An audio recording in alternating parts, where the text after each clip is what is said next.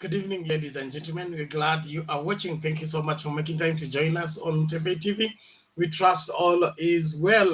It is that time again for our open forum political discussion show as we continue to dive into the latest development on our political front, which I believe you are seized of even at this point in time.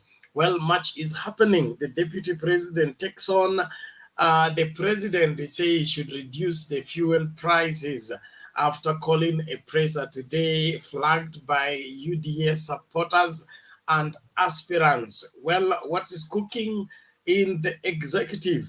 Now they are talking to each other through the press. What interesting time to be alive in this great country. Of course, Azimio team were in Lodwar today, took it by storm as the Azimio song was ringing everywhere. Mada Karua, Kalonzo Musyoka, and the party leader, of course, Raila Odinga, were on the forefront, drumming up support come 9th of August 2022. Of course, there is Sabina checking off the hook of the Iebc as far as the remarks she said of the rigging of the 2017 elections are concerned. What is your take? And RIGATHI is under fire from SICILY. I would that you let me know more on the same.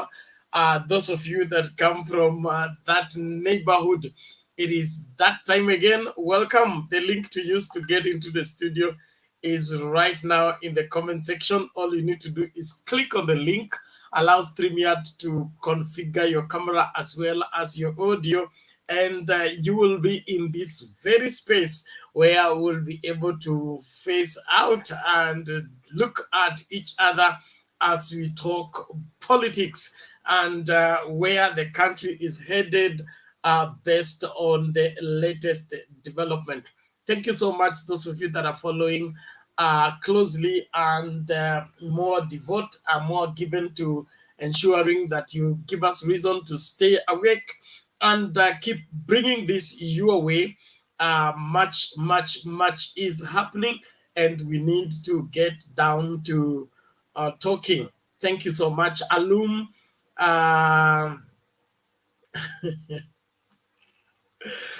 Better late than never. Sorry about that.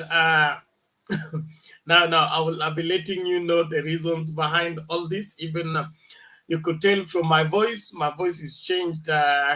I was not even to come on air today, but because of the unavoidable circumstances I had to, and I'm already on under fire from Alum for starting out late. Salome Mbole, thank you so much. Evarine Filora, we appreciate you.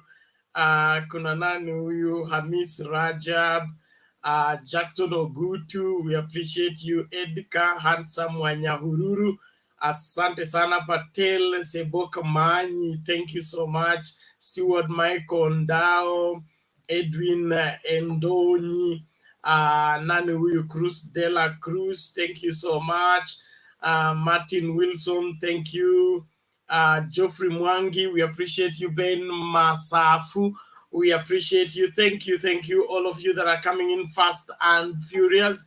We look forward to having an interactive session with you. Sam Osonga, tuned from Kericho, thank you so much. Kuna Gof Mwale, we appreciate you. Where is this? Mark JC Kamagi, thank you so much. Nicholas Otinda and Africani Simba, nani huyu Simba Omari Said, alafu nani mwingine Collins Kolo. Kabla nifunge hiyo chapter, kuna Sabo Songa, Philip Kandira, Masilin Musundi, Sama Osonga, nani huyu mwingine Muhammad Age, and of course our veteran, thank you so much, Mili Athiambo, Papa Julius Namale, Abdallah, nani huyu Mume, Wilbroda, Sophia, Maureen Ongoi, kuna Gitash Day, Agnes Stick, Kiga Alaf Kefa Ouma. Thank you so much. We appreciate your company. Please, let's keep talking. Much is happening, and we look forward to getting to the bottom of all that is happening. We trust that by God's grace, we'll be able to get to the bottom line of what is cooking in this country as far as matters politics is concerned. When you click on the link, please ensure that you allow StreamYard to configure your camera and your audio. If you don't, you will not be able to be added to the screen so that you'll be able to contribute. If I can't mute your mic from this end, it means your configuration is not right. And so even if we add you to the screen, you will not be able to communicate as you are supposed to. There is an issue with Peterson Washira's configuration. Please, I think you need to reconfigure again. We'll kick you out of the studio. Get back, allow StreamYard to configure your camera and your audio, and you will be able to be added to the screen without problems. Nani huyu Bwana Wangira, namna gani leo? Mimi niko salama bwana Bernard. Haya, karibu, mawili matatu. Wacha niseme kwa haraka.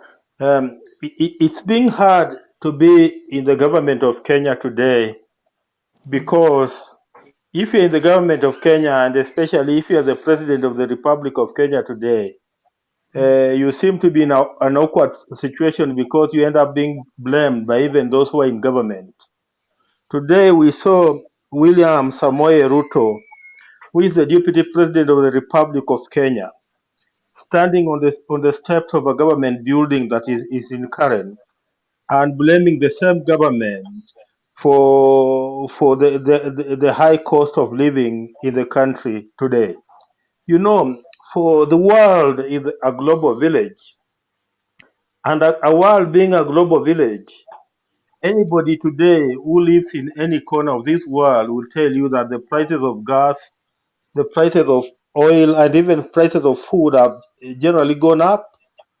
I was watching a clip by the Tanzanian President Samia Suluhu, and yesterday I also listened to the Archbishop of the Anglican Church in this country when he was speaking in Pipeline, and he said he had just arrived from London, and the prices in London were equally so high.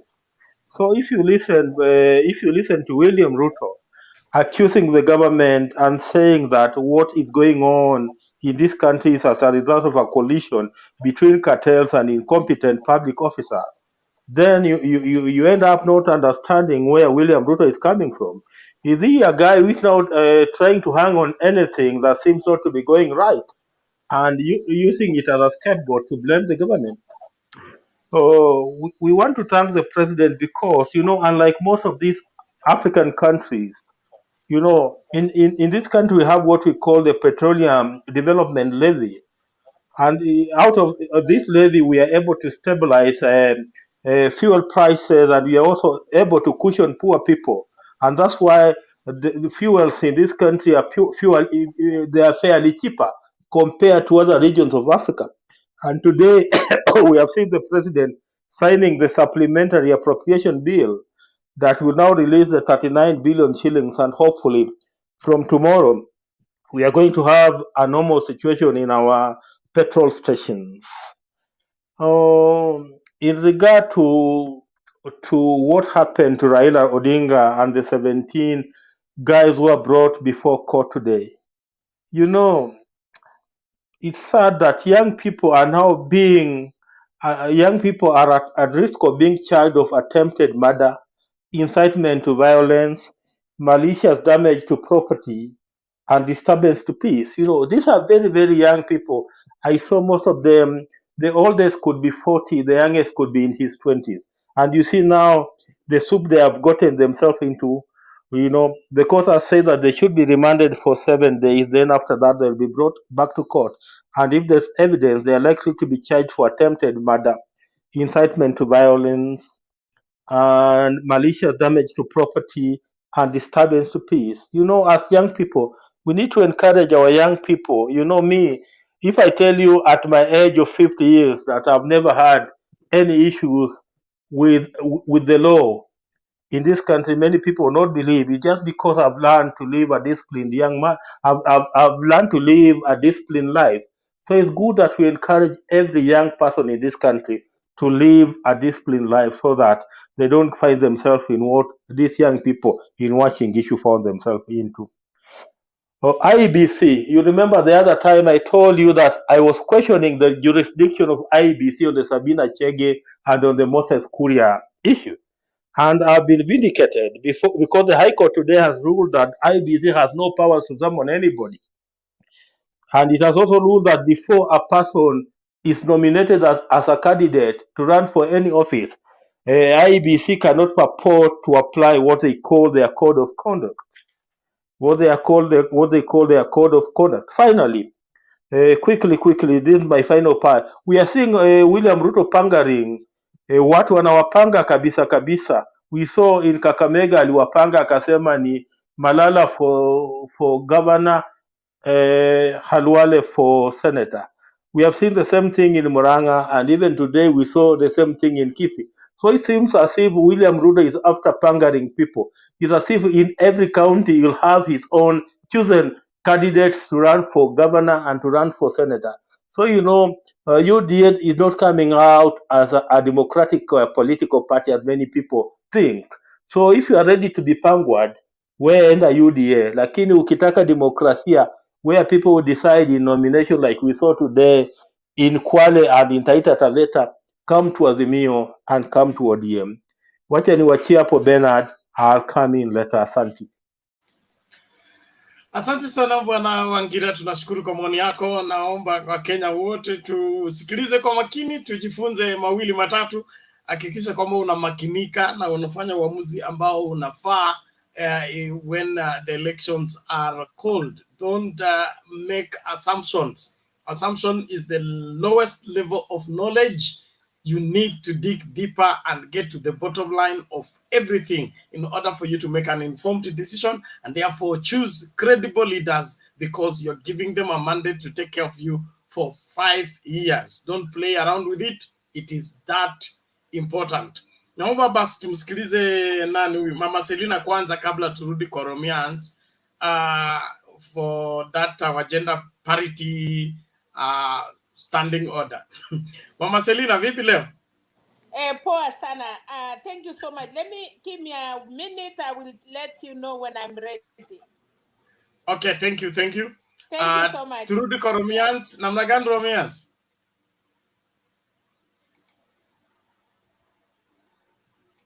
Romians pia ametoroka. David Mulanya.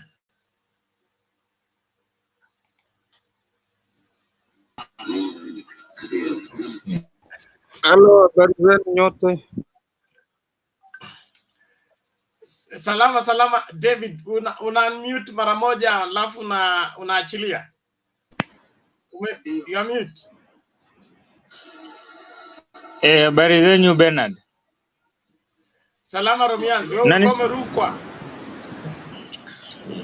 Sasa niendelee, wacha niendelee tu.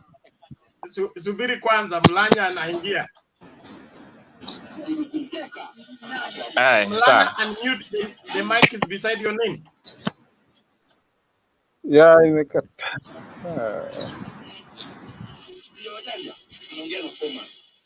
Hapo sawa. Romians, endelea. Okay, wacha niwasalimie wote. Kwanza Bernard, mimi nataka kusema hii story ya kupunguza bei ya mafuta. I think Deputy President is an opportunist. He is an opportunist in that he is trying to play what we call a situation forecast. I don't know, amekuwa akipata wapi information because automatically there's somebody who is trying to leak information to him. He knew well that the president was going to sign that appropriation ya nini ya mafuta. So he came earlier to start and protest about it. You will also remember he also talked about Bayer fertilizer, and I remember the minister, the CS for agriculture, had already reduced the price of fertilizers. So yeye anakuja baadaye anasema, so he's always late, he's behind every news, so he just come when he's late, and that is those are some of the games that we know he plays. When it comes to Rigathi Gachagua, I like the way Cecil Kariuki was handling that case. You know, there are some people or some politicians who think that they own everywhere. They think they are more special than others. But today, I like the ways Kariuki reacted to them. So they should know that they might be audible, but they are not that powerful. So the game of politics has just begun, and we are waiting to see a lot of things happening. And when we talk about Azimio and Lodwar, we see that the momentum has already been gained. It's a double momentum, and we are going to triple it, and we are going to move with a greater power and acceleration. I've heard Wangira talking about those young men who are caught, who have been vindicated about on an issue to do with the stoning of Baba. For me, I'll support those young men to be punished. They need to get punishment so that other men or other young men can learn from it. Now, there's no politician who is near them to hear from them. Thank you, Bernard. Nitakuja baadaye. Asante sana Bwana Romians, we appreciate it. Tuende moja kwa moja kwa Katwe. Katwe huko?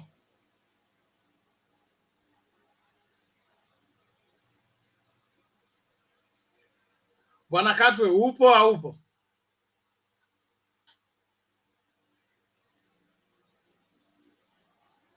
Katwe inaonekana na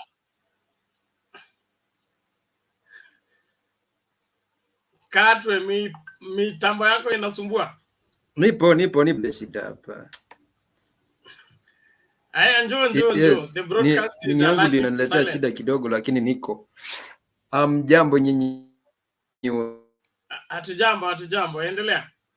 Mjambo. Napenda kushukuru sana leo kwa sababu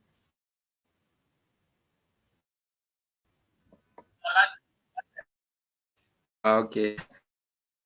Thank you so much. I would like first of all to send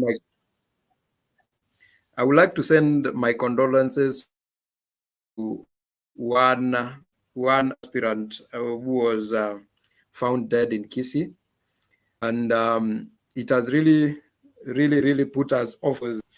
He was one of the best candidates around, and politics have started to become so dirty to a point that people have gone in a different way to handle politics, and it will come and go, but at the end of the day, we will remain to be one people.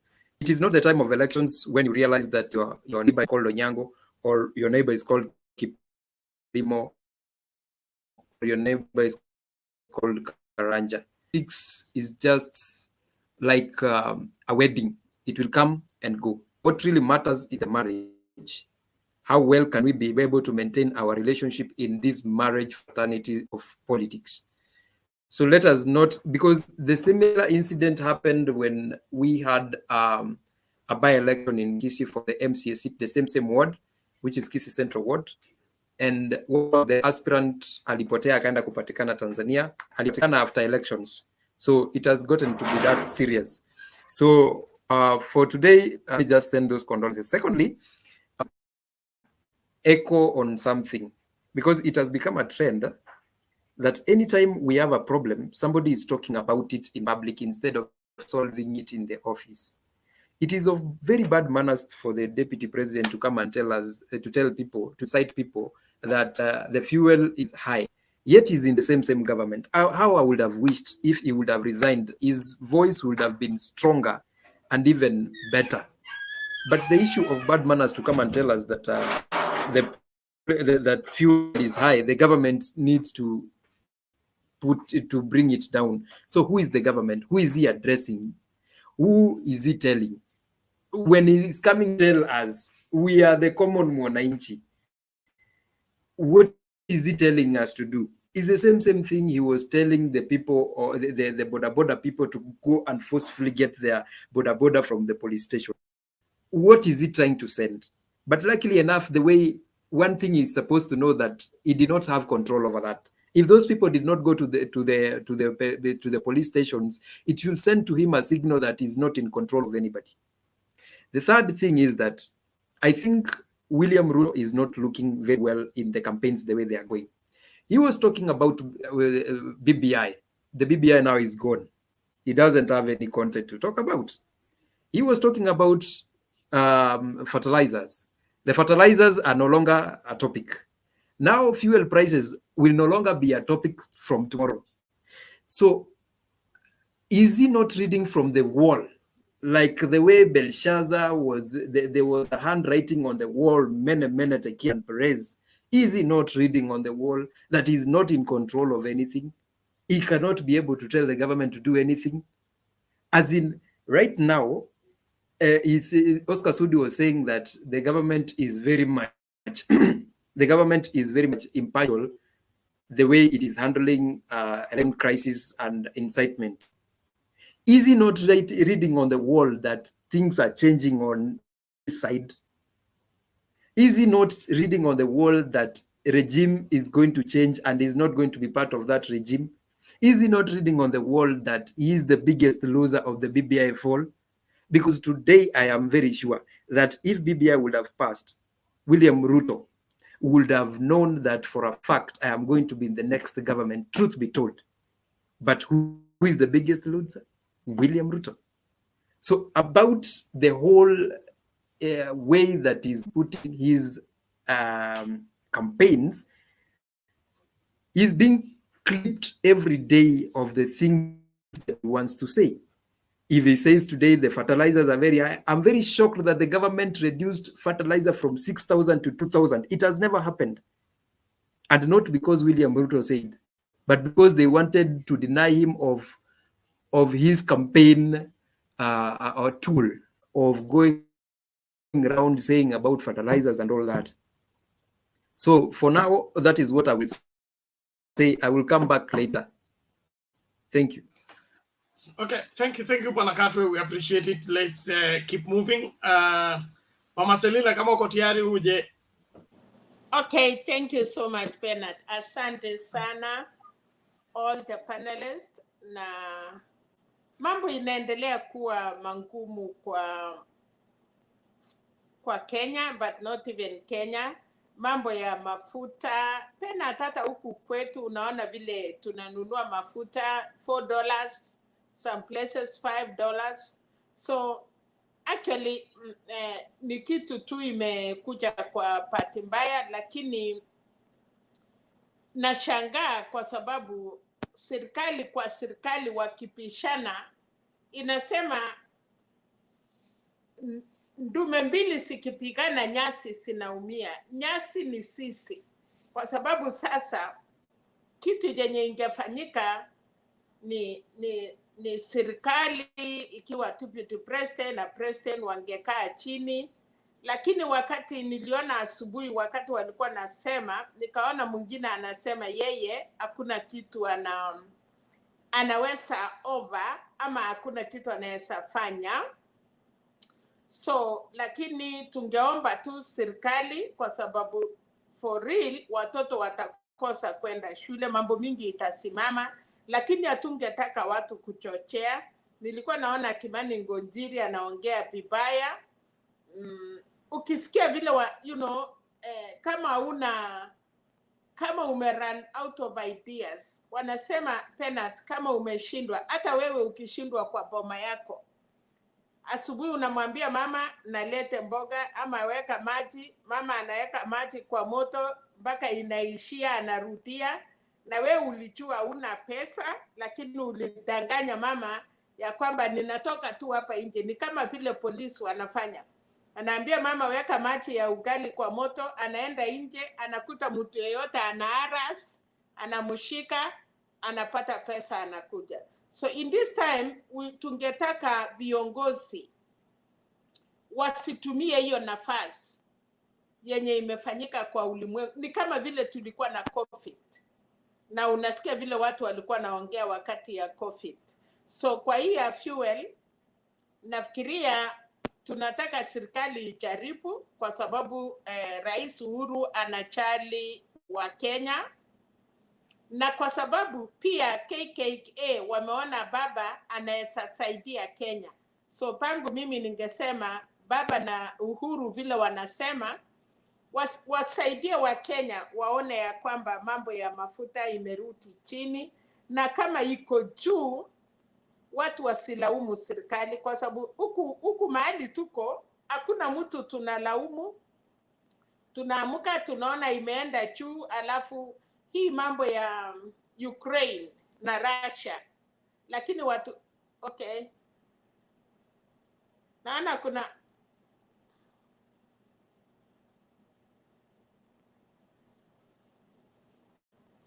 kuna mtu anaweka mkono anasema ni nyamase ama anataka kusema nini? No, Mama Selina, wewe endelea. Kama kuna mtu ananiwa mkono, mimi nitadili na yeye. Wewe endelea tu. Okay, fine. Thank you.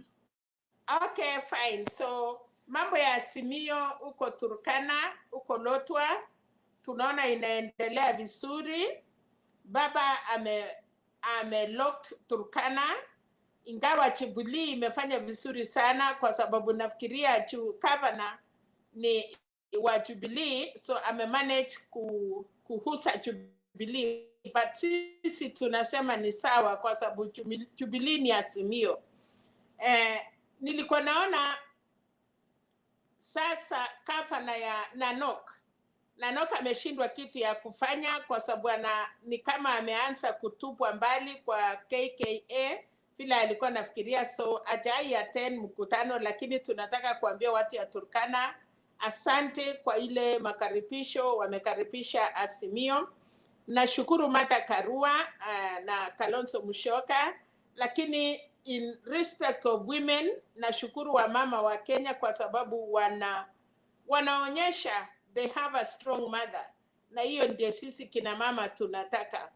Mambo ya Sabina Cheke nimeona amefurahi, kwa sababu hata yeye anasema alikuwa amefinywa, lakini kotini imemset free, na nimefurahia Sabina Cheke kuwa MCA na Junet Mohamed, na tungetaka iendelee hivyo, ya kwamba tukue pia na wamama, isiwe ni wa baba tu, kunakuwa na wamama.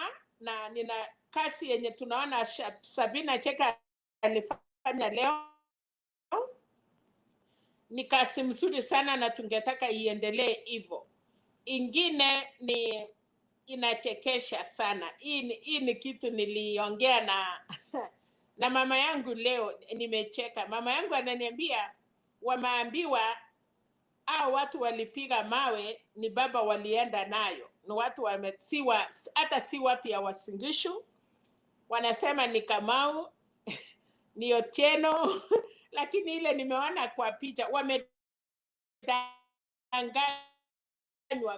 kabisa. Imesemekana wamesema watu si wa Eldoret, walikuwa wamekuwa transported. So hii watu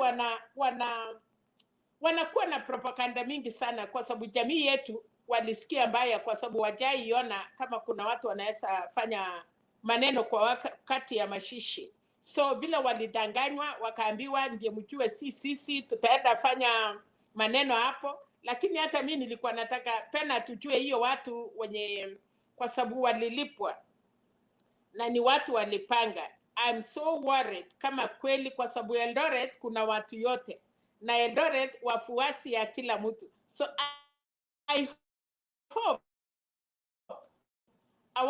kutumia ukweli vijana ya wenyewe ndio ionekane na hizo masura.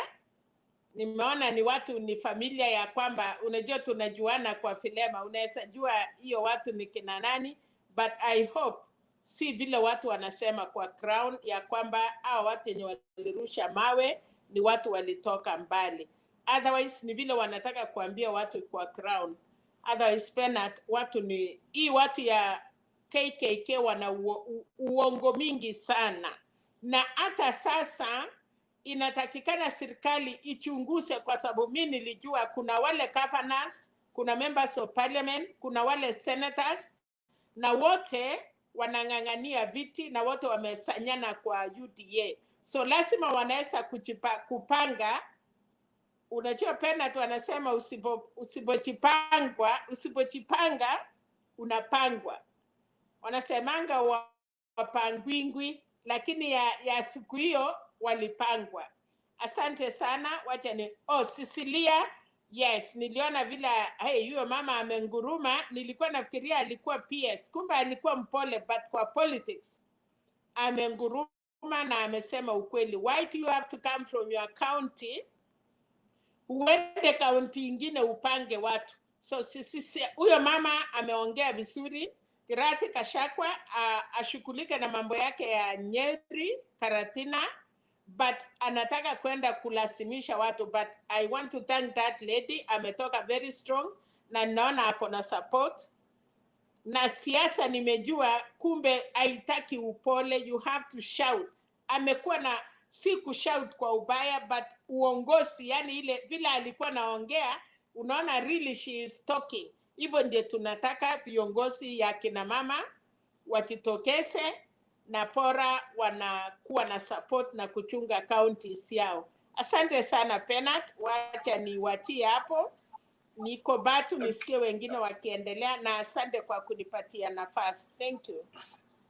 Asante sana Mama Selina, tunashukuru kwa maoni yako, mchango wako. Tunaamini kwamba Wakenya wanajifunza yote ambayo wanapaswa kujifunza na tunasonga mbele. So kabla tumlete Alex, naomba tusikilize hii the two videos.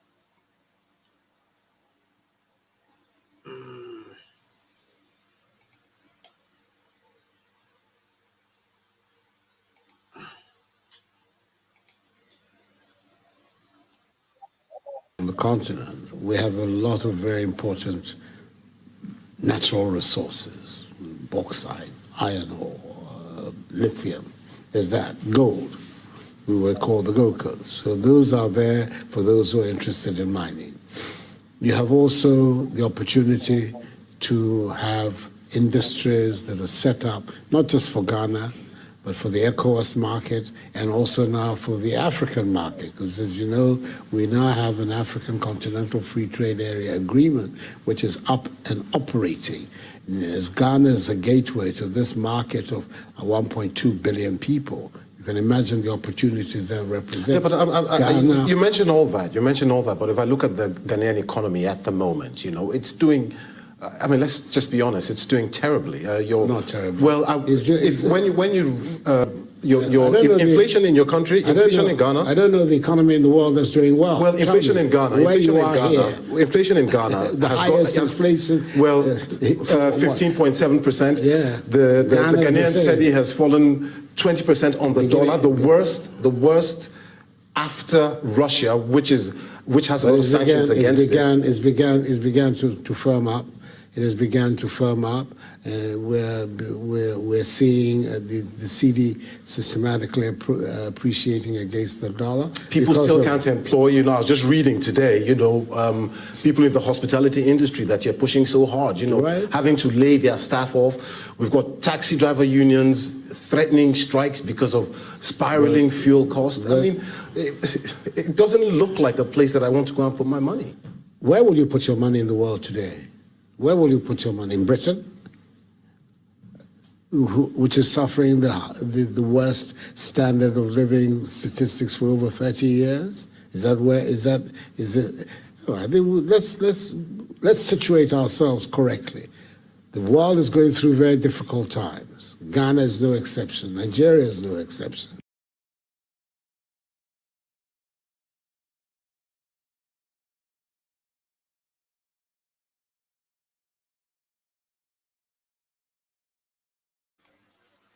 Okay, one moment, Alex. You took away my thoughts by watching that video. I'd watched it earlier. I think, let's be honest. Look, sometimes we have leaders who have sweet mouths, but nothing comes out of them. He has been in office for a long time, and he's grumbling even to be effective, even in the manner his rhetoric is coming from his mouth. He's a damn liar when he's asking, where will you put your money? I will put it in Britain. I will put it in London Stock Exchange. I will not even put it in Ghana. Ghana does not even have a stock exchange. What is he asking about? Don't lie to your people so that you can become a campaign tool. Ghana has blown things out of proportion, thinking that it's the most democratic country in Africa and the most developed country in Africa. But when you go to Ghana, people who have been a privilege to go there, you can see Ghana is crying. Ghana is not a country that, yes, they have had successive democratic regime change, but in that you can see nothing. even Museveni is doing better. So that is the irony of African democracies. Like people like Gaddafi can do very well, but democratic countries like Tanzania, who have changed the regime over and over and over, you cannot compare them with dictatorial countries like Hosni Mubarak and Gaddafi.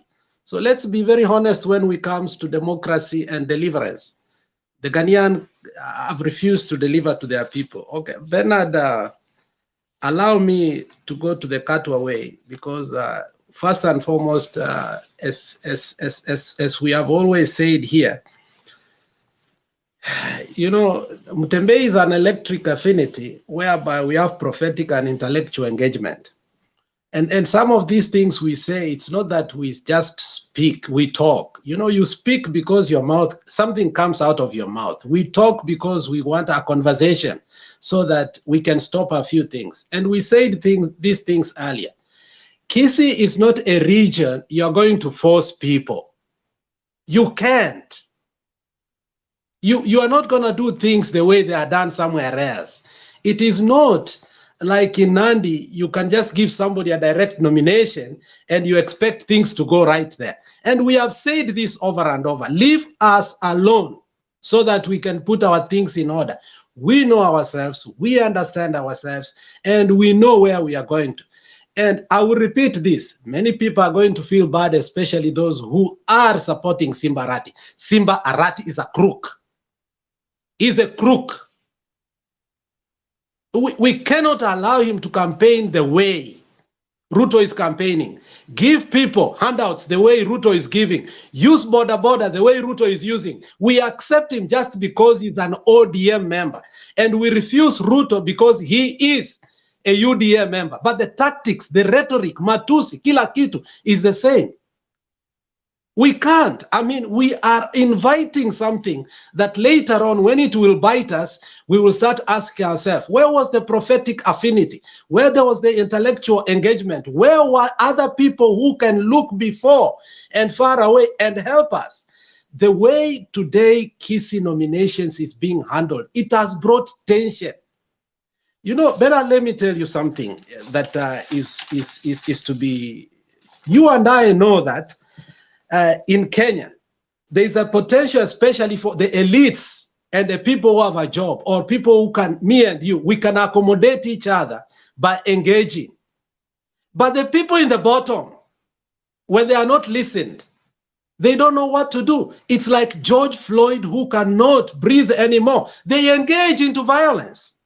That is what happened to the people on the ground when you don't listen to them. So this is what we are saying. Allow people to do nomination so that we don't see untimely deaths and the so kind of things now you are seeing are happening because of a seat, one seat.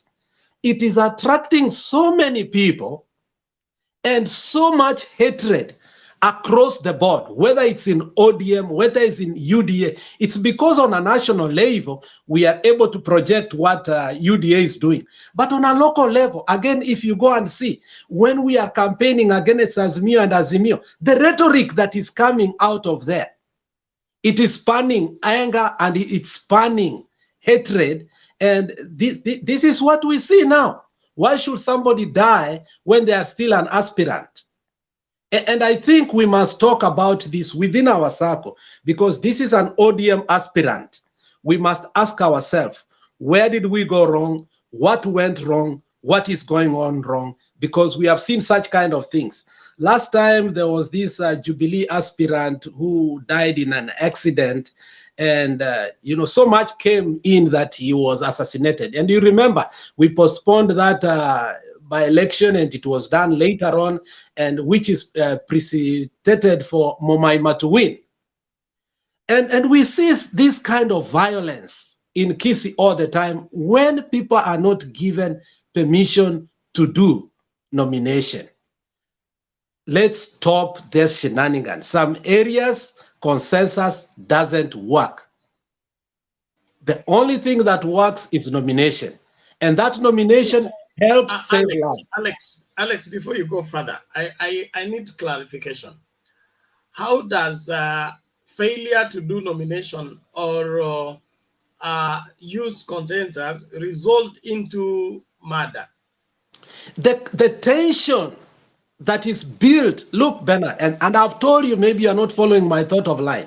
You and me understand as elites that accommodation is something that we have talked about, and we can argue in the end of the day, we accommodate each other. But when now it comes to a seat called MCA, and we need to thoroughly go back and ask ourselves what happened in Bomas when we were given this constitution, how it was from the very first draft to the draft that we were given and accepted, because we were very desperate for the constitution. First of all, we were put in counties like tribes, which was not good. Now, tribalism in itself wasn't really bad. Now, when we come to MCA seats in some areas, clanism, especially in my home, has beat us up, Bernard. Clanism has become a role of a player in conducting even the smallest of campaign tools. And therefore, the hatred that comes upon that is that when you don't give people opportunity to go and vote and somebody wins, it's given that another clan is being favored, another clan is being favored, and you are disrupting the norm of love in society. Now you find that leadership is having a lot of hatred. Maybe it's not happening in your home, but I'm seeing it in my home area. MCA seats have become a bedrock of hatred to a point that I think that even MCA should be abolished, because clanism has gone further than nepotism and even corruption. And I don't know how we can solve this. And when you look at this, you ask, why are you doing this? As my friend Kato said, last time it also happened in the same place. Wangira, you are disturbing me. These are opening submissions. You know, you are disturbing Selina, now you are disturbing me. Allow me to give my opening remarks. You find like last time the same thing. Somebody was abducted. 3 months later, he was found in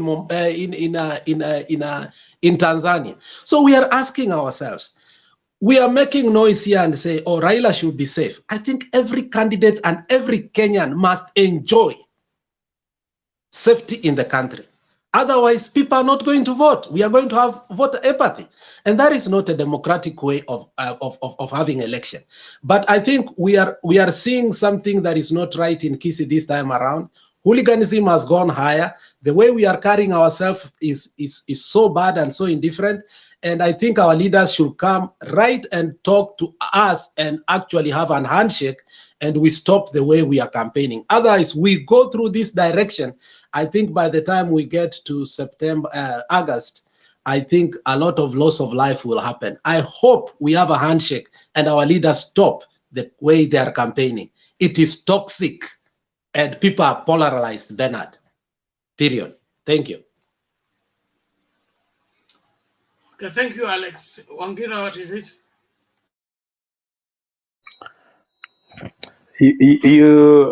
Thank you, Bernard. You know, I've listened to Alex and he has spoken a lot of things. And in speaking a lot of things, you know, I've not seen him give a way forward, because just like you have asked him, now we are in between consensus and nomination. What should be the way forward? You should be giving us a way forward instead of just talking a lot of things, my I think friend you're not Alex. listening. I say, you know, you're not listening, Wangira. And I think maybe we need to give you a special channel whereby we talk to you differently. I said the way forward for these people looks like from last election, 2017, consensus did not work. And we saw a situation that we had never seen before. When we were coming from 2002, 2007, 2013 was complete collapse, 2017 was complete collapse, and we are seeing the same repeat. We are saying we cannot keep repeating the same thing and expecting a different results.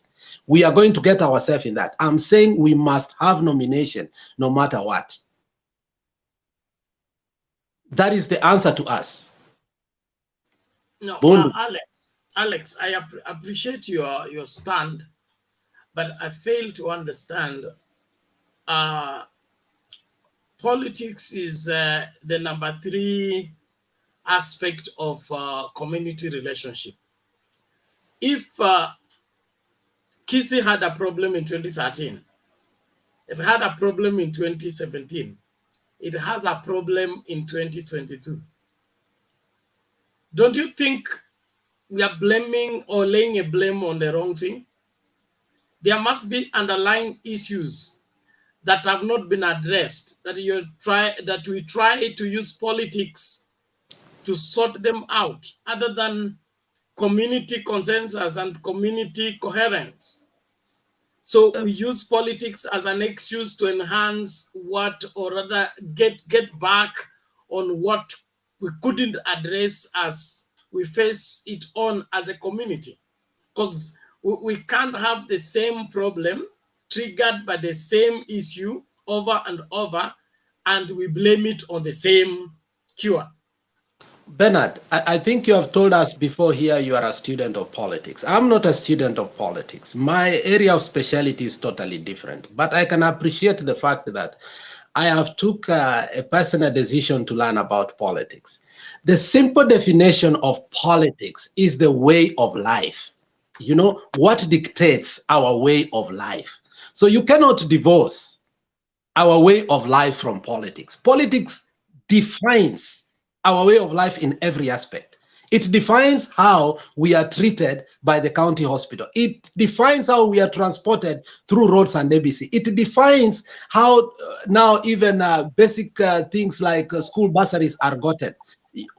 You cannot divorce it from there. What you're giving me is a political answer, okay? Of course, we are talking politics. Hold on. Wait, I am starting from somewhere. Issue. If you're having conflict with your wife, okay, whether it is politics or not, that's a domestic issue that needs to be given a domestic solution, independent of politics or dependent on politics. We cannot blame it all on politics. So if there is a family disintegration or community disintegration, whether it's triggered by politics or not, it needs to be looked at as a community issue first and foremost. You talked about clannism and hatred, okay? That cannot be explained on politics only, because politics is a game that we play in order to gain mileage and do what? Get position of leadership or not. But if there are underlying issues that go deeper than our political difference, those issues need to be addressed. Now, if they are the same issues that are played 2013, played 2017, 2022, what you should be telling us is that in Kisii, there is a serious problem that needs to be addressed. There is no serious problem. You are trying to defer away. Even if we give you nomination, it will still not. You know, I laugh here because you take two sides.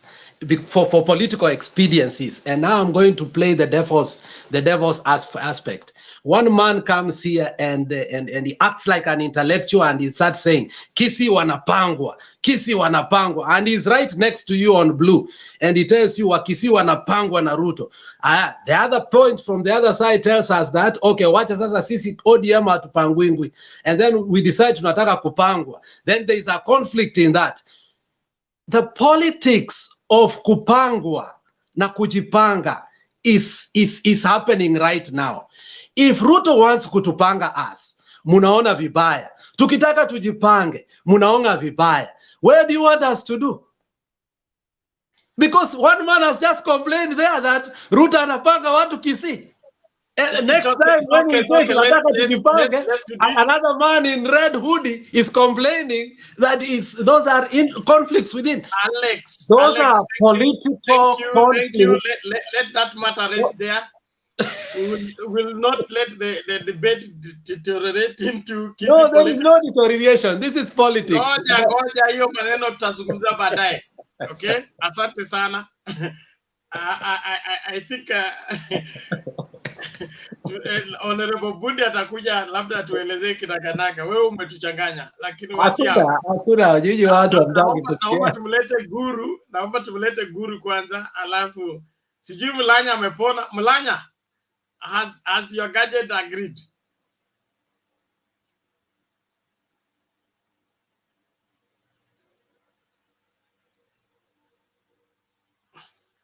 Bwana Mlanya, you click on your screen on the mic beside your name, and then when you speak we can hear.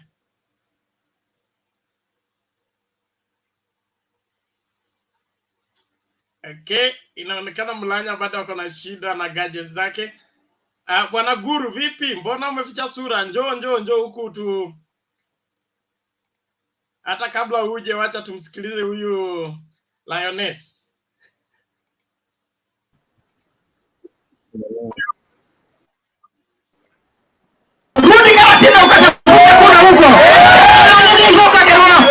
Hakuna haja uache kaunti yako, muko na kaunti. Muje hapa kuzungumza za wakarioki. Kwani itakuwa nini? Sianyata watu tikopagero ni ando maumete. Nebo kana tigwa. Sida ni tuhagerwa. Wamsoto fagerwa. Tohe nafasi tuwethurire atongoria aria turamenya mena bata na Nyandarua ni tumere matige kuruma atumia, matige kuhuthia atumia, naguo tondu makihuthia atumia ni maito marahuthia, ni airetu aito marahuthia, ni ciana citu marahuthia. Kama mnaogopa mama mkiwa wote pamoja, inamaanisha hata ni bure kabisa.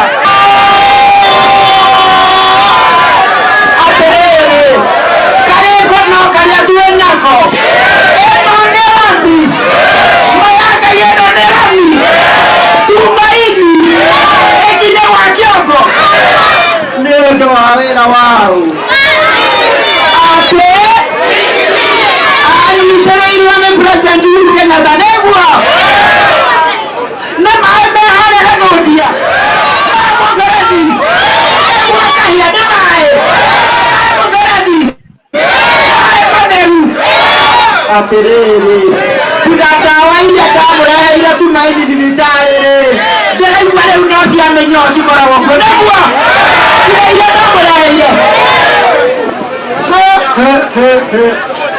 ya konderare ile mai derare na miaka ile na ihura kongehana atia akoronge toledia la mino na le unera mio nefara na dereni wamene na kukoma teria kuhaka lagi ni atia kutake kawoto neno kamete na Jubilee sisi kariu kia kamete na Jubilee kama nasa aya maro kamete gete woko nitugene tana atato ayudiye yaraune aito Jubilee ne aya lele kwa Jubilee ne mureka ida kulia no mileso bile kaminati sisi kayo Ego na siasa ileta mahani kabisa. Hatuna bata hao wana arumeana katoka mtumio wa mwahau. Yata sio kamera. Hapo hizo. Adezumu kama kioni siyama. Jubilee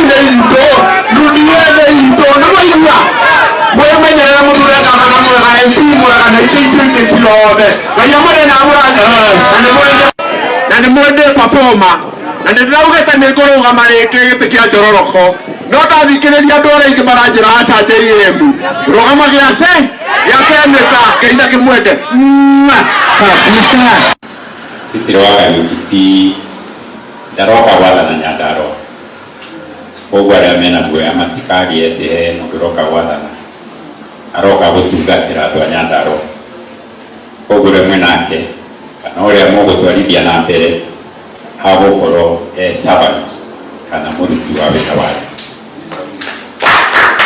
ni ũru mũno kwanĩrĩra na kuga maũndũ matarĩ njĩra mũtumia ũcio agakĩ maũndũ maingĩ mũno ndagũthaitha ndũkae kũrumana nĩ kaba ũkĩhoera kaũntĩ ĩno itũ tũheo mũtongoria mwega ũrĩa ũgũtũtwara na mbere nĩ tondũ ũguo noguo tũrahoya na mamwe gũcokeria ngatho mũno tũthiaga kũrumana no nĩ gũkũhoera Ngai akũhe ũgakũhe gwĩtĩkĩrĩka no kwĩnyihia ũguo wĩnyihĩtie mũndũ agĩthiĩ kwaria ndagathiĩ kũrumana gũkũ Nyandarua tũkĩũkĩte kũrumana twetha mũtongoria ũrĩa ũteithia Nyandarua itũ tũgĩe na barabara tũgĩe na maĩ na tũgĩe na maũndũ macio mangĩ mothe.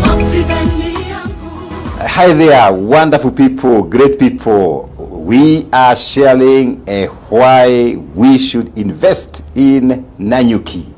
We are also sharing why we should invest in the great oasis gardens Nanyuki. Reason number one, location.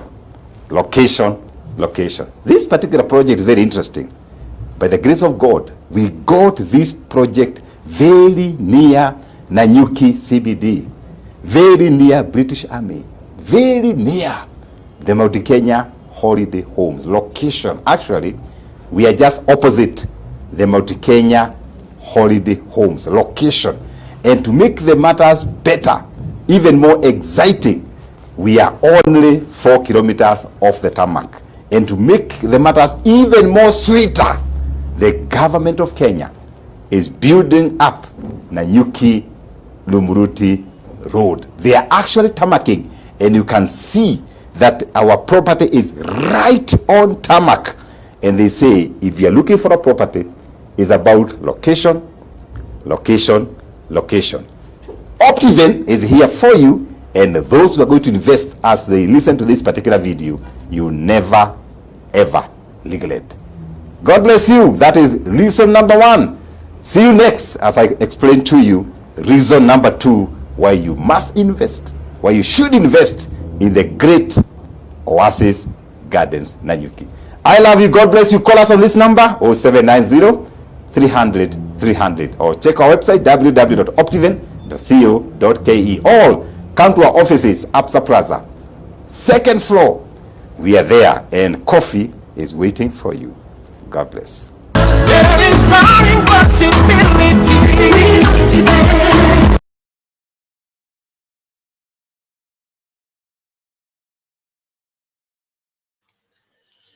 Okay, coffee is waiting for you. Guru.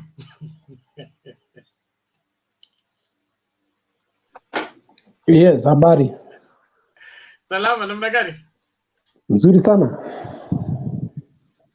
Karibu. Unaomba ufanye translation ya story ya madam. Anaitwa Ikala movie clips. Who is asking for that? Anaitwa Ikala movie clips kwa comment hapa, anasema anataka translation kidogo ya ile masuala mama ameongelea. Ameongea tu kwa ufupi kwamba huyu anaitwa Rigathi Gachagua asiende kuingilia siasa ya Nyandarua na awe na heshima kwa wanawake, na kwamba Nyandarua ina siasa yake isiingiliwe, au watajipanga wenyewe vile wanajua siasa. Hiyo tu ndio alikuwa anasema.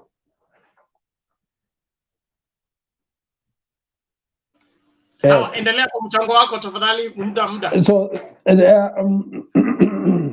sasa hii mambo ya mafuta, reduce fuel prices. Sijui kama unajua kwamba signing ya hii subsidy ilifanywa 2 hours before the the deputy president actually made that statement. That shows how detached he is from the government. Or if he is not detached, then he's an opportunist who wants to take advantage of what the insider information that he's aware of, so that he can make political capital out of it. But fundamentally, what is important here is that we have a raw deputy president. Where can this happen except in Kenya, where a deputy president wakes up to go and read a statement critical of the very same government that he is serving and from which he is earning a living without any work done. This is a person whose fuel guzzlers have been running around for the last 4 years using taxpayers' money. And then you find people who find no problem in that. Even on this forum, they think it is a very good thing. In fact, if it were some countries, that money would be refunded, because public money is not to be used for personal gain. But then this is Kenya. We have a constitution that we passed, and perhaps it's time we revisit this constitution, because it is strange that somebody given work by the public can do his own work, can go around campaigning for the last 4 years, and then he does it at the expense of the public. And then further than that, rather than offer solutions to the problems that we are facing, is actually a critique of the same government. I think this could be a case study in our political science classes, how not to run the government. Because naturally, when you disagree with the government and it's a democratic structure, the most decent thing that you do is to resign, and you round your political, fight from outside. But this seems to be a very unique case we are in. I think I don't know whether it is the tolerance of the president or it is that he is tied his hands by the constitution. Otherwise, this insubordination and lack of care, because I even don't know what our parliament is doing. This person should have been pinched a long time ago. But then again, that is the kind of politics we have in Kenya, where we don't go by principles. It's about tribalism. You are going to hear people defending him. Oh, he was elected, so he cannot resign. Who said that? Those who resign are those who have been elected. If they fail the people who have elected them, or if they feel they don't measure up to what they had promised the public. I do not know how we are going to return discipline in this area, or alternatively, we have to revisit the issue of deputy president, so that we have a deputy president who can be sacked by the president. Otherwise, we cannot continue like this. You can imagine now Baba coming in with somebody, and then he or she starts that kind of behavior. We will not be helping this country at all. We will be running around with really no reason. And at the end of the day, it is public funds that are being misused.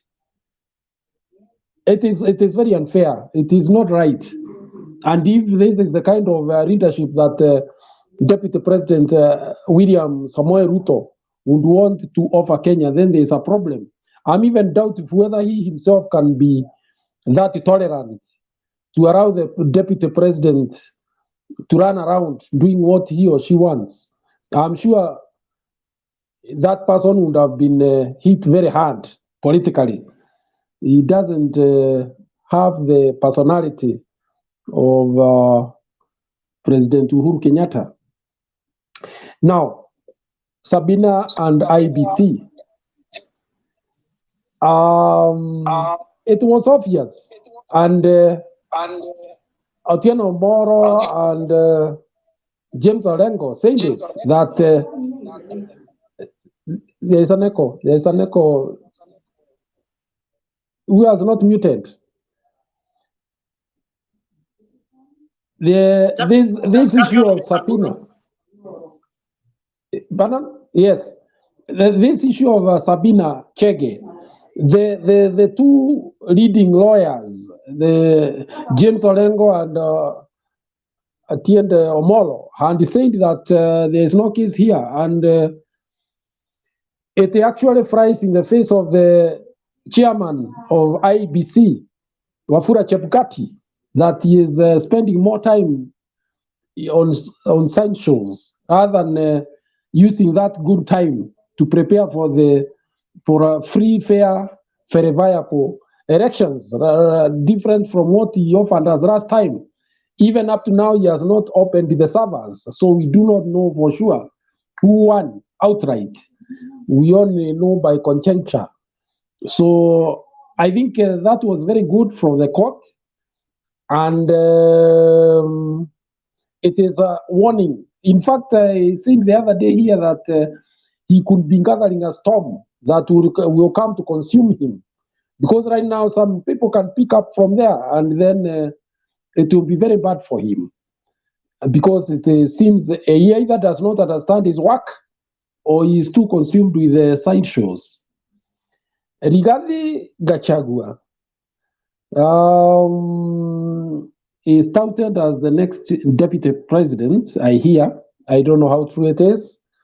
But then again, you can see we are also around another Iron Lady who can be able to stand up to his shenanigans. And we are expecting this going forward.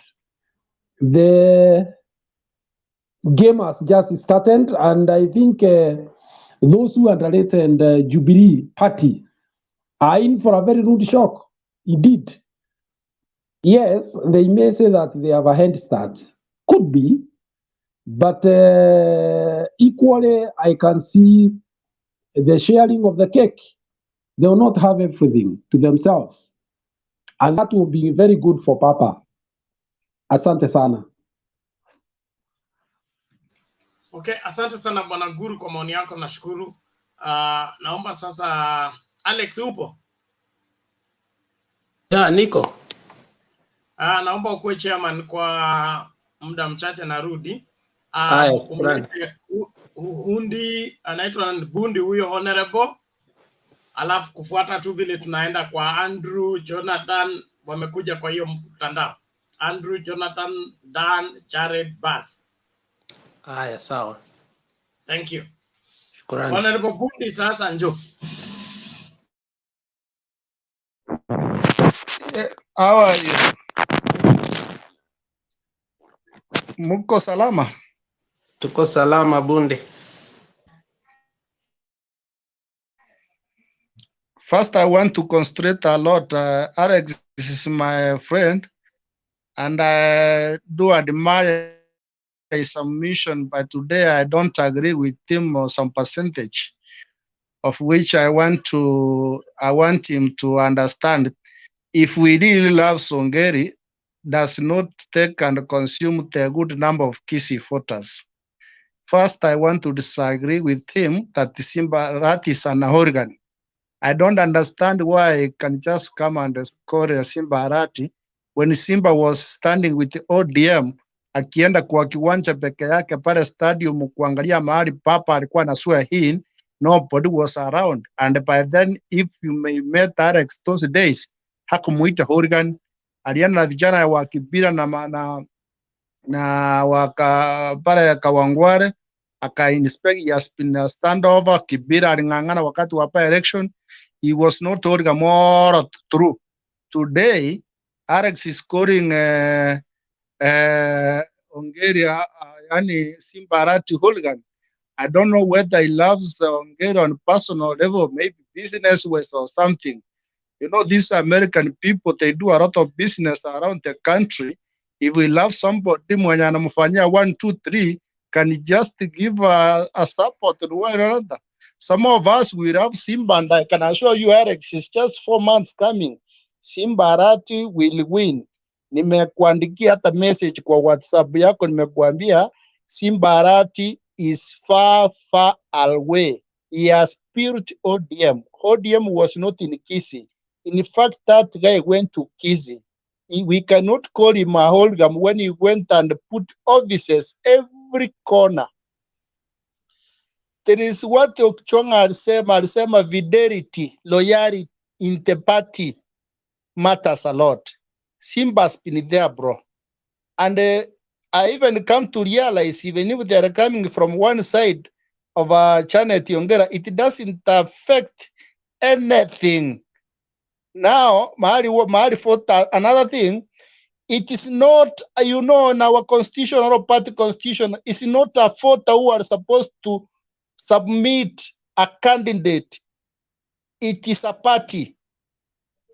So it is all about the party to understand which people they are representing, whether they represent somebody to lose or somebody to win.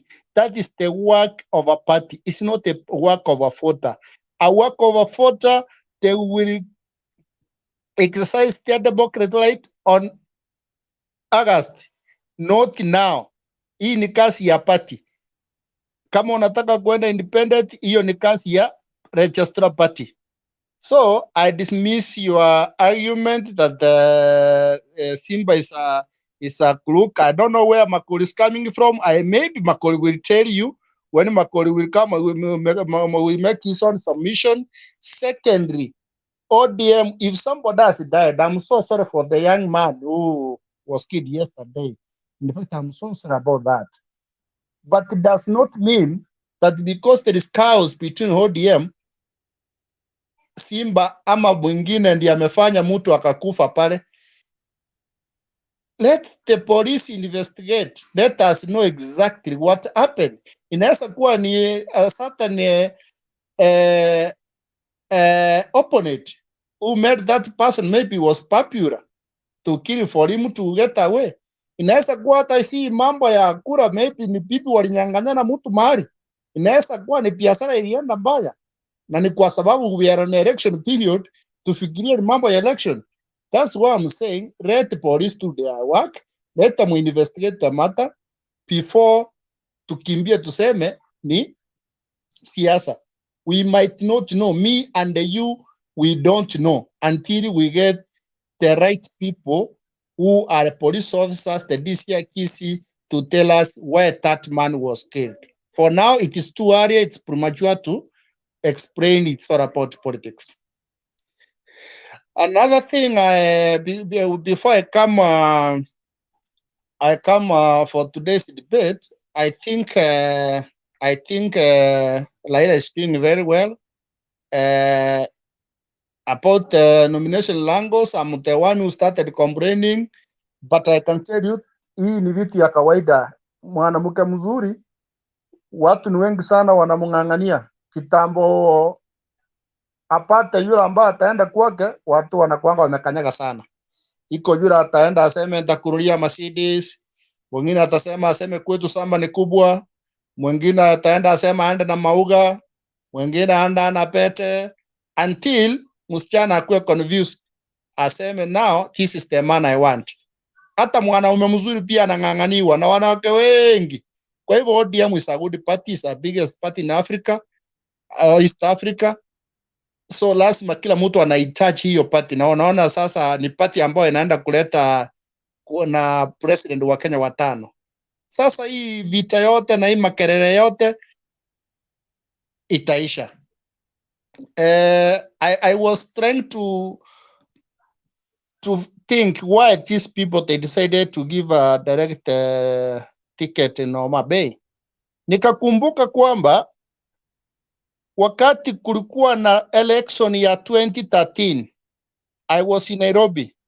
Somebody who was about to win that election was Kisii in nomination level, ODM nomination. and this is not propaganda. Kidera alipepa pesa na ndege, akakimbia, akatangulia, akapewa ticket. Na vile alichukua hiyo ticket namna hii, hakuna kitu aliongeanga. Wakati Raila alikuwa anafungiwa stadium, anafanya nini? Kidero alikuwa mam, alinyamaza. Wakati Kidero wanang'ang'ana na kotini, magavana wanatoka Kisumu, wanatoka wapi?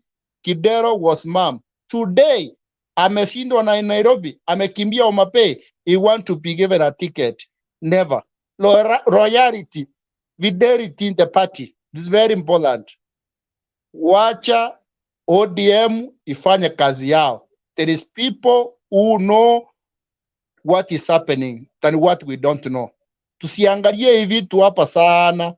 So for me, my brother Alex, I'm so sorry for you. Ongeri going nowhere.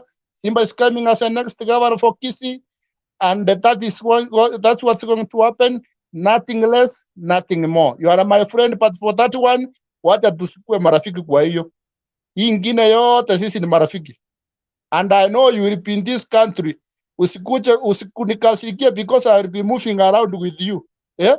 Hiyo wakati atatangazwa, people, let us continue to be friends. Thank you, and that's my submission today.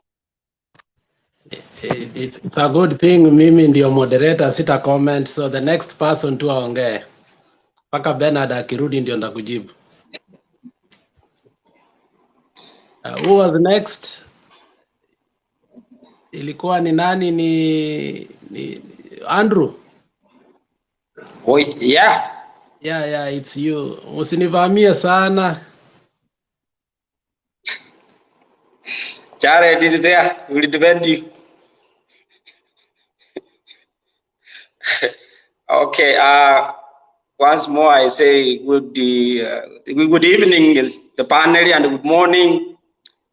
And it's exciting to see you all. I've never seen Jared for a while. Now it's my third day. I hope now the panel is good. We want to try to see what's happening. Actually, Kisii, as we say, we are also involved. As we said, is a thorn in the flesh. We cannot avoid it. We have to deal with it. Before I forget, I will say this is politics. The politics, you are in a small room, you have to fight. And when you fight, there will be some injuries, there will be some other things. But I'm sorry for the loss of one of us, which is unfortunate. And we could not want to lose anybody more than that. And if we thought we can play very well, but we have to just continue with the heat in the room until we see who is going to win and hold the office which everyone is looking for. From the background of the Kisii politics, you can see when you mentioned Ongeri and you see what happened. Macho is there, and our late Mandu. You see the power behind that. So I don't want to go to that. When I mention that, you understand what's going on. So I leave that one that way. But the best thing is that we said, because the IEBC cannot regulate the nominations in the party. The party was given the mandate to do it. A house, your house, you don't need someone to come and supervise the way you are in your house. That is, we give that autonomy to that, let them be independent and do their job.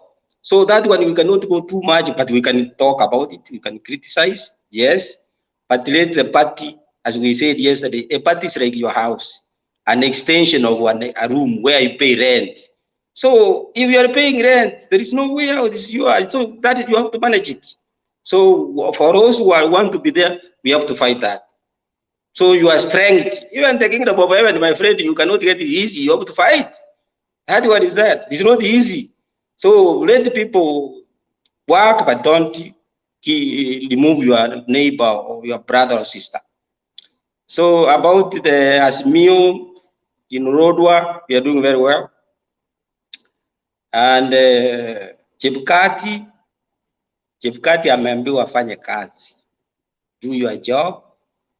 This thing of involving other things which are going to obstruct is going to give an excuse why, because there are so many cases in the court. That's why he has not cleaned the system, the voter registration and all those things. So let him do the job.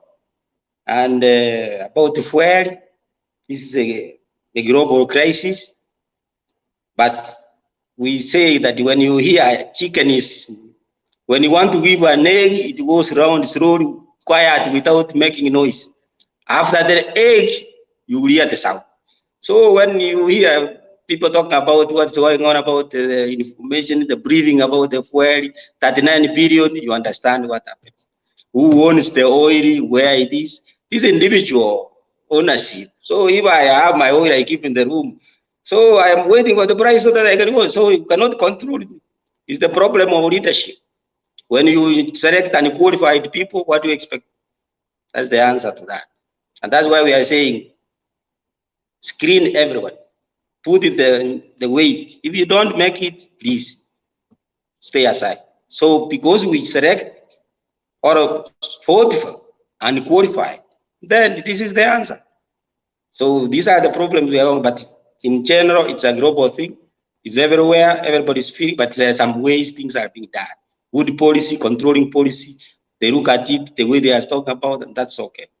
And more so is, I had even Tembe TV on Bunge la Wananchi. They were talking about this fake news that Raila Odinga had organized it to be thrown himself. How can you do that? You know, who can buy that?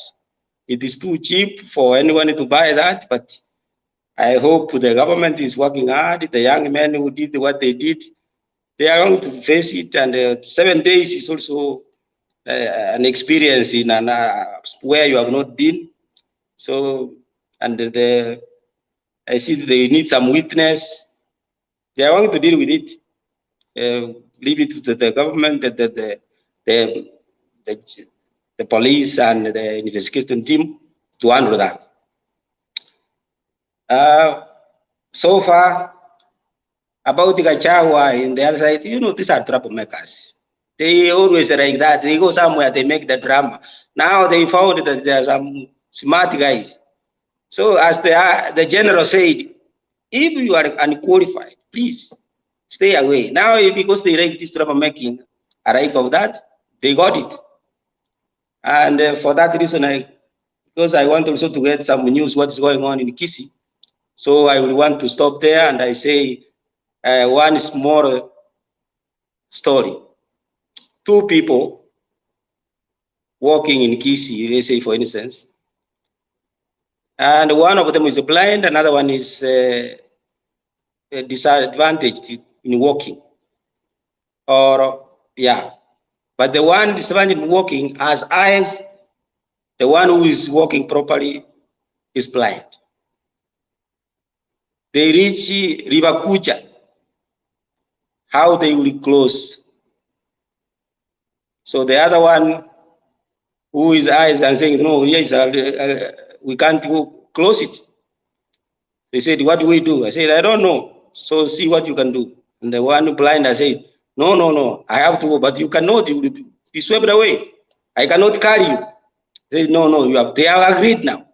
So if they agree, the other one with the blind one can put the blind person on with the eye, the lame one on the head, and then see where they can close the bridge. Normally, this is why they can have consensus. As Selina said, in the house, or our brother said, this is when people agree on, they can do something. But if they don't agree, they cannot do whatever they want to. So they cannot close the bridge because they have not agreed. But if they agree, they can close off. So if they reach in the middle and say, now, because I'm tired, let me put you down, the blind person cannot see where he can close to. And the one who is having eyes cannot be so proud and say, you know, I am using my eyes to close. You should be patient at the arm and say, surely this is the direction, go slowly, step here, and then they close well. And the one who is blind should not be proud that because of my hands are powerful and my legs, so keep quiet, don't speak. They need to put their side so down and humble and walk. Andrew, Thank you so much. Yeah, thank you, Andrew, for your submission. I think Buzz was next. Buzz. Yeah, no? Buzz, habari yako? I think I am the one. Oh, Alex. I think we have Jonathan. We have Jonathan. Oh, it Yes, was I am. Jonathan. Sorry, Jonathan. I'm sorry. I thought you are in the dark. You know, I can't even see you, bro. Habari zenu. Mzuri sana, mzuri sana. Kwanza nashukuru, ni siku yangu ya kwanza ya kuingia. Nimekuwa nikijaribu kuingia napata imejaa, lakini leo ni kama wazee wengine sijui wamepotelea wapi, nikapata ruhusa ya kuingia ndani. Kwa hivyo nashukuru. Pia pili, nataka niwaombe msamaha, mahali niko kuna giza, I'm not in the house, kwa hivyo mtanisamea pande hiyo. Pia nikichangia kwa siku ya leo, pande ya our deputy president, ikiwa deputy president is a good leader na anataka criticize our government we have, angeresign diposa akuwe mtetezi wa watu akiwa nje ya serikali, lakini saa hii anaongea bado ako ndani ya serikali, na kila mwisho wa mwezi anangojea salary analipwa kutumia ile kodi yetu tunatoa kupitia kwa kununua vitu, wale wengine wanakatwa kutoka kwa mishahara yao, na anatuambia is a good leader who can lead our country. Kwa hivyo ikiwa ni committed enough and is a good leader to lead our country, kwa hivyo angeresign, atoke nje ya serikali, then aanze kutuambia vile serikali iko mbaya. Lakini saa hii bado ako ndani ya serikali, analipwa na ile serikali, anatumia state machinery ama anatumia resources za state campaign, analipiwa, anapewa all allowances, anapewa mafuta, anapewa security, then anaenda huko nje anasema hii serikali mnaona hapa si serikali tena, sijui ifanyi hii na ifanyi hii. Kwa hivyo hiyo ni kutuuzia uongo ama kutuuzia propaganda, ile anasemanga hakuna, we have a deficit of wajinga katika nchi yetu ya Kenya. So hata yeye anjue sisi pia si wajinga, tunamwangalia kwa umbali. Kwa hivyo a resign, then aongea akiwa nje ya serikali. From there now tunaweza mwangalia kama mtu ambaye anaweza tuelekeza mahali tunataka kuenda, lakini bado akiwa ndani ya serikali na then aseme serikali ni mbaya, hatutamuelewa vizuri.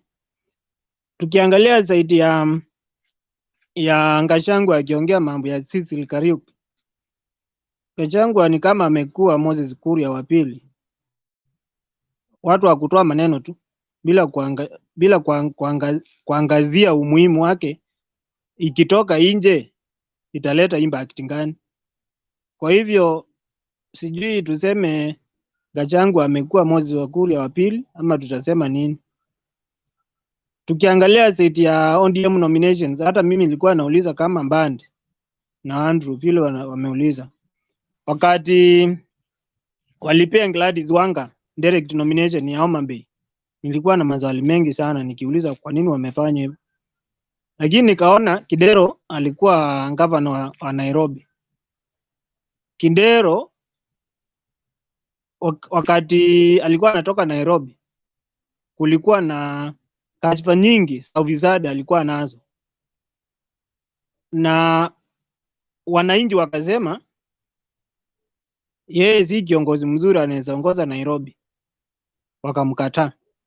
Kwa hivyo kwenda Homa Bay pia apewe direct nomination na ODM, kama ODM itakuwa inasema Kindero ni mzuri na pia anaweza ongoza wananchi, na pia wale wananchi pia wamesema yeye ni mwizi, amewaimbia ni resources ama amekuwa na kashfa nyingi za ufisadi. Kwa hivyo wangekuwa wanasema watafight corruption na bado wana support corruption with other hand, Kama mkono mmoja unasema una fight corruption na ule mkono mwingine utakuwa una support nini? Corruption. Kwa hivyo hapo ODM mimi nilikuwa naona wamefanya makosa, lakini nikiangalia on the other side naona pia wamefanya kazi nzuri sana kutuonyesha kana kwamba ikiwa kiongozi hataongoza wananchi vizuri, hata wao hawatampea ruhusa ama nafasi ya kuingia katika uongozi tena, na hiyo ni mfano mzuri. Kwa hivyo hata yeye deputy president atuonyeshe hivyo, atuambie ama akataze Waiguru direct nomination, amwambie wewe utaingia na UDA kama candidate wa UDA, we will not give you direct nomination of UDA. Waende waangalie kama Gachagua amekuwa na scandals nyingi kama MP wa Maritha. Kwa hivyo na yeye akataza direct nomination ya UDA. Hiyo itaonyesha we are serious with the corruption and we can fight it. Lakini tukisema we are fighting the corruption na wale watu wanahusika na mambo ya corruption bado wanarudishwa kwa uongozi, then you cannot fight a corrupt individual akiwa bado kwa serikali ndani. Kwa hivyo atakuwa na mtetezi ama atakuwa covered by the state. Lakini saa hii tukianza from the grassroots, au watu wakatazwe in direct nominations ama wakatazwe kuwa wangombezi wa viti fulani. Kwa hivyo hao watu kwanza tutawakata miguu kabla waingia kwa serikali. Lakini tukiacha kwanza ingie katika serikali, then kutoka hapo tuanze kusema we will fight the corruption, I think will not be a good example. Ama that way we will not fight the corruption. So mimi sikuwa na mengi, kwa maana hii ilikuwa siku ya kwanza kwangu kuwa kwa Mtembei TV, lakini nawashukuru sana, nimekuwa nikiwafuatilia kwa muda, mmekuwa mkichangia, na that way I think kila mmoja atalearn from the other, atujue the way forward. Kwa hivyo nawashukuru sana na mkuwe na jioni njema. Asante. Asante sana Jonathan, kwa siku yako ya kwanza kuwa hapa. Wewe uko unakuja bana, usiogope. Tunashukuru kwa maoni yako. Sasa tutaenda kwa Buzz. Buzz vipi bwana? Poa sana Alex, habari ya masiku? Nzuri sana. Naona leo umenyoa na umetoa goggles. You are ready. Tuchape na points. Actually, I never stay so long with hair. Ni vile kinyozi alikuwa hayuko na it's only one. Benedict, Alex, if you listen to the debate very much, I think it is a high time we as Kenyans took the long step and started the definition of who a leader is. If you have listened to the one who has spoken before me, he has said that he has said about Kidero, and even with his existing all allegations of misappropriation, he still stands a chance that the people of Homa Bay could have given him a chance. That is why the dominant party in that region took the decision to give Gladys Wanga a direct nomination. By the way, Alex, before I proceed, I want to congratulate ODM for the way they have conducted the Kwale nominations. That is the way to go, and I think Chebukati should borrow a leaf from that. He cannot be thinking of taking us back to green books, yellow books, or whatever color they have. We have to embrace technology, and that's the only way we can have free, credible, and verifiable election. Without wasting time, I think the results in Kwale are already out, and that was very commendable. What is good, and a fact is a fact. Going back to what I was saying is we need to come back and define who a leader is. I think this is the major issue with us as Kenyans today. Since our young age, we do not have the same concept of who a leader is. For example, Alex, and I can see Bernard is back, is if I asked the fellow panelist here to bring a chair, I think Alex would bring a sofa. The other guy would bring a plastic chair. Bernard would bring an office chair. All are chairs. but we do not have the same concept of which share I was referring to. That is a kind of concoction we have when we go to the vote, when we come to this period of election. We do not have the same concept of a leader. The funny thing is that our problems are the same. We do not have a problem that is unique. The problem in Nyanza is a problem in Coast. It is a problem in Central Kenya. That means that problem can be solved by one leader with the correct qualities. But we find ourselves having to believe that a certain leader is one who can solve our problem where we are, and that same leader cannot solve the problem in another place. Yet it is the same problem all over the country. It is unfortunate, and it is something that in future should be advocated. The curriculum development should include leadership classes, maybe from the lowest class in this that we have. We should be taught who a leader is and who is not, because every one of us has his own definition of who a leader is. We need to have the same concept. When we look at our political culture today, Bernard, our political culture does not bring up leaders. What it brings up are dealers and brokers. And we find ourselves in a position where we have to choose between dealer A, dealer B, broker A, and broker B. Today in the nation, we have two leading candidates. They have their pros and cons. Both of them have defects. Nobody can deny that. But we are not interrogating about their defects and their pros. We are here debating on non-issues. We need to be able to say clearly and categorically together as Kenyans that if we make a decision to vote in Raila Odinga, that decision, there are consequences that we live. If we make a decision is to vote William Ruto, there are decisions. That decision that we make, we will have consequences that we'll have to live with for the next 5 years. That is a critical point. And I think in all the debates that you listen to, every one of us, all of us, have their own concept of who a leader is. Majority of the people who offer themselves for leadership, and let me not say for positions in this country, are actually not leaders. They are full of deceit. They are manipulators. We need people who can inspire us. Let us look at South Africa. When they were fighting for apartheid, they only needed a leader who could stand up to the test. And they stood up with Nelson Mandela. And Nelson Mandela lived up to the billing.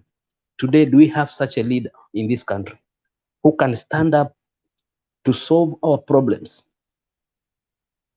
That is among those who are, who are frontrunners. It is that apathetic state that we find ourselves in. I sometimes honestly, and everyone between you, all of us, if you interrogated yourselves properly, you would agree that we are between a rock and a hard place. The kind of leadership that we have from the grassroots to the top, all of them is kind of wanting. So I think we can continue debating, but as Barack Obama said, we don't own this world. We have borrowed it from the future generation. Let us look at what we will bequeath the future generation. We must give them a concept of a leader so that in future they will make a correct decision. Today I will not dwell in the topics underlined below. That is all the message I have today. But I congratulate ODM once again for the bold step of embracing technology in the nomination. Thank you. Thank you, Baz, very much. Somebody has a question here from the comment section, and that's Millie Adhiambo. She's asking, you mean Baz is very intelligent? Na anafanya nini kwa wheelbarrow? Alex, I think I have kind of said that each one of us has a different concept of a leader. We don't have the same concept. And this goes with the education that we have been exposed to. We must redo that at an early age so that we can, all of us, have the same concept of a leader. And if this is done at the earliest age, we will remove manipulators who cascade themselves as leaders in this country.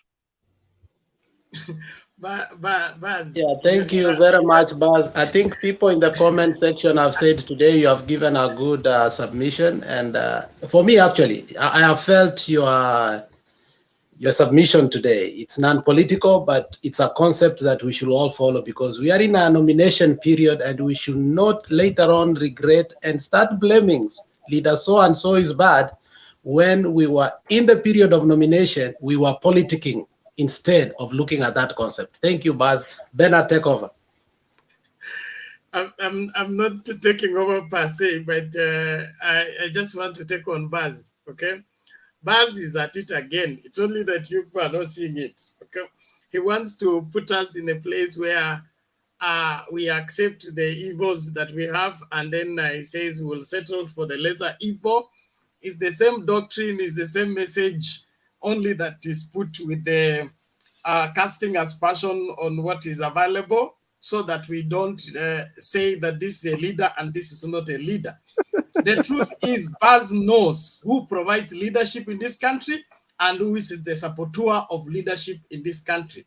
And like Millie asked, if he's that intelligent, what is he doing on the wheelbarrow? Now, if his intelligence has led him that leadership is on the wheelbarrow, then that is his concept of leadership, which he doesn't need to impose on us or broadcast to us, okay? There is right and there is wrong. It is not relative, like you're trying to put across that we should accept everybody's concept of leadership and then coin another concept of leadership that we will now transfer to other people. As we are right now, there is a definition of right leadership and wrong leadership, and we know who stands for right leadership of the country and who stands for wrong leadership of the country. So let's not, we say in the church that when faith is not absolute, is impotent. And that is exactly where you are leading us to, whereby nobody knows what is right because nobody told us what is right. And so we should accept whatever that comes because nobody knows what is right. That is not a place I want to stay even for 1 second. Bernard, I think you got me all wrong, and today I did not come to be me against you, and I think that is a wrong position that we have always been. We must be here to educate each other and say the truth, at least sometimes, even if it is not every time. Having said that, Bernard, I will urge you not to talk politics. You spoke wisdom, and there is a parameter and a plateau. You go beyond it. Bernard is setting you up, my friend Baz. Just in your second submission, give politics. Alex, now that was good. Let me finish, Bernard.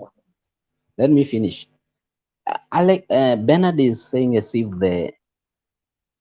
everyone. I would ask him, why do you think the millions are persuaded with the other side? And in your own belief, Bernard, you believe that that other side does not offer any kind of leadership. Why would you think that? Does it mean all those people who are persuaded by the other side have a wrong concept of a leader, and you on your side have the correct concept of a leader? I have said we do not have. No, I beg to differ. The majority of people buying in a doctrine doesn't make the doctrine right. Okay? Correct. The majority can be very wrong, following a wrong doctrine, and they don't determine what is right and wrong. What is right and wrong is determined by the standards, okay, set, which are uncompromised. So weighing against what is right and what is wrong according to the standard, not according to the understanding of people, the acceptability of people, or the followership of people. Let us know that a shot is a shot, whether it is politically correct or wrong. But if we begin to say that the way Jubilee looks at the shot is different from the way ODM looks at the shot, and therefore we should come up with a new concept of how a shot should be, and see if it can be accepted from both sides, that is exactly eroding whatever that remains as something that governs the country. For us to be a people who are true, like you are calling us to be true, we need to accept that what is wrong and what is right is right. But you are calling us to sit on the fence, okay? Sit on the fence where you want to keep Kenyans in the limbo on whether they will choose Mandela or not, okay? The Mandela you are referring to was imprisoned as a criminal because of the concept of leadership that was in existence itself. He served his sentence for 29 years because of the wrong concept of leadership, okay, that was in power then, but it was correct according to their constitutions and according to their way of thinking. Now, this buying into an ideology based on a political persuasion, not based on right and wrong, is what you're inviting us into. And what we are laying is a place whereby everybody will be found guilty because the political party has decided anybody who does not agree with the red shirt, he's wrong and he should be detained without trial. That is where you are taking us to. We will not get there and we will not buy into that. Yes, Alex. Yes, Alex. Bernard, I will give you a topic for next week's sermon, is how to detect the Damascus experience, because that is what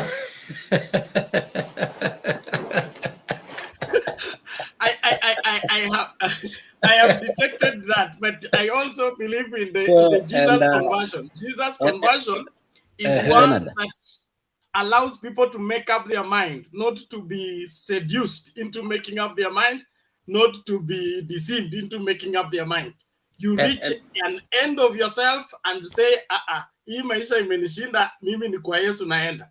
Sitaki kunasa uingie kwa Yesu alafu ufike huko sema, hata sikuchagua, niliambiwa tu nirudie maombi. No, I want you to make up your mind based on the evaluation of the available revelation and then decide from that. Lakini hii ya kucheza-chezeana, hapana. Mimi sikuwangi mhubiri wa aina hiyo.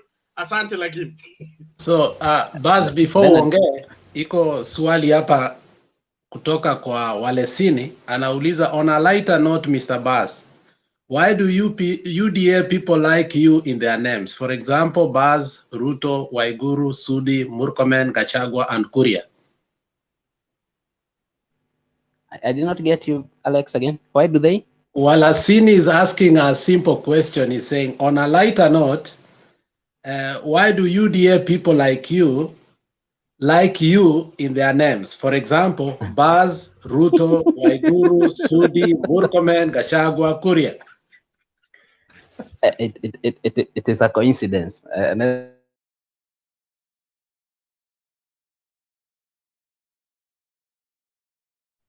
You are muted.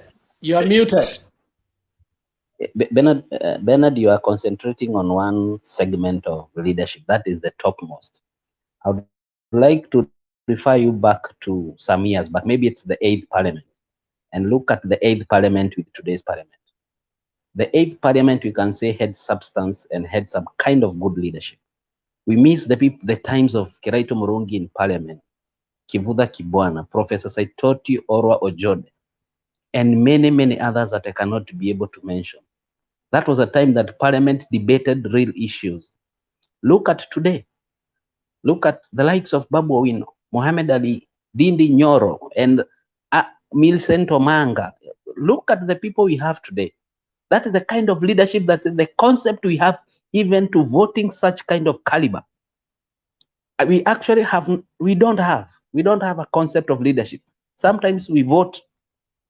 There are people, Bernard, that believe a leader is the one who gives handout. That is their concept.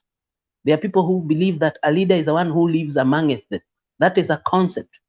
There are people who believe that a leader is the one who solves their problem at the local level. That's a concept. But we need a general concept that we can be able to say, even if you live amongst us, but on this, you do not align with us, that you are not a leader. And we miss those times.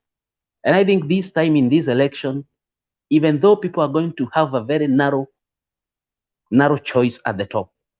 At the bottom, please, let's revive the vibrancy and the quality of the legislature. Let us vote in people who can offer substance in that chambers. That's what I'm saying.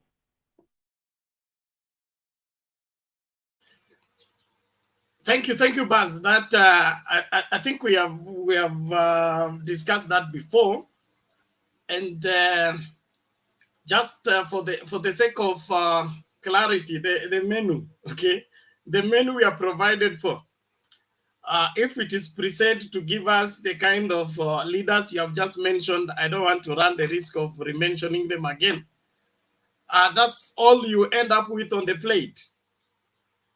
And so if we really want quality leadership, and then we should not wait for who has offered himself for leadership or who has the party offered to us as leadership. We must begin groom leadership from at the family level, from our community level, and be able to generate, because we cannot demand from the society what we have not put in. It's ridiculous for us to have dunderheads in the society, and then we are given a choice to choose among the dunderheads, and then we complain about having dunderheads in parliament. So the generation of leadership begins at the lowest unit of the society, which is the family. If among 8 brothers, nobody is sensible enough to provide leadership to the family, it is the same 8 brothers who will be on the ballot, and the same 8 brothers that we will choose from. And so this boils down to the lowest level of unity. What kind of children are we generating? We are stealing exam for them. We are buying exam for them. We are causing them to pass, and then when they pass without them learning anything, are the same people we are ordaining to be our leaders. Let's live by what we are creating. We shouldn't complain about what we are generating. That is my take. Alex, who was Jared? Has Jared made the submission? Yeah, Jared next. Okay, Jared, go ahead.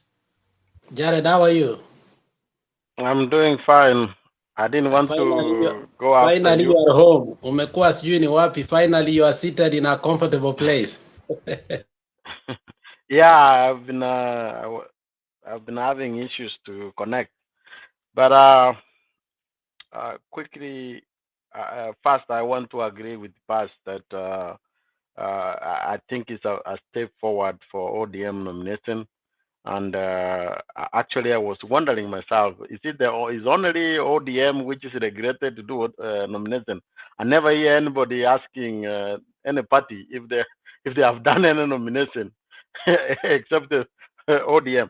So I think that is and they even, in fact, even yesterday, listening to the chairman for elections for this Catherine Muma, she had created points when I saw that, in fact, they have a future, and we should not question. We need. I know that we have some guests working because of the past, but that lady is out to do something, and what she was articulating, which caught my eye, is that they are in for winning. There is no need of giving a ticket to a royalist who is going to lose. That's not the business they are in. The business they are in is to win. I know there are rumors everywhere which comes up and go, but today it was a good start. In fact, she explained very well why they changed to go digital, because she said that when she read the group, and I think 2 years ago, to find out what was wrong with ODM nomination. She found out that even if they do the printing papers, those papers might not get to the destination before people change along the way. So she said, even if you get the clerks or boarding clerks, unless you get them from heaven, then that's when you would be assured that they will not be poached. That was a very big point. And listening to her, I was asking myself, how is IEBC taking this? You know, this is just a party nomination when they have realized that it is difficult to avoid leaking. So that's why they have gone into this digital. I hope that it works out to bring out where it is necessary. But what have not come up to the to agreement or to the terms is that there is consensus, and they still keep. I saw from Taita Taveta where they were doing. People were saying, "Oh, we saw the members of parliament were told not to vote, but they were still there." Technology doesn't work that way very quickly that they can erase those people, you know. So, but since people will not know that, those are some few challenges. But kudos to them. Hopefully that they will do a very good job to challenge IEBC also to step up their game. Also, looking at where our friend, the opposition leader now, William Ruto, is going, he has lived in getting leaked information from the government, and they want to take credit on it. So from the weekend, they had said they're going to discuss on how to pay to solve the fuel crisis. So he jumped down to start passing the government, so that tomorrow, when it is solved, they will say, "You see, we are the people who have made the government to react," but which was already on the way. But to my surprise, because our good friend is one person who has perfected the act of looking to you into your eyes and telling you a lie without even blinking at all. He was even today saying that the fertilizer is 7,000. When this has already been dissolved, you ask yourself, was this speech written last week that nobody could update him that already the government has brought down the prices when you keep saying about the prices again? But I sympathize with his PA, Mudavad, because Mudavad will only remain to be just a PA. In fact, he will not even have one single member of parliament to coming to the National Assembly. What has happened is that he has forced all UDA aspirants in Kisii to support UDA from ANC.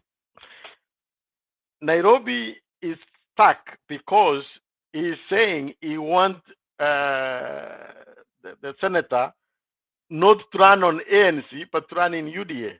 He wants Sakaja to run on UDA. Now you ask yourself, why is he doing this?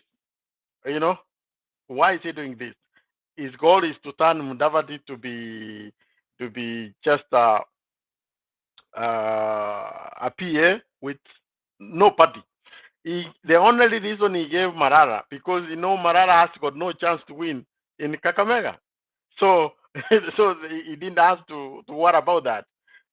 So it's something which you would actually be surprised that in few days when 9th will come, Kenya Kwanza will not be a political a coalition party by the rules. They will just make a memorandum of understanding because he says you can trust me, because he knows where he wants to go. You will see there will be nothing like that. Also, it was good that the hula blew about the nomination for Kisii. The Catherine Muma said that they had not given the direct ticket, whether it was a reaction after a mistake which was done or it was true. We will wait and see. My friend Pass was saying that there are so many people following this I don't know, UDA party. I think you are in Kenya, or if you have not, you must have known one, and I'm not allegedly Pastor Kanyaru, who had so many people. But you know where that Lord was going. And Bernard can tell you, even the Bible tells us, the Lord to hell will be so wide. So, so when you see people running there, it might not show us that is a sign of going to Canaan. And I also disagree that we don't want this narrative that we are within two stones. No, these two candidates are too different. It's like day and night. There is no day you can compare William Ruto to Baba. And I've seen my friends saying why the president did comment about Kondole or somewhere in Kikuyu. You see, this is the problem. And this is the problem which was having in my friend Kalonzo Musyoka. These people want to equate themselves as Baba. Baba, you cannot equate him. Baba, you can only, even I'm very sure even the president knows that he cannot equate himself to Raila. That's why he came out and said, we don't want to have problems. And we have to agree, he will get there. William Ruto, maybe God willing, in a few years, a couple of times, he might get there. But today, William Ruto, Mudavadi, and all these other people, Joe, that is the group which, and I'm not just trying to bring him down or anything. That is the reality. That is the place where he plays. So when we say that we have two evils, no, this is not an election about two evils. This is an election on somebody who knows what they want to do and somebody who does not know, who have got no idea, who has got no idea on even what the government does. If he is other than just getting a salary, of course, he does not know what is happening, because he could have known that what is happening with the fuel crisis. It was very well explained by one of the permanent secretary or the minister. As one of the cabinet, he should be standing by that. I think that's what is the role of the cabinet, but he has chosen to be the chief opposition officer, position leader. So, Bernard, I will stop there so that we can have Murunga to finish so that we can go to the second round. Thank you. So thank you, Jared. Alex has an issue. Alex? Yeah, Jared, I don't know what you made of this Ruto direct nomination in Kisii. I thought when I looked at how the people he nominated, don't you think that somebody like Nyambane was even stronger than Maangi by so far, and he was just forced to withdraw? When you compare even I know he cannot win, but in terms of comparing, don't you think the boy Nyambane was even much better than Maangi in everything? Yeah, true. You are right. What happens is that remember, there is something which we are also missing. Actually, I forgot about that point. That the reason why let me go it and come back to you, Alex. The reason why they gave Gladys Wanga a direct ticket in Oma Bay. You need to read the law, which the new political parties law. What happens is that in order to go get money from political parties fund, you still would have to have shown that you did your best to have a representation of women in your party. So parties are trying to see how do they achieve that. So where you see that there is at least a strong woman, you give them support.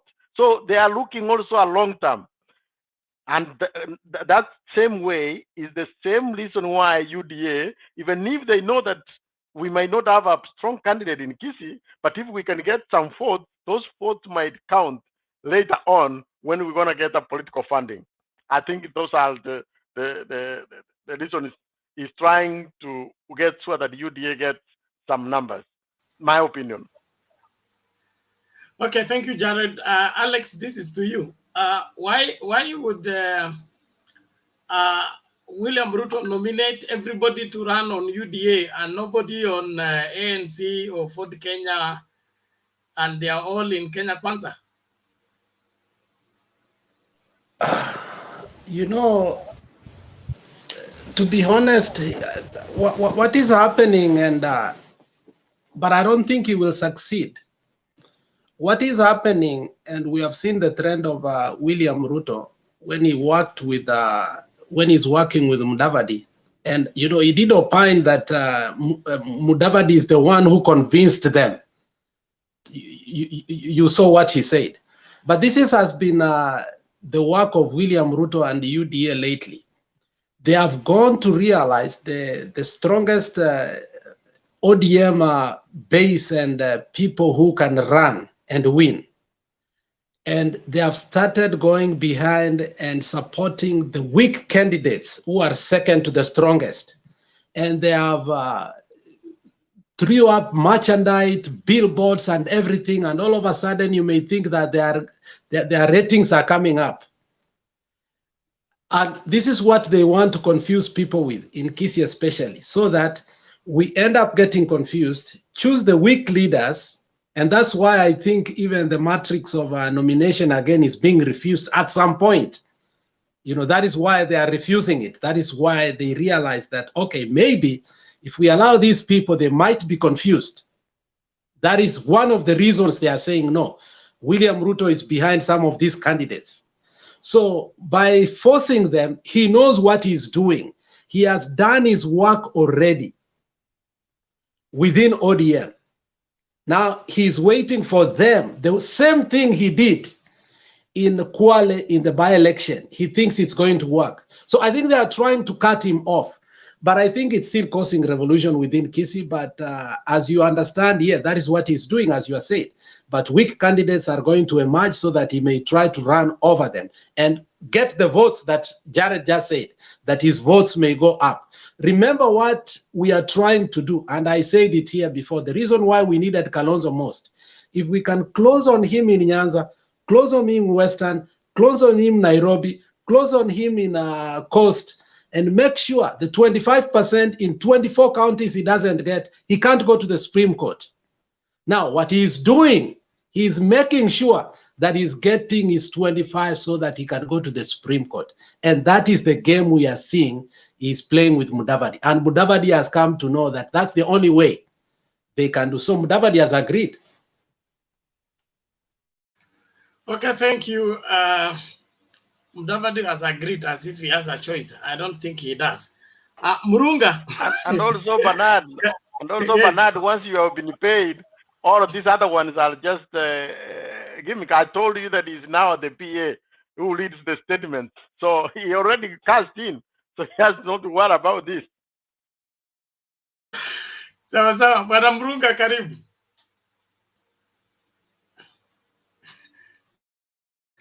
Murunga, umelala?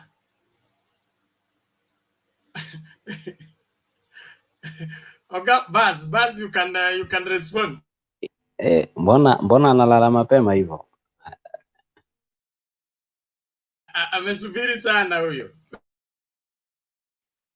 Basi uko karibu naye, just chukua mkono wa Musa, yeye uko karibu naye. Alex kanyaga, Alex ndiye anaweza mkanyaga.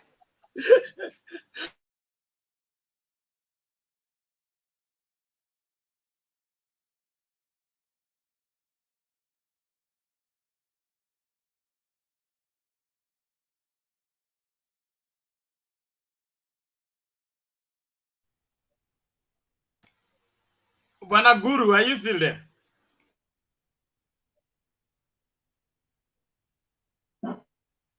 Ambia Mama Serena nimemsalimia. Mama Serena, Jared anakusalimia. Nimesalamika.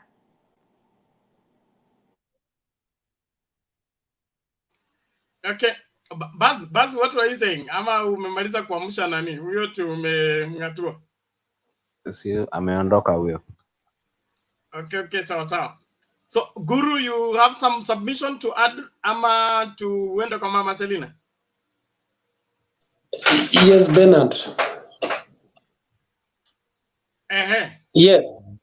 Endelea na mchango wako.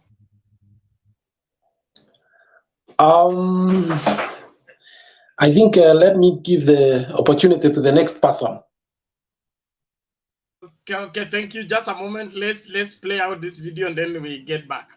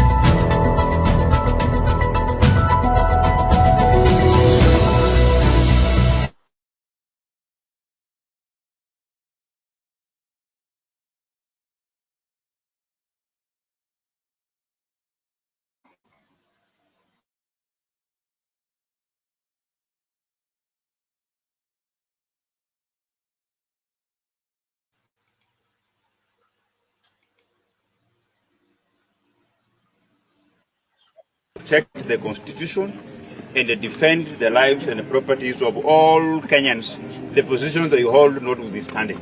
I want to remind him that we have lost very many Kenyans. We have lost even our soldiers in the hands of bandits and criminal gangs. And the same way he defended Raila Odinga for being stoned, we should also need to see him coming out very openly and telling the country what he will put in place, because we have seen lives being lost. The life of a Mamamboga, the life of a boda gentleman, the life of a police constable is as equally as important as Raila being stoned. In fact, their lives are more important to protect than saying Raila Odinga should not be stoned. Yes. I lost my red cap in Kibra. Very clear. It was very clear. Uhuru said that I can afford medical expenses at Nairobi Hospital, and I want also to tell President Uhuru Muigai Kenyatta that in his own words, Raila Amolo Odinga can afford first-class medical attention from a hospital in London. Yes. Amen.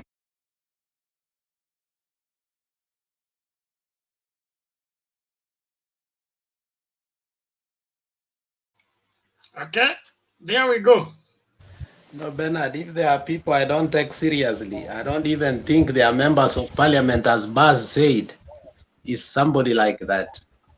And, you know, and that is why some of us are very clear on this. It is easier to defend the party about the nomination and say it is their duty. But once you've been forced on somebody like that, you have constant embarrassment for the next 5 years. And that's where now I support Baz. The concept of leadership from those who are in Form 3, finishing Form 4, going to higher tertiary colleges, in whose hands this man gives like bursaries and so on and so forth. The concept of leadership completely is distorted. Remember, this man is giving thousands of people in bursaries, and he's dictating their lives in one way or the other. Whether we like him or not, there is power in him within some families in his constituency, whether we like it or not. And that is why I said, in the people like you and me, Bernard, the elite, I'm not an elitist, but I cannot still say that I'm a mediocre. I lie in between there. Me and Jared can have a conversation. Me and Baz can have a conversation about money that is being given to people. We may call it handouts or so on and so forth. as a conversation, as elites, as a people who have gone to school. But bars cannot have such similar conversation with somebody who is receiving full bursary. And that is why you find somebody back there, he thinks he's in charge, he's saying, amen, amen. Bernard, you can hear that. So, I mean, the politics of CDF should go away. Trust me. The politics of CDF must go.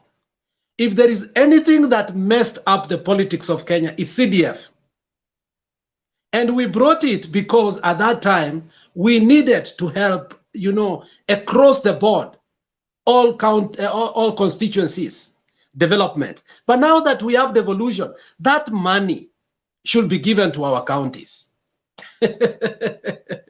To be honest, because now if you hear somebody saying, amen, Raila has for amen, it shows you how myopic our politics have become. And that's why I support Baz that the concept of leadership has changed. And now I think Baz can speak because that is his MP.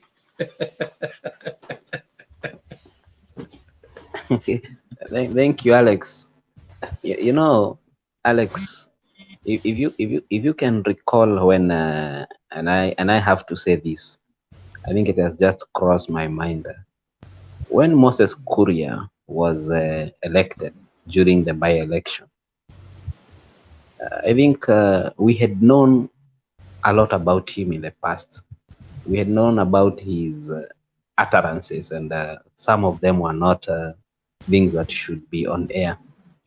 But I remember a very senior voice saying that he was elected for strategic reasons.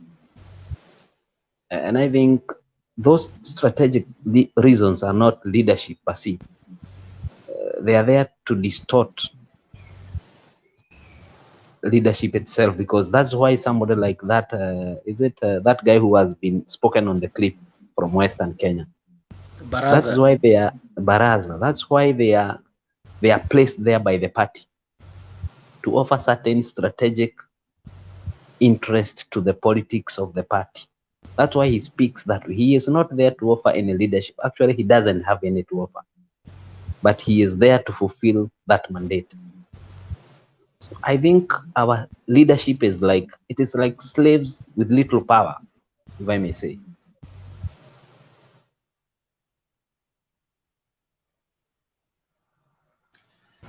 Okay, thank you, Baz. Can we now... Is Guru ready?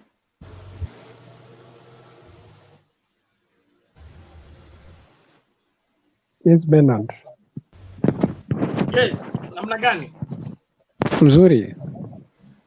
Maoni yako, uongozi ndio huo tunapeanwa na baraza. Tunafuata ama tunakataa?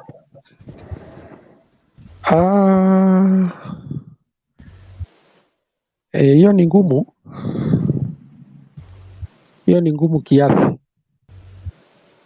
Lakini I think what is important in these matters is honesty, which most of our leaders are not. And particularly those who are looking for the highest post in the round should be more honest with us when they come to the public domain. Otherwise, we cannot run a country through propaganda. It will catch up with us and catch up with those who are using half-truths. Things don't work out that way. And there is something that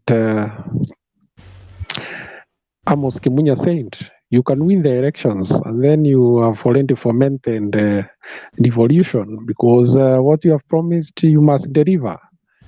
And you can find the situation getting bad against yourself, and then you resort to the old ways of suppression so that you can be able to control the masses, which would be yet another very bad situation, because we've been going back to 1990s when we had a government that would use a lot of force to contain the masses.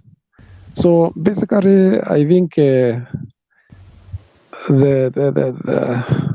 Kenya Kwanza, or is it Kwisha, should be honest with the public and the masses so that when they get power, if they get power, they'll be able to administer the country. Otherwise, using a lot of dishonesty and propaganda, it will finally catch up with them if they get the opportunity to lead the country, and they will have spoiled the country for everybody, even those who will not have voted for them. And I think that would be the very bad thing. Let me leave it at there, and then let me hear what others have to say. Yeah, Bernard, let me comment on that. But if you remember the truth, and somehow, you know, propaganda, good propaganda must be mixed with the truth. And if he was on our side, we could have said he really scored, because remember how he was beaten in in Kibera, and Boni Aluale carrying all those stones, and we remember the saga how it went. That Now is not Simbarati greeting. came. That is called greeting. Yeah, that is greeting anyway. How he was greeted in Kibera, in Langata or Kibera, and how he had to plead with Simbarati and the goons that surrounded Simbarati. And when he complained, he was told he has, you know, very good insurance. So I think he has hit on the on our prime minister good. That's a good salvo, and we shouldn't take it serious. That's politics. I don't think in any way what was done to him.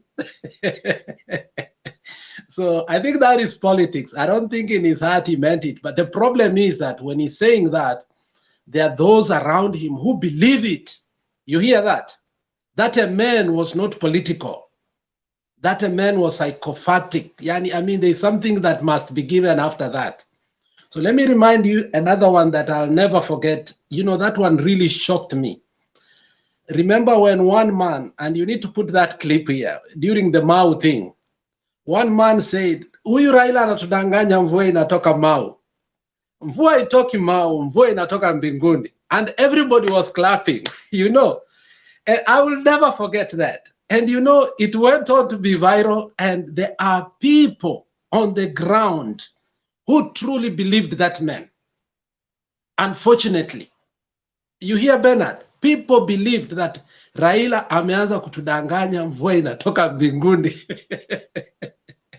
And Mau issue became a very big issue in our country because we take advantage of those who are below our belts and think that, you know, this is how they can synthesize the information, and they can know that we are playing politics and whatever we are saying is yet politics. They don't know how to differentiate, Bernard. You know, it's like when we grew up, Bernard, in where I go to church, we were not allowed to go to the pulpit. You couldn't go to the pulpit, Bernard. If that day your proximity to pastor was close, Bernard, you'll be happy. I never knew what was in the Passover. When it gets to the Passover, the kids are told to go home. So one day I picked and I saw, I was so happy. But again, I was like, why is my mom washing another woman their feet? You hear? So, I mean, that is how it is to politics. When you get close to people who are in power, I mean, there are people who get elected. And by that, they go home, and whatever the leader said, that is the gospel. So politicians should be careful not to take advantage of people who are poor and needy. And I think in this case, the salvo was good, but the woman who said amen must have received a big pork going home. Wow, that's interesting. And that tells us the kind of crop of leadership we have that would want to capitalize on people's ignorance for their own expedient.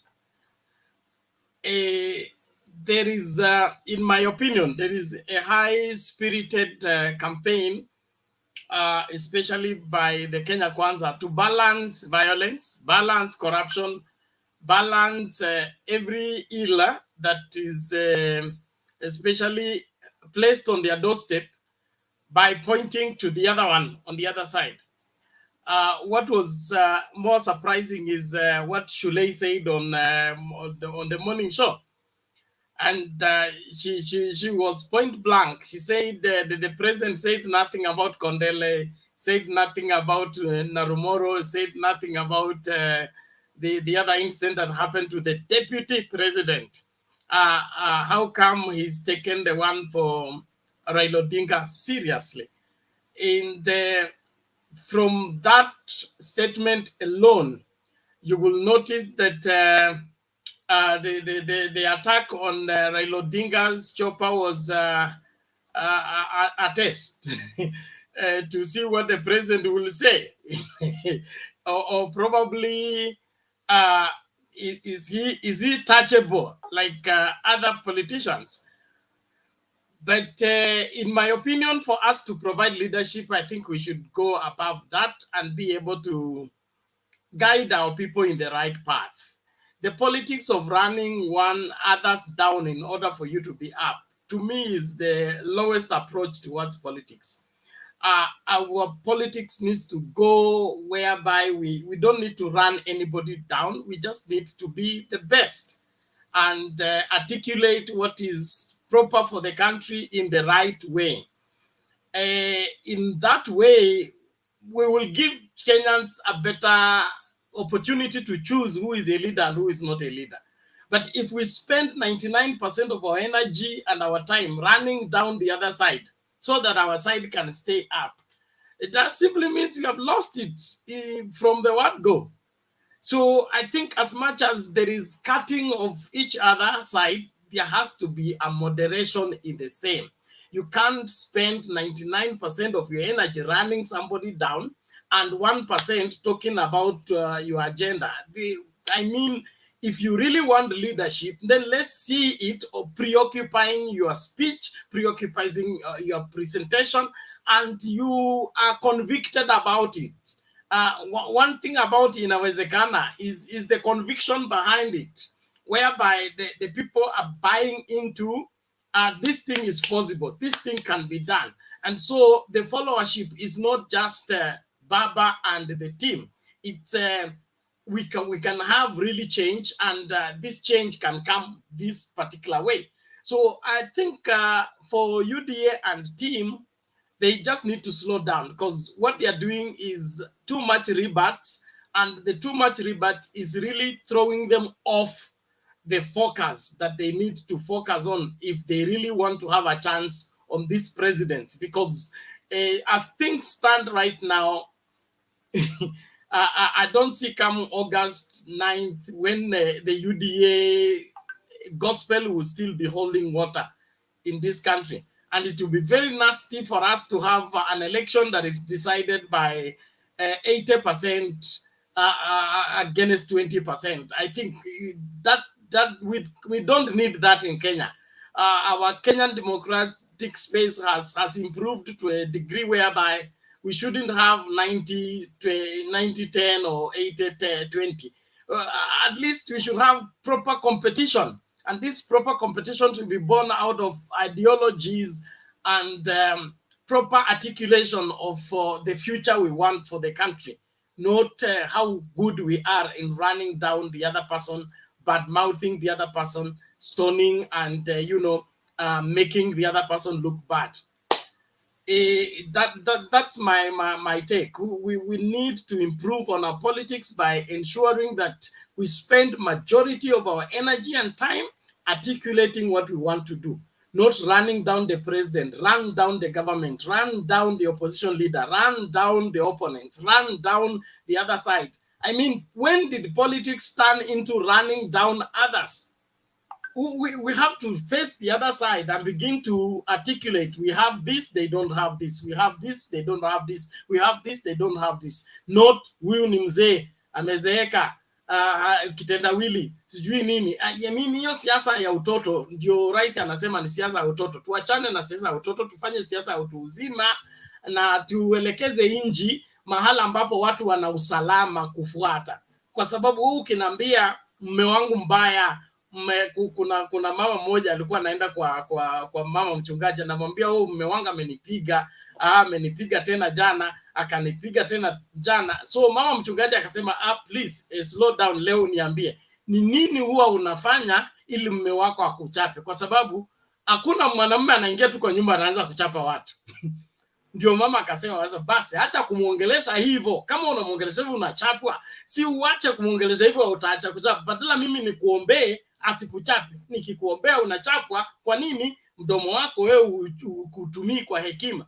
So there are some of the things that we are really complaining about when we are the people funding it by enhancing mediocrity, supporting mediocrity, and being sycophants of mediocrity. Let's demand high standards from these leaders, especially those people seeking high office. Thank you. Kama hakuna la ziada, naomba tuende kwa kinywa. Okay. Bwana Bernard, habari yenu nyinyi wote? Salama. Namna gani huko? I'm very fine. Naona Alex. Naona transformer yenu imebebwa.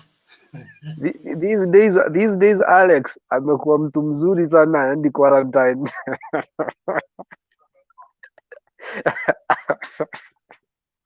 Pandemic ilisha bwana. Vaccine iko 3. Okay. Let me just say hi to Mama Selina, Gulu, Baz, John. I've been out of network a little bit, but I'm back.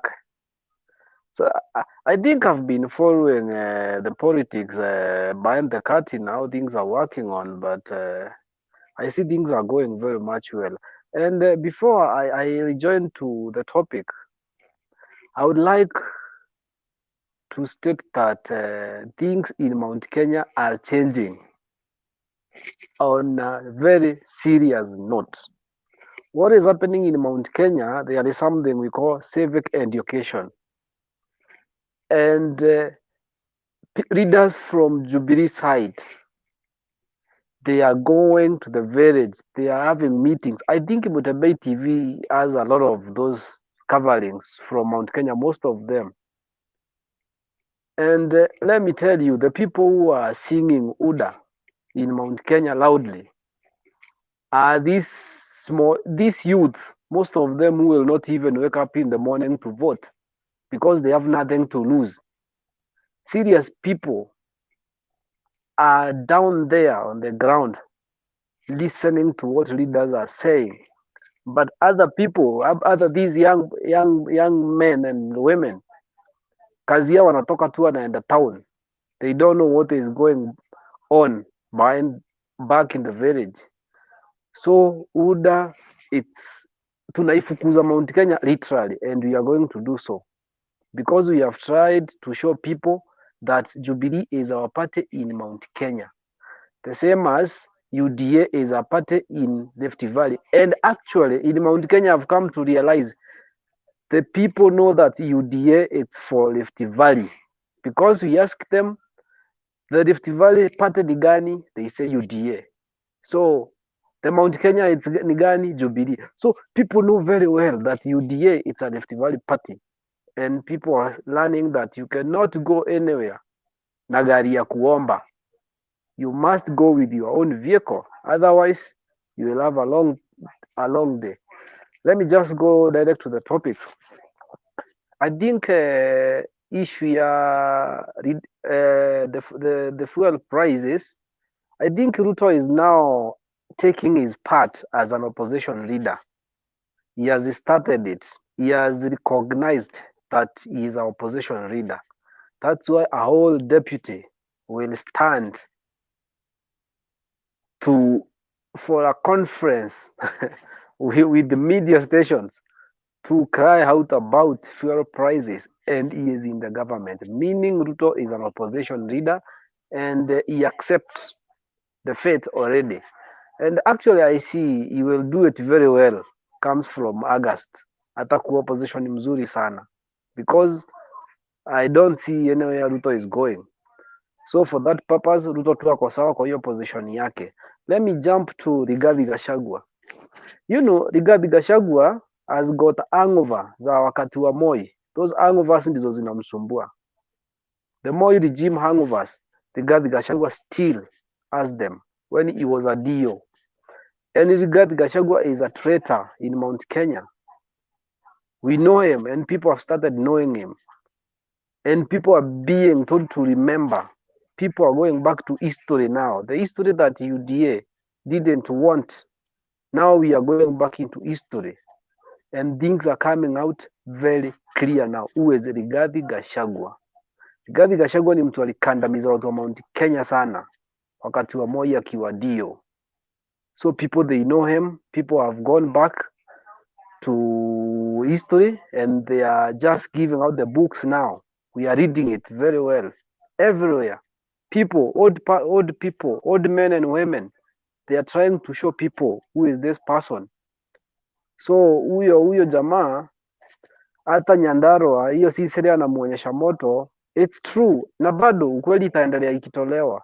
And I said in 1 month time, trust me, Ruto might find himself alone in Mount Kenya. Alone in Mount Kenya in 1 month to come. Because the point is this, Mr. President the other day talked, yesterday on Sunday.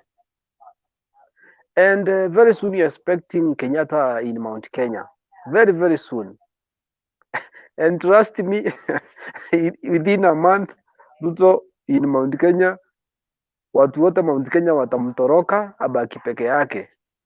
That's the only thing I'm sure. Atabaki na wale watu wamekula pesa yake na hawana pesa ya kurudisha. Akina Rigathi Gachagua, Ndindi Nyoro, such character, Kimani Ichung'wah, those people ndio watabaki na wao wapigane kelele na wao. So for Rigathi Gachagua, huyo jamaa anakuanga na hasira every time. Rigathi Gachagua and Kimani Ngonjiri, those people are the same. They are so bitter, even in their face. While they talk with bitterness, even more than their leader, Ruto. They are so bitter. So those people, those kind of people, you don't need them in leadership because those are the people who will just make us go back where we were a long time ago. Let me talk about the Azimio, Lodwar issue and Azimio. I think Azimio, whoever who says that Raila doesn't say the manifesto, the plan, the 10-point agenda, I think everywhere Baba goes, he talks only about the agenda, 10-point agenda, nothing else.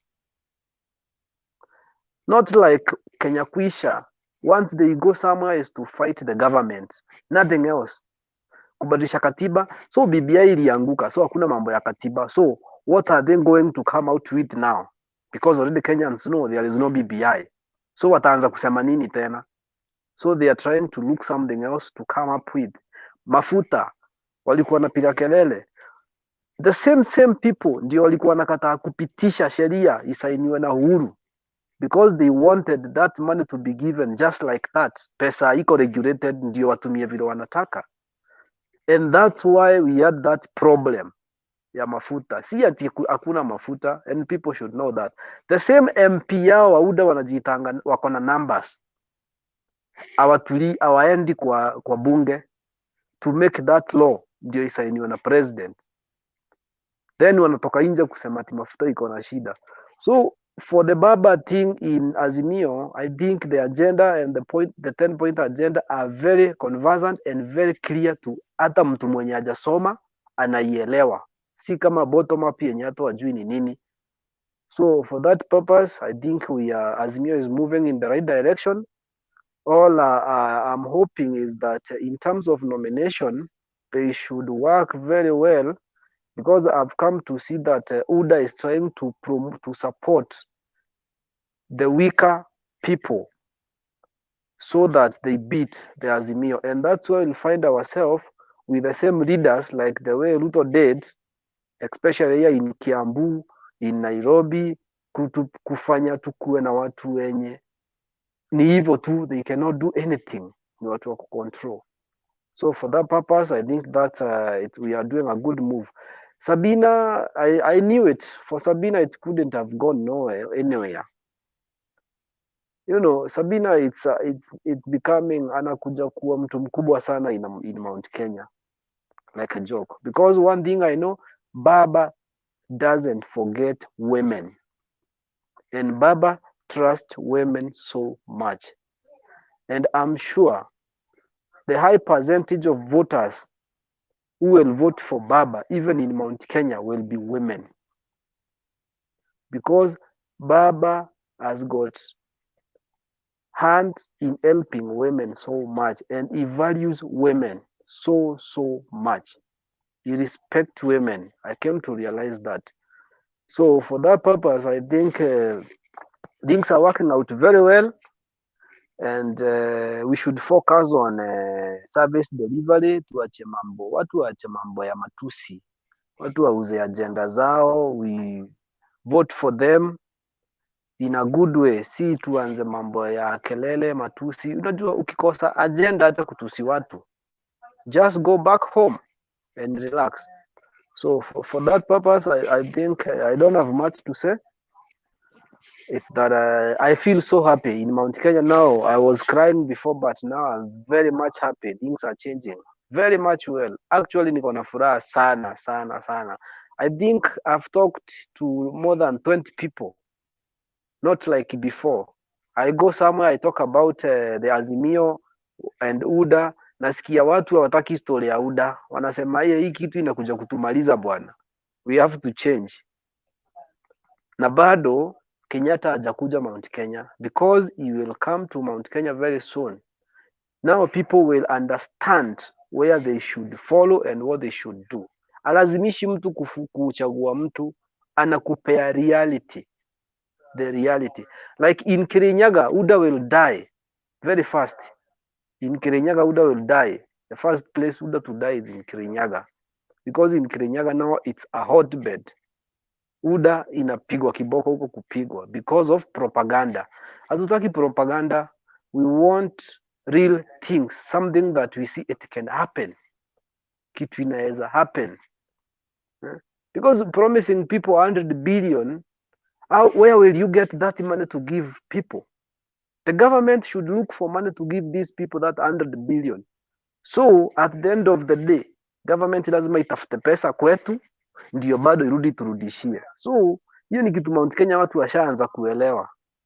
Kama wanasema hakuna pesa ya kupea watu 100 billion na 50 billion, itatoka wapi? Lazima hiyo pesa itoke kwetu, waduchukue ndio waturudishie tena. It's the revenue collection. So things are working very well in Mount Kenya, and it's a matter of time. UDA in Mount Kenya will be nowhere to be found. Itabaki tu na Gachagua na Ndindi na Alice Wahome, and if they joke, they lose even their seats. So for that purpose, I think I don't have more. Maybe I can give someone else the chance to submit. Then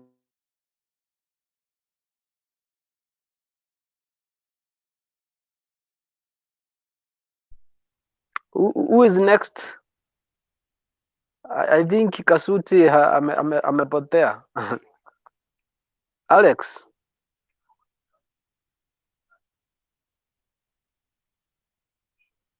I think Mama Selina, maybe you can take it a little bit before the other people come. Okay, you don't want to talk? Oh, Bernard is back.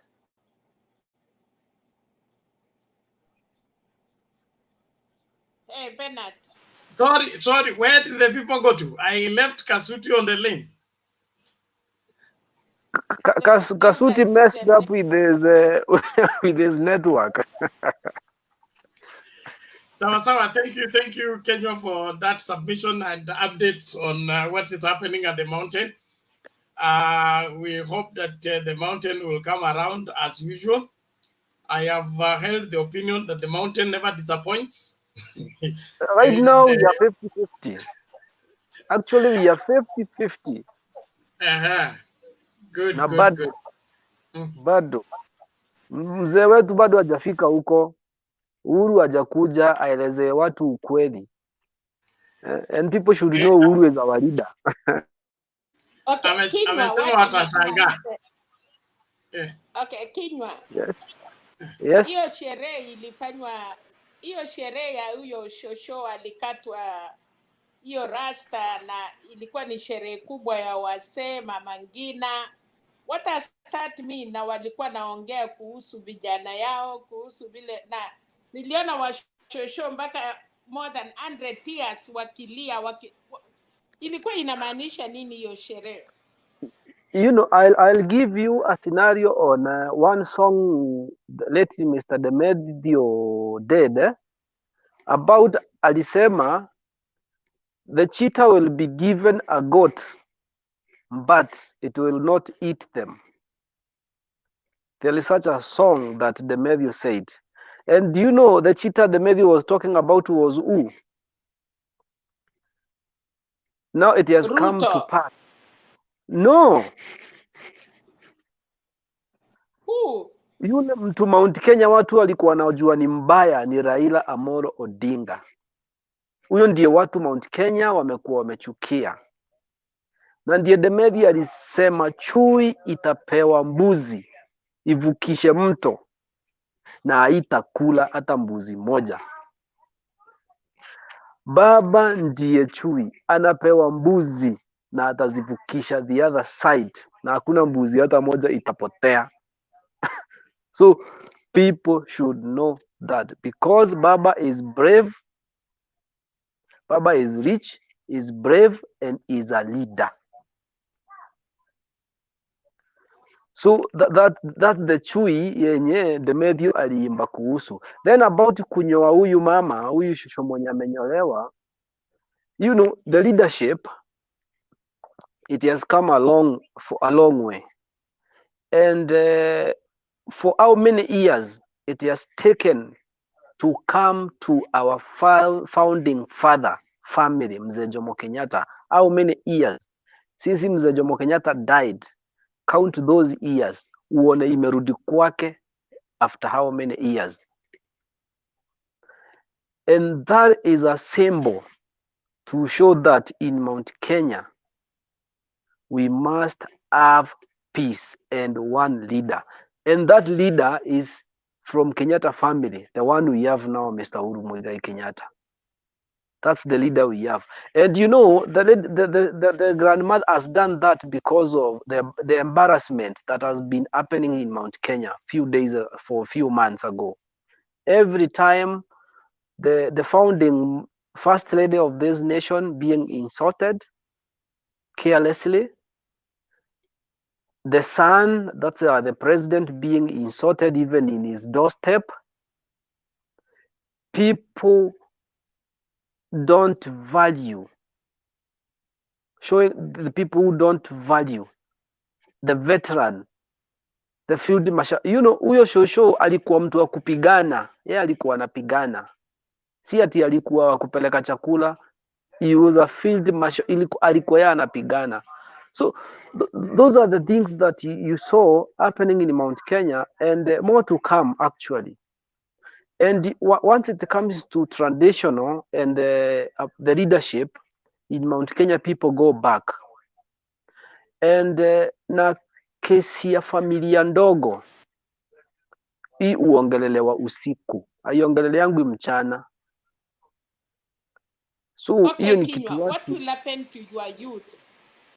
What will happen our youth, to your youth actually, wale wamekataa kusikia? Youth watasikia because we are going back to the cooking pot. Watasikia. Na let me tell you, au youth wote unaona Nairobi wakizunguka wakiimba UDA, at the end of the day they go back to their home in Mount Kenya, and we are waiting for them there. Once they come home, definitely they will find their leaders, their elders, their father, their mother, and they will be given this information in a right way, not with a hype. So let us not be deceived by this UDA propaganda. Every youth people who are singing UDA in Nairobi, in Mombasa, everywhere from Mount Kenya, at the end of the day, they will go back to Mount Kenya to vote, most of them. And They will get advised and they will listen. And as I have stated, things are changing. Okay, is it right that wanasema pesa ilikuwa mingi sana na Mount Kenya iliruhusu vijana kwa sababu hiyo pesa ilikuwa 2000 every day, na wanasema waliruhusu vijana wakule pesa, but in 2 weeks time kila kitu itaisha na amutaona vijana kwa barabara. So is it true that kwa sababu walitumwa waende wakule hizo pesa, but it is time now to come back home? Definitely, you had our president the other day. He was in within I think in Mount Murang'a, I don't know where, and he said this very well: pesa ikikuja nyinyi kuleni, hiyo pesa ni yenu. Na hiyo ndio kitu inafanywa, hiyo ndio sherehe iko Mount Kenya. Actually in Mount Kenya, people are asking when will UDA meeting come to Mount Kenya, because we really need them in Mount Kenya, because once they come there is money. So that's, but if you go for Jubilee, what is happening with the Jubilee? It's civic education. And you know, for civic, people in Mount Kenya will listen because they are the one to lose. And there is one thing, the narrative is going in Mount Kenya that will make Ruto run away. You know, we are asking them, Baba and Ruto, they are likely to do an handshake because they worked in 2007 together. What if they go and do an handshake and in Mount Kenya we don't have leader in the government? Where will we go? Tutakuwa na mtetezi kutoka wapi? And that's what is coming back in Mount Kenya, that Uhuru will be our negotiator in Mount Kenya. We can never trust akina traitor Rigathi Gachagua. Those people are traitors. That's what the issue is there. Because Baba and Ruto will do handshake, comes what? It's easier. In Mount Kenya tutakuwa wapi? That's why we want to make sure Uhuru is our negotiator in the government, and we elect leaders who will be powerful also to negotiate for we Mount Kenyan. Thank you. So pesa lazima tukule. One more question so that I finish. So mambo ya Martha Karua kuletwe ni kwa sababu ataweza kunegotiate, alafu ya mwisho hawa watu wamesimama na UDA, kina Wallace Waome, kina Kashakwa, Ndeti, all these people, will they come back? Okay, let me just give you direct nomination kwa UDA. Will they come back to parliament and senate?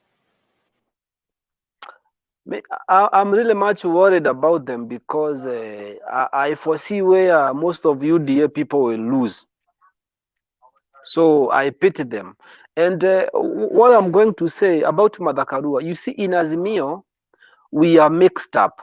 We have people who can make noise and people who can talk step by step. Likes of Martha Karua. Martha Karua, once she stand on a podium, she talks something that will go deep into your mind, something that will sit down and think about it.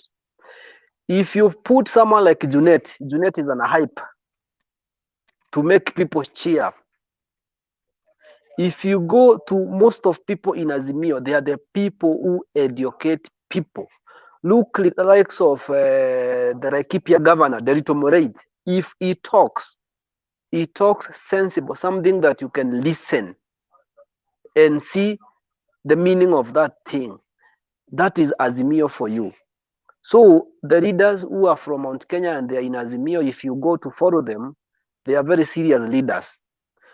Look, Kanini Kega, anytime he talks on podium, he just talks. But on the ground, Kanini Kega, the work Kanini Kega is doing on the ground, hey, it's very serious. So for that purpose, in the leaders from Mount Kenya who are joining, who are in Azimio, they are not there by mistake. They mean well for Mount Kenya, and it's a Mount Kenya plan. That's our plan, we Mount Kenya. We need serious leaders in Azimio. I can see someone is asking, how will Uhuru negotiate? Yet he will be the president by that time, will not be the president by that time. Let me say this. Mr. Kenyatta is a Jubilee party leader. And the moment he exits from the office, he will never cease to be a party leader, the party that will have majority in parliament, both the Senate and the National Assembly, maybe possibly. So he will still remain in politics. And as long as he have members of parliament, MCS, he has a say. So that's the point people should understand. Thank you. Okay, asante sana Bwana Kenywa, nashukuru na Mama Selina kwa maswali mazuri. I'm sure the conversation is building up, and just in my opinion, the entry of William Ruto in the mountain and the attempt to run away with the mountain vote basket, okay, was a political setup to make William Ruto concentrate in the mountain and forget the other part of the country, and be given hopes that he will get the votes. But it was set in such a way that it will come a time when it is too late for him to go anywhere else or be able to gather enough votes from other parts, and then they take away the mountain from him, then leave him bare, stranded with nothing to carry home. So the political card has been played according to the script, and every prediction is heading in that direction. The mountain will always come around when the leaders gather, the elders gather and give direction. So the greatest loser for this is one William Ruto, for failing to understand what the mountain is all about and how the mountain is led. It was naive for him to think that he can wrestle the mountain from the hands of one Uhuru Kenyatta. You can't wrestle the mountain from Muthamaki just that way with political rhetorics and giving them promises. You must come with something much better, and that is a structured negotiation. If I could borrow from one Kalonzo Musyoka, structured. If you don't show structure for the mountain will leave you, utaachwa kwa mataa. Na wakati wa kuachwa kwa mataa uko karibu. After nomination, ndio utajua au kujua kwamba mlima uko na wenyewe na wenye mlima hawajaupeana, waliwapatia tu muda wa kuzurura hapo, kutembea, like the 12 spies who went to spy Canaan. They came back with a few fruits to test, but they never came back with Canaan. So William Ruto will not get the mountain, doesn't have the mountain, and for that, is the biggest loser. And this may cost him politically, not just for 2022. It will take him a long time to recover from this one serious political mistake of assuming that because the mountain is dancing, he has it. He doesn't have it at all. Iyo unaweza peleka kwa banki yoyote iliyo karibu na wewe, na tarehe 9 utajua. President is on record, amesema kama mnafikiria matusi ndio itawapatia kura, mtashangaa. Okay, that's the words by the president himself. Mtashangaa wenyewe. Now that is a loaded statement from the head of state. If you are a serious political student, you know that at the end of the day, the mountain is going to vote in one basket, but it will not be for William Ruto. Bernard, let me just state this for once. I think I was somewhere in Odaya, and you know the same BBI William Ruto used to fight Uhuru and Baba with it, that they want to change the constitution. Do you know in Mount Kenya, Ruto will be fought with the same BBI, because Ruto alipigania tusipate pesa yetu, haki yetu tusipate. Ataki anataka si tuko wengi tupate pesa the same na wale watu ni wadogo. Si tukipata maybe 50 billion, ile place iko na watu wadogo pia wanapata hiyo pesa, na sisi tuko wengi. So we are using the same BBI to fight this UDA thing in Mount Kenya. And this conversation is very hot in Mount Kenya, by the way. People should not think otherwise. It's very serious and hot in Mount Kenya right now. Leaders are working on it tirelessly. So things are not going good for UDA. They should know that. Thank you, Kenywa. I've always held the opinion that William Ruto knew that BBI is not good for him. Okay?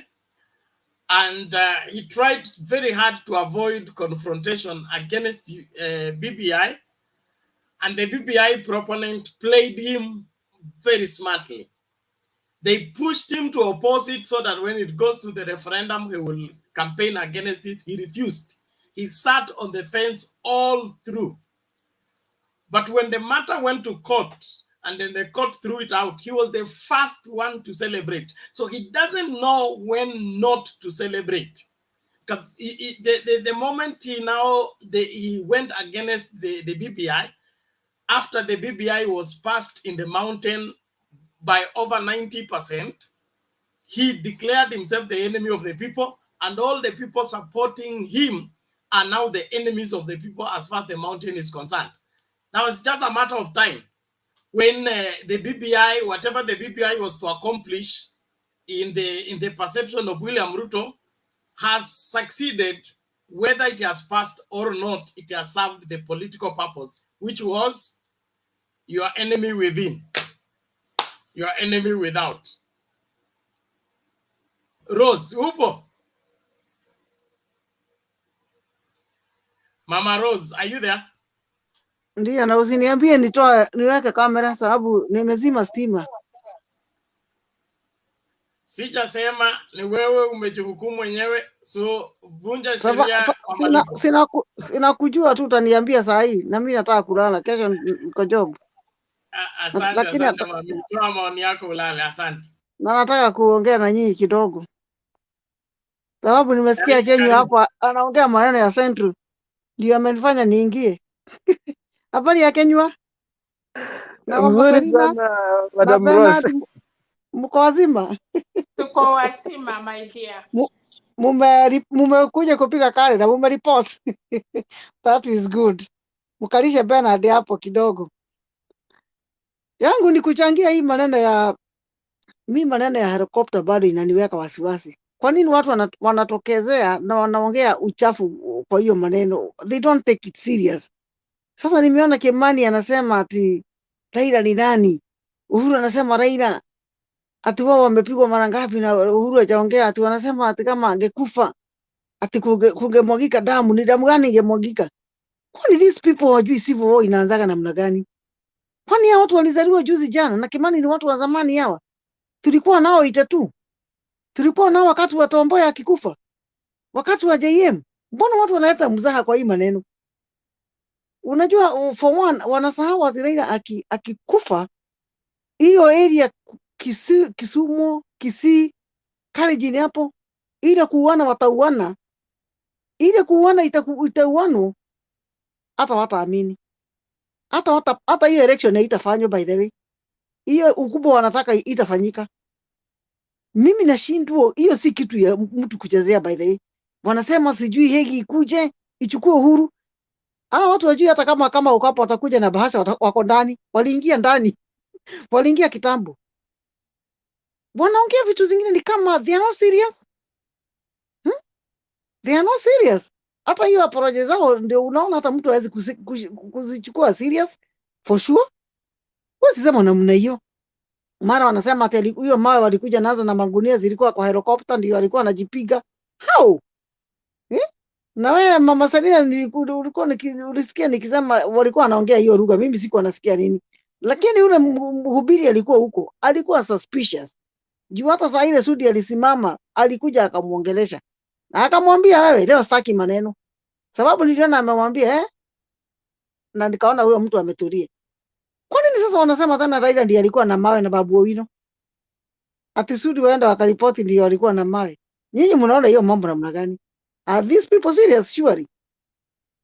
Hiyo mchezo iko Kenya, tafadhali. Afadhali watu wawache. Inaweza kuleta kitu mbaya sana. Hiyo kitu na ikiendelea hivyo, I think itakuwa hata worse kuliko 207. I'm telling you. Hii election inaweza kuwa mbaya hata kuliko 207. Na sasa hata tujui ni kabila gani, sasa itakuwa ni tribal. Sababu Mjaruo wako nani nasimama. Munande ndio wanapigana na wako upinzani na yeye. Mkikuyu ndiye anasupport Mjaruo. Hii vita inaweza kuwa vita mbaya sana. Inaweza kuwa civil war. Haki tuombe sana. Because vile wanakuja hiyo si mwelekeo mzuri. Na hakuna hii, yani tumefika mahali hakuna mkubwa, hakuna mdogo, hakuna mtu wa kurespect. Hii nini generation ya hatupangagwi. Hatupangagwi hawa kina Ruto hawapangagwi hawa. Ni watu wa kujipanga hawa. Tunapangagwa sisi. Haki kitu ataleta shida. Huyu Ruto ataleta shida Kenya. Huyu hapangagwi huyu ataleta shida Kenya. Kabisa kabisa. Mimi sioni ni kitu gani inaendelea. Ruto ni kitu kidogo sana kwa serikali. Ni vile tu it's constitutional. Hakuna kitu Ruto anaweza fanya. Lakini unajua na mimi tell you, vita ikianza kitu kama civil war. Civil unajua president hautamfikia. Hata hawa watu wakubwa wote hutawafikia. Lakini watu wadogo ndio wanaanza kuuana. Wewe unatoka huko na kisu unadunga Mjaruo. Mjaruo anatoka huko na kisu anadunga Mkikuyu. Mkikuyu wewe ndio unasupport Raila. Naye Mkalenjin anatoka huko anasema wewe Mjaruo, ninyi mnatupiga. Inakuwa hivyo, ina circulate. Kwani mlikuwa wapi Rwanda wakati wa Hutu na Tutsi? Why you guys? Na Hutu na Tutsi walianza tu hivyo kama mchezo. Wakauana hiyo nchi ikakufa watu mamilioni. Na inaweza kuhappen kwa Kenya tu. The same thing can happen. Ama nyinyi mnaona namna gani? Hii si kitu ya kuchezea hii. Watu wapige kura na amani. Na sijui Ruto afanyie kampeni kwake kwa nyumba ama namna gani, because akitoka nje anytime akiongeleshwa watu wake unasikia wakiongea. Na watu wako na very mouthy. Sijui mdomo yao wanatoa wapi wazee, mtu kama Kimani Ngojiri mara anaongea hii anatukanana alafu mwisho anasema president wetu tunakupenda sana. Madharau hii iko na watu wa UDA hii. Mungu awasaidie hata wasije wakakaribia hata hiyo kiti. Mungu awasaidie kabisa. Na vile alifanya vizuri akakataa hiyo BBI. Sasa tukimshinda atakaa nyumbani na asahaulike hiyo miaka 5. Ndio tena ajaribu miaka ingine 5. Sababu kama angekubali BBI, at least hata kama angeshindwa angekuwa kwa serikali. But sasa atakuwa mtu ako finished kabisa kabisa. Kenya niko kwa sasa kwa upande wa Central. Kenya Yes. Sasa tuongea za Central sasa. Sasa Central mimi naona hivi Central 40% ya watu wa Central wale watu hawatapiga kura sababu wanasema hakuna mtu wao wako huko. Hawa wengine 30% ni walevi. Ni walevi wao, unaona wakienda na Ruto huyo hata kitambulisho hawana. Hawa wengine 40 hapa hivi 30 hapa, hawa ni wale wa mama wazee wenye wanaelewa ni nini inaendelea. Kwa hivyo wale hapo kitu kama 20% hapo. Na unajua sio watu wako Central kwenye kumeharibika.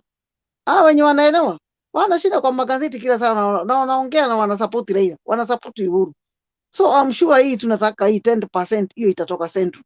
Hiyo itapatikana, hiyo ina shida. Lakini hawa vijana hao hata siku ya kupiga kura wale huwa wanaamshwa kwa kitanda, hawaamkangi. Wananunua zile mitungi za keki zile wamehongwa nazo ndio kesho waende kunini. Wanalala. Hata watauliza na uchaguzi ilisha. Wale watu hawana kura. Kura ziko na wale wa mama wazee, na wazee watapiga na watapigia Ruto. Sababu bado wanakumbuka vile alitufanya saki kuongea mambo yake. Tulisahau lakini tulimforgive lakini hatujasahau. Kwa hivyo wale hawezi vote. Kwa hivyo mimi bado niko na hope ya hiyo. Lakini sasa nikiongea pande tena kukisiu kule kwa Nike wanaitwa nani huyu nani? Simba Arati. Mimi naona Raila ni kama angechukua huyo Simba Arati. I think that guy is very powerful. Na sijui kwa nini hakumpatia direct. Huyo angempatia hiyo kiti. Otherwise kampeni inaenda vizuri. Naona sasa timu yetu imeamuka. Martha Karua sasa, hata Kalonzo wewe tulikuwa tunamhitaji. Sasa the team is very powerful. Wanastahili tuende tu Central mara 3 tu hivi, watu washuke warudi na ini. Sasa hizi tuko sawa. Wacha niwasikie kidogo kama dakika 10 hivi nilale. Asanteni, mbarikiwe. Okay, asante Rosie kwa maoni yako, tunashukuru. Fred. Yes, Bernard. Tuambie Simba Arati amekosea nini? Simba Arati Simba Arati is popular, like ataka kwenda Sonko way. So that's the fear we have. Unaona? Hiyo ndio problem. You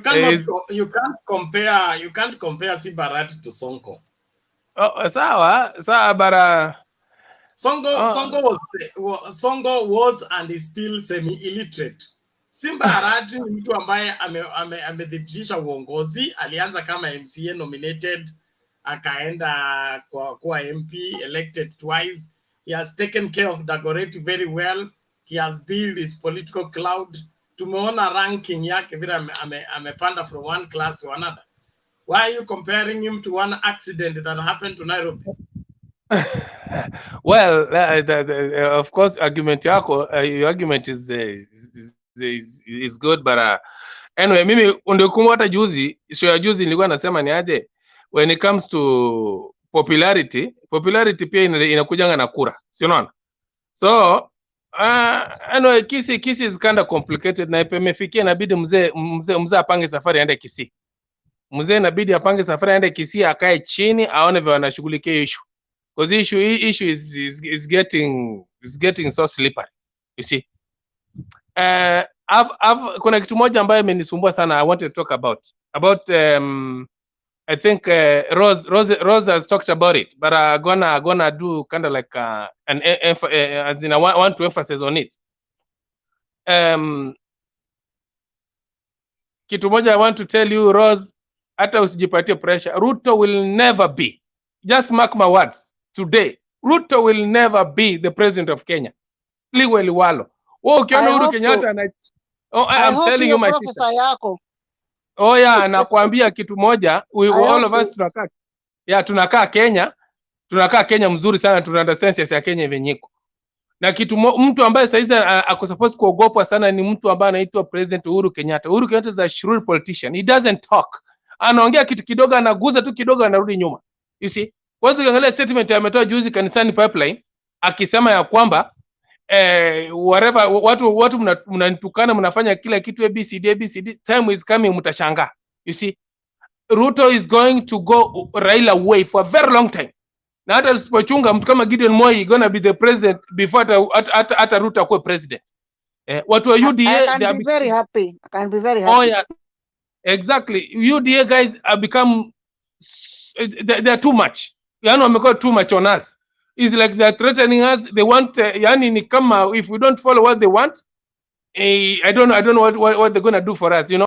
So the thing is, msijipatie pressure. Ruto wacha campaign, wacha ongea maneno yake, wacha apige mapresa, wacha afanye kila kitu nini na nini ABCD. But the time is coming on August 9th, tutarudi kwa show. Kila mtu atashangaa sana.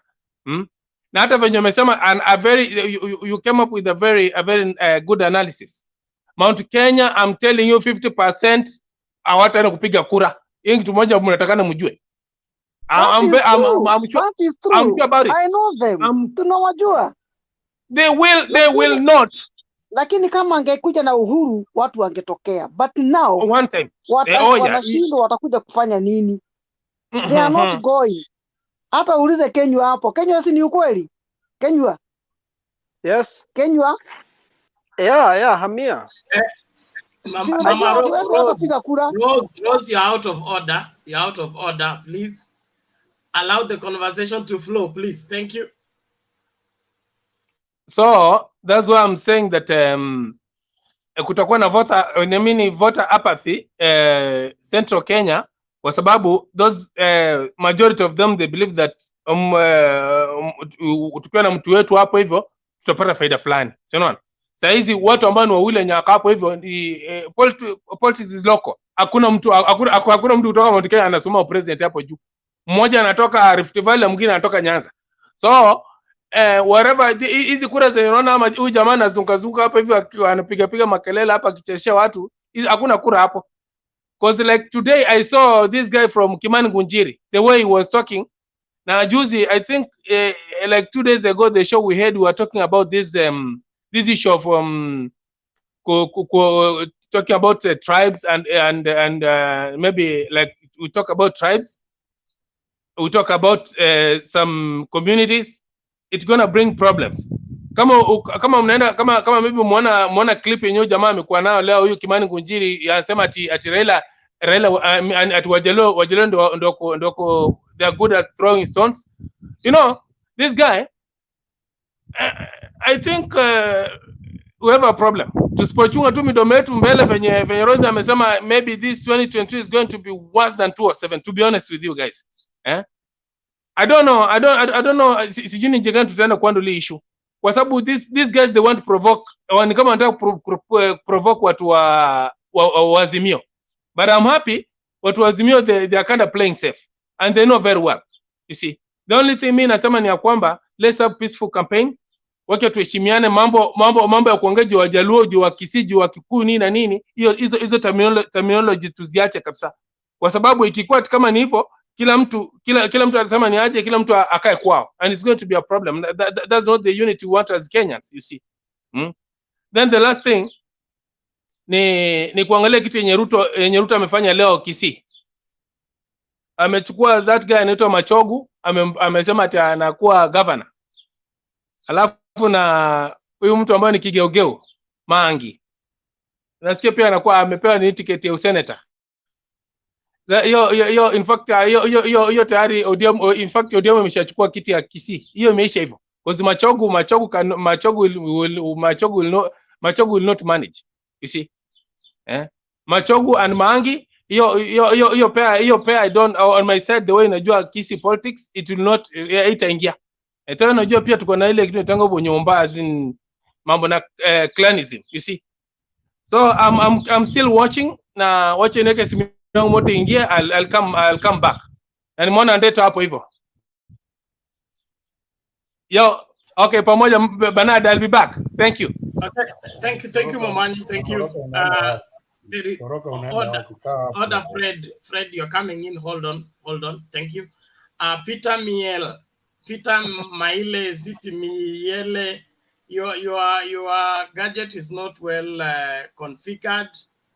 I kept kicking you out and you kept coming back the same way. Please, when you come in, let StreamYard configure your camera. Let StreamYard configure your audio. Don't help it. Allow it. Thank you. So if you don't do that, you won't be able to get to the screen. You won't be able to contribute. If you can get me, correct that. Utakuwa hapa na utaweza kutoa mchango wako. Eric, kuna nini? I want a little bit to rebuttal about what Fred and Rose are talking about Mount Kenya. You know, there is something I want to put clear on them very well. They should understand. There is one thing Jubilee have decided. Jubilee have decided to do civic education because we oversaw that coming about voter apathy, that kuna wenye hawataenda kuvote and we didn't need those votes.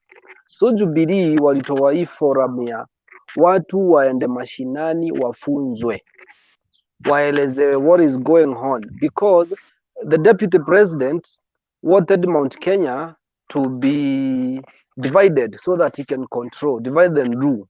That was the deputy president aim, to divide and rule. You know, Mount Kenya before we were gold. Like right now we are not gold anymore because already we have been splitted into two. So what Jubilee has done, the president has told the Jubilee people from Mount Kenya to do civic education, and it's happening now. Very serious. I think Bernard can testify on that. The civic education is happening now in Mount Kenya on a serious note, and that one will change, and the voting block will increase than the way people are expecting. So we are talking of 50% not vote.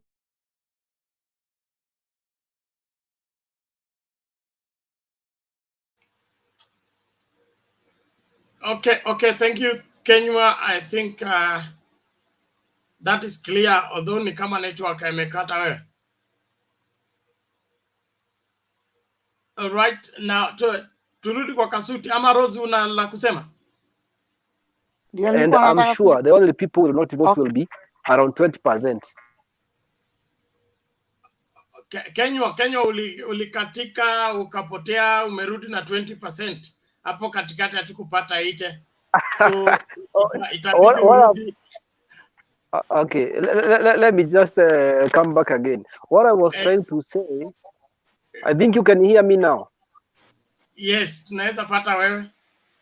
What I was trying to say is that Jubilee Party, we want to take over Mount Kenya back again. We want to reclaim Mount Kenya back again.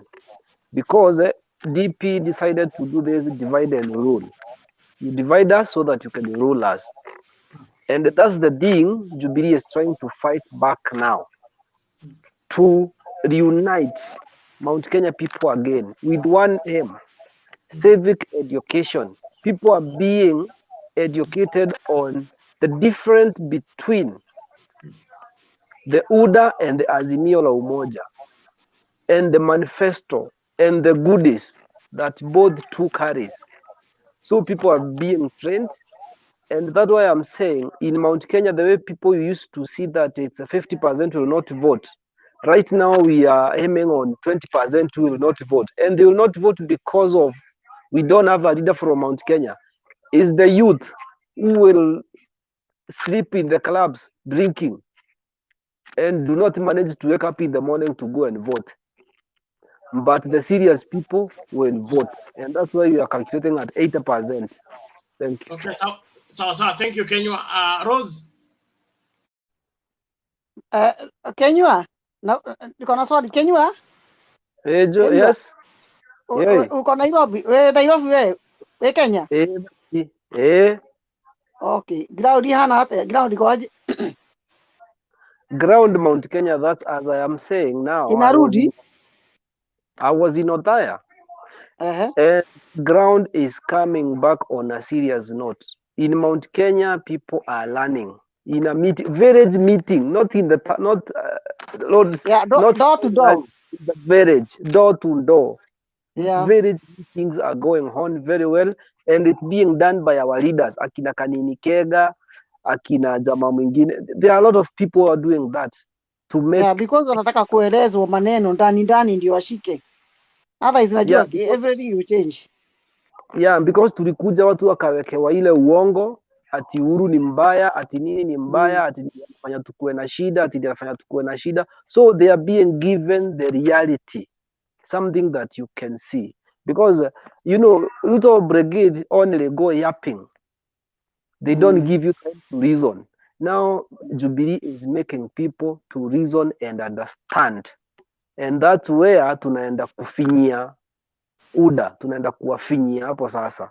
Thank you. Okay, Kenywa. One more, Kenywa. Yes. Ukumbuke Friday saa 2 Mtembei TV. Niko. Hata amesema hata mkitaka 2 days tunaweza pewa Friday na Saturday. Mimi niko. Yes. Tumeongea naye. Kwa hivyo tupangane Friday na Saturday tuongee Kikuyu sasa. Tushike watu kabisa. Sawa. Okay, sawa, bye. Bernard ni hivyo. Order. Sawa. Maswala ya nyuma ya curtain nyumeleta mbele ya curtain. Sasa shida na nimetoa nguo na nimeko bedroom waki. Ndio nasema mama nini maswala ya management hayazungumzi kwa public. Nimesema tu tukutane. Muongee kwa WhatsApp huko kwa Kenya. Mkisema kwamba tunawapatia hii na hii na hii, mtaanza nimemwambia tu tukutane. Ambayo sio poa. All the same, thank you. I get the message. Fred Kasuti.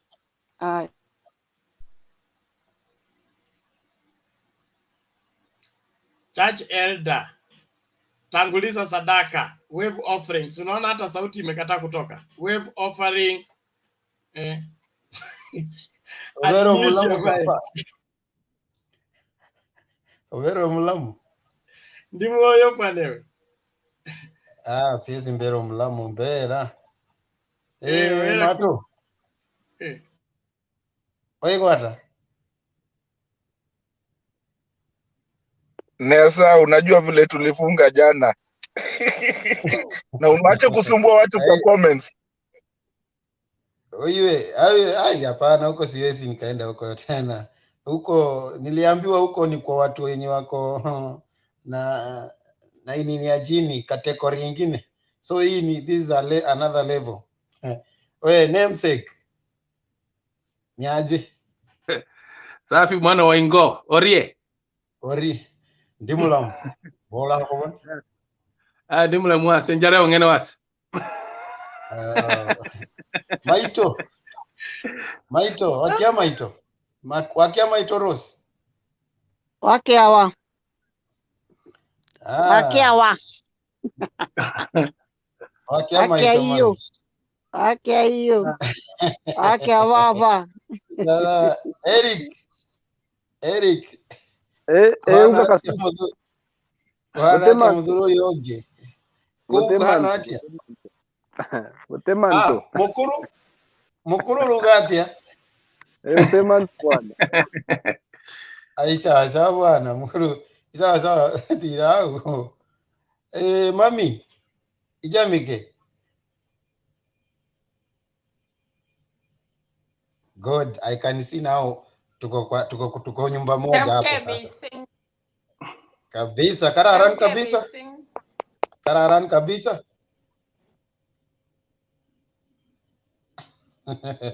Sawa. So, mimi niko na mambo tu mawili matatu kuongea hapa kwa hii topic hii. Bernard fanya utafiti kuhusu kitu inaitwa Starpex International. Then ukipata Starpex International company itawapatia jawabu ya hii topic hii. Reduce fuel price, Ruto tells Uhuru. When you find Starpex International company ambayo ina operate East and Central Africa, Sub-Sahara, ndio hiyo. In fact, along highway from Mombasa to Uganda to Juba, stations zenye ziko kwa highway, main highway, it is more than 70. So when somebody comes out and tell us about reducing fuel price, and we know who is perpetrator of the the increase of fuel price, my friend, we know what happens to Amaco. It's the same thing is happening right now. So Kenyans, at least they need to open their eyes. If you are on internet right now, just Google the word Starpex International Oil Company. You will see. Nyangumi huko ni nani? Nyangumi wa hiyo kampuni ni nani? Alafu sasa ndio utakuja kutuambia hapa mtu anawauma upande huu, alafu anakuja upande huu anachifanya vilako mzuri sana. Anataka kuwaambia Bwana asifiwe, ili hali amewafinya upande ule mwingine. So hii ni utawala ule uliokuwa utawala ule wa Nebukadneza at that time. Wewe Mungu amekupea nafasi, amekuweka mahali fulani, alafu sasa unachukua hiyo advantage, unafinya watu, unawafinya kabisa mpaka hata inafika kiwango ile value ya uongozi, ile value ya ile dachrupa Mungu amekupatia inakosekana kabisa. So this is the kind of the leadership we are talking about. Mtu haizi akakuja tu, haizi akafanya vitu kama hii alafu anakuja kupitia upande huu mwingine. Sasa wewe mnakaa tu hapo, hustler, Mr. Richman, beat me again. No. People, they should rise up, stand up, and protect their dignities, because we cannot continue like this. We cannot continue living like this.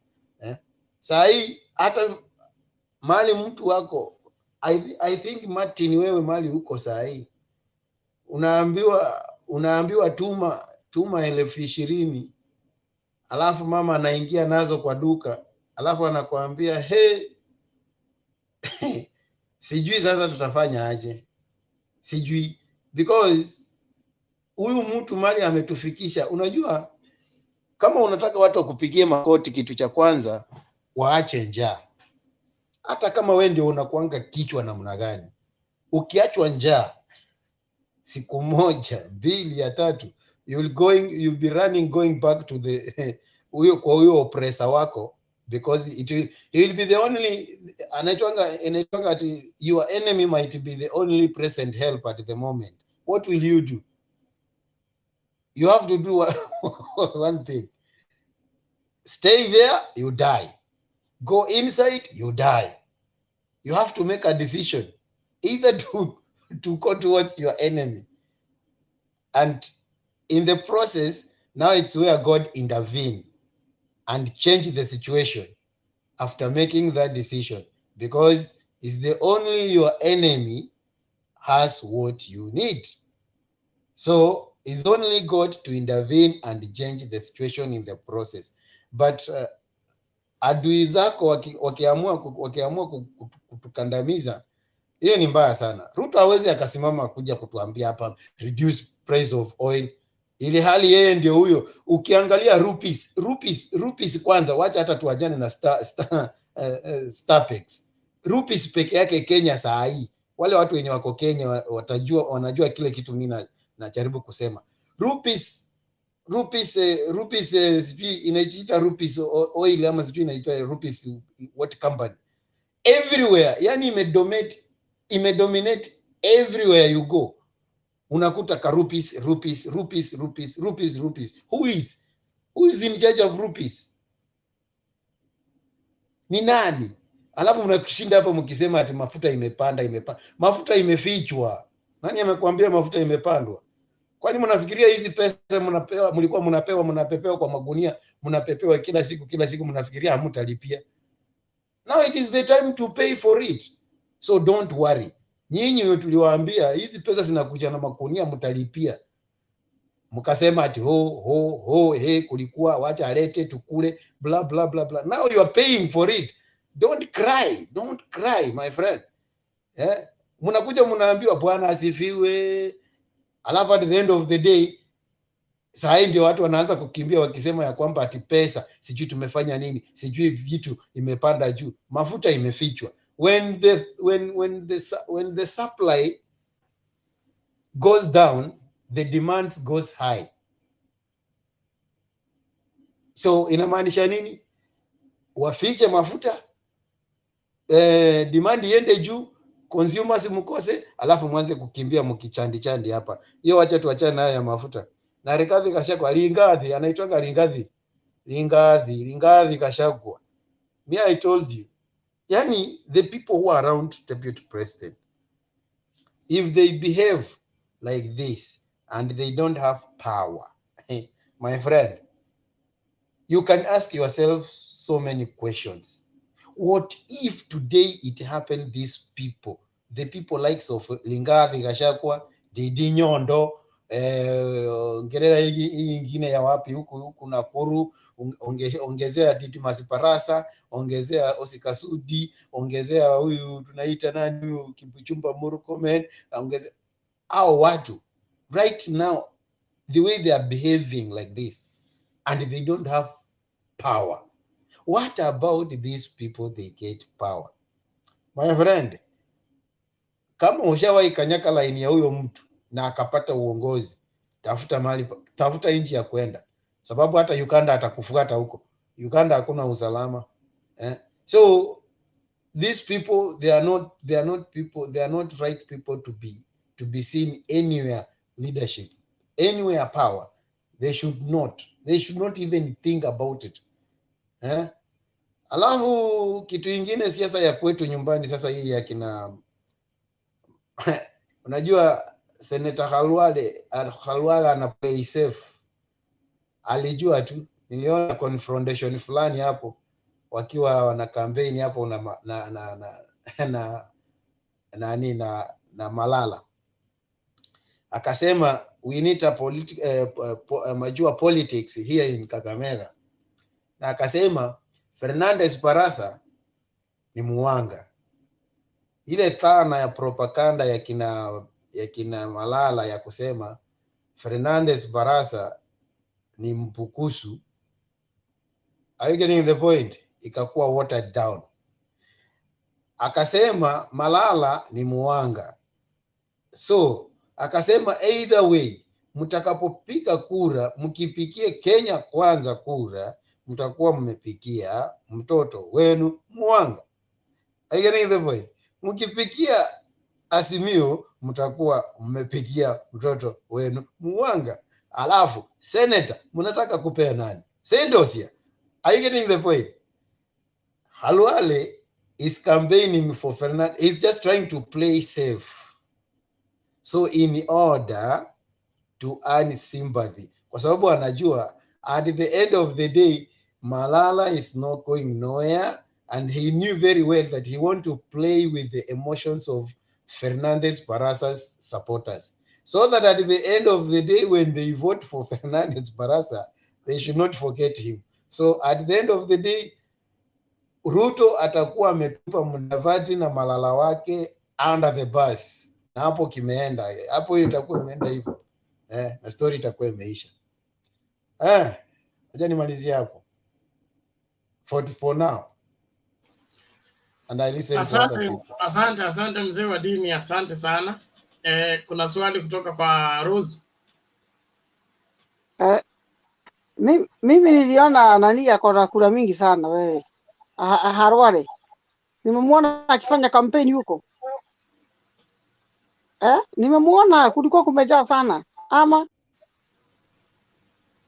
ndio nakwambia hiyo kampeni alikuwa anatumia ana swim for the waves ya mtu anaitwa Fernandez Barasa. Anafanyia ule wakakofia ule.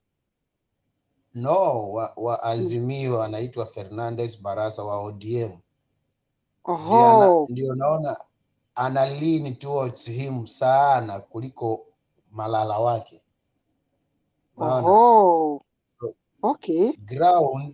Ground is in Azimio and is going with Fernandez Barasa. So ndio anasema ya kwamba mkipikia Fernandez Barasa, hiyo ni mtoto wenu muwanga. Mimi si mwisu kama mtoto. Malala pia ni muwanga. So anasema mimi nimeamua kuacha nyumba ya wanga ing'ang'anie uongozi ugavana wa Kakamega. Alafu mimi nitaenda for Senate. So unaona ana play safe. Ametupa Malala chini ya pasi. That is good. Lakini hapo ni sawa. Hapo time yangu ya kuongea haijafika, hapo ni sawa. Asante. Sasa hapa nimeshinda na kulala. Thank you. That is the Khalwale is I call him what? A clever politician, and he seems to have his feel of Kakamega politics. Right now, he's torn between survival and winning. He even doesn't want to win. He wants to survive politically. And after the Atwoli cars and the UDA yellow fever disease, it's very difficult for him to make a comeback. That's why he's now wanting to play so that he doesn't want ODM to be his adversary, because ODM has the ground.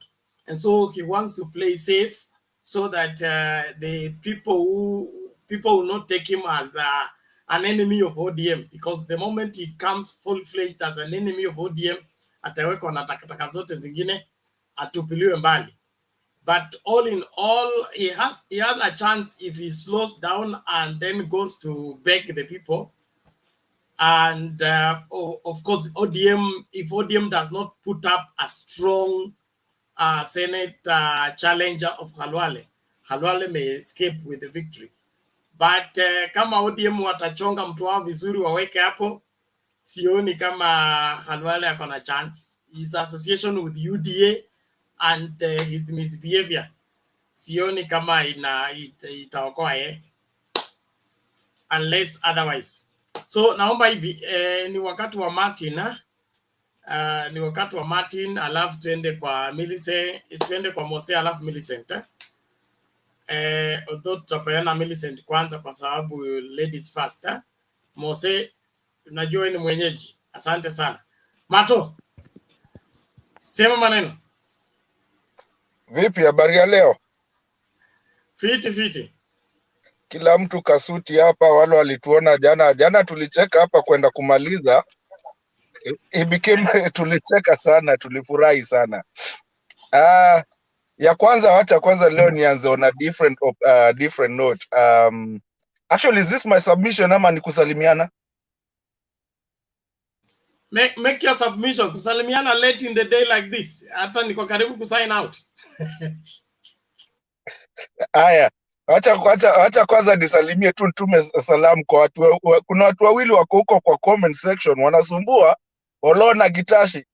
Tumeona watu wazuri sana, they make the comment section keep moving.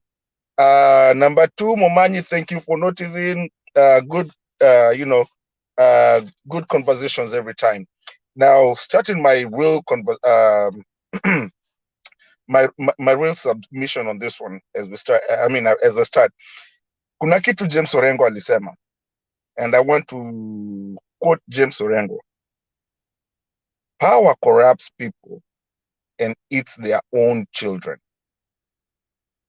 You have to be very humble with power. Watu vile wanaongeaga inanishtua mimi, because when you look at them, all of them, they kind of speak with some audacity, like ni kama wanakuja na kifua. And it's funny sana, like even when you abuse power, it will come and eat your own children, if not eat you yourself or mess you up. Nakimbia raka leo sitakimbia. Unajua jana niliambiwa mimi ni motivational speaker. I'm not a debater. Kasuti anajua hiyo. Sicily Karaoke, by the way, I was so proud of Sicily Karaoke.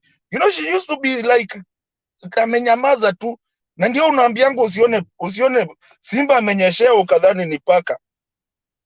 She came so hard, and I admired that. By the way, that's a real politician pale. Nitakimbia tena tu. Kuna hiyo ya watu wa Central. I think we all knew waliambiwa mahali kuleni pesa ni yenyu. And I feel they did what they have to do. Hata mi ukiniita politician ati utanipatie 2000, nitakuja hapo niruke. But is that what is in my heart? Hell no. Hiyo mi nitapigia kura yangu, but pesa ukiniitia sasa mimi ni nani? Kwani mimi ni mjinga nikose kwenda kuchukua pesa? So I don't think really Mount Kenya is on Ruto. I think it's just the money. If you bring the money, we'll eat. And especially like if I'm not working, siko mahali nafanya job. Unaona kwa nini siwezi ingia kwa hii kitu mapema is because I have to finish up job yangu. Ndio nikuja ni park mahali hapa na pangu napenda kupark. Sasa niingie, sasa niongea. There's that time. There's a time for everything. You know? So I guess Mount Kenya, I don't know, we'll see about that. Nasikia fununu mingi sana watu wako huko, and I've spoken to a lot of people wenye wanakuaga huko hivyo, and they say hiyo duecha watu wakule pesa, and most of it ni ulevi. Unajua, people just hanging out, no jobs, and that's one of the things that we have to look in our country, that people don't have jobs, they don't have anything to do. So what do? Kama utaenda kulima ama utaenda kukula pesa, unaona. Na ukienda kulima kama umeandikwa unalipwa 500, alafu pale mtu amekwambia nitakupatia 2000, kuja tu tupigie kelele. That's just as open as it is, it's self-explanatory. This is to Madam Rose. Madam Rose, I think some time back I actually said it in this forum. This election, and I can see your fear. I can feel it. This election might actually be the most peaceful election since 2012 because of the winning margin. When you talk to different regions and different people, because we do talk to people, you can see Bernard hapa amesema too, I mean, it won't be fair to win with an 80% to 20%. But you can see that almost happening. Na kuna mtu alikuja hapa alikuwa UDA aka change mind that day akasema msitufanye kwen kama governorship na presidentship. This is gonna be one of the most peaceful elections because there will be no fighting because of the margin of what is going to happen. Kasuti, thank you so much. Na jana tulisema hii kitu, umeongea story ya Starpex. I didn't want to bring it yesterday. Na nitashikanisha hiyo na nini and the gas station. What was it? Inaitwa nini hii niliona huko. Na umeisema tu saizi. Inaitwa Kasuti. Rubies. Rubies, yes. Rubies. Rubies. Yeah. I was walking a lot everywhere and you can see this Rubies. And I even asked that question. Hii Rubies inatoka wapi bwana? All the gas stations that I knew, kina Esso, if anybody anakumbuka Esso, kina nini, zimepotea zote, zimeenda, unapata zimegeuka. And I did not know until today, and that's why I like to come to this forum. And I'm going to research that. I hope Kasuto janidanganya, kwa sababu that was something I had thought in myself, if really iko na affiliation na Ruto. Story ya Apex, ya Starpex, I saw that story somewhere, I read it somewhere, I didn't know, but we spoke about yesterday about how politicians. Go ahead, Kasuto. Rupees, for your information, the person who brought people to pay attention to rupees is Oscar Sudi. Who is Oscar Sudi? Who is Oscar Sudi? So if you want to know the minds of Deputy President, if you want to know what he's planning, what he's doing, listen to Oscar Sudi. Oscar Sudi, not a long time ago, he just came, there was somewhere he was advising people to sell their petrol station to rupees. And the way they are paying, the way they buy good on a good price, they offer good tokens, blah, blah, blah, blah, blah, blah, blah, blah. That one kept, make people to pay attention to rupees. And then that rupees,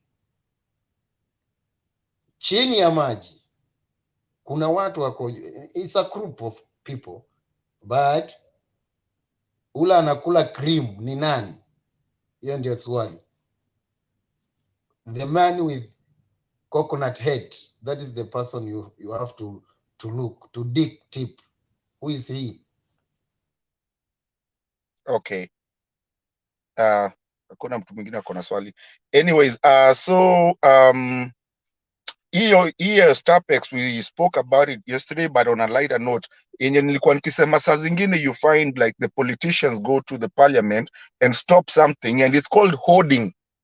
They go and you find like kitu kama, a good example, mahindi ama sukari. There's a loss, there's a shortage of something, there's what, and then something passes in parliament and money is given, is buzzed, and all of a sudden a ship that is supposed to have traveled from Mexico in 2 days, it's just been roaming there around the port. A ship, docks with everything that you needed after that money has been disbanded. And I think this is what is really happening. It's a political season, silly season. And I think that's what DP has learned to do, like you just said. Like finya, hold, let the demand go, and then give it using some backward kind of way of doing things. And I think at one time we're going to need a special force for that. Just to finish in a lighter note, maybe I'll come back. Bernard, you're back.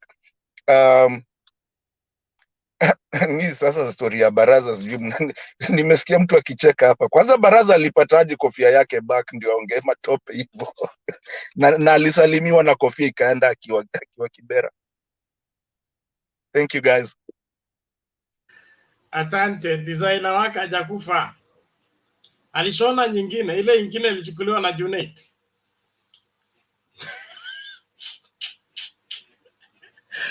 Yes, Kasuti ni nini? Hiyo kofia ya velvet hiyo material ya kushona viti hiyo. I want to add on on something on about nimeisha hapa nikiwaambia kwamba if there is one person I respect, 3 people: Ruto, Raila Amolo Odinga, and President Uhuru Kenyatta. These 3 individuals, they are very shrewd politicians. Whether you like it or not, you can take it to the bank. Very shrewd politician. And yet, kuna mtu ako smarter than them. Uhuru Muigai Kenyatta. You can remember, Sunday, he was in pipeline. Why did he choose to go pipeline? Why? In pipeline, we have Mukuru kwa Njenga, Mukuru kwa Kayaba, Mukuru kwa Rupen, Donholm. And you know, when those names comes in your mind, you know what exactly happens in East Lando. Wanajitanga wasewa East Lando, watakwambia what happens, what transpired there. And he stood there and then he just makes few remarks. It is trending. It is trending. He was not talking to the people of pipeline at that time. He was talking to the people of Kiambu, Muranga, and wherever. Why?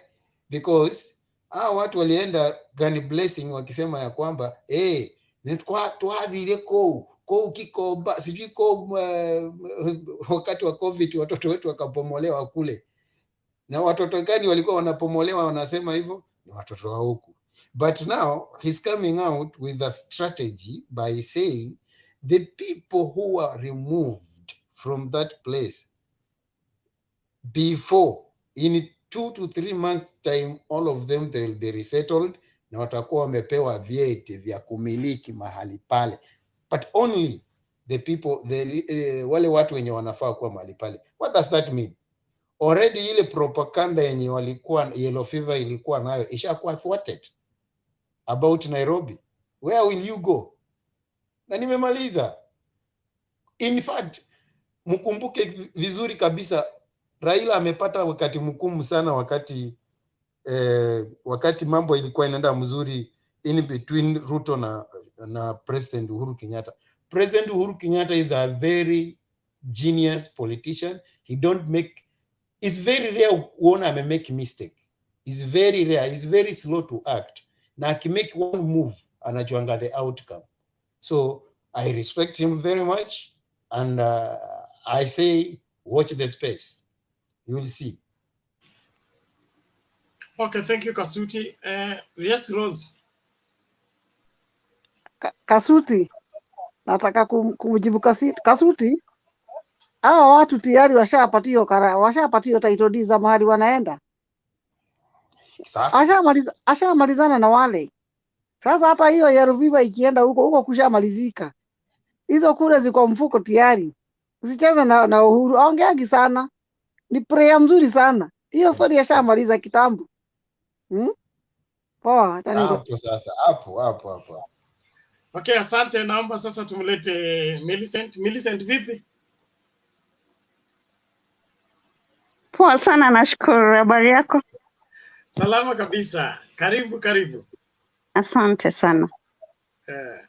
Acha tu niwasalimie kwa sasa. I'll give my sentiments later. Okay, nafurahi sana kuwa hapa. Jana nisingeweza because I was driving na ukanilazimisha nije na camera. But anyway, pamoja lakini. Okay, asante sana. Karibu. Okay. Bwana Alex. Yes, Bernard. Ulitorokea wapi tena? Na nini likuacha ukiwa chairman? Huyu Hapana, ulikuja ukachukua uchairman. Alikuwa anaenda kutumia zile Starpex bwana. Alikuwa ameenda huko kwa Starpex. Kuona withdraw zile zimeingia, zile withdraw zimetolewa za. Hey. Inyi mabwenyenye mtatumaliza katika inchi. Hatuwezi. Sasa Bernard, tuende kwa hii topic ya mafuta na hatutaki, unajua kuna wakati hapa we do a lot of injustice to ourselves. Na najua mtanipiga mawe, lakini hii mawe sio mbaya. Wakati tuko na Uhuru, uhusiano wangu na Uhuru ni wa tarehe 9. Wa tarehe 8, tarehe 9 hii mwaka. Lakini mimi siko serikali na Uhuru Kenyatta. Hii ni serikali ya Uhuru na Ruto. In the constitution, that is what we know. Leo nimeangalia, kama you were keen Bernard, maybe you did not see. There were about 3 interviews about what is happening to our oil industry. Because yesterday we had a very robust, long conversation about what happens. And then it is sad. I hope that thing is still here, Nikusome. It is sad. Let me, Nikusome. This is what the IPRA, the oil regulatory, the Minister for Minerals and Petroleum was saying. The subsidiary is always a month late because we have to do the analysis of who is owed what depending on what has been imported, and it's nothing new. The guy is trying to verify that it is okay for the government to be late to pay the oil regulators in Kenya so that we can have that shortage. What bullshit is that? And then when he was asked about why do we have this shortage, then this is how he's telling us that there is speculation in the government that we know that the oil watu wanajua mafuta inaenda kukua low. So what they do, unapata mtu, and I've seen it and I've done it in Kenya, because you know when you hear that and you are driving a car, you gotta do that, Bernard. If you are dependent on a car, kama ume drive for 10 years na hujai panda nduti, Bernard, it can't be. Huwezi ingia hata matatu. It's not easy. I'm not gonna lie to you. It is impossible kuingia matatu. Unaweza hata call in kazi. Now this is what happens, Bernard. Ukisikia kuna kuwa shortage ya mafuta, anybody who is wise anakuanga na pipa. Unasikia Bernard? Ako na pipa. You will go and hire a so-called pickup. Uende ujaze hiyo pipa mafuta. In case kama hakuna mafuta, you will be using your mafuta. But what other people who do niche business do, and I've done it before, I can't lie, unaenda unachukua pipa hata 10. Kama saa hii, if I was in Kenya, ningechukua pipa hata 20. Naweka mafuta, kama inauzwa 120 a liter, wakati mafuta imeisha, if you are desperate, you will buy 300 to 400 from me. 2007, people were buying 1 liter 2000 because hakuwa na mafuta. You remember? Hata kadi ya kupiga simu Safaricom haikuwa. Hiyo time ulikuwa unaenda through mtu wa M-Pesa, hata M-Pesa haikuwa, mtu wa sijui ni zile kiosk. So why do they allow that to happen? Now is legitimizing kuwa what happened is watu walienda wakanunua mafuta, they have hoarded them at home, that's why we don't have mafuta. I think we have a very incompetent government that, yani, wacha wakati yao ifike, watoke, we get a government that can do things. A whole minister cannot, PS cannot come, that is the explanation is giving to us, that there is no gas, the whole, hapa tunaita gas, Kenya mnaita mafuta, sisi tunaita hapa gas. There is no gas, the whole country, because people went, speculated, and hoarded them in the house. What about strategic reserves? Do you know that we have strategic reserves? And this money that you had William Ruto talk of about 39 billion, the truth is that hata kama William Ruto anawapiga hiyo nini, that money was supposed to be paid 2 months before. Unaelewa Bernard? So I think we have an incompetent government. Hata kama sisi ni marafiki wao, we need to criticize them and say our way of life should not stop running because you are our friends. Put your house in order. Because they are affecting our whole economy. Now, one Alex. Yeah. I get your point and feel your stand. But there are two things here that are, must be put in consideration. I have some knowledge on Forex. In Forex, it is said in Kenya, there was an old law in Kenya that if you got foreign currency and you did not submit it to central bank within 48 hours, you'll be arrested. There was a law like that. Now, I want you to look at the scenario whereby we have oil in the reserve by the government, right? Then we have this oil that has been held by the cartels to create artificial shortage. Okay. Then the government, without addressing the oil that has been hid by the cartel, all right, so that it is released into the market, they release fresh oil from the reserve, which gets into the market. What happens when the cartel bring out what they have been hidden? Will have surplus, and when there is surplus of oil, the price drastically what? Goes drops down because Yes. the supply is more than the demand. Good for me. And what happens to the economy thereafter? Nothing, because the person who loses is the person who has put money in the stock exchange. Nothing to you and me.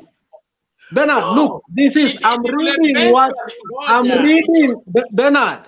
Yes. Let us not deal with speculation. I'm using the PS, not even the minister. You know, sometimes the minister can become political. I'm trying to explain the position of the minister. The position of the minister is he is trying to make sure that there is no excess supply of oil in the market, lest it affects the cost and affects the other items eventually.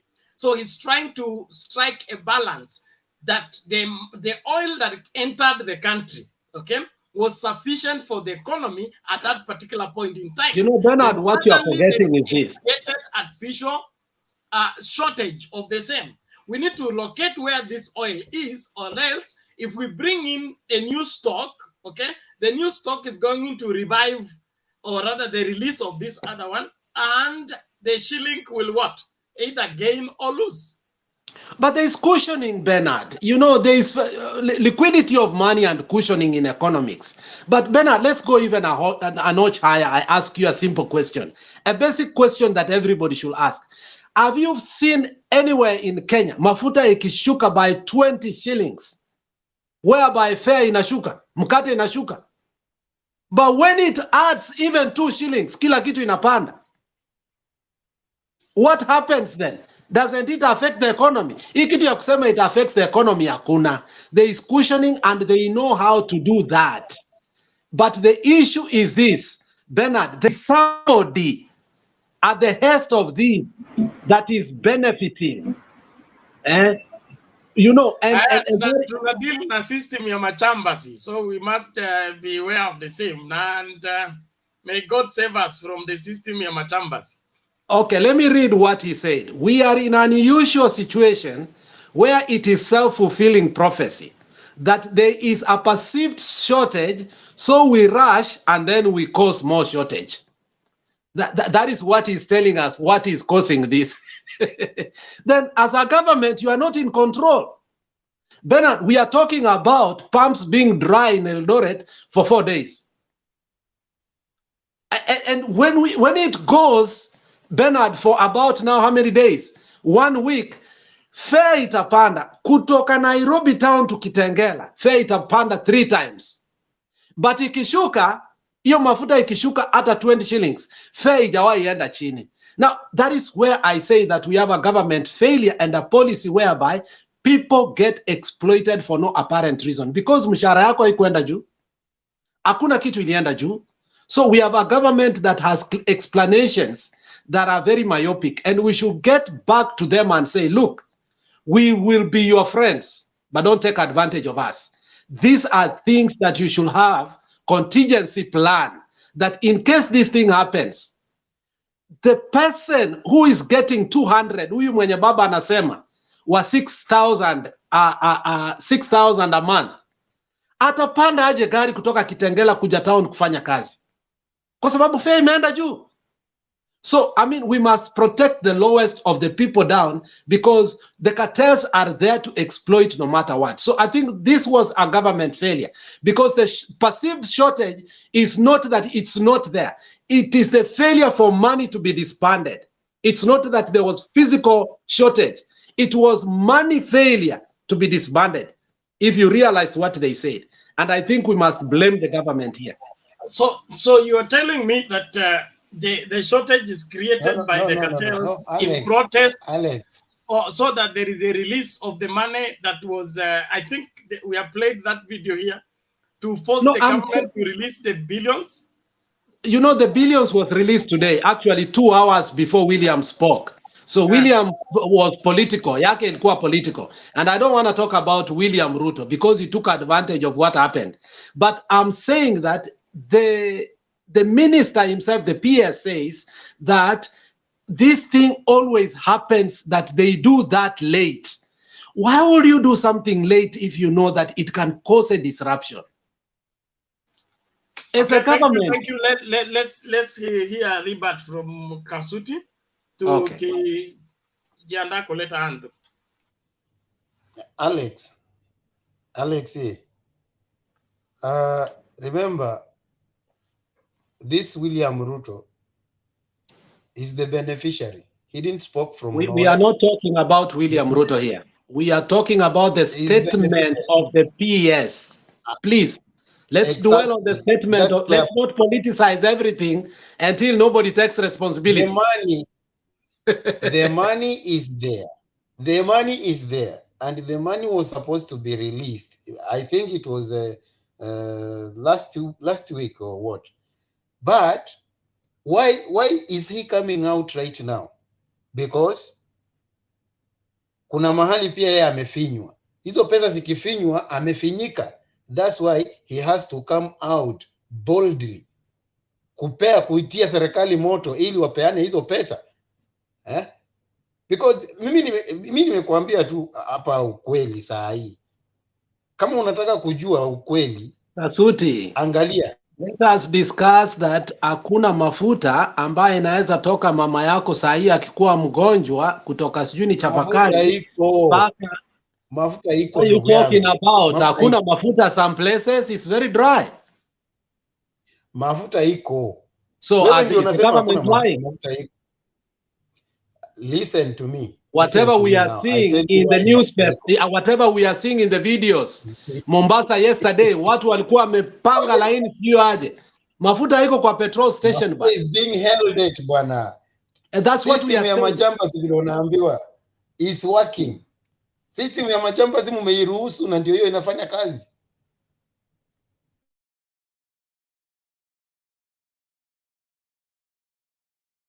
Kasuti, everything, if we bring Ruto, we end up failing. We must discuss some things when Ruto is not there so that the government can take responsibility. If everything becomes political, we will never be able.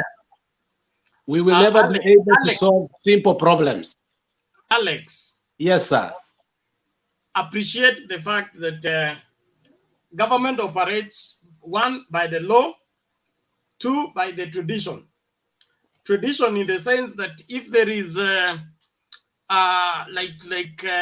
unaambiwanga when you are filling form for your salary, when is your salary paid, you are to say between the 1st and the 5th. So if it is between the 1st and the 5th, you unaambia landlord wako. Landlord expect money within that period. So if the government has a tradition of you supplying and then they pay you after 3 months, or you supplying and then they pay you after 2 months. That becomes not necessarily the law, but the tradition upon which the government operates. Now, if the oil that is released in the market is sufficient for 2-3 months, okay, and then it is already allowed, is within the premise of the country, and then suddenly there is a shortage, that calls for investigation. But if it is responded to as a reaction, what happens? We'll end up destroying both, wherever in the attempt of saving the prices, we may end up collapsing the whole process, because haya mafuta wameficha walinunua na 120, okay? Then sisi tumeleta drums zingine za kuongezea, which is going to make the price drop, let's say, to 95 or 90, okay?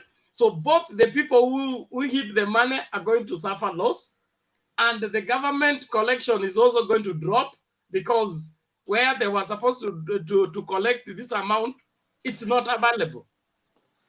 You know, Bernard, you're contradicting yourself. The people who hid, if you hid, that was a contravention of the law. Even if it comes from 120 to 0, I don't care.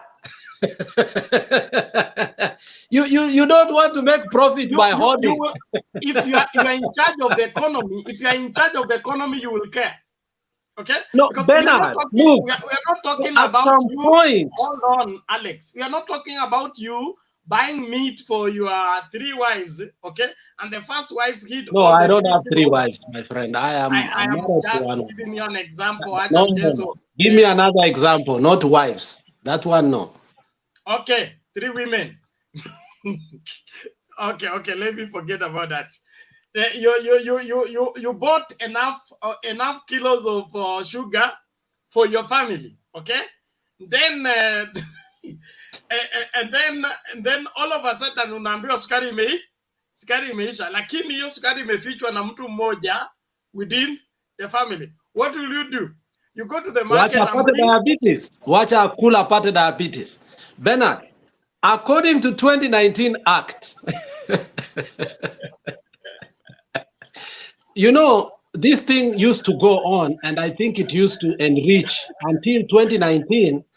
Uhuru realized when Keter was the minister for, and you realized what we did, the IPRA, which was Energy, Petroleum and Regulation Agency, which is called IPRA, there was a 2019 Act, and the act was, they realized people used to hoard the so-called mafuta.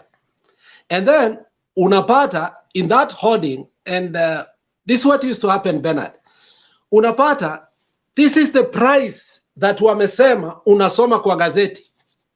And then next to the IPRA is here, the officers are here. And then next there is a petrol station. Unapata hapa wamesema inauzwa 140, in the regulatory office is here. But the gas station next here inauza 200. But there was no law against that. So we had a law that the prices that has been set, liwe liwalo, kama ulinunua nyingi, kama ulinunua chini, now we don't have to care, because we did not have mechanism to regulate, because the policing was very difficult. And we came up with that law. So if you have to get a loss, that is your problem. But Bernard, the big elephant in the room is this. The Ministry of Energy and its parastatal have become cash cows for anybody who gets that ministry. India ya kusema that sasa tukue kwa government, sasa itakuwa Jubilee, na asa itakuwa na ODM, tuitwe sijui nini, lakini Jubilee watapata Ministry for Finance, au watapata Ministry for what? So somebody ends up getting parastatal, KenGen, Pipeline, KPLC. Bernard, it makes some people trillionaires. Today we have trillionaires in Kenya. Something you cannot even fathom. Money that was hoarded, put in pallets because of that kind of pricing. And we must come up with seriousness on how to get away from that, Bernard. Because it looks like the current laws are not helping. And anything happens, pesa kidogo inawekwa juu, moto inaenda juu. Bernard, hakuna mtu alikuja kuangalia stima yako, unapata bili ya 3000 na unaambiwa lazima ulipe, na hakuna mtu ambaye kuja kuangalia nini yako, whatever you call it. And then some of us, we are here and we taa zetu zenye zinawaka ni nje peke yake, unapata bili ya 10,000. Why? Because the Ministry of Energy has a problem, Bernard, because it has become cash cow. The same way sugar is a cash cow, the same way maize is a cash cow. You understand? And politicians have refused to sit down and regulate. And we must force them, Bernard. It's our narrative. Let us not fetishize them. Wacha tuwaambie hii kitu lazima tukae chini tuongee, because we are the sufferers here. So, Alex, are you saying that we don't have free market as far as oil is concerned in the country? Not so far. Not so far, Bernard. I'll tell you that. Even the oil that is coming. Bernard, let me ask you a simple question. In the last few years in Kenya, and I want you to be very honest, Bernard, traditionally, when we grew up, Ajip was one of the biggest gas stations. It went, vanquished. Total was one of them. You don't see it lately. You know, BP and Shell used to be there. Now we have small independent, owned, and I'm sorry to say that, owned by mostly Oria people. Not that I'm against them. And they don't go to pipeline, they don't go to Kisumu to get that oil from, they don't go to pipeline in Eldoret to get that oil from. Where do they get that oil from? Ask that question and go listen to one of the documentaries that Abdkadir made with Bilokero. They are one of the largest suppliers of fuel in Kenya today. At some point, there is a video that you need to put to us here, Bernard, where Duale was gotten speaking in Eastline say, unajua economy yote tumechukua. The oil industry, we are the one controlling it. I don't know if you remember that clip. There is no free market on that. I will look for that clip.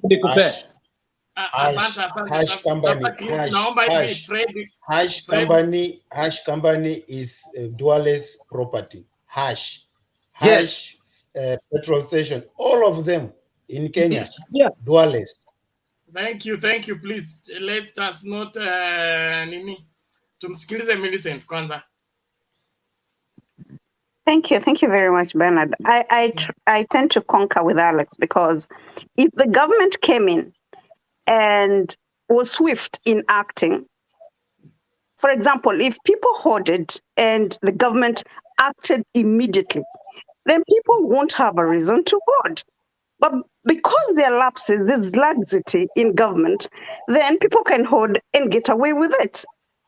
Yeah, so it is, if the government had bumped in what's the point of bumping in the money now when people have suffered so long and the prices have been hiked and there's no time when the prices will come back down? Definitely, it will be maintained at that level, right? So we need to the government should act immediately. For example, here in Australia, of course, because of Russia and whatever, the prices really went up. But the government came and reduced the tax to about 50% on oil. And the oil prices came to where it was initially. So I think it is the nuts that needs to be tightened a little bit so that people have no reason to do whatever they're at the expense of mwananchi. Thank you. Okay. Asante. Serikali yetu inaonekana imelala. Mbona yeye huku mpinga? Bernard, unipendi but Mungu akusamee. Alex, wewe mpaka upigwe na mawe. Wewe huwezi kusamehewa. Wewe nawe Alex. Yeah. Wewe nawe Alex bwana. Mbona hiyo lazima. We must be hard on you. We know you. If we leave you loosely, you can take all credits here. Wewe church elder. Kinywa help me. Kinywa nisaidie.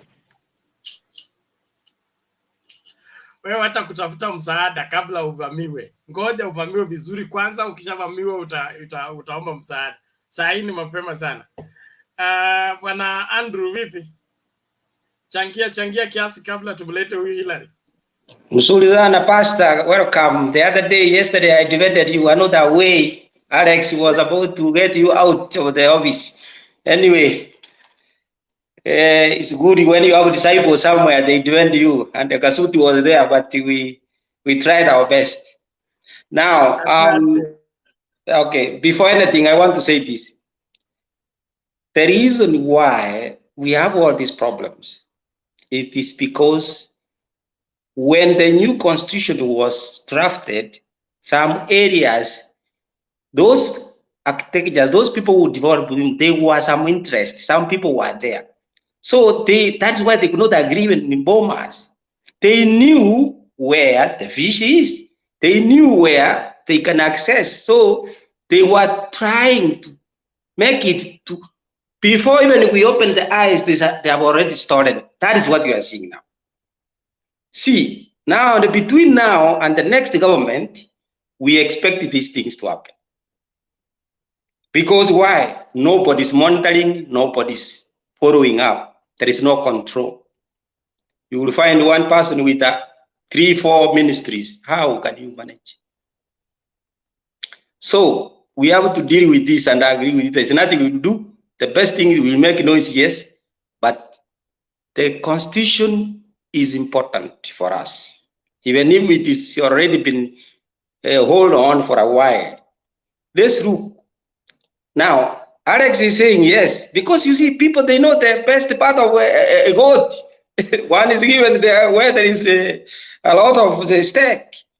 And, you know, that is how the design of the constitution is. And they say for these people, this one is ours. They fight for it.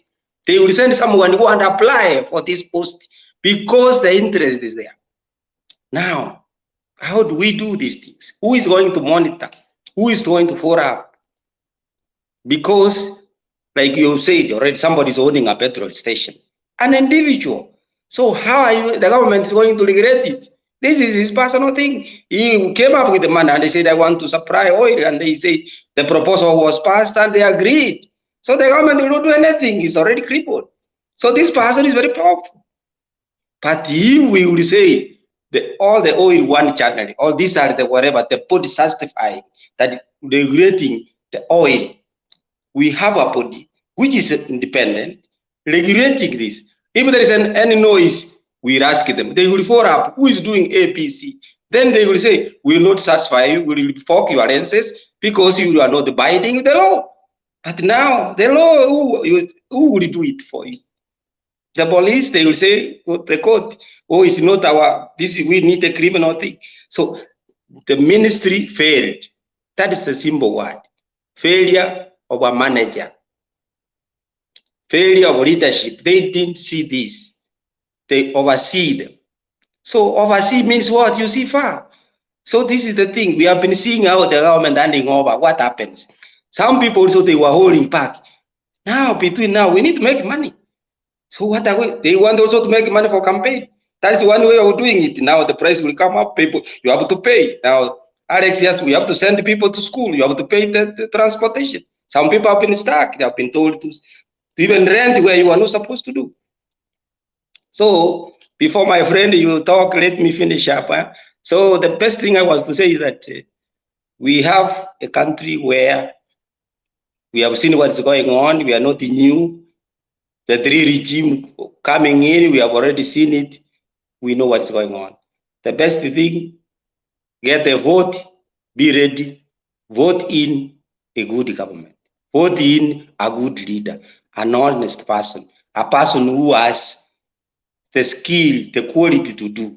And then you know who is going to block it, get rid of that person, so that you can be able to get a government which is going to listen to people and serve the people. And what I would say on, I already said it before, but I will continue to say, the implementation of the Constitution, chapter 6, is important for us. And that's where the scholars and the big people are holding that. They can't release it because it's a knife for them. So let me get a question from a friend. Okay, thank you, Andrew. Reto, what is the matter?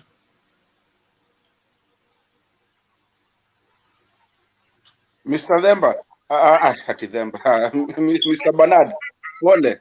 Wajua tumezoea si tunakujanga time ya Themba, so but anyway. Nitawachia Themba, naondoka na mimi. Asante. Akuja tusumbue kidogo. But you know what I was saying, the people that are trying to castigate Alex or even doubt what he's saying, what Alex is saying is the truth. And the thing is that our social fabric is what is broken. Hizi vitu tunasema zinafanyikaga, my friend. I was in Kenya about 2 years ago. Nilikuwa nimekuja for about 6 months. And one of somebody, siwezi sema nini msiniite cartel pia mimi, but somebody, a cousin of mine akaniambia, we siwende ufungue ka account hapa hivi maze tutaweza tusukuma kitu. We sema uko na mapipa ngapi huko kwa nyumba huko Machakos huko, mapipa ya petroli ile tunatafuta uko na ngapi? Rudi kwa nini comment section ukasumbua tu kama jana. Sasa nikaenda huko, mtu ananiambia, we fungua ka account hapa nini tufanye, alafu hii tutafanya hivi na hivi na hivi na hivi. And that was not even hata unajua JKIA. But I'm not saying, you know, I refuse because I don't play like that. But these are things, see what tuko hapa, we know it happens. If you get that opportunity, mtu anataka kukimbilia. Hata Alex amesema hapa, pia mimi nilifanya. You know, but this is what our community and our social fabric inatusumbua, because I'll say na tuliambiwa tusiseme kule tuko, but kule watu wako, some of these places you go to a stop sign, hakuna gari right and left na hakuna mtu anakuona, but you kuna stop sign, you stop na hakuna mtu anakuona kabisa, unazenda utaingia kwa shida, lakini ujui sasa nini itafanyika. But because that's the law and that's how we work and that's how people work, hata usiku ya manane umetoka vitu zako kufanya kitu yenye unafanya, you have to stop on a stop sign, iwe nani. And that's why I say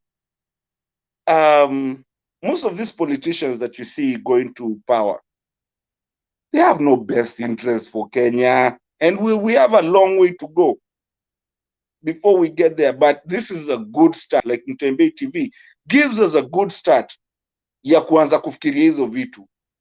They go there to get the tenders. Sasa kama mimi najua tender fulani inakuja, I mean here or wherever we are, kila mtu kule yuko, there's some countries that actually you will go to jail for knowing a tender was coming and you're a member of parliament and you went again and bought those tenders knowing that it was coming. Like COVID time, there's a lot of people who dropped their stocks. And when they were dropping, there's one, I can't remember his name, but Padu is right now in court. He was a member of Congress. He's in court. Why? Why did you drop this? Well, you have the intelligence of everything, because you know something is going to come in, be inflated and something. So you go sell your shares and go buy these ones because you know what is coming, because you're getting the intelligence. So we need this. That's what is happening with Kenya. And that's why we never move on, because all these parliamentarians, guess what? They make the law.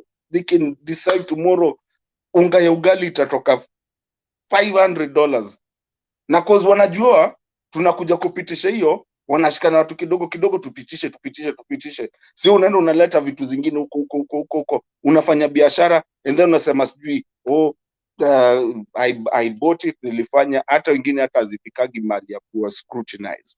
So we need to get to a place in Kenya, and I know it's going to take a time, and I always say in this forum, we need to move from a first world to third world country, because in a first world country, kwanza hii kitu ya kupatia polisi ati sijui hongo, my friend, you itakuwa the most biggest disaster ushaifanya. than hata ile makosa ulikuwa umefanya. You'd rather just go to court.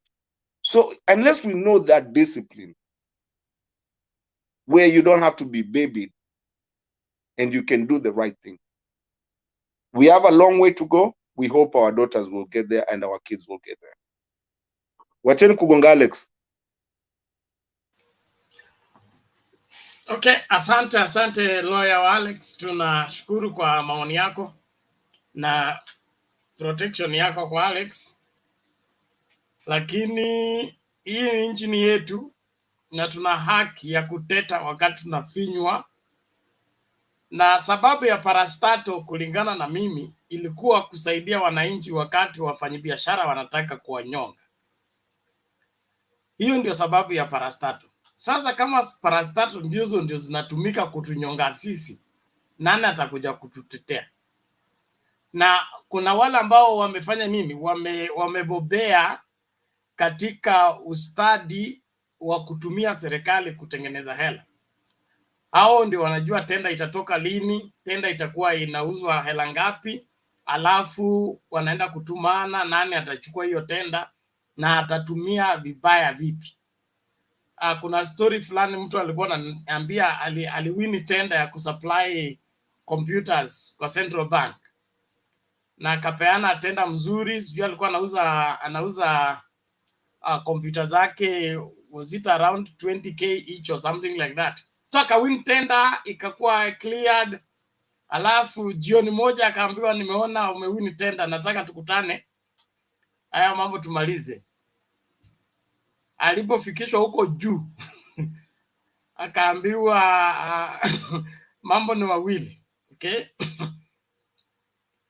Andika hapa kwamba hii tenda hutaweza kusupply. Alafu sisi tutakupatia hiyo pesa yote ya hizo 20,000 hiyo uende nayo na tutakuuliza chochote. La sivyo andika hapa kwamba umechoka na maisha na utaki kuishi tena, alafu rukia kwa hili dirisha uanguke chini, mambo yako yaishe. Kwa sababu hii tenda sisi tunataka kusupply na kompyuta moja ni 500,000, sio 20,000 hiyo unasema. So kuna wale ambao jukumu lao ni kuhakikisha kwamba kila hela ambayo serikali wako nayo ni wachukue hao kwa vyovyote vile, regardless of how exaggerated the costs are, kwa sababu hao ndio wenye nchi na watafanya kile wanachotaka. So Starpex and rupees. Starpex and rupees. We Fred, wachana na biashara wenyewe. Wachana na biashara wenyewe, we fungua Uhuru station tuone. Tuone kama tutakunya mafuta kwa Uhuru station. So we are dealing with the system ya machambazi, so we must be prepared for the same. Wapi Hillary namna gani? Mama Selina umeinua mkono ama unatusalimia?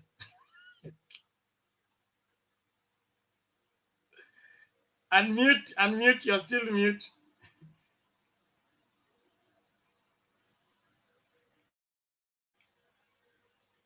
Mama Selina mitambaka mekwama.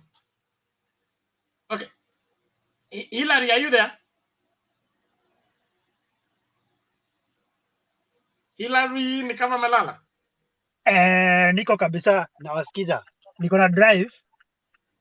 Give me like niko nawasikiza lakini mnasikia maoni ya kila mtu. But, nipe like another 20 minutes then ndawapatia my view. Yep. Asante sana. Mama Selina. You are still mute, Mama. We can't hear you. I don't think she is reacting to us, okay. Bernard. Sawa. WG, ni wakati wako, hebu toa maoni yako. Yeah, good evening, good day, and whichever time it is, wherever you are. As it's good morning. Yeah, I'm just from fetching for fuel. That's the reason why I'm coming to join you at this hour. It is almost 3 in the morning, so you can see how tough it is for us in the country currently. WG Okay. umechukua bundles ngapi? You don't have the freedom of stating how many gallons you want. They will dictate for you. They'll put it at 2,000 or 1,000, depending on the various petrol stations. So that is how the life is. Yeah. So anyway, we are hoping that things will come back to normal now that the president has taken action, albeit late. Because as far as I'm concerned, the way someone just opined is that it was uncalled for. These necessary steps should have been taken earlier, so as to avoid this mishap. But what does this tell us? I think Uhuru Kenyatta's government, it's kind of it's becoming tired, and it's like an aged guy who is looking forward for retirement, but has gone for an early recess pending that that retirement. That is what we are experiencing now. I think he also lacks that capacity of overseeing and managing the civil servants. And I think this is as a result of some people who have been sleeping on the job, just like any other government officers of late, ranging from the Attorney General, even matters security, and so on and so forth. We are only hoping that Uhuru Kenyatta will wake up and begin monitoring his government. I don't know how he's going to do it, because if he doesn't, then I think very soon we shall even call for an interim government pending the election. He is getting tired. That is my verdict, Bernard, because we can't be, walloping from one misfortune to the other, and they are not solved fully. So I think it's high time. We like and love our president, but we must tell him to be serious. Number two, I've not been here ever since Sunday, I think, when he went out and campaigned, when the issue of fuel was biting. That was uncalled for. It was uncalled for, and I don't think we at this moment we will require him to come out and campaign openly like that when we are reeling under the yoke of these misfortunes. The president should be serious and continue until his term ends. If not so, he should do something and call others to help him do that. Having said so, I don't understand why KK or Kenya Kwanza Alliance would take it upon them to come and begin criticizing and pretend to be, rectifying or calling Uhuru or telling Uhuru what to do. These are partly the results of their mismanagement and, and their misbehaviors. Part of this fuel crisis, I think, before Uhuru tried to put the energy sector in order, I think there were some people who were transferred from that sector, that energy sector. And these were William Ruto's, William Ruto's people who took orders from him directly. So the misfortune in the energy sector, I think it did not begin yesterday with this hoarding. It began long time ago. And like I've said, it did not be, it's not Uhuru per se that mismanaged it. So for William Ruto to gather his gang and coming to pretend to be offering solution or calling government to order, that is hypocrisy. It is a hypocrisy of the highest order. So William Ruto should just be silent, and whatever is happening to Uhuru, he is like a man who was the guys who are driving the matatu driver and the conductor.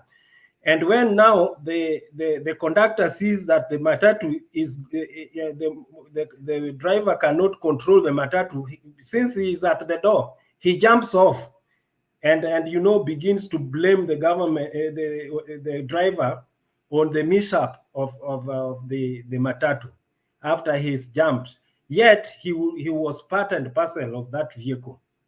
So William Ruto has no moral authority to come and stand and purport to be, advising Kenyans on what to do regarding the energy sector.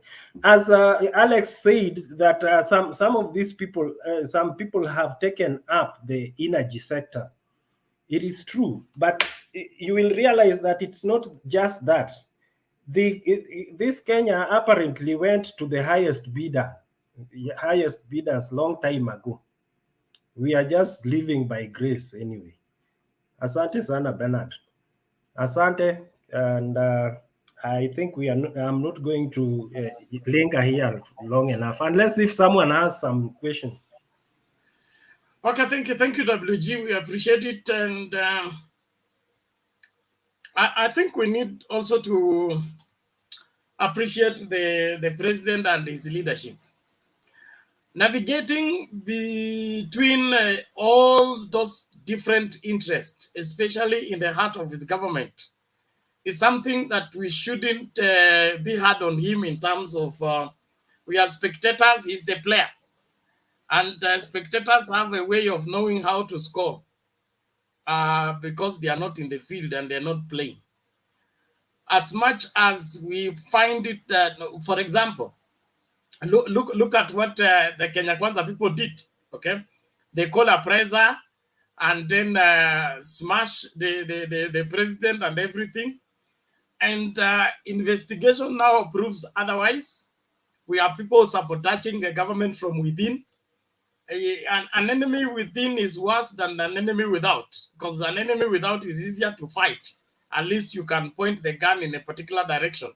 But when the enemy is within, it becomes very complicated. Mtego wa panya washika waliomo na wasiokwema. So I would that we all appreciate the fact that we are dealing with a very precarious, complicated situation here, whereby the same people in government are the same players in business, are the same players in the economy, are the same players here, and all of them want their interests catered for. The deputy president is in the oil industry. He is in that oil industry. He is also wanting to get a particular gain. He wants also to help his friends who is in the same oil industry work with the government and profit from the same. And then he's the same one criticizing the same government for not releasing the money he has been waiting for 3 months, okay? So, because the money did not come in time, and he faults the government that he's not following the law. So we kind of must begin to appreciate that the players we are dealing with are all crooks, and they want to make the most of everything, including the pain of Kenyans, although pretend to be the ones soothing Kenyans or feeling the pain of Kenyans. Now, when we begin to judge that way, bas, tutaanza kuelewa nini kinachoendelea.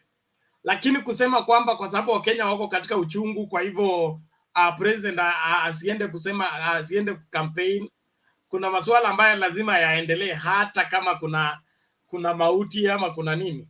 Ni muhimu to appreciate what the people are suffering, but we can't suspend programs simply because people are suffering. And like the politics of Kenya, everybody is a politician and everybody wants to be a political commentator. There is nothing you will say that will not be interpreted in view of the current political situation. And so gagging the president and saying that because the cost of living is high, he should go and now begin to lament like the lamenters. We know the people who live in the book of Lamentation, and they don't want to move from that book, and because it helps them to be felt by Kenyans. But I think when we are looking for leadership, we shouldn't find it with lamentation. We should find it with people who own up the situation and do something about it. Not to come and tell us why the government has not done something about it when you are the very government that ought to be addressing those issues.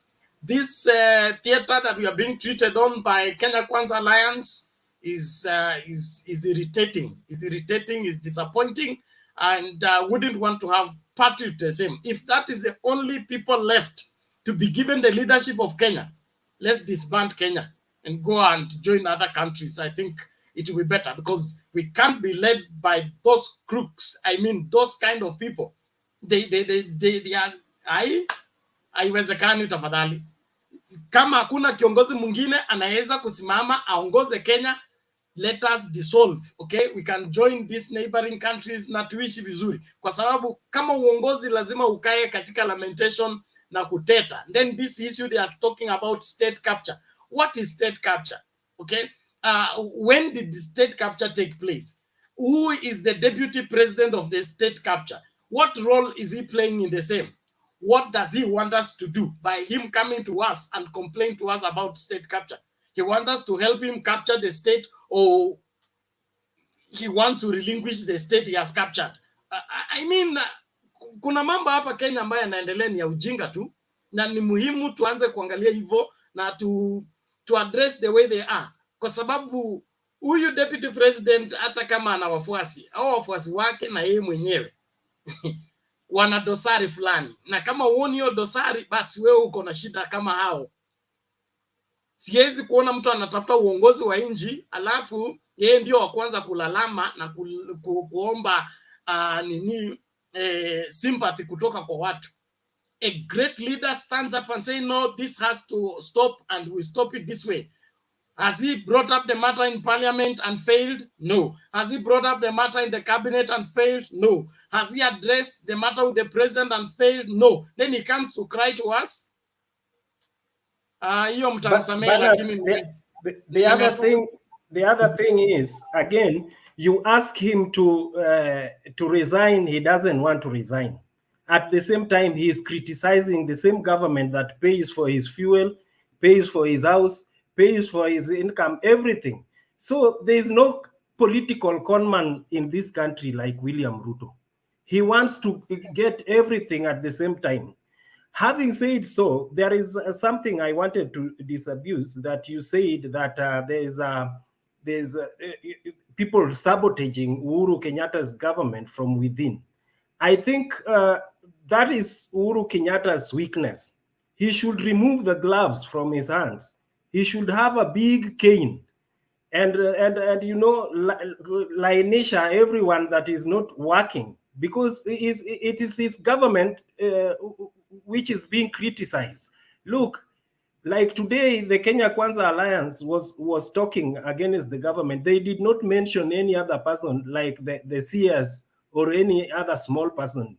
It was targeting Uhuru Kenyatta plus his government. So I think if Uhuru Kenyatta remains to be soft to those people who are sabotaging him, he's doing a disservice to himself. So he should do something. Asante sana. Okay, thank you WG. Kuna huyu jamaa anaitwa Dan Kitashi kwa comment section. Mind your language or we get rid of you. It's important that you remain within the framework of what is generally acceptable as far as the YouTube community is concerned. As much as we are an open platform, we are not open to every nonsense and every commendation. Mind your language.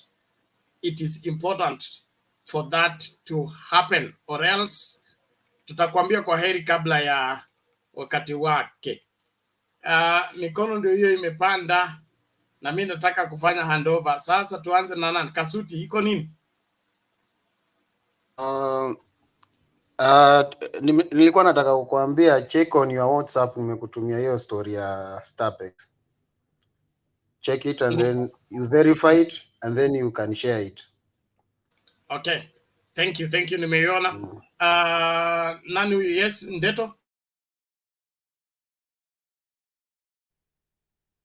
WG, ile nilikuwa nikitaka kusema, unajua leadership doesn't just come and hata sisi kwa mafamili zetu, you have to be easy with how you think about things. Unajua unaweza kuwa mkali kidogo ufukuze kitu.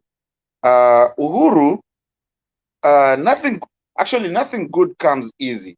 So yeye alipigana nao akaamua hivi ndio ataideal nayo. Unajua sasa ukiwa mkali kwangu, wewe ni mdogo wangu na siwezi kutupa, siwezi kuambia we kwenda, itabidi bado nikae na wewe tu, lakini nisikusumbue sana. I mean, it's what we call like nothing good in life comes easy. We just have to understand what Uhuru was going through, because actually a lot of people, I mean, si watu wengi walikuwa najua what was happening. Na by the way, even we speak saizi, as we speak right now, atujui nini kwanza initiate hiyo kitu yote. And as a leader who's leading millions of people, not just 2 kids or, you know, your wife and your home, there comes a time that you have to think of how you're going to do. You know, like kama nani, Bernard hapa hivi akienda kwa kanisa yake na watu waseme nini, he has to look and maybe sometimes run away from something that he could have addressed, because that's the check and balances. If you're in a place of authority, you have to look at it. Kuna mtu atakuja kwa Banada kwa mlevi amwambie pastor niombe tafadhali sijui nini. Banada anajua isifai kuwa na kuombea, unafaa kuacha kukunywa, lakini hata muendea direct. So if you're holding 47, almost 50 million people and you're the leader, kuna ule mtundu, kuna ule akwaje, kuna ule mwenye ako hivi, lazima uwachunge wote, na lazima ujue utapiga mama mbele ya mtoto hata kama mama amekukasirikia ama amekukasirisha. Okay, thank you Martin. Hilo ni fumbo mfumbio mjinga, mwerevu atalifumbua. Lakini cha muhimu ni tuelewe situation tuko nayo na jinsi the best way to deal with it in a more wiser and leadership. There are people who are like, for example, right now there are politicians who are on their cliff. They are about to throw themselves, but they are looking for an excuse to find somebody to blame that pushed them on the cliff. So one way of dealing with such is you let somebody who is self-destruct, destroy themselves completely. You don't have, even if you put a hand on them or not, they will still destroy themselves. So you let them destroy themselves without your name. So there are some people that I think the president has just let them destroy themselves because they will always cry and say it is somebody that pushed us. But eventually the hand of law will will find its way with them. Let me address an issue here. Tash and DPP. Your languages must be observed. It doesn't matter whether you differ opinion-wise or politically. You must respect the platform and understand that the platform has rules that govern it. We don't just exist in the air. So kama DPP amekukasirisha, usitumie lugha mbaya. Raise your point, don't raise your insult. Don't improve on your insult, just improve on your point and argue out your case. Kama point zimeisha, mwambie sikubaliani na wewe lakini nimeacha. Badala kwanza kuitana hayo majina ambayo umeanza kuintroduce hapa, hayakubaliki, sio kwetu tu. We are in the YouTube community na ina expect to operate in a particular way. As much as we are an adult channel, there is what we are subscribed for on YouTube. If you begin to introduce something else, you are endangering our existence on YouTube. I will not let you be the reason why we'll be brought down. So watch it out, or else we get rid of the two of you kama mwezi kubali ku debate vizuri. Hiyo ndio msimamo wetu. Naomba hivi nimlete Themba afanye submission yake kabla mimi nianze kungatuka. Hata ilikuwa leo nilikuwa nisitoke. I had a lot of debate because I'm under medication. If you notice, my voice is not normal. I have a throat infection, and so I went to the doctor today. Akanipatia dawa ingine kali sana. So I was to keep off. Alex akanambia I need a break, na kunipatia hiyo break. Alinambia tu I need a break. So nikaona ni muhimu nije tuanze hivi, alafu tusonge and then baadaye niende kuendelea na dawa zangu. I will take them for a while until I'm okay. But we are keeping strong. We must keep in the struggle. We must ensure that no Kenyan is taken advantage of. The most illiterate and the most literate must make informed decisions come 9th August 2022. Thank you very much. Jana ni aligongwa sana na Demba, alikuwa hapa, najua aligongwa sana, ndio maana amekulemea leo. Na ninyi mwache maneno ya kugonga watu. Mmegonga watu mpaka sasa mnaanza kugonga helicopter. Na hii mnafikiria helicopter ni tuk-tuk. Tuk-tuk unaweza gonga na mawe, lakini helicopter. Themba, karibu. Wakuje tuwafundishe kuhang kwa helikopta, waache kupiga mawe. Hiyo ni kitu mzuri, kikucha mna hang. Mnashikilia, mnaingia Guinness Book of Record. Hii story ya kupiga mawe waachane nayo bwana. Ama namna gani? Asante Themba. Hamjambo nyote. Pole Bernard. It's unfortunate you're not feeling well. I feel for you how it is when you have a few weeks ago I had, I think is it a month or so? I think a month, 2 months. I had a similar infection and it was really bad. I almost thought I had COVID. So I can imagine how it feels, but I was vaccinated, so I thought I should be strong enough to go through it. So I just want to encourage you, shall be well. In case you feel the body needs a rest, these guys can relax for a day or two, and then we come back stronger. I mean, it's no, Kasudi, if you must come here, then you need therapy. Wanipeleke Mombasa kuswim kwanza, walipe bill niende Mombasa kuswim. Yeah. Then, you know, this channel is addictive. So if you have realized that you can't do without coming here, then you need now to start to be on withdrawal. You know, you need some sessions to be taken out of this. So that is called dependence. Yeah, I know Martin understands what I'm talking about because he's a smoker. Then who is the therapist? You must be you.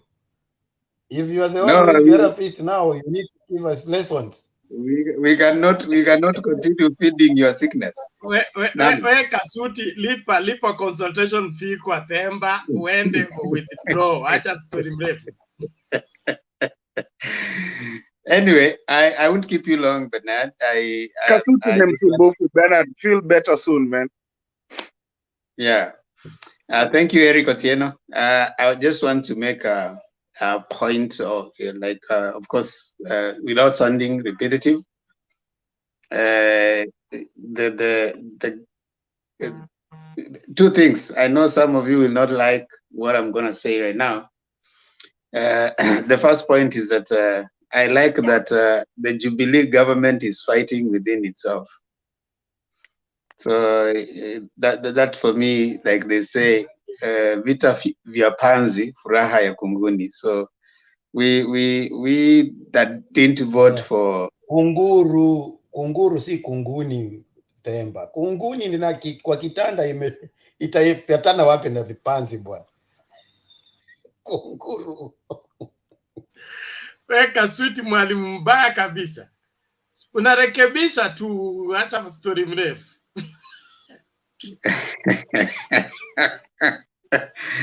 Okay. Vita vya panzi furaha ya kunguru. Umefurahi Kasudi? Yeah. So those of us who didn't vote for Jubilee, we are happy that they are eating each other right now, left, right, and center. The deputy president wakes up and hits the president. The president wakes up, hits the deputy president. So we don't, and us in the meantime we are continuing to look for votes. So you see how you set your battles where you fight your battles wisely. The battles that you shouldn't fight, you don't fight. So that for me is a positive thing. The deputy president needs to continue hitting the president because he has forgotten who he's going to vie against in August. And I think when you have a wrong target, like they say, it's not about the speed, it's about the direction that you're going. So you can have a very high speed, but you're going to the wrong direction. So they should keep on calling many press conferences to hit his boss. He should wake up again tomorrow and then address the boss about something else, should wake up again tomorrow, then, tell the boss what they think he wants him to do. Should tell him about, you see, for us, that is good. In the meantime, sisi tunaendelea kutafuta kura. Baba was in Lodwar. Yeah. Really working out ways of looking for votes. So for me, that one is a good thing. I mean, some of us are saying it's a bad thing. For me, I think it's a good thing. That finally they have accepted the things we told them, that governance of Kenya was not for them. And it is coming out so clearly. And as we are coming to close to the vote, they are wanachafuana kabisa. They are even making it dirtier. And the more they make it, that is called a deflection. So anaenda anapeleka huko, sisi tuko sawa. The other thing I like to say is I like the way Sicily Karaoke came out so strong. She told Rigathi Gachagua to go back and look for votes in Nyeri and not come to panga the people of Nyandarua. So I think also the internal competition within Central Kenya is also a good thing. That is something that we needed to see a lot. Finally, on Sabina, I think I used to like the way they were uniting so well. Sabina, there was Junet, there was this guy from Kajiado. Then there was, yeah. The guy from Olekina, that combination, and then Kanini Kega, there was a serious combination of a team that was, and then of course Gladys Wanga could also join there. I liked that, the energy that team was exuding. So when Sabina went a little low, I felt like that team was a little strange. When I saw her now coming back again, I think I like that team, and you should watch that team. I mean, anybody looking at future politics of Kenya, that's a team to watch. And I wouldn't mind if they unite together and like form the next leadership axis post Baba, so that we can have that. Ngesa.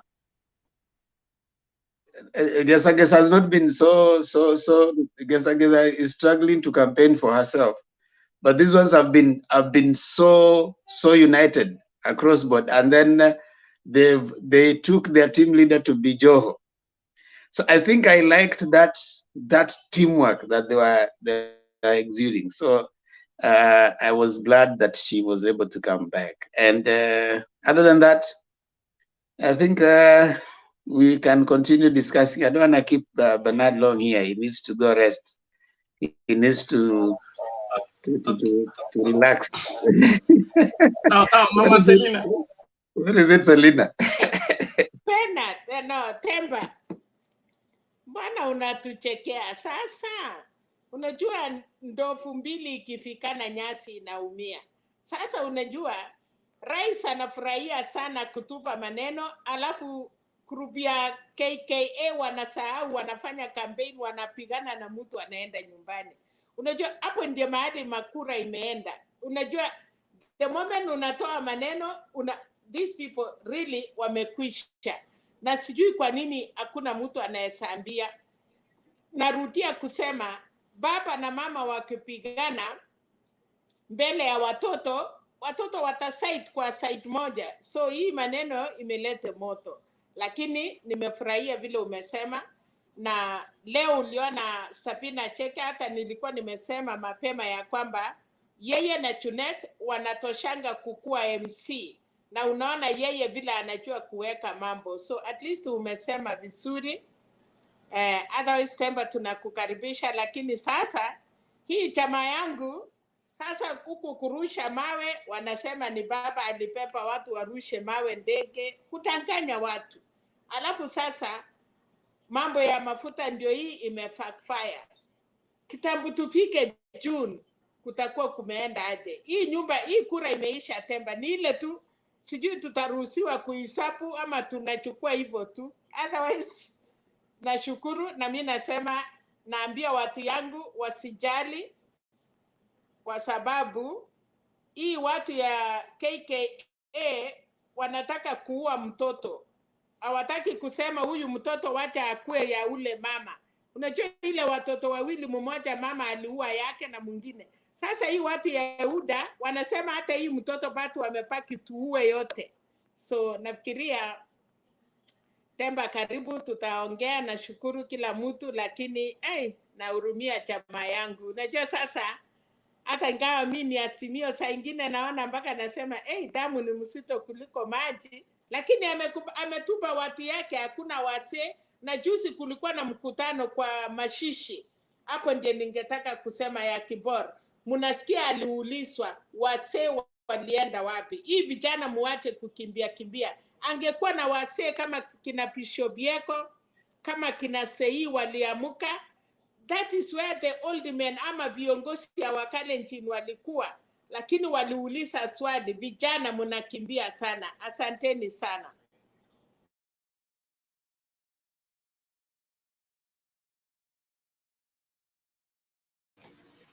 Okay, asante Mama Selina. Fred, naona uko na la kusema. Kenywa huko. Nasema hivi. Mama Selina ako right. That's why kwa hiyo mazishi ndio niliona tunamuita nani? The former alikuwa among the Ocampo 6. Tulikuwa tunamuita nani? Henry Koskei. Anaitwa Sei. Henry Koskei. Yeah. It is the time now, baada ya hao vijana kupiga mishale, kutuma mishale. Ndio at least aliamka pale akakalmu wao.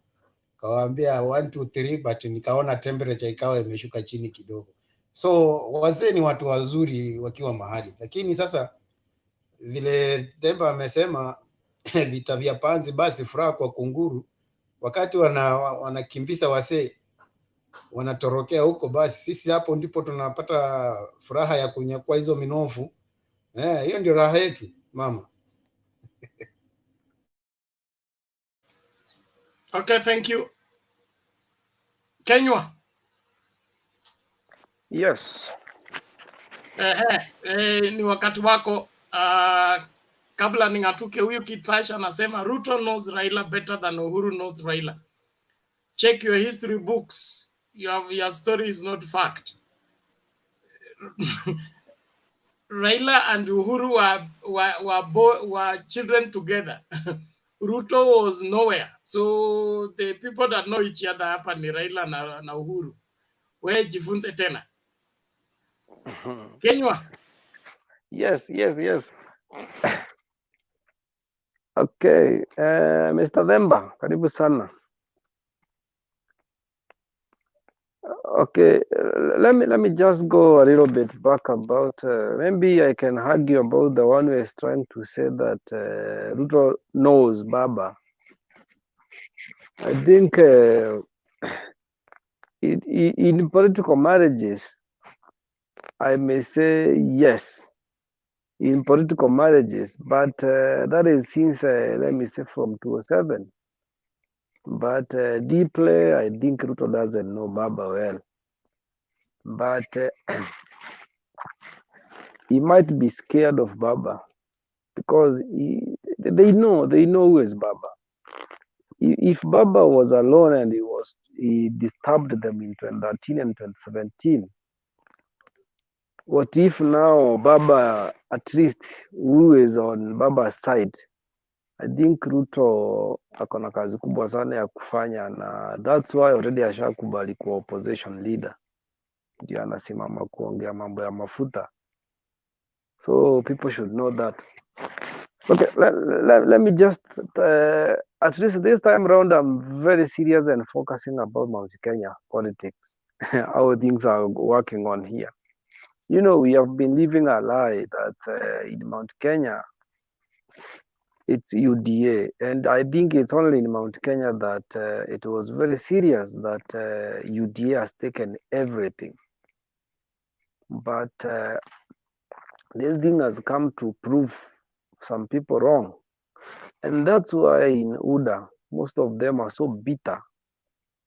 Every time they stand somewhere, it's just an insult, even to the leader. And you know, this issue of not respecting elders, I think UDA, they are the people who have come with this thing. Because before, elders were very respected. I've never heard of let me say that was NASA or even ODM or whatever. I've never heard them with that narrative of insulting the leaders.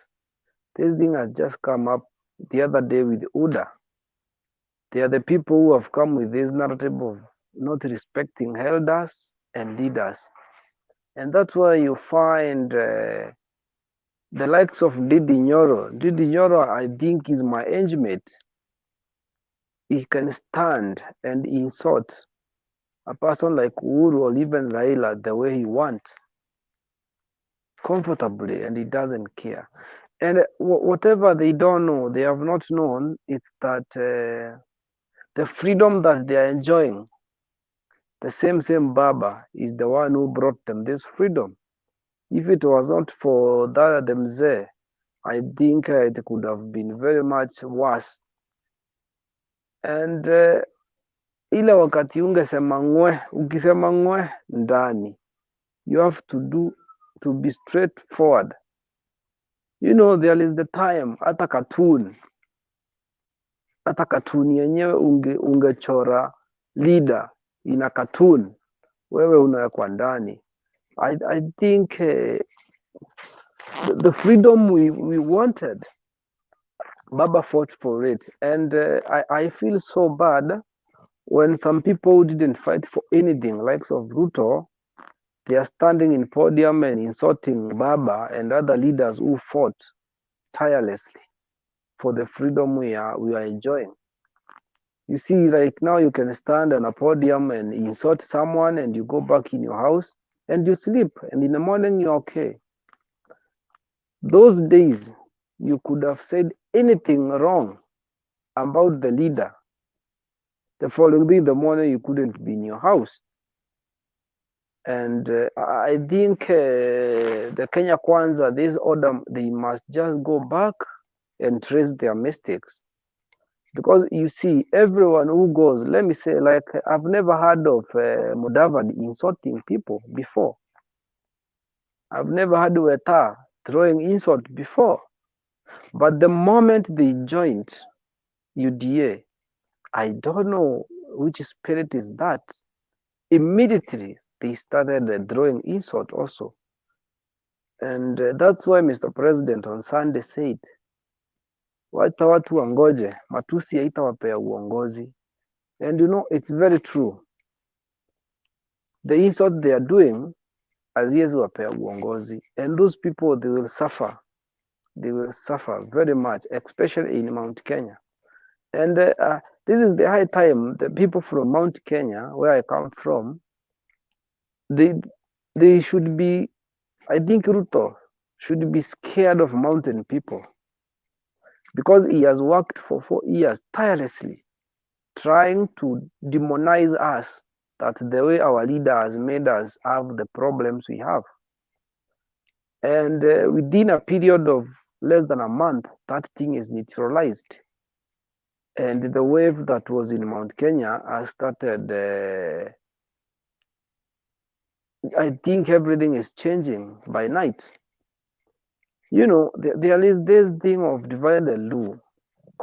You know, in mountain people, we have come to understand that the deputy needed, he doesn't want Mount Kenya to have any strong leader.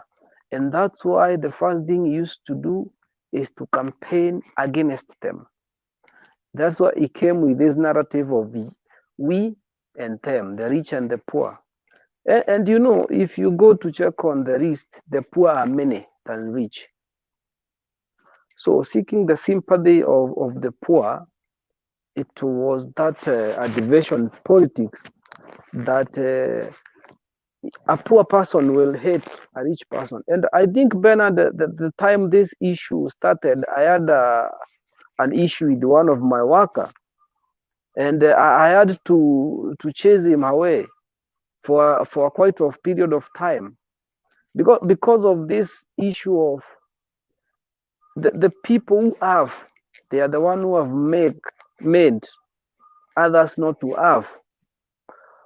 So the respect went down. There was no respect even for their bosses. And we had a lot of problem with that issue, to demonize the poor and the rich. And that's where it comes that the rich are, it's like the rich are not needed, while the poor are not needed too. And this division was very serious, and it could have gone wrong until the time people have started to understand that rich people are needed. And you know, to have a government, a running government, you should have first the rich, the brave, and the leader. You should have such people. But with the poor only, you cannot make a running government. How? Who will fund the government? Who will pay that amount of taxes? You can see, like the breweries, they pay a lot of taxes. Those taxes, for me to be in that stage of paying such tax, I think, I don't know how I can do about it. You find my tax in government, it's less than 0.1%. And yet I'm fighting the rich who is paying 1 billion tax. How will you run that government with only poor people? So, and one thing I've come to realize, that in Kenya, I may say there is no one like poor, because when making a government, I've never heard of to make a government you need poor, and we always made a government. So there is nothing like poor in making leadership. So the narrative of dividing the rich and the poor didn't have any fruits. And that's why the DP has been seeing problem now and then, because every single narrative is a propaganda. So within a day, it's neutralized. And that's where we are now. So about mambo ya mafuta, I had talked about this. I think these are the same people. DP is standing and talking about the fuel, the gas. I think it's a little bit complicated. I had someone say that Baba is the supplier of the gas in East Africa. So I asked myself, I think Baba was the one, the manufacturing of the cylinders it's what Baba does. And I think no one is limited to do business depending on your weight. If you feel you can do more, well and good. So you don't have to fight the people who are trying to do it well. And to claim that because saying Baba is in the government, I've never heard of Baba having any office. Baba ye uishi kwake Karen, anaamka anakaa kwake, ofisi yenye anaendanga si ya serikali, ni yake. I think dragging Baba into the government issues, that has gone. So I think everybody understand, because like this issue of the prices, the older people have been saying that is because Baba is in the government. That's why things are not working well. And to reasonable Kenyans, if you look, nothing like that. Baba is not even in the government. So for Ruto to keep on trying to destroy the government that is feeding him, he has been not doing nothing for 4 years, but gaining and being paid salary of doing nothing. I think that is something that is very funny, and people should look at on another angle. Then another thing of these likes of Rigathi, I think those are the people that we should not even need or wish to have them near the leadership. Because if you see like Kimani Ngojiri, I think that person is bitter. The way he talks, his face shows the bitterness. And those are the people who can fuel for disaster or for chaos. And those are the people that we don't need in leadership. Because if those people can talk like that and they are not even deep in the government, what if they happen to get the leadership? Trust me, this Kenya could go back to more days that it's one rule only. Whatever government says, you have to follow. So I think those are the people we should be very careful of, either in Mount Kenya, in Kalenjin, in Kamban, or anywhere. Those are the people we don't need. Then I think they should learn with the Baba, how Baba does his politics. Since Baba started the campaign, I think hakuna siku Baba amewaiongea kitu different kuliko agenda yake. Everywhere Baba goes, he say the same thing. So I don't know what happens with UDA. I think the problem is in UDA, Mr. DP is the group admin, is the MC, is the organizer. It's everything. He writes the speeches. He does everything. So you cannot go there and do something different. So it's a one-man show. That's why when he's not around, watu wake wakizunguka wananga kitu yengine, hakuna kitu anaweza sema ya maana. And that's why sasa sisi tushakula pesa yao Mount Kenya, tumekula. Sasa tumeona kama hiyo mkoba imepungua. Na hiyo mkoba ikipungua, hatutaki kuanguka na wao. So tunawaacha na ile kidogo wako nayo for them to keep on running. Si turudi mahali tunafaa, turudi nyumbani. Na sisi watu wa Mount Kenya tunajua chama ya Mount Kenya ni Jubilee. The way tukiwa Mount Kenya tunajua chama ya Rift Valley Kalenjin ni UDA. The way tunajua chama ya Nyanza ni ODM, tunajua ya Ukambani zote tunajua. So I think there is no day you will heard anybody says that UDA ni chama ya Mount Kenya. No, that cannot apply. And in a few days we are going to show it very clear that UDA ni chama ya Rift Valley, Mount Kenya ni ya Jubilee. So hatutaki mtu aingie kwa basi ya wenyewe, gari ya kuomba. Hatutaki kupewa left. Juu ukishapewa left, mwenye amekupea left anaweza decide kupitia anywhere. You don't go to maybe to a bar. Mwenye amekupea left anaendanga kwa bar. So anaweza fika mahali aseme wacha niingie hapa ni get one for the road. So itabidi hata wewe ukae hapo umngoje. Na ujue saizi hawezi kuacha kwa gari yake. Lazima ushuke ukaenda huko nje. Just imagine the kind of a life. Tunaingia serikali na chama yenye si ya Mount Kenya. Tutakuwa tunahesabiwa tukiwa Rift Valley in everything.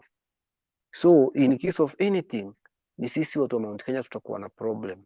That's why we are looking forward to make sure Jubilee is back again. And you know, Jubilee wasn't dead. Jubilee is live and kicking very much well. I think that's why the DP they are crying now and then. Na niambie watu waangalie leadership structure yenye iko kwa Azimio na leadership structure yenye iko kwa UDA. That's Kenya Kwanza. Just confirm the leadership and you can tell in which way the Kenya could be safe. That's the only thing that I can just say here, because we don't want propaganda. These guys are propagating a lot of things. Everything they say, everything. I think since they started campaigning, we have never got anything real, something tangible. It's propaganda. And that's why they are so bitter. Now they want even to fight. Yesterday, Kimani Ngojiri talking about who is Raila. I think these people should know who is Baba. Someone who controls half of the nation population. That person is not a joke. That person is not a joke. Someone who can stand and say, tomorrow there is no going to work, and people doesn't do so. That person is not a joke. Someone who could stand and say, we boycott these products, and it goes that way. That person is not a joke. So to mess up with someone like Raila, people have Raila not even in Kenya. Internationally, in Africa, Raila is known.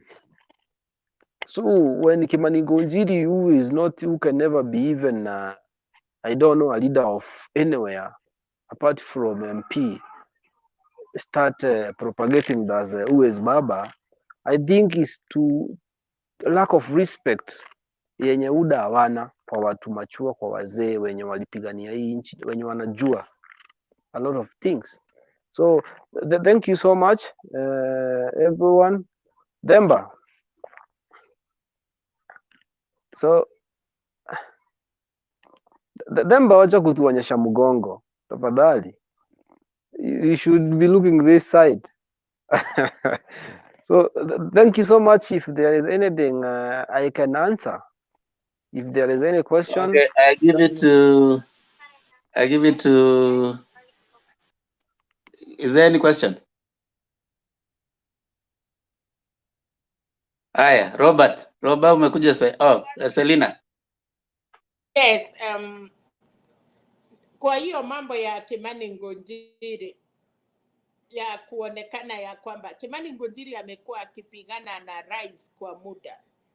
And these are the people. Kimani Ngonjiri anasema si waliambia vijana waende wachukue pikipiki. Sio ni testi moja ya Ruto. Wakati aliambia vijana waende wachukue pikipiki, ni pikipiki ngapi zilichukuliwa Temba, so that we know. Nakubaliana na kinywa, baba akisema amesema na watu wanatii. So Kimani Ngonjiri akisema ati Raila ni nani? Raila ni baba. Raila ndiye amepigania hii mambo yote, tunakuwa na haki, hata yeye anakuwa na ruhusa ya kutusiana na kuongea.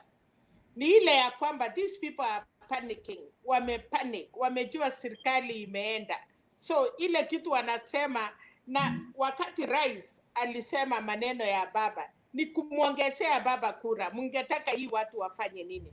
They are really finished. Unajua, they say I wish kuna siku moja hata Uhuru angenena tu kitu kidogo ya Ruto, hiyo ndio ingekuwa nyimbo yao the whole month.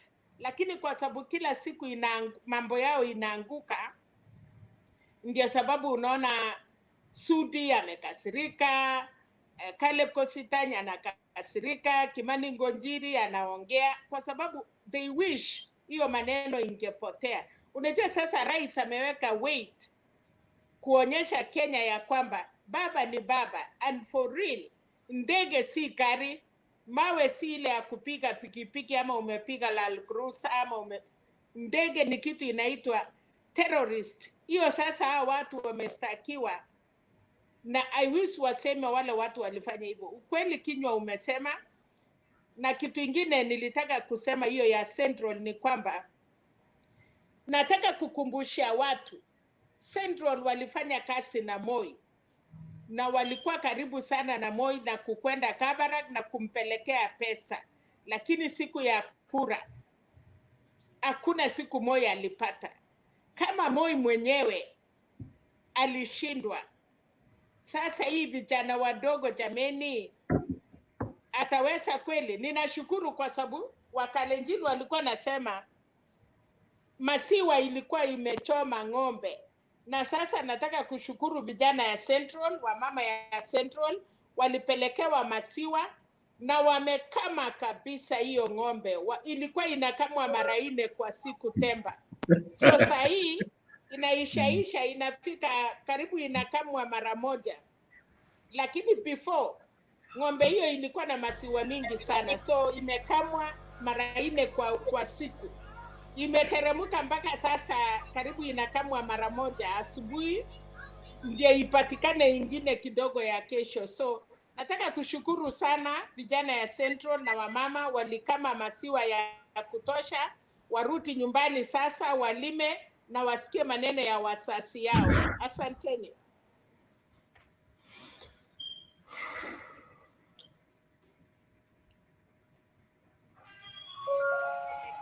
Yes, Fred Kasudi.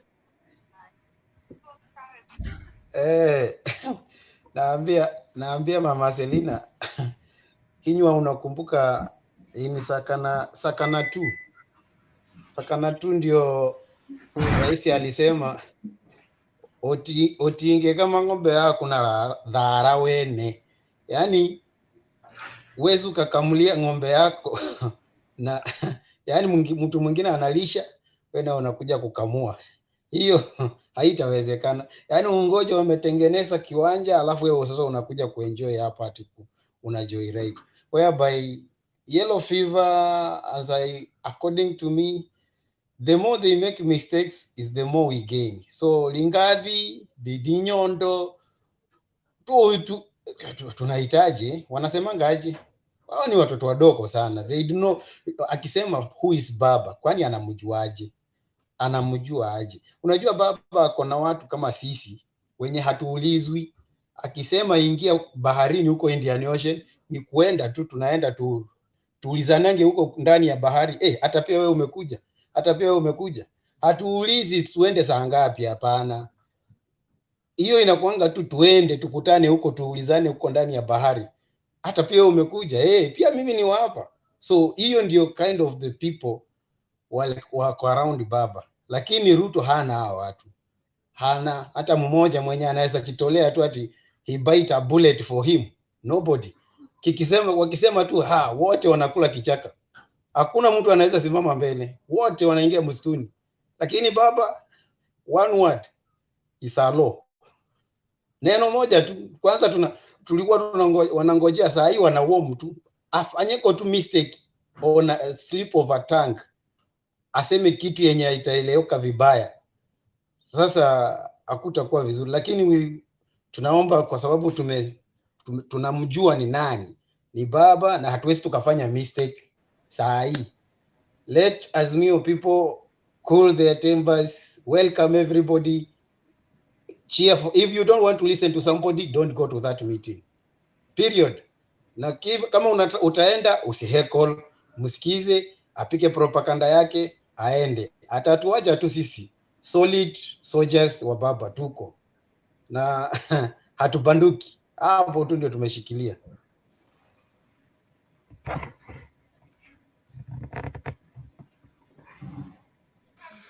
Okay, asante sana Kasudi. Mato, umeongea? No, mimi ningependa ningependa tu watu wasikize kitu tu wamesema. Unajua mimi amenimaliza kabisa, amemaliza everything that I needed to talk, because as long as we are here tunaweza kuwa tukiongea every day of our lives of the same thing, everything over and over, and when you do the same thing over and over, it becomes insanity. Kama kuna mtu amekaa chini sana akasikiza what Kenya amesema, hapo ndio mimi statement yangu iliishia. And we also have to listen to what Malala said. I think I said it the other time. Malala alisema tu kitu moja. Of course ako on the opposite side, but he said something. There's only one person that has a fanatical following that he doesn't have to pay anybody. And that does not come just like that. Winnie Mandela, when Mandela was coming from jail after 27 years of being jailed, Winnie Mandela was a very known person because was the wife of that guy. And the reason that the guy came from 27 years of being jailed and came and took over the South African politics. And you know what? He was not even a selfish person. He just did one term and he was, I'm out.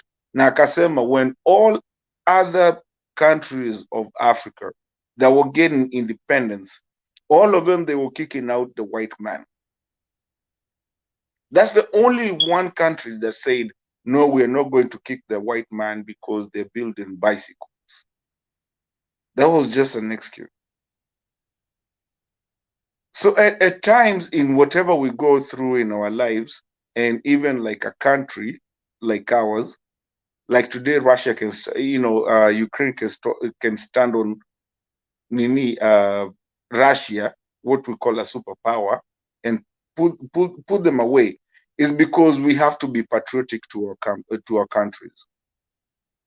And hiyo kitu, mi amenimaliza kabisa, vitu zote nilikuwa nimemaliza. What he said, Kinywa, that was very special, because a lot of people think we don't just come here to we can come here and we can come here and debate. But again, what do we get at the end of it? Kinywa just finished everything that I wanted to say today. Saizi hata mimi niko almost kutoka, because sasa ashamaliza everything nilikuwa nasema, because he said the truth. We're gonna be judged a lot on how we do these elections this year, and our kids are gonna be judged even when we're gone. So mimi Kinywa ameniongelelea, sina kitu ingine ya kuongea. Themba pole, najua ujiona kaa nimenyamaza hivyo.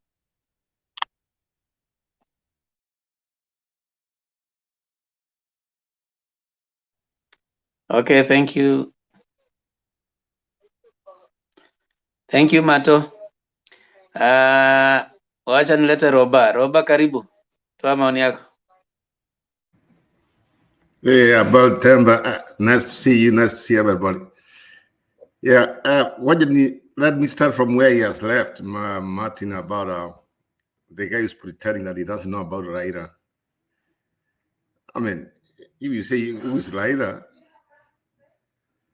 that's a big question. Is he being normal, or is he just trying? Even Madarao, I can call it Madarao, and that's disrespecting Mr. Raila. So let me say this way. I see the topics of the day. Kuna ile msemo wa Kiswahili unasema mganga jigangi. That's Ruto.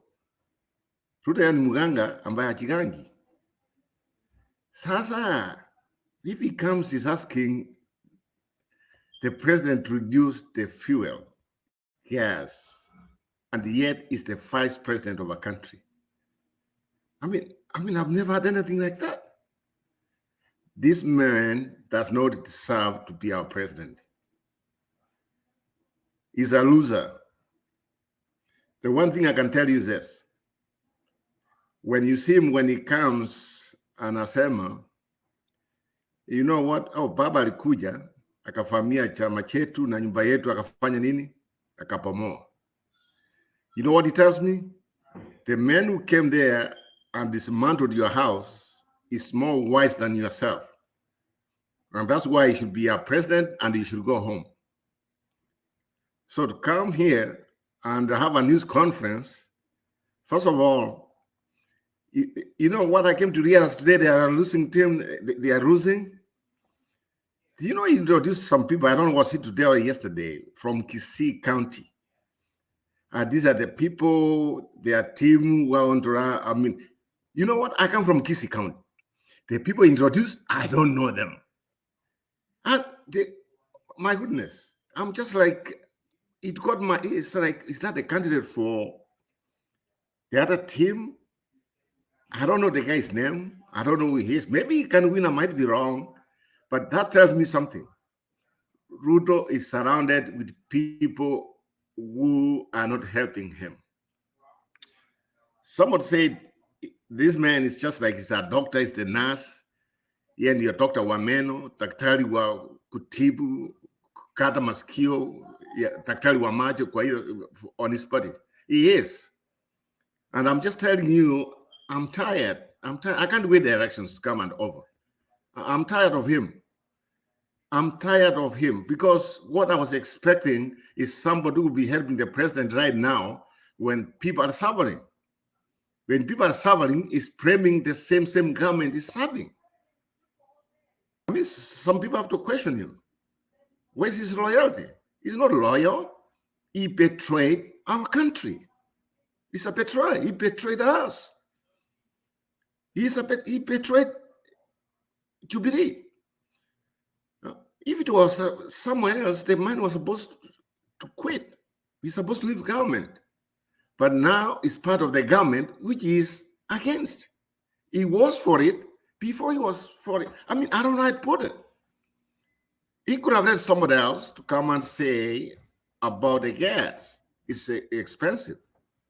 But when it comes to him as being the vice president of a country, to start criticizing the president himself, it tells me you are done.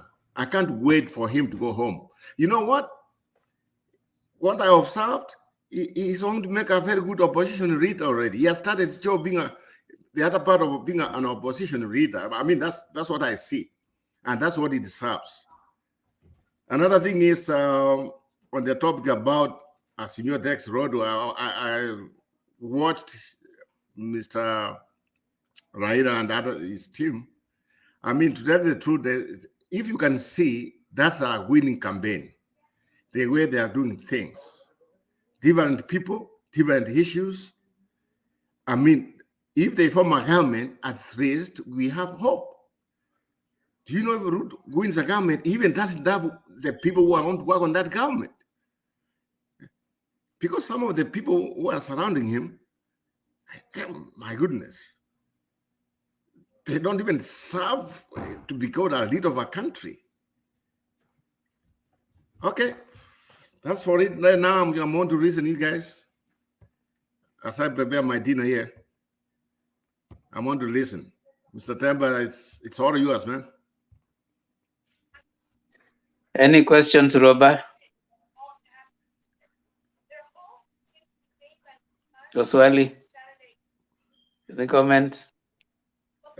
Let me comment myself. Let me just, because of my time. Yesterday I could not get in, but I was listening to some of you guys. The last 2 days, I know there's, I don't want to be against. There's somebody there, I can't remember her name. She was, I think she's from South Carolina, somewhere there. She said she's from South Carolina. She lives here in the US. And I think she was talking about the politics of central Kenya. Julia. Julia, yes. I wish she was here because I think she's getting everything wrong about it. Because central Kenya has been one-sided politics since Mud system was introduced to our country. I would rather go to Kisii and Western if we get that kind of model, like where people vote for people, not for party, then I think that's okay. She was wrong to say that we should follow what's going on. I know it's for Papa, but when something's a mistake, we should just point it out. So Central Province is waking up now since 1992. So they'll be able to vote for somebody else, I guess. And that's very good for all of us for the democracy. But the most democratic people in our country, you can get in Western Kenya and Kisii and some Mombasa, where we have different people representing different various parties in the county government, the national government. And I think if she was here, I could have challenged her to give me examples, because it's talking of Laikipia. Laikipia, no, the governor of Laikipia, he went and defeated Chubiri, but that one, that's the only guy. And I don't know where else. Most Western Kenya and the Kisii, those are, I can say that's a very good example where democracy has gone very, very good. I admire. Yes, Mama Serena. Yes, Mama Selina. Okay, thank you so much, Temba. Asante sana Ropa, umesema vizuri sana. Lakini kuna swali inanisumbua. Deputy President 4 years alicampaign Central na anajua kura za Central jinsi vile ilivyo. Kwa nini angeenda hiyo Western ama angeenda Kisii? Mahali wako na urahisi ya kupigia mtu kura. So Julia anasema ukweli, kura za Central sinaamuliwa in three weeks to the election, or the last week even of the election. Hii ingine yote mutafurahi, mutakunywa, mutacheka, mutaimba, mutafanya chochote. Lakini ikifika the last minute, they know where to put their thoughts. So nashangaa sana mwenye aliambiwa ni ngumu akasema nyinyi hamjui. So I think sometime mtoto akililia wembe anapatiwa atikate naye. Deputy alikanywa, lakini alitaka hiyo wembe na akasema anajua na alichange. So we are waiting tuone vile wembe itamukata ama wembe itakata wale wengine. So I was supporting you anyway, that kama ange concentrate na Western, nina hakika angekuwa na kura zote za Western, wangepigana na Papa pale. But aliona 6 million votes, akafikiria anaenda kukama vile alikamwa. Anyway, I'm sorry to say that, but it is the truth of the matter. Yeah, to add on that, what you just said, let me tell you the way I see it is going to lose.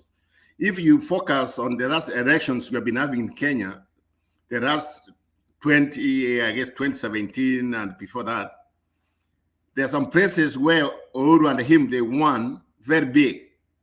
Let me also remind you, go back places like Nyanza, go to Kuria. You know Kuria, they won very, very big. Those are a lot of votes there. But this time, they are not going to win there. He's not going to win. Those ones are going for Papa. Come to Kisii. Kisii was 50-50. I mean, even Kibaki time, even when it came Uhuru, that's how it is. And in Nyamira, even Uhuru won in Nyamira.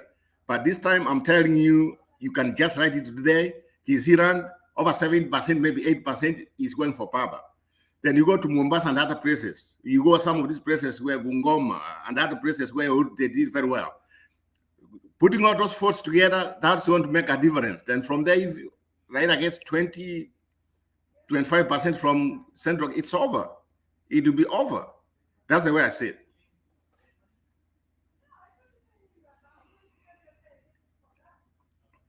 Martin, answer a question for me? it's a question and also a comment. I don't know what you're gonna say. This, I get flabbergasted sometimes because you know, and sometimes right now the whole thing people are talking is Central, Rift Valley, Rift Valley. Have you guys ever sat down and understood that just about how we got so lucky last time from making our country being Kenya and the Central Kenya and whatever? Did you guys, have we all sat down, because all the politics is all about Central and Rift Valley and things like that? Can we also realize that we can take all the votes of Central and the rest of the country votes a different way, and still all the votes will go another way? You know, sometimes when you're ukiwa like the people here, I know there's older people, najua time yetu ya them ndo inakuwaga na watu younger wanazelewa what we are talking about. But do you understand that if you sit somewhere and people tell you fast body, for the people who went to school, I mean, I'm old kidogo lakini, you know, like a fast boda, somebody that goes and somebody keeps on telling you you're strong and everybody's afraid of you and everybody's doing everything. But there also comes a time that maybe you are not even that strong. What if we said, give all the Central to Ruto, and then we vote otherwise? Kenya is bigger than Central. Allah? They are talking of numbers. Numbers. Yeah, but what Central numbers alone are can there? have. It's Mama imagination. Selina. Okay, Mama if Central Selina. alone, 1 minute, 1 minute. If Central alone can have 6 million or 5 million, and then you go to Rift Valley, you get 2 million. So other communities, that is why hata ndio Ruto kupigania Central for 4 years. It is that the starting point. Central wanaanza na 6 million ama 5 million ama 4 million. Hiyo ni ya Nani kwanza. alikuambia? Kwani si Ukikuja kila mtu Ukambani, anaishi listen, you go to Central? Ukambani, you get 1.8. You go to Mombasa, you get 1 point something.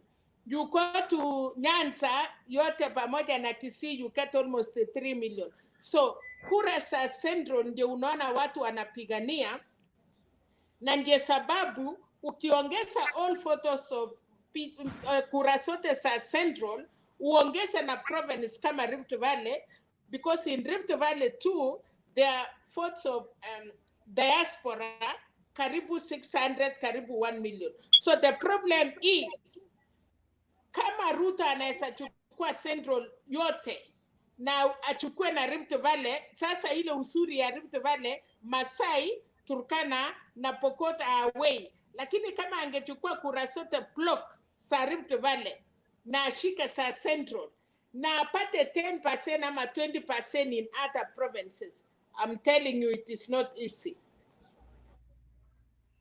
Yeah, let me give you a secret. I mean, I know I talked to one of the Ruto's advisor. I'm not going to name the name. It's somebody I know very well, a close friend of mine here in the US. Here's the plan they had. The plan was, when they came in before the campaign started, I don't care what they do, I won't say the truth. I don't care, you don't do nothing. The plan was, he thought Central would be saved for him. And here, going ahead, he wanted to get a running mate from Western Kenya. Then from there, there's no way you could beat him up. But things have changed, not the way they had planned. And that's why they are panicking right now. I'm telling you what the guy told me. By August 9th, or before that, a week before that, you would not be surprised. This thing is like 207 again. It is us against him. And when Kibaki lost the election 207, that's the truth be told. So 207 was us versus them. And that's what they are expecting might happen. And you know what? It might happen. So his plan was to get a vice president or a running mate from Western Kenya with a sealed Central province with Whatever he has from Rift Valley is the president. But now things are upside and down. Okay, I like your sentiment. Personally, I hold a different view. But let me hear from Kinywa, and then before I give it back to Rob, and then I come back to Martin. So Kinywa. But let me do a master real quick with Madam Selina. Ngoja kidogo. Mato, wait, hold on. Just hold on. Just hold on. No, hold on right there. Hold on right there. Kinywa. Yes, Mr. Demba. You know, I think there is a magnitude in the others we can mute. Let's mute the others so that we can listen to him. Something DP didn't understand and didn't get it into his mind is that you can see Baba didn't concentrate much with Mount Kenya. Ask yourself why Baba didn't concentrate much with Mount Kenya. You can see the politics of Baba. He doesn't concentrate much with Mount Kenya. Because Mount Kenya, you cannot approach Mount Kenya carelessly. Mount Kenya need a structured plan to approach Mount Kenya. And where Ruto went wrong is the time he lied himself that he can walk in Mount Kenya the way he wants without following any leader in Mount Kenya. With the likes of Rigathi and Didi Nyoro controlling him that you can come in Mount Kenya is yours. But you see Baba didn't bother about Mount Kenya. Baba alikuwa amenyamaza tu ni kama ana shughuli na Mount Kenya. Because if you go Mount Kenya carelessly, you will lose. Mount Kenya need a structured approach. And the structured approach, they must have one of their own to try and tell them this and this and this and this and this, without forgetting your son. If your son, even if it's a bad person, you cannot throw him away. At the end of the day, is your son. So Ruto didn't know that. Ruto was trying this thing of divide and rule, and for that purpose ndio imekuja kumfail na ndio inamkula. Because he started, if Ruto started campaigning like now, with that narrative of bottom up, he could have done much damage in Mount Kenya. Because we couldn't have enough time to do a research about him. And that's why he tried to block anything to do with the history, so that we don't judge anything before. He wanted to deal with the current issues. So that was the problem that Ruto is, and is a problem that Ruto is facing in Mount Kenya. And take this on the bank, Mount Kenya will frustrate Ruto. Within 1 month time, Ruto might find himself alone. Because even people who are behind him, if they notice they are losing, they run away. And Ruto doesn't need a serious leaders. Now what Ruto needs, he wants numbers with his business party UDA. It's just numbers. He doesn't care the type of the leader you will get. As long as chama yake ikuwe na wabunge, na ikuwe na ma-MCA, na ikuwe na governor. Hataki kumind ni leader mgani mtapata, he doesn't care.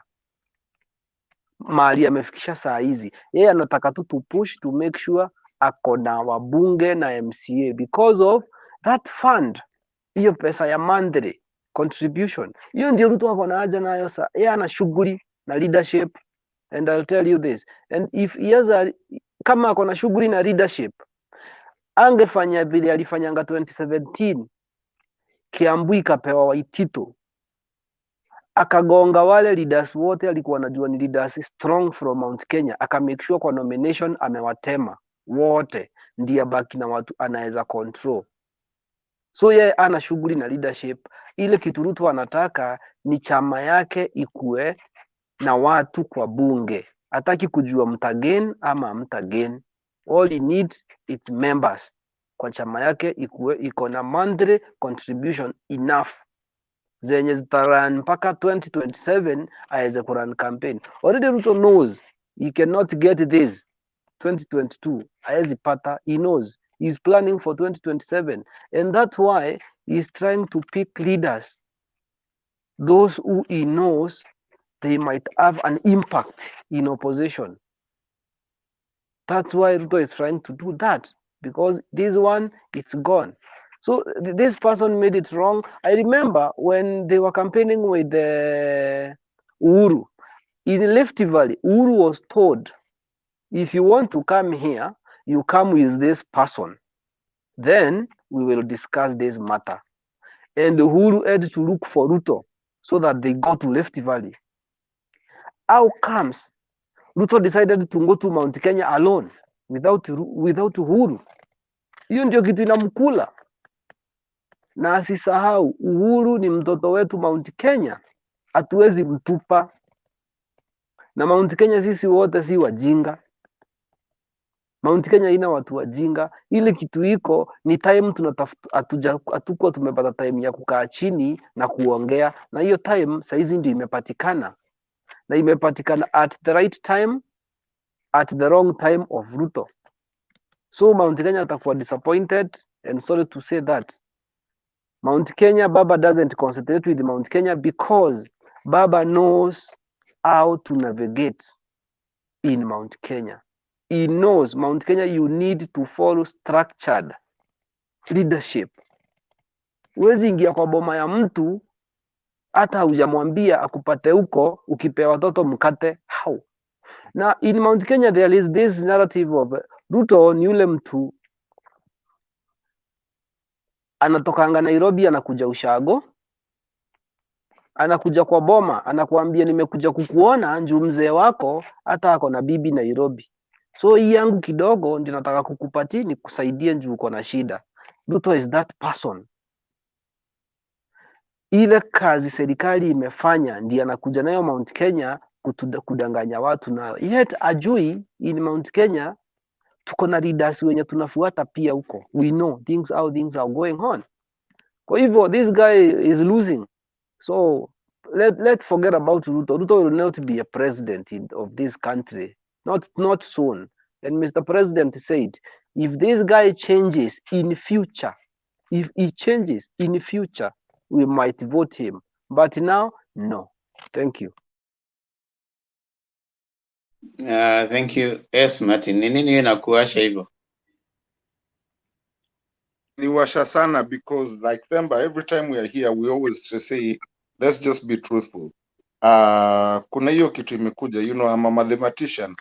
The population of Kenya, I'll say 40 million. Mama Selina amesema the population of Central, na kama kuna mtu mwingine anataka kusema, tufanye hesabu saa hizi. Amesema, Mama Selina ulisema? Nimesema kura za Central unahesabu kutoka 5 million 6 mpaka 4. That's what I say, not population. Kura. Tunasema wale wanapiga kura.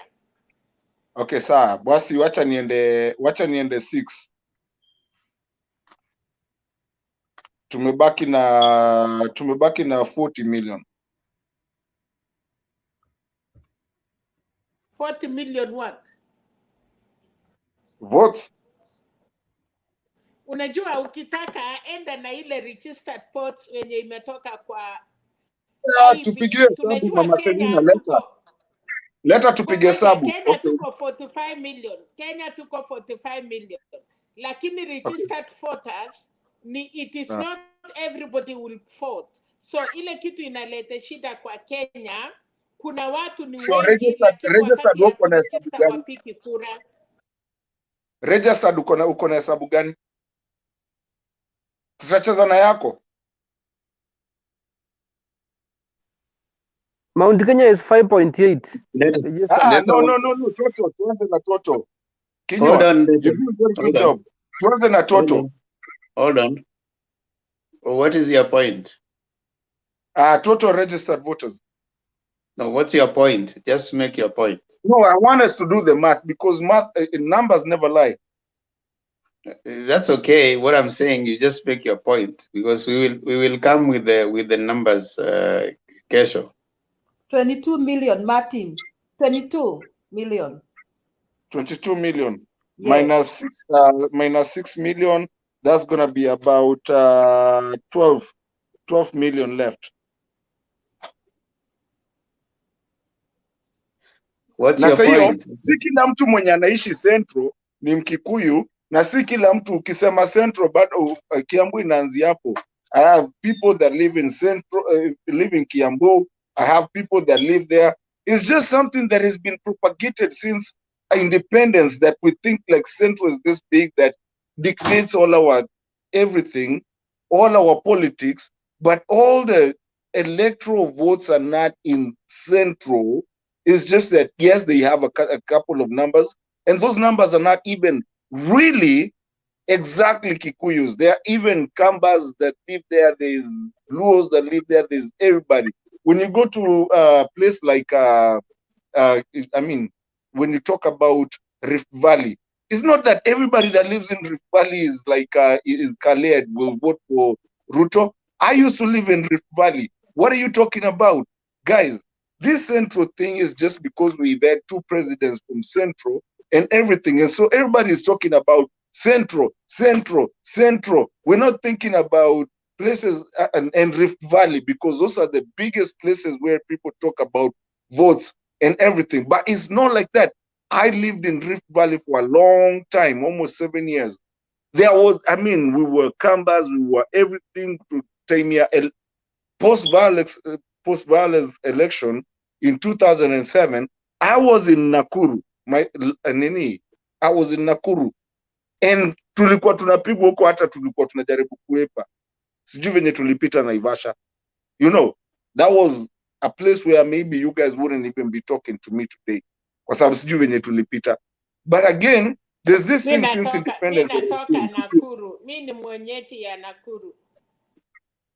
Nilikuwa naishi Shabab. It's not like I'm lying. Yeah, so Mama Selina, what we're talking about is just the political thing that everybody thinks like is, oh, Central. But by the end of the day, if we took Central and Rift Valley and took everyone that lives there, and then we went against the whole other country, even at Lamu, even at akina Mandera, now that we're starting to talk about Mandera, wenye walikuwa nadhani hata uishingi Kenya, and we did that. You know what? That's the reason last election we were almost cutting Kenya into 2, because we were like, kaini na kura zenyu, hamwezi shinda, haitashinda. Combine Central, combine Rift Valley na kila kitu, the whole country will win. Tukashikana si wote tuseme chukueni Central yote. Wacha nikwambie siri moja kwa hiyo mambo. Kura ya Central huwezi kawanya. Pole Petemba. Kura ya Central huwezi kawanya. They vote as a block. Kura ya Rift Valley pia ya Wakalenjin. You cannot, wakisema wanaingia hiyo muto, wanaingia wote. That is the secret. Ukienda Luyaland, kama kuna presidential candidate waine, kila mtu atachuna.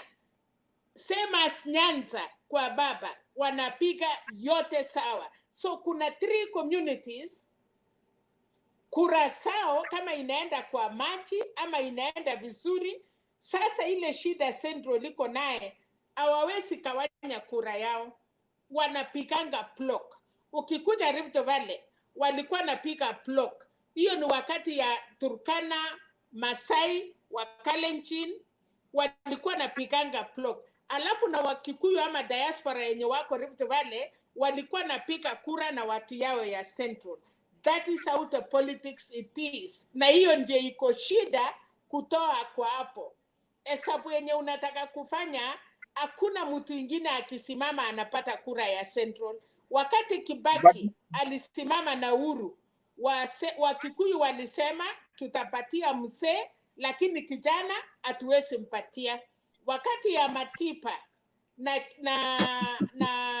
na Kibaki, so ufanye hiyo hesabu kitambo, uende nje, even if hata kama ni watoto yao wawili, watanyima mmoja na wapatie mmoja. Hiyo ndiye siri ya Central.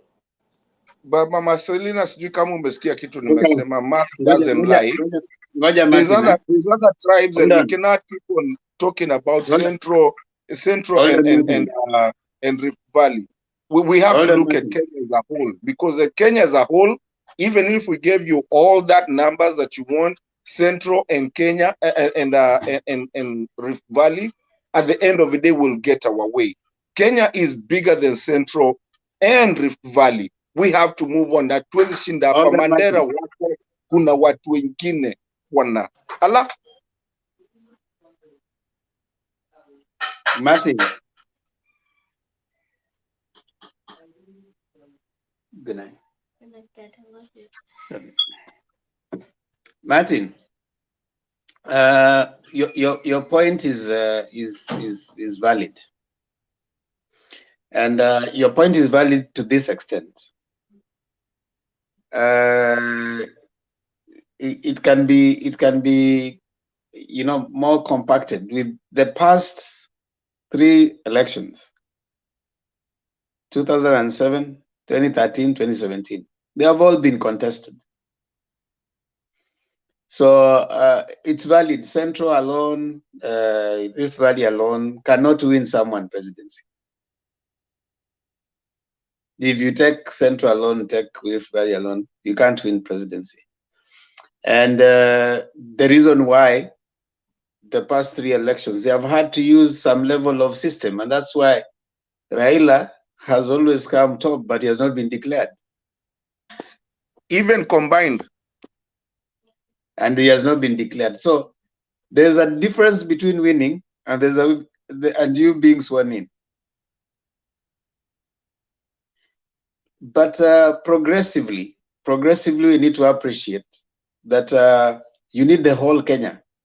And that's a debate, in my view, I think we need to have.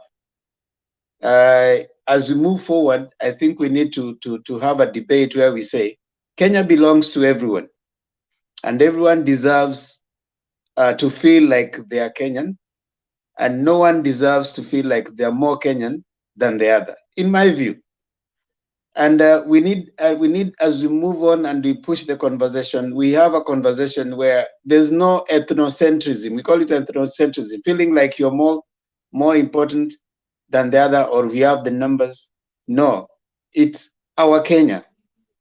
For you to win, you need all Kenya, every part of Kenya. You need Central, you need Mandera, you need Marsabit, you need, so that the president of Kenya is the president of Kenya. I wish we reach a point where we are not overemphasizing any community. We are not looking at, you need these numbers from here. And what I'm seeing happening right now is pretty much okay, in my view. In both teams, there has been a realization that you need a more representative outlook in the government. You see, the Central guys are in Azimio, you know. It's not like there are no people from Central in Azimio. The president is bringing that community to Azimio. And of course, there are the Central people. I would like a situation where we have that kind of representation across board, so that in future, we are having a national conversation, not people from Central. No, we are having a leadership conversation. You see, this thing of, you know, like if we are going to have that kind of debate, in my view, it is a little bit retrogressive. When we start saying, yes, at some point we can say we don't need Central, but they are Kenyans. They need a leadership in Kenya. They need to be part of Kenya. They need to be feel like they are part of this, you know, government. And yes, it's true. You know, like even if you take the whole of Central voting and others, it has never been a clear win. It has always had to be manipulated in a way. That's why we had issues 2017, 2013, it had to go up to Supreme Court. 2017, there was no voting. There was selection, not election. So we need to appreciate and accommodate each other as Kenyans. For me, that is what I would want us to, I mean, the conversation I'd want us to have. Otherwise, if we keep saying we don't need central, we don't need this, we don't need that, eventually the conversation might shift, and you don't need to be vilified because you are coming from a particular community. And there's nothing wrong in you being proud of coming from Central, and those people who are coming from Rift Valley need also to feel proud they're coming from Rift Valley. Those people are coming from Nyanza. There's nothing wrong in voting for your person. There's nothing wrong in having that conversation. In the democracy, there's the idea of numbers. But even as we do that, I think we need to change the conversation. To change the conversation, which the leadership has tried. I really thank the leadership right now so far, the way the conversation is going. Hopefully we'll have two clear political systems after this election, so that we are having Azimio la Umoja and it is representative of everybody across the country. Then you have this other one, which is also Kenya Kwanza, representative of everybody across the country.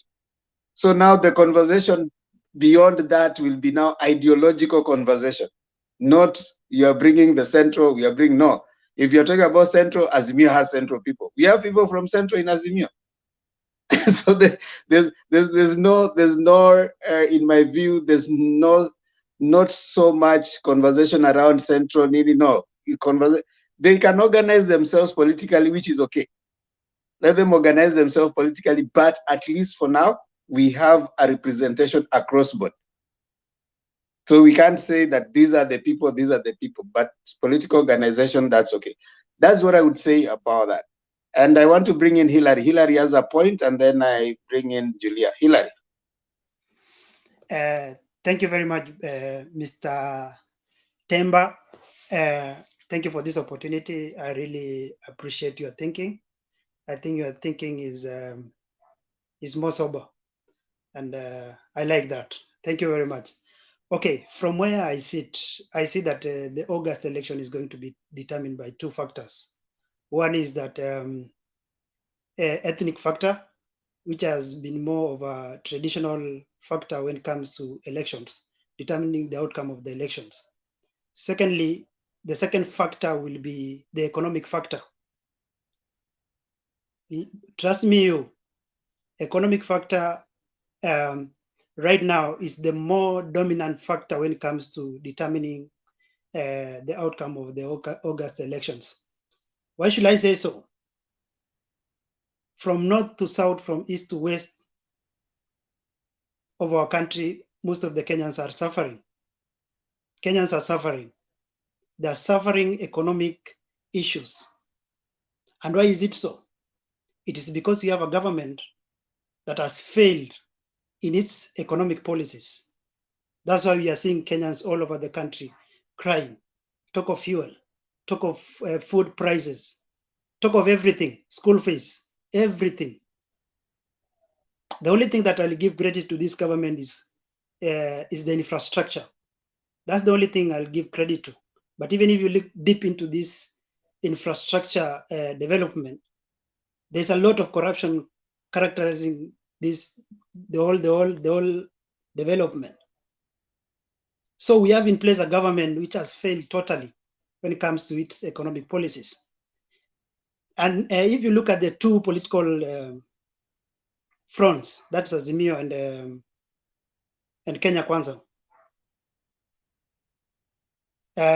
both of them, they are trying to affiliate with the plight of Kenyans through the economic factor.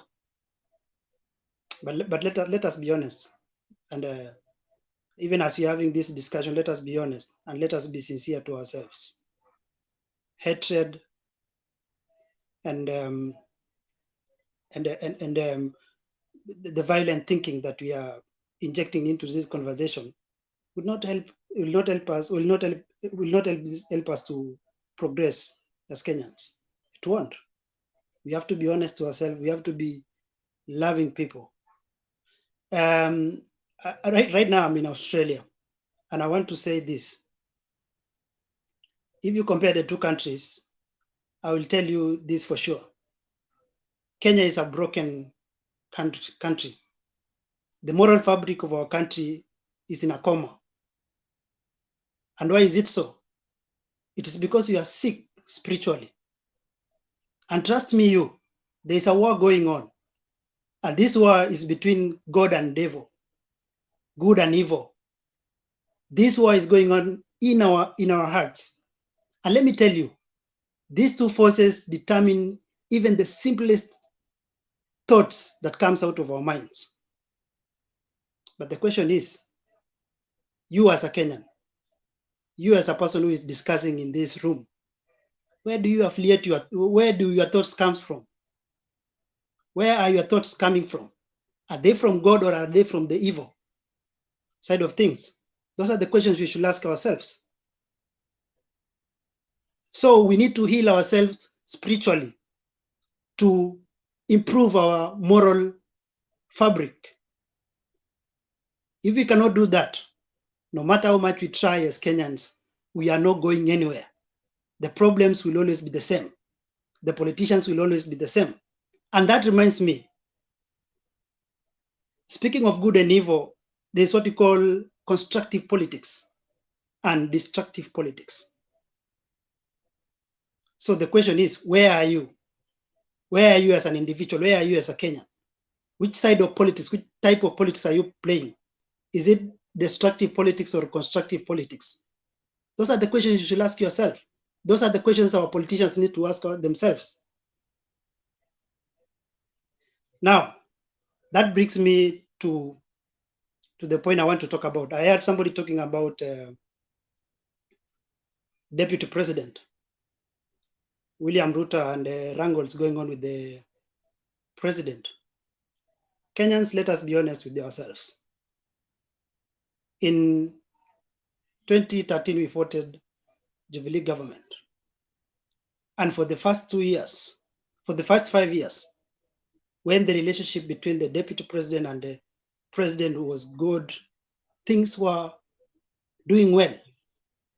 The first 5 years, things were doing well. When we entered the second term, something happened. And let us be keen here. Something happened. And what is this thing that happened? The seed of betrayal came in. And that's why we have the difference between the deputy president and the president. Why is it so? The thing is this. I've heard somebody say that deputy president should resign, that deputy president is to blame because he's part of the same government, which is true. But look at what the Constitution says. The presidency consists of president and the deputy president. What does that mean? Constitutionally, if the vice president is to resign right now, trust me, election will come earlier than August. I'll be honest with you. Let us stop lying ourselves. If the deputy president exits the government right now, because the presidency was voted by Kenyans, presidency was voted by Kenyans. If the deputy president exits right now, elections will be held.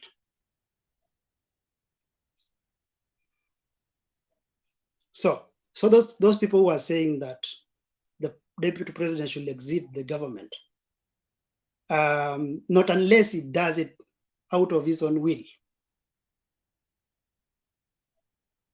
That's not going to happen. But if he wants to stay in government and the Kenyan people are okay with that, the deputy president is going to remain there. And nobody can remove the deputy president from there. Now, the last 5 years, look at how the president has been treating his deputy president. And let us be honest on this, guys. It's not about you being Azimio. It's not about you being Kenya Kwanza. The president has been treating the deputy president behind the curtains with a lot of Hillary, disrespect. Hillary, Look, even when they were launching the BBA, the Hillary, way the Hillary, deputy president was treated. Hillary, Yes. would you mind quoting for us the Constitution, where it says if the deputy president resigns, we are having an election immediately. Would you mind giving us that? I wish I would have. I wish I had my copy of Constitution, but President, I read that. Presidents, what is presidency? What does the Constitution say about the presidency? No, my question is very interesting. You say you say. Yeah, I know. Your question is very clear. Your question is very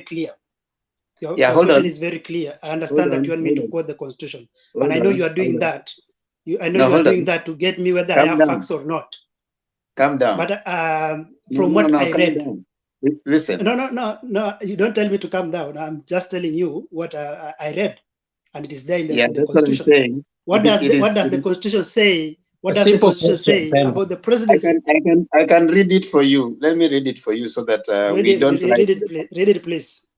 So that we don't lie to the public. There's a reason as to why the Constitution, when it was written, it gave different times, different reasons for removing the president. Okay. And removing. Hold on. I listen to you. I'm listening. I'm just naitikia. So there's a reason. Yeah, there's a reason as to why it gave the different ways of removing, one, the president, and two, the deputy president. There are different clauses. There's nowhere written removing the presidency. It is removing the president. But can I ask you one question, Temba? When you voted in forget about voting. We are talking about removal. Let me tell you, the Constitution tells us that we vote. No, hold on. Hillary, you know, it tells you that we vote for the deputy president and vice president. We vote for president and deputy president. Is that what the Constitution says? Okay, hold on. The Constitution says, I want to give you an example. The Constitution says you vote in the governor and the deputy governor. A governor is impeached. Does it mean that the deputy also goes up?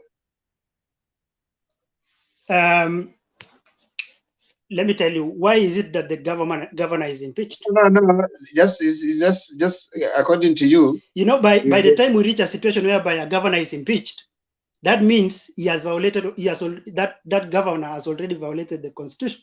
And what is used for them to be removed? The same Constitution. Exactly. So the removal process is in the Constitution. So you have said that you are going to read for me where about the presidency. Are we talking about the presidency or are we talking about the governor? So go to the presidency. Read for me the presidency so that we can have this discussion. Hillary. Yes. The governor. As you go to the elections right now, the governor. You go to elect the governor and he chooses Mr. Temba, don't talk to me about the governor. We are talking about the presidency.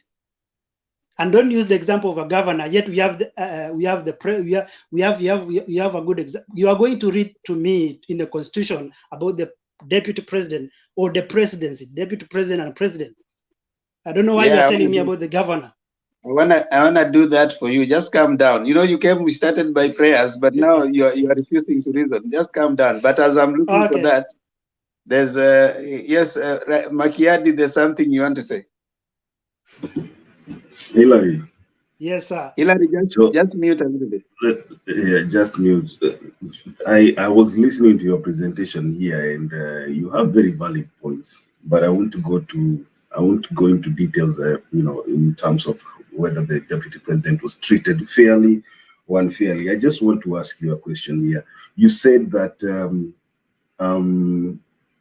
the president, if the deputy president was to resign, was to resign or was to, I don't know what you said, but you said we would be going to an election. So let me just ask you something, because there's no clause in the Constitution that really talks about removal of the deputy president as per se. My question to you is this: If Uhuru Kenyatta today decides to resign, what happens? Do we have an election? If President Uhuru Kenyatta, as an individual and an occupier of the office, decide to resign today, that doesn't mean that the deputy president has decided to resign. And I'm not talking about the resignation. I'm talking about you guys pressuring the deputy president to exit the government. Those are two different things. Resignation and pressuring deputy president to exit the office, those are two different things. So we come back to what you said here. Yep. You said that if the deputy president was to leave that office today, we would have an early election. I can't hear you. I can't hear you. You can hear me? Can you hear me now? Yep. You said if the deputy president was to leave office, if we let me use your words, if we forced the deputy president out of office today, we would be having an early election, right? Yep. Because your reasoning is they were voted in together as a pair. Mm-hmm. And that's why I'm asking you, what if the president left office today? Does that mean even the deputy president leaves? If, for instance, let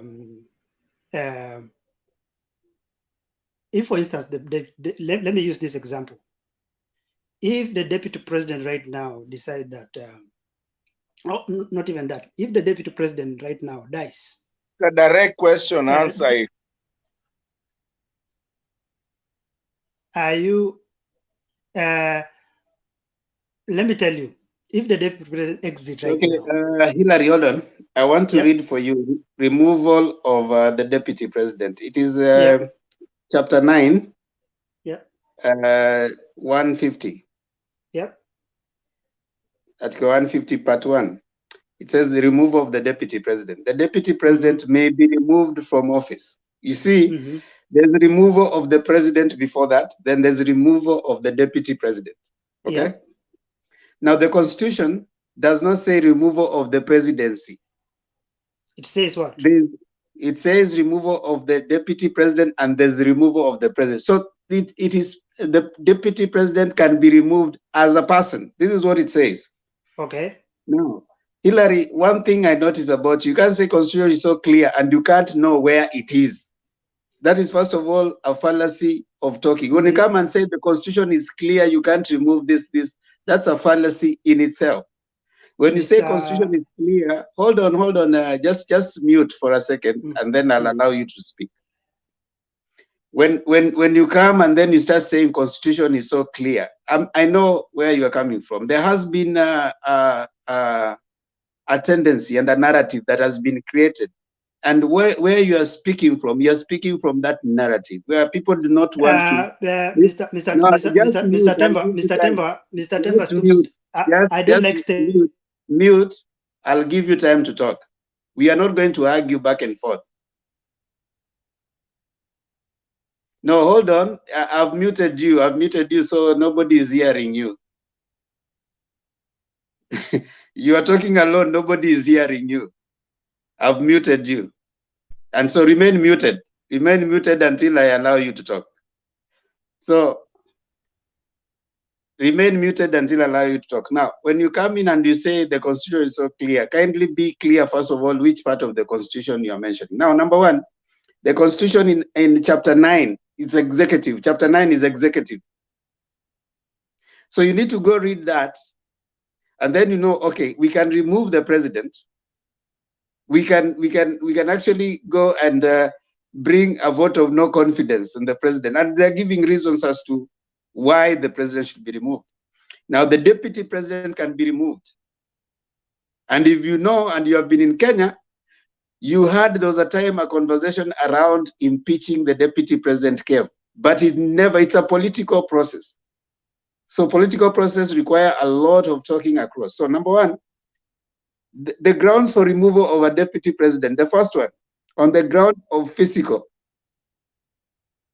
or mental incapacity to perform the functions of the office, or two, on impeachment.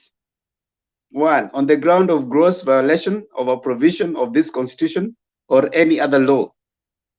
2, where there are serious reasons to believe that the deputy president has committed a crime under national or international law, or 3, for gross misconduct.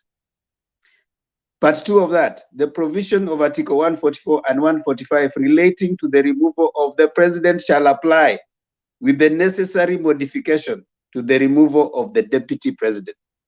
So yes, there is indeed a clause for removal of the deputy. The constitution envisages that we can have a deputy president and who can commit a crime, and the president has not committed a crime.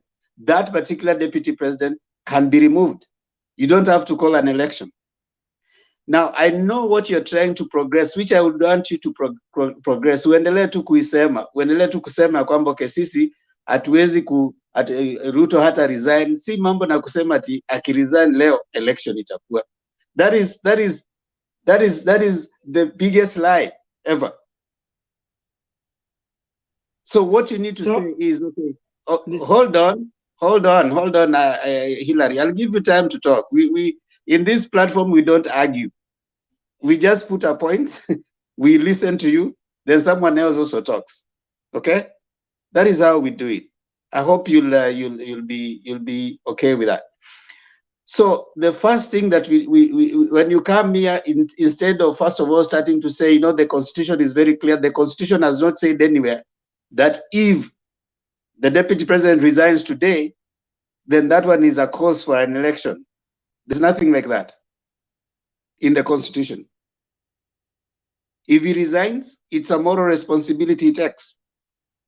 It is up to him. That's why I'm saying it's up to him, because he has not been impeached. He's not mentally impaired.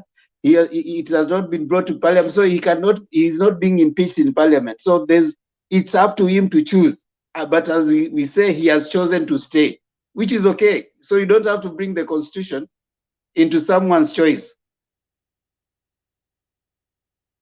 So I think that let's stress that there so that you progress. The deputy president is not resigning. Now progress the other one that you're saying he was mistreated, and of course other people will have their budget. I'll bring in other people to answer you. So go on.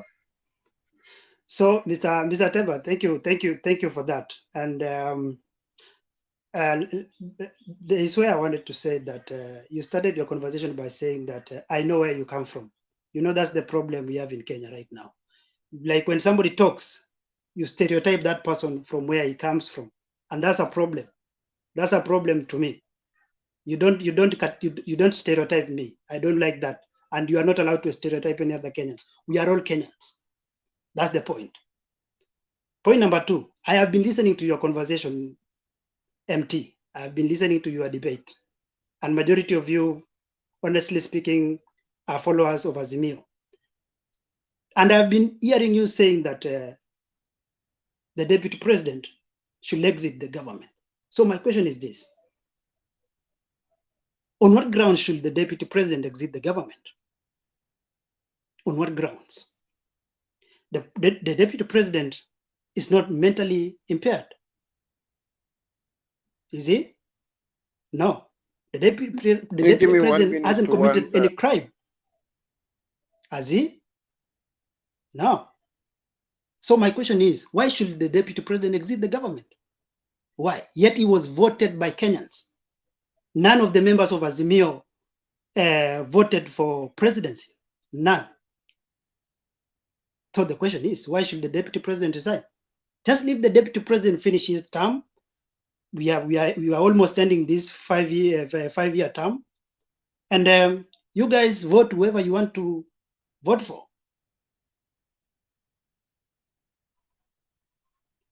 Okay, you have a question, Mr.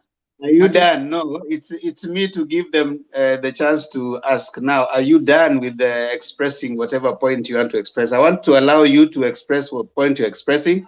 Then now I give people time to respond to you. I mean, that's how we debate here. Just put your point. These are okay. Listen, Hillary. If you come here, you say, okay, fine. Someone has suggested that the deputy president should resign. Now, me as Hillary, this is what you say. Me as Hillary, I suggest that the deputy president should not resign for the following reason. He has not committed any crime. He is here to finish his term. and these are the reasons. You know, that's how people debate. It's not a quarrel. You know, you're talking like you have come to fight. It's not a fight. It's just I'm sorry, Mr. Temba. That's how I talk. I'm sorry if I'm offending you, but that's how I talk. And nobody should take me, should not even you, because that's how I talk. If I talk so loudly, I'm sorry. I'm sorry that I talk so loudly. You don't if have I to talk be like sorry. I'm quarreling, I'm sorry. That's me. You don't have to be sorry for who you are. What I'm saying is just put your points across. You say, okay, fine. We clearly see for you, you don't think there's a reason for why the deputy president should resign, which is also a thought we respect. Okay. Now, if you felt like I stereotyped you, I apologize for that. I didn't mean to stereotype you. However, your line of thinking has been expressed in many political podiums, all right? In the sense that he doesn't need to resign, because it has been, and what we usually say here is that you don't need to come and repeat the same political propaganda that has been propagated in political podiums. So you need to come here with some facts, all right? So that those facts. Mr. Temba, Temba, I gave you time to talk, didn't I? And I'll give you time to talk again. Yeah, I'll give you time to talk. Don't worry, we are here, and we have to. We are Kenyans, and the Kenyans have to talk with each other. We don't want to fight. You are a Kenyan like me. There are more things we share than the ones we differ. We're only differing in whether the deputy president can resign or not. But we are all Kenyans. So what I'm trying to say is this: whatever has been said has been repeated many times. All right. But if you felt like I stereotyped you, I apologize for that. We are just trying to deconstruct this particular notion. And of course, we respect your view that you have said. For you, you don't think the deputy president should resign, which is also okay. I mean, that is a position that someone needs to hold. So we just listen to other people also who feel the deputy president should resign. And at the end of the day, you don't have to come to our side, and we don't have to come to your side, but we have debated and we have talked. Isn't it better, Hillary? Yeah. I mean, let's just debate. It's not a quarrel. It's giving your view. There are people who think the deputy president ought to resign. You think he shouldn't resign. So let's just debate that. I mean, it is the thing that we are debating. It's not a fight here.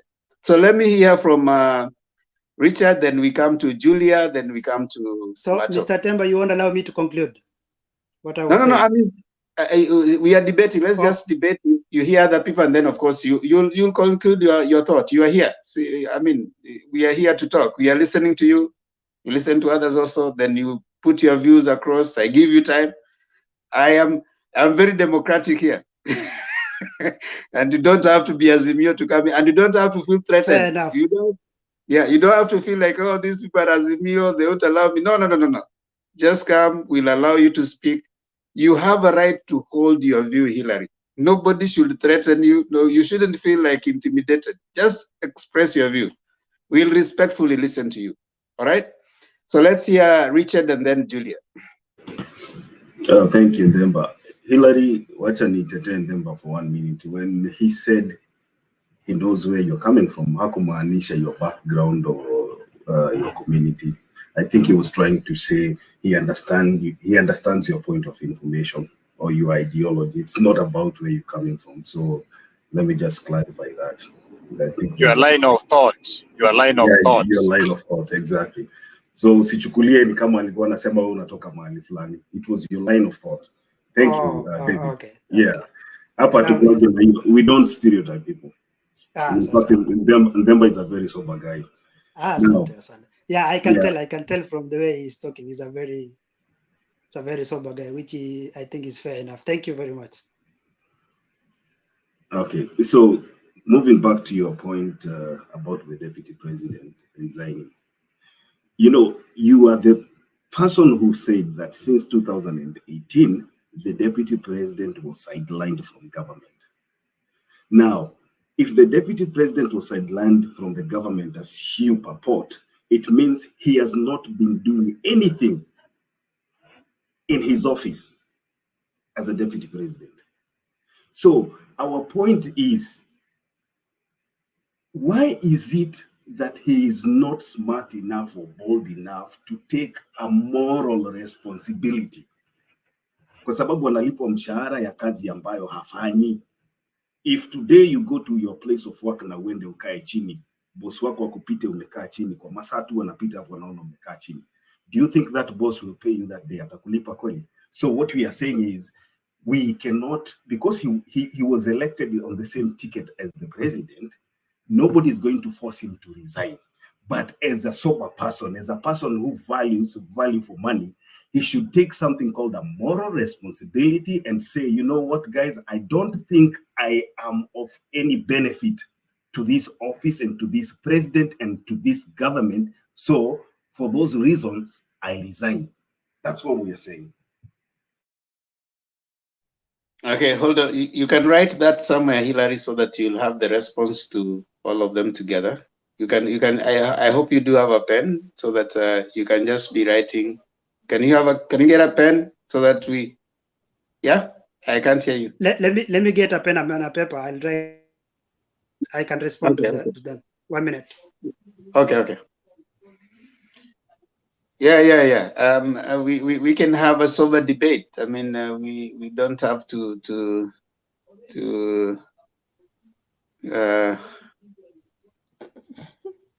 Yes, Julia. What do you wanna say before Hillary comes?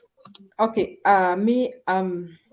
Today I'm your disciple. You said that we don't have to respond to everything, so I'm not responding to Hillary. And if I say anything, I'll just say that DP doesn't have to resign. We shall sack him on 9th officially. So he doesn't have to. Mr. Hillary, me, I'm not voting for him to resign. We're going to sack him on 9th August. So, Tuli. I wanted to, my point was about what Martin was talking about. I don't know, I think I should take you back if you don't mind. About Mount Kenya region. Mount Kenya region is not as in central there. Those 5 counties, you know. Mount Kenya region includes even Upper Eastern. And why they sound like they're a big voting bloc is what Mama Silina was saying. They vote unanimously, like they can decide to vote for one person. Na wako na ile spirit yao inaitwa kumera. So it is true, I agree with you that someone cannot win by just having Rift Valley and Mount Kenya region alone. I totally agree with you. But Mount Kenya region has that, wako na hiyo kasuba, kumera, wakiamua wanatokea. Na hiyo wanatokea. Then I don't know how they, I used to work in Kisumu and we used to argue with my friends in Kisumu Rural. And I used to tell them, because when I was there, that was 2000 and I think 6, 7, let me say 6. Kisumu Rural had about 48,000 registered votes and voters, and I used to vote in Madira constituency. And Madira used to have, by then Madira had 78,000. So I could tell them, nyinyi mkipiga kura 48,000, si tunawapiga mara mbili, one constituency. And it makes a lot of sense. It makes a lot of sense. So it is not that you can win by having Mount Kenya region alone and Rift Valley. No, I don't also believe that. But they have this voting bloc. Wakiamua wameamua. So I wanted to refute your notion that we don't need their vote. We need them. And this time, let me say this, to be sincere, even if I'm supporting Azimio side, to be sincere with myself, we are only talking bravely here because through Uhuru, Baba has encroached into Mount Kenya region. And another reason why we are quite brave is because Mount Kenya region now not having their man, what some of us here say that we vote on tribal basis, that's an advantage to Baba's side. Chances, I think it is Rose I had talking about it here, chances are that a big fraction of Mount Kenya people may not really be so interested in voting because not one of them is vying for presidency. So the turnout may not be as good as it has been there before. And that is an advantage to Baba's side if the turnout is not as good. So, but if Ruto was to amass the over 80% of Mount Kenya region, yani sahi mnaona hata Juri akiongea hapa anasema ni wa Ruto, hiyo mambo ingekuwa mbaya sana. Why am I saying? Because if Ruto was to amass the whole of Mount Kenya region, like the way they voted for Uhuru, and he gets his Rift Valley the way they voted for Uhuru, it does not mean that if Ruto is getting Mount Kenya region and Rift Valley, he's not getting from other parts of the country. We'll be so ignorant to assume that ata Ukambani, Ruto hana kura. That is high level ignorance that could be there on Azimio side. Would be so ignorant to assume that Ruto hana kura. In fact, Ruto in Nairobi, it will be challenging Baba mbaya sana, like close to 40%. The only reason why Baba has an edge this time is because there are some of the Kikuus in Nairobi who are like, sisi ni wa Baba. Sasa Baba akona edge kubwa. Sasa inaweza kuwa 50 ama 60-30. But if Ruto was going to get the support Uhuru got, we would be talking about 48-48. We would not be so sure of Nairobi. The only pass I think Baba would be sure could be Western and Nyanza. And then they would have to struggle with Ruto. Eastern, they would have to struggle. So what I'm trying to say, we have an edge this time because of Kalonzo. We have an edge because of Uhuru. Uhuru ameharibu sana maneno ya Ruto Mount Kenya region. You never heard it before. You would never hear people boldly talking from Mount Kenya region, talking about Raila. People would not do that. Nobody would do that. But now people are walking around saying, this is new Baba, as members of parliament. So it means now Baba has an edge. So, and we can courageously now claim that we are on the winning side. However, if Ruto was to get the whole of Mount Kenya region, we would not be smiling here. We would be like we are not even sure what's going to happen on 9th. So that's the only advantage we have. So we cannot dismiss Mount Kenya region. We cannot. Another thing I have learned in the past, I've been talking about Kalonzo, and I decided I'm not going to be doing so because I discovered that there are those who are called Kalonzo sympathizers. Watu wake ni vile sijui nani alikuwa anaongea hapa, sijui kama ni anaitwa the person who just left, alikuwa anasema ati Uhuru ni mwetu.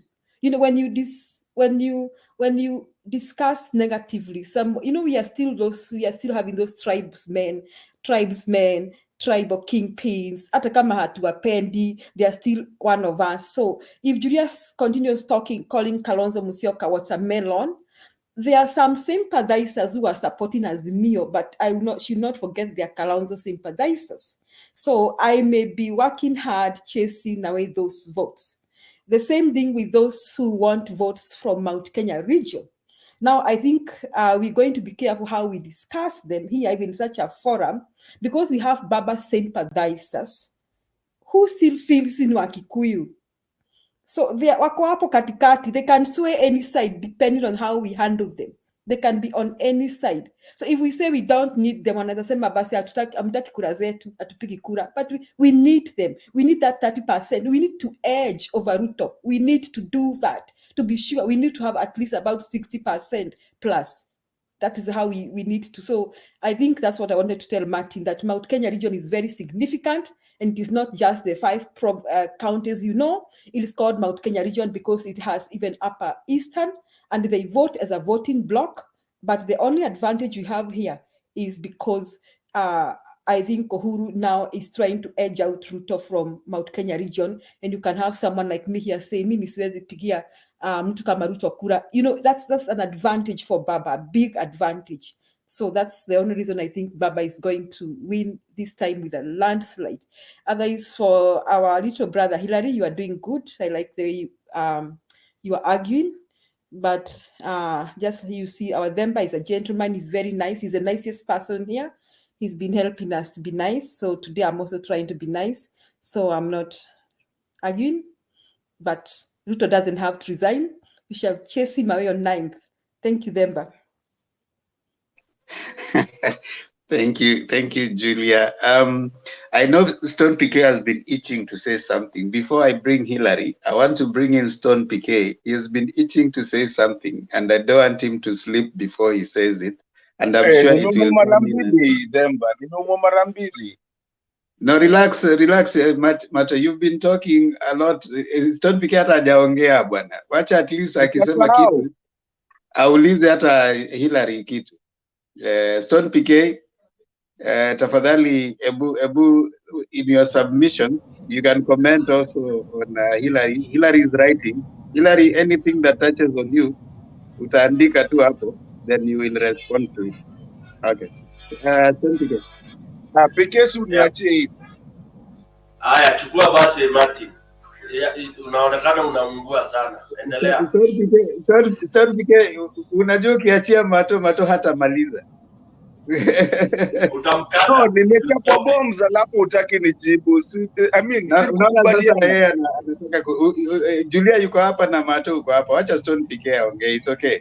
Stone PK, just talk and then kwa sababu kuna David pia hapa na pia kuna Victor Nyaking pia hapa. So we want to also bring other people ambao hawajaongea, alafu Mama Selina pia ameshakaa sana kama hajaongea na ninajua she has a word here. So let's hear Stone PK. Hillary, you can be writing because I'm sure they'll be commenting on what Amanda. Sasa anaepa na vile ameraise issues here. Pole Mato. Stone PK amefunza mtoto. I was hearing bro. Let's see. Hillary is here. Hillary is not going anywhere. Hillary, you stay until alafu Alex pia najua ako na jambo atataka kusema. So let's hear those, especially those who have not spoken, so that at least we have everybody having said something. And then now we can start bringing everybody else so that we ask Hillary questions, because I'm sure if we keep asking Hillary questions, the other people ambao hawajaongea tutakuwa tumewatreat vizuri. David hajaongea, Victor hajaongea, na at least Julia amepenya hapo ameongea. So let's hear them and then now I start bringing akina Mama Selina, akina Mato, ndio tusikize Hillary tena. Hillary, unajua hii yake inataka tukae na yeye kabisa. Maybe after this Hillary atakuwa amejoin Azimio. Yeah. Okay. Yeah. Don't begin. Thank you, Themba, and all the panelists. I'm seeing Alex there, Mato, Victor, Richard, Julia, Hillary, Selina, Jambo. I'm seeing our brother David is back to this forum. Okay, it's interesting, really interesting, and I want to quickly kind of highlight some of these issues that have been raised by more or less the people who feel like DP is being vilified, DP is having mistreatment. You know, I'm appealing to not only Hillary, but the sympathizers of Deputy President Ruto. Now, Hillary stated very well, and Hillary is talking of the way they are all talking. When I say all, those who support Ruto, they say that when Jubilee came in, things were very, very good. Things were running very well. Let me deconstruct that. The disaster that ever happened to this country is when Jubilee rigged themselves into leadership. Take that to the bank. And we were told that those choices, although they were not Kenyan choices, of course there was a percentage of Kenyans who had voted Jubilee, but truly speaking, Jubilee never won. They forced themselves into leadership, and no wonder the disaster that befell to this country. Beginning with things like SGR.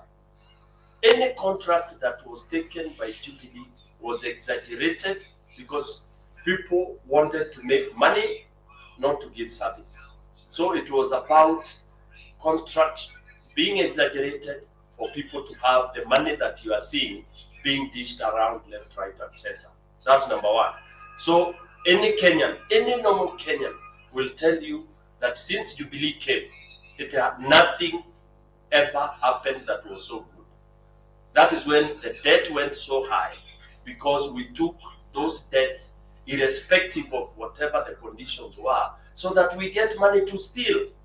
And it was all over from pundits, from economists. They were saying, we are getting loans to steal. So Kenya took loans to steal not to develop the country. Now, that was the whole of 2013 up to towards 2017. And while that was happening, there was the champion of that. There was the prefect who was championing that. You know, hiyo kwenda kuchukua hiyo mapesa ndio tuibe. Okay? Kenyans know. Okay? Who the champion, who the captain was. As much as they were there as a pair, but there was the champion and the captain of looting. And that is when this country was looted. So much so that one of the supporters of Uhuru Kenyatta, in the name of Murade, he talked, and I wish I had the admin right here. I would have played that clip. He talked and said that in the second term, Uhuru will change. Why was he saying he will change? Because the deputy had become so wrong that he forgot Uhuru was his deputy, was his president. Just because they were romancing, wearing similar ties and shirts, the deputy became so wrong that even when they go for meetings, for presentations, to open, to give discussion, public rallies, it was Ruto who was talking as if he was the president. And while the president stood to discuss, he would have no point to talk. He was always being preempted by the deputy. These are things, these are facts. Okay? Now, the fact that Uhuru was quiet when all this demeanor and the kind of bad manners of the deputy was happening, he took it easy. And that is his nature. We have seen up to now, he's being even chopped into the eyes. Anaguzwa mpaka sehemu nyeti, figuratively, amenyamaza. Okay? Now, so he was saying, God, si Mungu asaidie hii first term iishe. Okay? And when ilipokwisha, that's why he changed. He changed as we had been promised by his supporters, his close allies, that he was under siege. He had been captured. All right? And that's why he behaved the way he behaved. In short, the DP misbehaved. He lost the confidence of his president.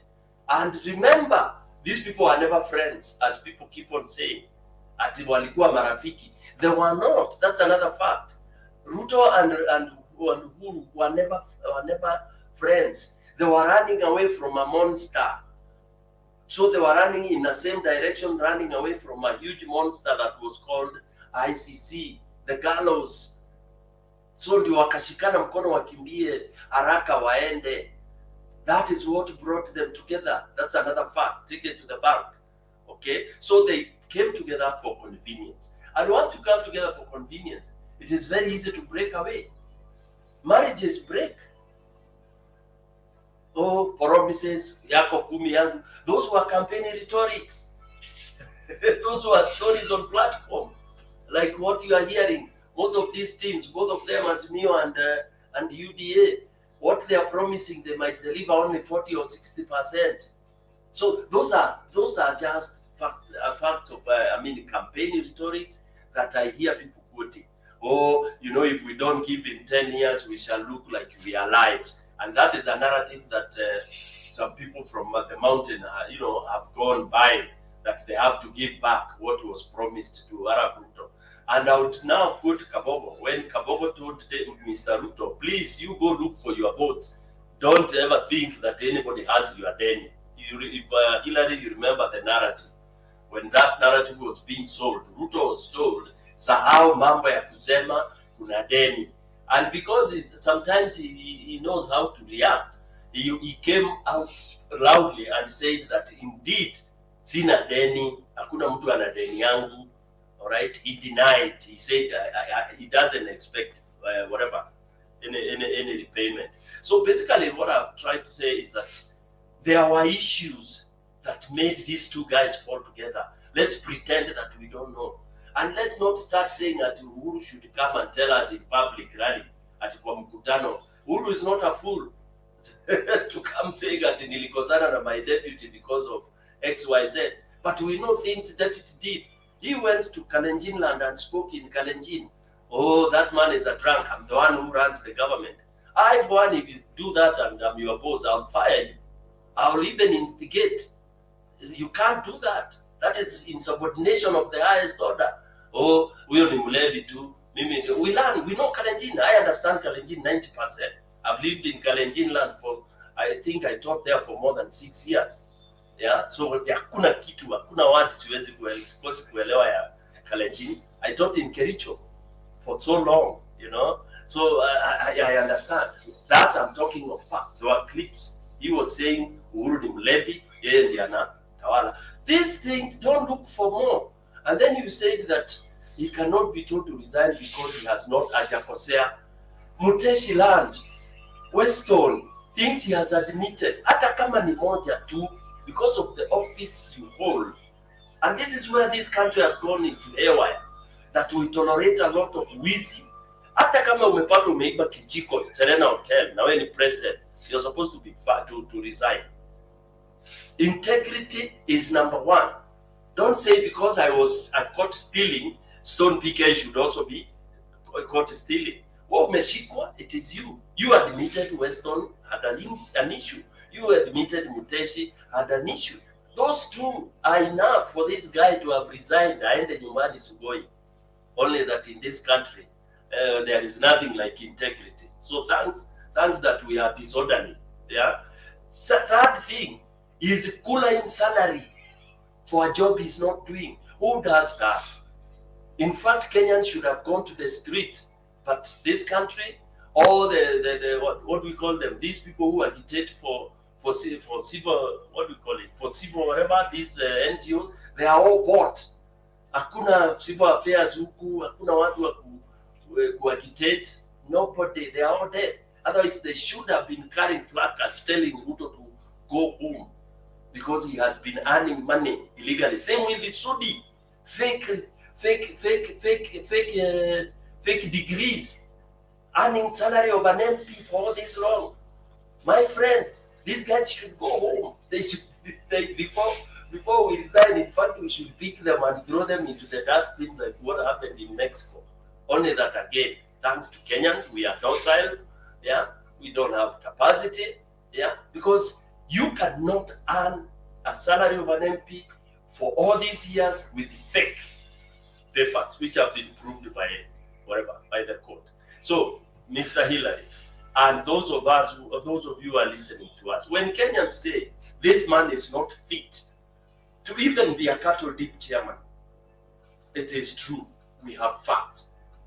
Emotions aside, ukabila aside, let's have another Kalenjin who is clean. There are so many if we are going tribal, okay? But this country will not allow that again. All right, lastly, the numbers don't lie. It is true Mount Kenya has the biggest voting bloc, 5.8 million. Well, that's true. But again, as we said, there has to be a combination of several other areas, all right? Of course, Mount Kenya becomes one of the swing vote areas. So everyone will be seen to be, striving to go there. Baba, as of today, was doing 26%. That is even more than he needs, yeah, which is very good, okay? Not that he really, they are allowed to vote whichever way they want, okay? So when you talk of that, the numbers, the way they are, there has to be several combinations of several other provinces or counties in order for you to become. And also remember that the rule, the 25% of the 24 counties, that also begs and ensures that whoever is voted has some popularity, at least across a bigger majority of the counties. Okay. And the other one is this issue of the bid calling the press and talking about reducing. Sorry, I'm hammering DP so much. He has no moral authority to hold a press conference. Start talking of how the government has messed. Which government is this? And where is he? This guy has no shame. Let him get out of this government, then criticize it. But you are standing there, you are the deputy president of this country called Kenya, my friend, and then you are shouting there that the government should, this is created. You are in government. Deal with those who are doing these artificial things. If you have no capacity to do that, just resign, throw in the towel and say, this government is nonsense, I don't want to be party. That is when we will start to begin to see a man and a leader in the capacity of deputy. So for me, that pressure was nonsense, waste of time. It's just showbiz, you know, trying to speak louder, because it is an irony. It reminds me of Government Inspector, all those plays that I've read and taught when I was a teacher. I see Ruto, I see an actor on stage. I don't see a serious person. Okay, I see somebody, a comedian, somebody who is not serious. He just thinks Kenyans are an audience in a theater, Nairobi National Theater, waiting for those comedies. Lastly, Rigathi, I really, this is another guy I really don't like talking about, because these are misfortunes that this country has gotten in the name of leaders. Okay, these are people that are not even supposed to be addressing Kenyans, and you know, because the records are so bad, they are so dirty. Yeah, but unfortunately here we have the law, you are not guilty until proved guilty, and then there is a law that proving you guilty is also very complicated, that no one can ever be proved guilty apart from chicken farmers, you know, the poor guys in the villages. That is where the law functions. I think, let me not take much time. I'll talk about the rest a little bit later. We thank that Sabina is off the hook, because again, these were fabricated. I mean, they didn't really mean a lot. We are also waiting to see what will happen to Kuria. Thank you. Temba. Okay, thank you so much, Trumpike. Now, before I bring Victor Nyaking and David, I want to give Hillary maybe. We have questions for Stony PK if you have time, Temba. Yeah, you'll have time for questions. I just want, first of all, for us to you had something. You had said I was going to be next. No, hold on, guys. Okay, this is it, guys. Okay, let me say this so that we appreciate what I'm trying to do. We got guys who haven't spoken. They have been sitting here. If we keep interrogating everyone, these guys won't speak, right? Now, I want these guys to at least speak, and even those guys who are speaking, if there's something that has been said, you don't have to really kind of go on it a lot, so that I have an open forum now for questions. That way, everybody will feel accommodated. And then nitanyamaza hata tuongee tena. Surely. I want to give Hillary 1 minute. Hillary, I want to give you 1 minute to respond to only one comment, and then I'll bring you again later. Let me just answer the question Richard posed.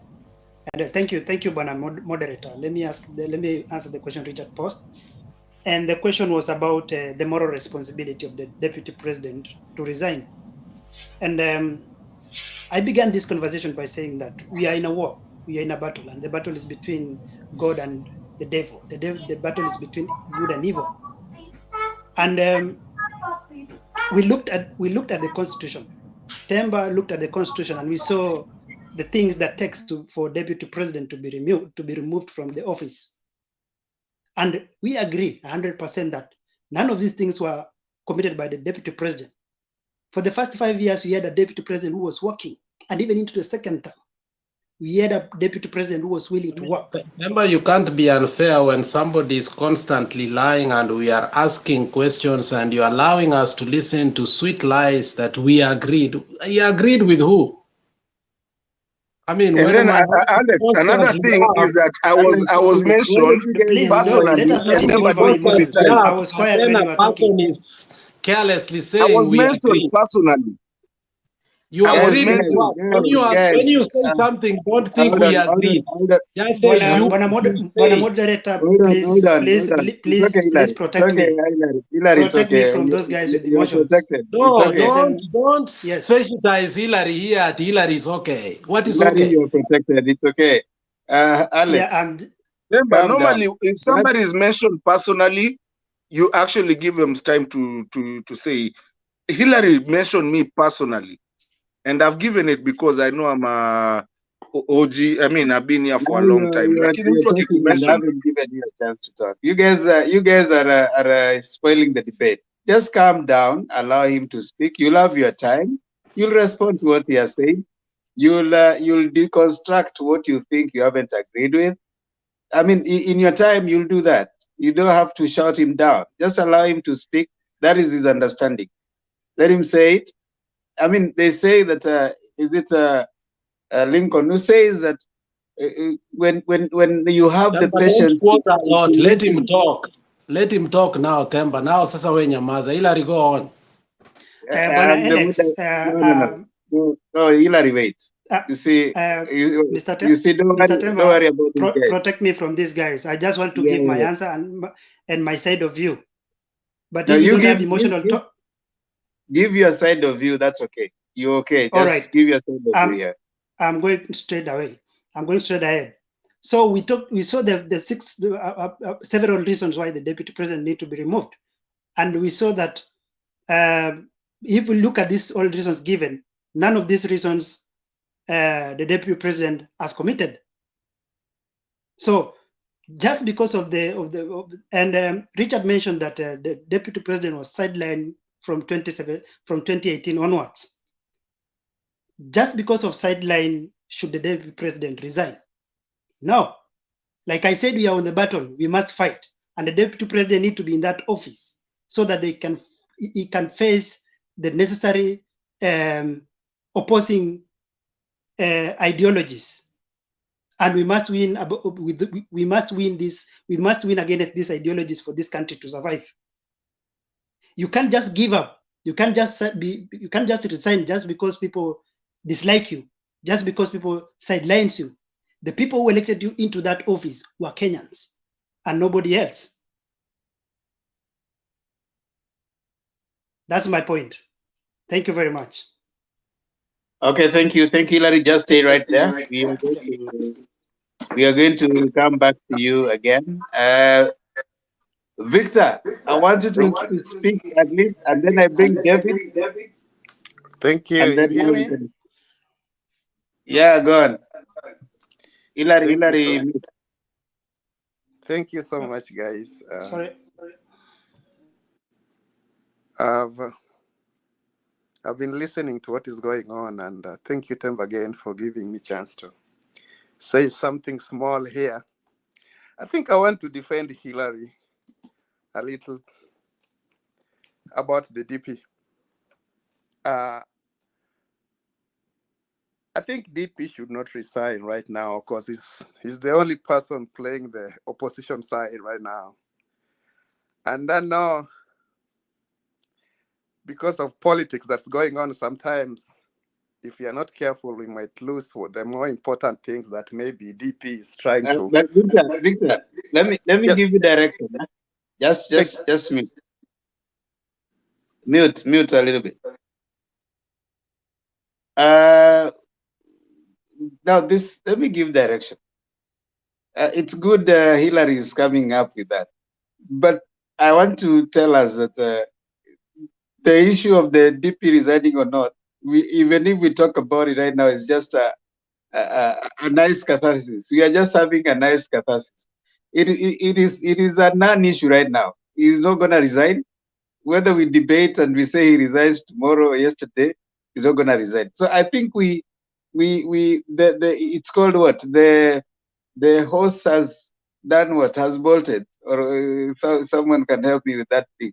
You don't have to overemphasize on that. You can go to the topic of the day. I mean, we will debunk that with Hillary because he's here. But I don't really think it's It's Thank a you. matter of Thank you. yeah. Thank you. Thank you. Thank you. The point I was trying to bring across is Bwana not Chair, what. before the next person speaks, I beg to go because I have to attend something.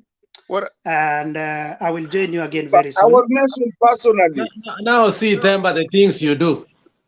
No, Somebody it's comes okay. here, It's okay. disrupts us, Please, talks like I'm we are letting in you a discuss. I'm war, letting you I have to answer go them. comes somewhere. here and says we are in a war, you leave him. You don't, this is not a latrine. You come and tell us here that we are in a Alex, war. please There is don't no involve war your here. emotions. That's a creation of You your mind. guys, We are not Can in I a say? war. relax. Okay, No, we are okay. not relaxing here. Temba, Hold on, we are kidogo, not in Alex. a war. Hold on, kidogo, Alex. Hillary, Just a second. we are not in a war. Dakika moja. This is my time. Hillary, hold on, Victor. Yeah. Hillary, do you mind Yeah. before you step down, you listen to these two gentlemen? They seem to be having something they want to tell you. Alafu ndio wende. That's okay. That's okay. This Like is my time. This is my let me time. see. This is my time. Let me hear from Alex. Alafu nisikie Martin. I've not even spoken. You cut me short. The guy I wants to have go, to but be, you guys no, are eating. let Hillary go. I can't be unfair to Victor. Ambie Alexa cool I can't down. be Hiyo unfair to emotions Victor. ako nayo alete chini kidogo. Yeah, Najua No, niko there's karibu no naye emotion, angekuwa my amemaliza friend. bwana. Look, Let's Hillary, have some decorum, please. Let's Hillary, there are just no listen to one emotions here. another. Victor, calm down. Victor, yeah. Calm down. Let's listen to one another. Okay. Let's hold on. Hillary, these guys have allowed you to go. I mean, I just needed Thank you to have very much. that. I really appreciate. But I'm joining you again soon. Maybe in the course of the day, I'll come No back. problem. Yeah, thank you very We much. I are really appreciate. done in Thank the you for your next time. Thank you for the but opportunity. yeah. And I love what you are doing. Continue doing that. You come back again, but before you go to the Themba and Lulu show. Can you subscribe to my show with my daughter? Can you say that again? Which show is that? The Themba and Lulu show. The Themba and Lulu show. I will. Let me put it in the comment section so that you go and subscribe as you are going. See you. Thank you very much. I'm putting it in the comment section. You subscribe to my channel with my daughter. Saizi weka saizi nda subscribe. Naiweka hapo. Aya, sasa mkuwe na wakati njema. I will see you again soon. Now pia bro, and come back again. We like people like you because we know debating should not be war. It should be a contestation of ideas, not. That's true. Yeah. That's true. So if we come Lakini in, Themba, mtu akiitwa jina unafaa kumpatia time a replace. Mimi niliitwa jina, hakuna mtu mwingine ameitwa jina. Stop being a heckler. You guys are taking my time. Thank you, Hillary. We hope to see you again. Thank you very much. Thank you. Bye. Okay, Victor, go ahead. This is the point I wanted to make, and you cut me short. I was not trying to talk about DP directly, whether to resign or not. You know, sometimes it's good to listen and let somebody finish his point. I was just trying to relate what's going on currently to what is written down there: reduce fuel prices. DP Ruto tells Uhuru Kenyatta, and that's the reason why I'm also saying that deputy should stay put right where he is, so that he's the one to let us know, you know, what is happening in the government. And me personally, when DP held a press conference and complained about the fuel price being high, there's some points that I noted there, and I had to go online and, you know, do some research about them. The thing so-called levy fund. Truly, Kenyans, if you look, this money since 1991, Kenyans have been paying. Before it was, I don't know, 40 cents. And then from 2000, they increased it to 5 shillings per liter. There is no any accountability where this money goes to. The fuel prices are high. And the deputy president pointed this. I understand it's time of politics. Nobody wants to listen to that. But if you go online and check, even the last parliamentary session, there was question, hey, where does this money go to? Nobody knows. And this is how Kenya is being looted. So I understand we can say, no, deputy was not trying to go and lecture people about the fuel price and what, but let us just look from the other side what is happening in the government. Right now, they are quiet. Nobody's talking about that. This money, they have been taking this money from Kenyan for the last 20 years. And this money is being said it goes to people's pockets. And sometimes I love listening to William Ruto, the vice president, because he has been government. He knows what happens there. Not that I support him. But sometimes let us approach our discussion about these things. We dig them deeply so that we tell Kenyan exactly what is happening. I will not talk about the politics of Mount Kenya. Somebody, I think it is Martin or somebody there said, hey, let us talk about Kenya, not only Mount Kenya. And truly, to me, sometimes I feel like why every time we come here is about Mount Kenya, Mount Kenya, Mount Kenya, Mount Kenya. Let us just talk about Kenya in general. And when these politicians talk, let us come back here and dig deeper what they're talking about and we discuss about them, so that we can help other people who might not understand much more what is going behind. That is what I think we should do. But if we take the direction of, oh, we have numbers this region, from where it's becoming so clueless until no one will, we love few people listening to this. I think we have much to tell Kenyans of what is happening in Kenya, even if I don't support any other side. I think that one will help us. That's the little I can say. Thank you, guys.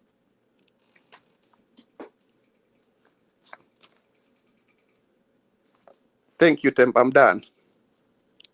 Okay, thank you. Let me bring in David before I open it. David, karibu.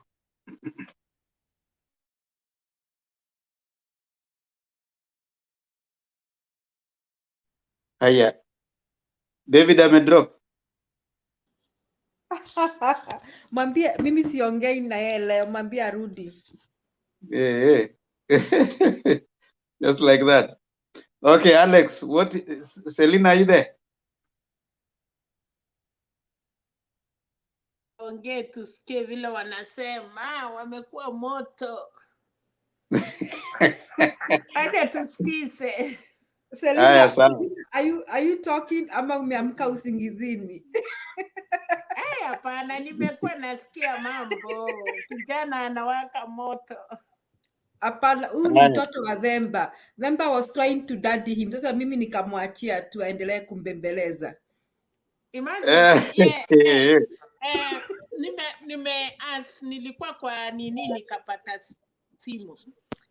I'm so happy that kuna message ya ukweli ni kwamba wale governors, hiyo ni wenye wanataka viti ya governor Eldoret, hiyo vita wase wana regret, na nikajaribu kuuliza kwani, akasema ni kitu ya aibu na wamekuwa na aibu mpaka wanatimani walikuwa wananiuliza kwa nini wanataka niende Kasevem, at least niongee Kasevem.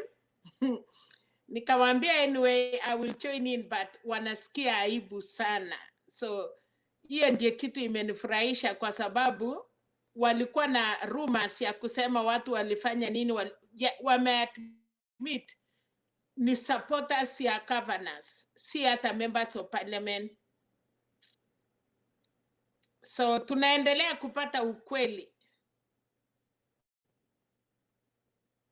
Otherwise, Julia, ambia watu mambo. Unajua hii sasa, hii Central inaletea watu shida. Namba, na ndiye sababu wanasema one man, one vote, one shilling. Wingi wa watu, tusae. Tunaambia watu wasae, wachae dunia vile Mungu alituambia. Selina, sasa sisi tumeachia watu wazae, wakina Themba na kina Alex, sijui wako na mpango gani, sijui kama wasikia advice. Wachana na afadhali wakisi kwao ni kidogo wamesana, wametoka kwao. Na kina Stone PK, sijui nini wana waste resources. Wanachichunga sasa. Ndio waliambiwa wasae, wachae dunia ndio wapate. Temba, sisi tumeambiwa tuzae, lakini wewe umeambiwa una waste resources. Na lazima afadhali wale wanasaa, kwa sababu sahii mnahangaika na wingi ya watu. Nani aliambia nyinyi mkatae kusaa? Si tunasaa tukiwa na 15 years na tunaendelea kwenda shule. David amerudi bwana. David, habari yako bwana?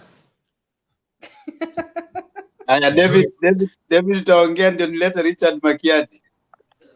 Yeah, I was changing the gadget because I was on my mobile phone as I was driving from work, so I didn't run away as Julia is trying to put it. Julia has a lot of jokes anyway. I take it lightly like that.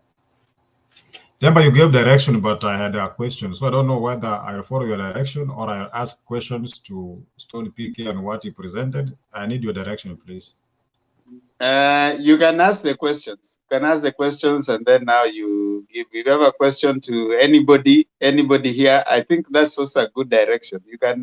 You can start by asking even Alex. Anybody you can start, and then of course we proceed on from there. Okay, thank you, because I didn't want to sound irrelevant from the chair's direction. PK has mentioned very pertinent issues that is rubbing us shoulders in the wrong way, and it's good we put the record clear.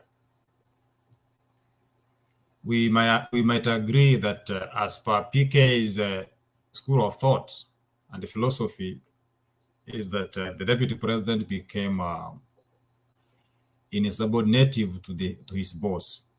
We want to agree with that, and nobody ever would allow a person supposed to support him to rebel. But now the question, and I want him to answer as he advances his school of thought, because he talks with a lot of confidence, and I believe he has a lot of information. Ruto was insubordinate, yes. Was Raila Amolo Odinga insubordinative to Mwai Kibaki? Because we see the trend moving forward. After a very serious support and a very serious campaign, you realize Mzee was even injured, and some people even wanted him dead. But one Amolo Odinga sneaked a plane and took him to hospital, stood by him. The captain is sick, let's go on. Did he insubordinate him to a point where when it comes to his turn, we didn't even see a mention of, please, let's support this guy? You'll answer that one together with this one.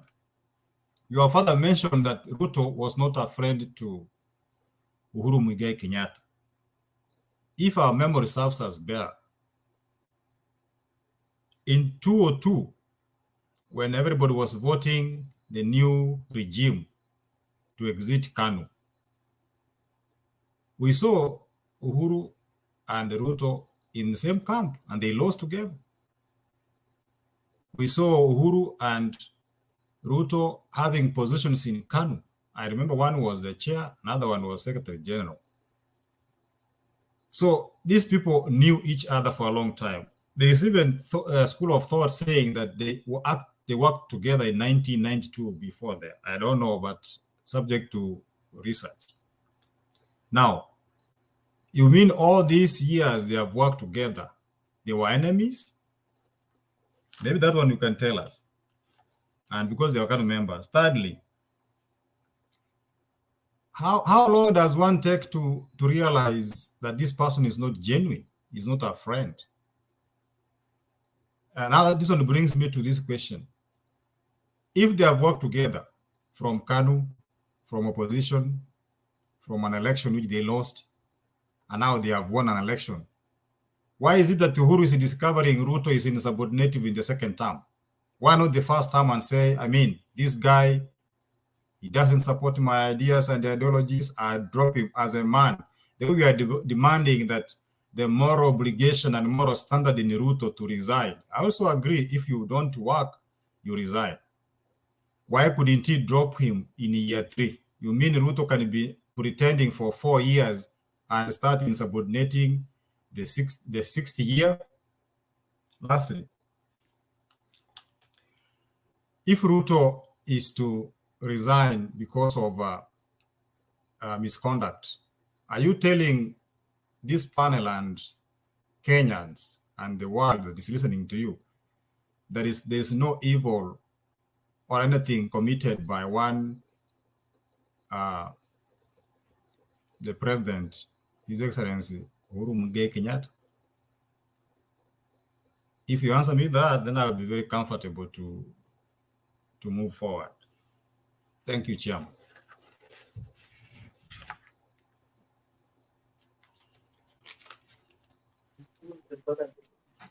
It's on PK.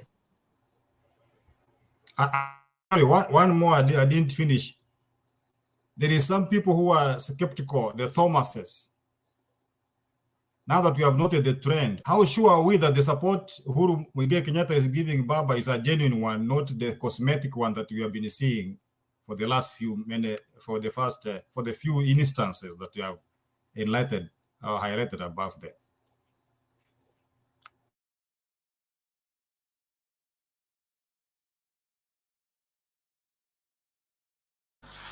Thank you, David, and other members. I'll begin with the last one. It's only God who can tell whether the relationship we are seeing and the support from from Uhuru to Raila will be genuine. You know, these are human beings. I cannot lift a Bible to swear that that support will be sustainable or not. So that I cannot really commit myself. For me, I don't trust anybody on this earth. I don't think that word exists. What I do is I just hold relationships on a very simple manner and a realistic way. The second last one about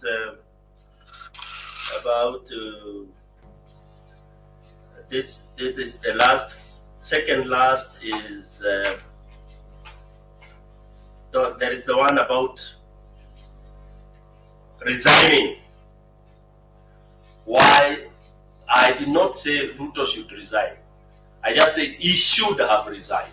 And then I gave out my reason. For me, now it's neither here nor there. Whether he resigns, he doesn't resign, it really doesn't matter. But morally, according to my argument, it should have been then when he started realizing that the boss is not supporting him, or when he started lamenting in public about being chased away. For me, that is when he should, and especially when he became so involved in international press, issues about Western people having tear gas, pupils being tear gassed. That is what I'm saying, that by that time, all what surrounded him should have warranted him to just throw in the towel and let Kenyans give him, another bill of he proves himself, then he could get back his seat. But I'm not talking about him resigning now. And that's when I added and said, in this country, the integrity is nowhere. In fact, I think it was just cosmetic in the constitution. We don't know who will come to implement that chapter 6. It's non-existent in the people's minds. So Ruto should have resigned then, if at all his moral is right. About friendship, I'm answering them jumbled up. Friendship, again, it is in Kenya where I hear everyone referring to each other, my friend, my friend, my friend. I don't believe in it. Every politician is a friend of the other, and yet they are the ones devouring each other. So that word friendship is not genuine. It's not there. I've seen people being in the same party for as long as Jesus was on earth, but they're not friends. You've heard recently the issue that were going around Kalonzo and Raila. Kalonzo seemed very bitter, yet he kept on saying we are friends, we are friends. So for me, I've never understood what friendship means in this country, how we take it. Brotherhood, when I hear somebody calling brother, Kenyans calling brother, I only understand brotherhood nikisikia Mtanzania akiita mwenzake ndugu. Hapa kwetu Kenya ni misuse of words. All right? So it is true they could have worked together. It is true they could have been in the same party together. Being in the same party doesn't mean you're friends, unless we are named the meaning of friends. It's different. So as far as I'm concerned, I don't think they were friends. They are just people who came together for convenience. Even being in the same party, they could have just been convenience. Yeah. And that is really, really very evident in this country. People come together for convenience, especially politicians. Wanakuja saa hii unasikia wako kwa party, then ikikataa kuwa mzuri kwa party yako, you jump to the other. So it's not friendship that brings people together. It is individual selfish convenience. If it doesn't work, they jump out. You asked about Raila and Kibaki. I really don't know what, I can't tell what happened. Whether Raila betrayed who or who. Again, that word of betrayal is another word I don't really hold so much in this country, because everything, once you disagree with somebody, they call it betrayal, betrayal, betrayal. It has lost the meaning. I can't, my mind is not very clear whether it reached a time when Ruto, when Raila probably insubordinated his boss. But I can remember there were issues where, issues of Raila not being well treated, befitting of a prime minister. I remember there used to be those manenos, which I was not very keen about. So I may not be very clear as far as that one is concerned. How long does it take for someone to realize that so-and-so is not true friend? It may take forever. It may take the shortest time. Some people may know and keep quiet. And our President Uhuru is a coward in that line. He's the type of guys who would want issues to solve themselves with the time.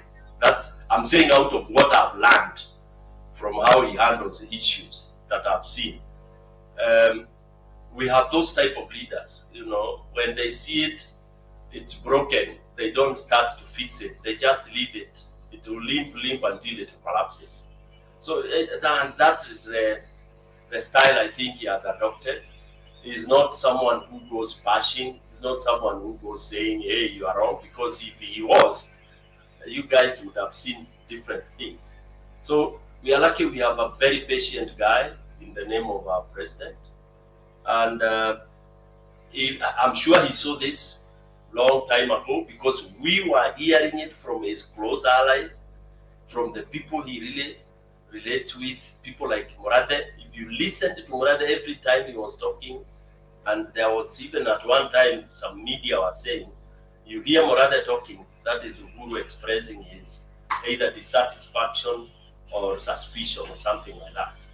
So for me, that friendship could have been ended long time ago. Up to now, he says they are friends, by the way. That's what Uhuru says. Mimi sina shida na mtu.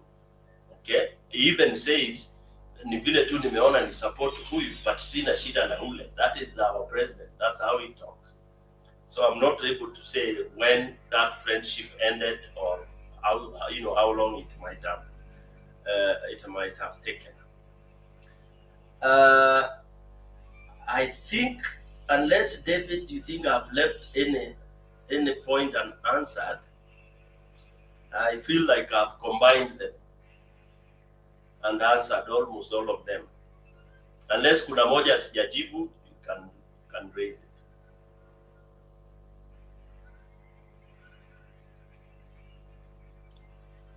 Thank you, Temba.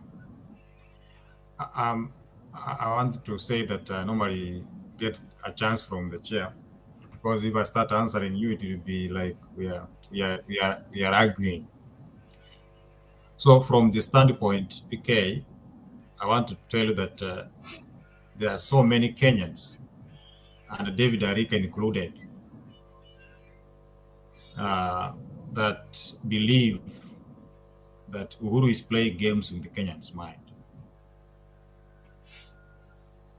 And he has succeeded. By the way, Uhuru has succeeded to demonize the deputy president, and everybody now understands the deputy president is a very bad person. But when you sit down and listen to yourself and connect events, I want to assure you, even those of you who are in Azimio celebrating here, that's why I told you yesterday, you need to up your game. Because some of the people giving us lectures here about Baba are the very people that robbed Baba his outright win. And now they are here pretending that they love Baba more than anybody else in this world. When others were being rained on for 3 or 4 hours looking for votes for Baba, others were swearing in illegal presidents at night. Therefore, even the security of Baba should be guaranteed right from the common mwananchi to the right person called the police. Hii mchezo watu wanatufanyia hapa kutumia watu na kudamp. We must stand and say enough is enough.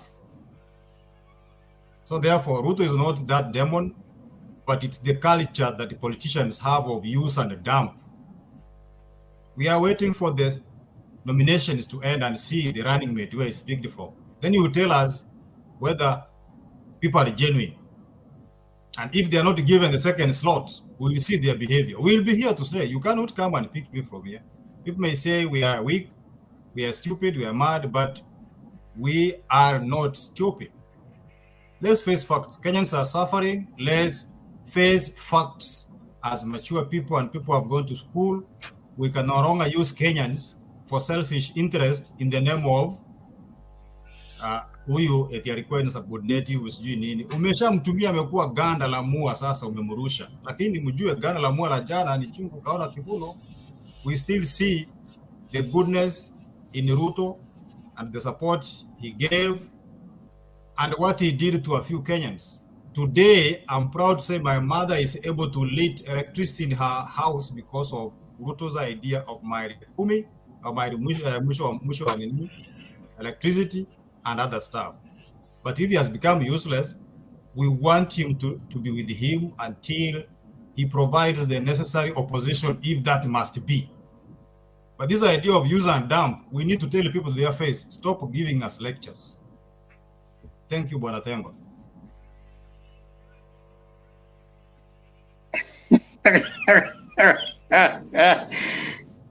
David,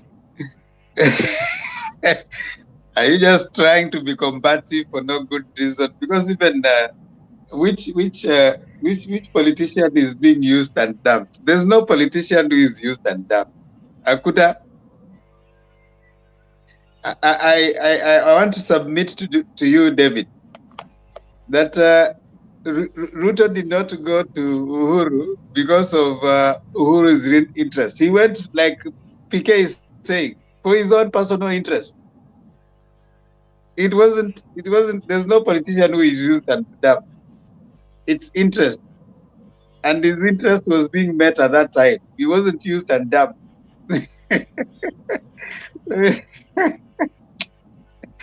Unless you're just trying to, you're just trying to rock the boat so that you can see if Martin Detto will make noise, or Alex will throw stones at you, or Julia will respond. Don't mention my name. Don't. You need to apologize. Don't mention my name. We withdraw unequivocally your statement about my name.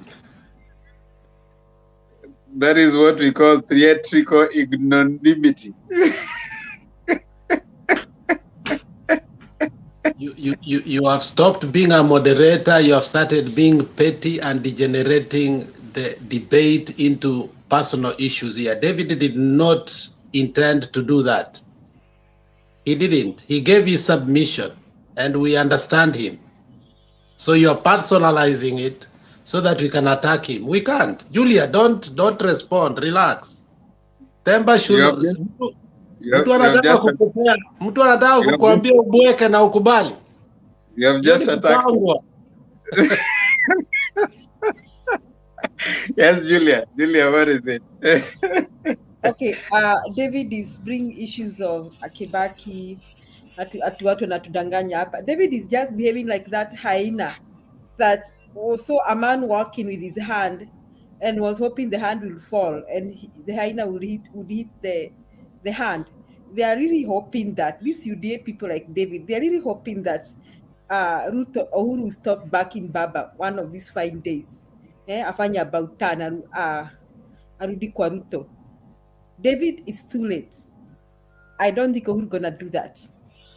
So The train imetoka station, tumeanza mwendo kuelekea State House kusuya baba. And guess who is driving this train? Uhuru, the same man who stood with Ruto. Yani hiyo inaitwa, kwa Kikuyu tunasemanga inaitwa kiwaru. Kiwaru imejaa hapa inakunyonga tu, yani uko karibu kutapika, because you feeling so bad that the same man who backed Ruto is now backing baba. Hiyo inaitwa kiwaru. David, pole sana na kuomba uvuke sakafu uje pande hii tuingie hii train tunaelekea State House. Asante Demba. Atana David is just trying to rock feathers. David is not serious. You see the kind of argument David is. If you have been here long, you'll know David is just trying to make you guys talk. Julia, I would be very Alex ni nini? Si umesema mimi niongee. sawa, wewe ongea, tapika. Hata usiongee tapika. Tumesema utaongea. Wewe na Mato leo umeamua Mato huko ananichapa, wewe huko ukiamka unanichapa. Mato hata mpaka leo Umekataa kumoderate, unataka tu uongee, muda inaisha, unaongea like 40 minutes. Nimeelewa Alex, kwa nini mnagongana na Alex? Richard Makiadi. Wacha Richard Makiadi aongee alafu tuanze kufunga. Kwa sababu you are an unfair moderator. Leo nimekubaliana na Alex.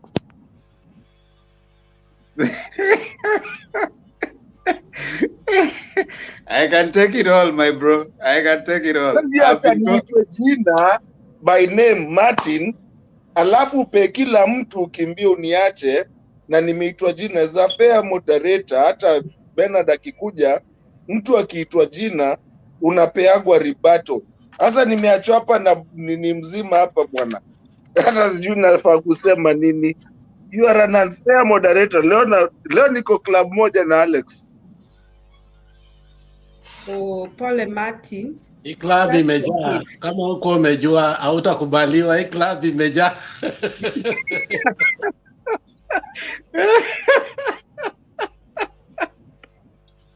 Alafu unajua Alex, jana mtu aliniambia, kuna mtu watu wawili wanaangalia hii nini yote, wakasema najua channel zenyu Themba akikuja ndio inakuaga, sasa ndio inawakaga, ndio kila mtu anataka kuja. Alafu leo tena hata siwezi pewa hata chance ya kuribattle. Nimefukuzwa kabisa. Hapana Martin. You are a very unfair moderator. Pole Martin. Ni leo tu, kesho nitakumbusha Themba akuite mara kama 3. Sasa Julia my sister. Sara amesema uende kwa comment section na kucomfort. Haya, Martin umemaliza kufungua roho. Unajua I was taught mtu akianza kufungua roho nampa time, anafungua roho yake, anatulia. Umemaliza? Hillary ashaenda bwana. Unajua nilikuwa nimemwandikia hapa vitu, lakini ni sawa, we are family, tuko sawa. Hakuna makali. Haya. Makiadi, karibu. Haya, watu wa mute. Story PK, mute your mic. Your mic is on. Thank you. Mimi Themba nimesikia watu wameongea a lot of stuff kuhusiana na topic ya leo, so I don't want to go back and start talking ile kitu imeongewa. I just want to answer David here and tell him that politics is about interest. And remember I said here there's a saying that says you are allowed to walk with the devil in times of danger until you've crossed the bridge.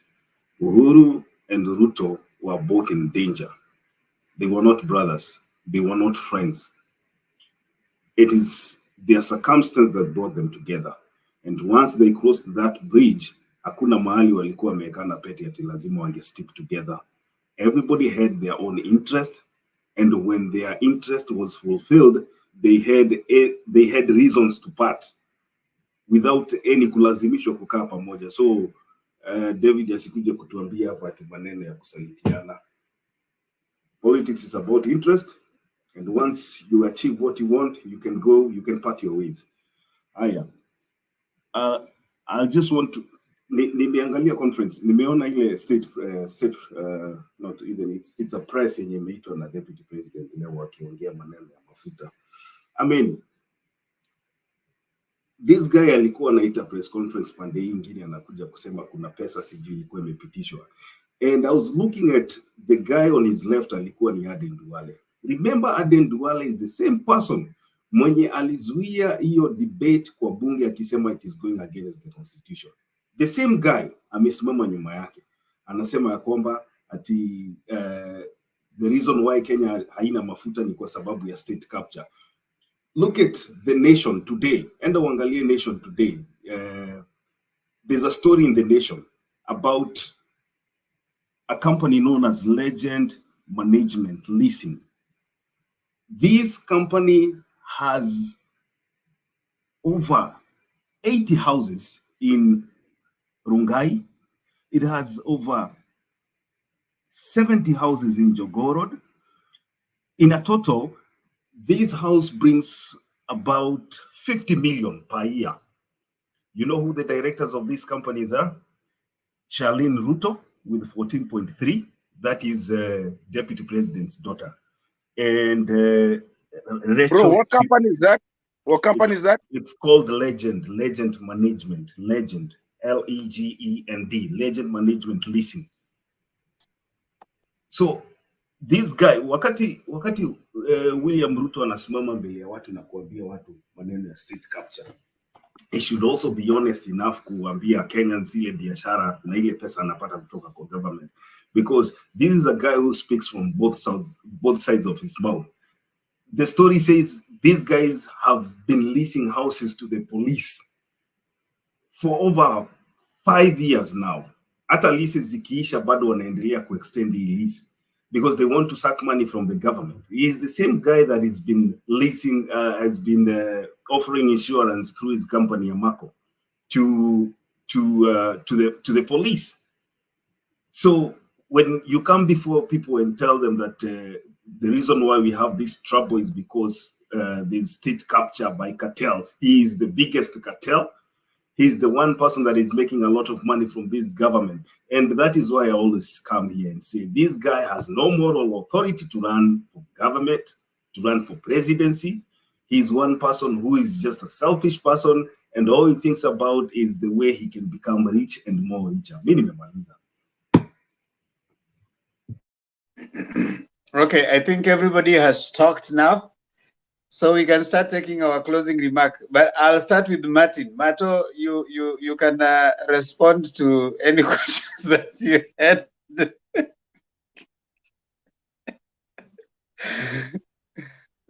Na wacha kunigonga. Umenionea sana kwa sababu unajua mimi ni brother yako, alafu unajua Alex alishakumaliza.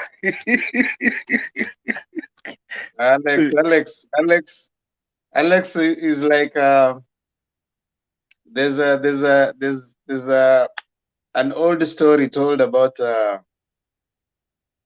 guy that is known as the father of psychology, Sigmund Freud. Now Sigmund Freud was a dictator, and one of his students was called Carl Jung. Now they differed. And when they differed ideologically, they came for a conference in the US, and Jung could not finish the conference because they didn't agree with Freud, because according to Freud, everything had to follow what he had said.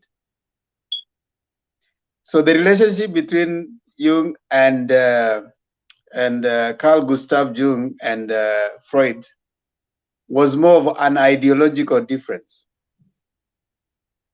And later, of course, they started different schools of thought. So Alex and I have an ideological contestation. It is not a personal contestation. He might sometimes on a Sunday, when he has chewed some of his stuff, behave interestingly, but I understand. Like yesterday. Yeah, like yesterday when he was he had chewed his things. I'm glad for the first time somebody has described himself as a dictator, and yet. No, you need to appreciate. You need to appreciate my careful avoidance of describing who is who. So that person, you know very well. Now, don't twist around. You know Socrates and Plato. Who was the student? Who was the teacher? you know. You know that. So I'm glad you're a dictator. But anyway, Mato and Lea. And that's what we have been saying here. You have refused to become a moderator. You are dictating us. Now you see he's just trying to get the last shot. One thing I was taught that I choose my battles wisely. I can't lose the battle, but I definitely win the war. In gambling, the house always wins. Wacheni bwana. Kwanza mi unajua mi siko side yako ya Themba anymore. Mi unajua leo umenichapa na I think the more I get closer the more you move far. Kwa sababu unajua unaweza nikalia but today nitamaliza haraka si vile kama jana. Don't stigmatize yourself. Focus. No, unajua jana mliniambia ati sijui nataka kupatia na mlisema inaitwa nini? No, focus. Motivational speech. Focus. This time nita close na nitakuwa tu hapa nitasikiza mpaka nione nani anaimba, but I'll close with one song I really love so much. Si national anthem, but kuna Kenny Rogers sang You got no when to hold them, no when to fold them, no when to run. You never count your money. Oh, you missed the point. The song will be time enough to count them. When you listen to that song, no, you missed the song. You need to know when to walk away, know when to run. Why are you missing the song? Sing it right if you want to sing it. Na sivyo ndo nimesema, kwani nimesema? No, you sang your own things. What do you mean? You got no when to hold them. Anyway, unajua kitu nasemaga. But that song really means a lot. That song means a lot, and it means a lot in life. Next time nitaambia Coward of the County, but those songs actually means a lot in our lives and how we do. Need to turn a motivational speaker, but I always like to be here. I've created good friends. Na kujanga saa zingine kama siko niko job, leo nilikuwa naona kina Olo na kina Alex huko akiuliza Martin ako wapi, hajakuja. And you know what, it's fine. Let's talk. Once we stop talking, we start fighting. I love it. Nashukuru.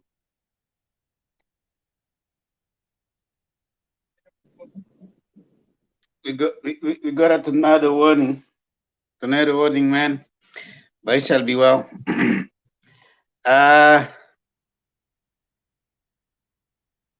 Little Gambler. The Gambler song. Every gambler knows. A secret to surviving. Knowing what to throw away. Knowing what to keep. Cause every hand's a looter. And every hand's a winner.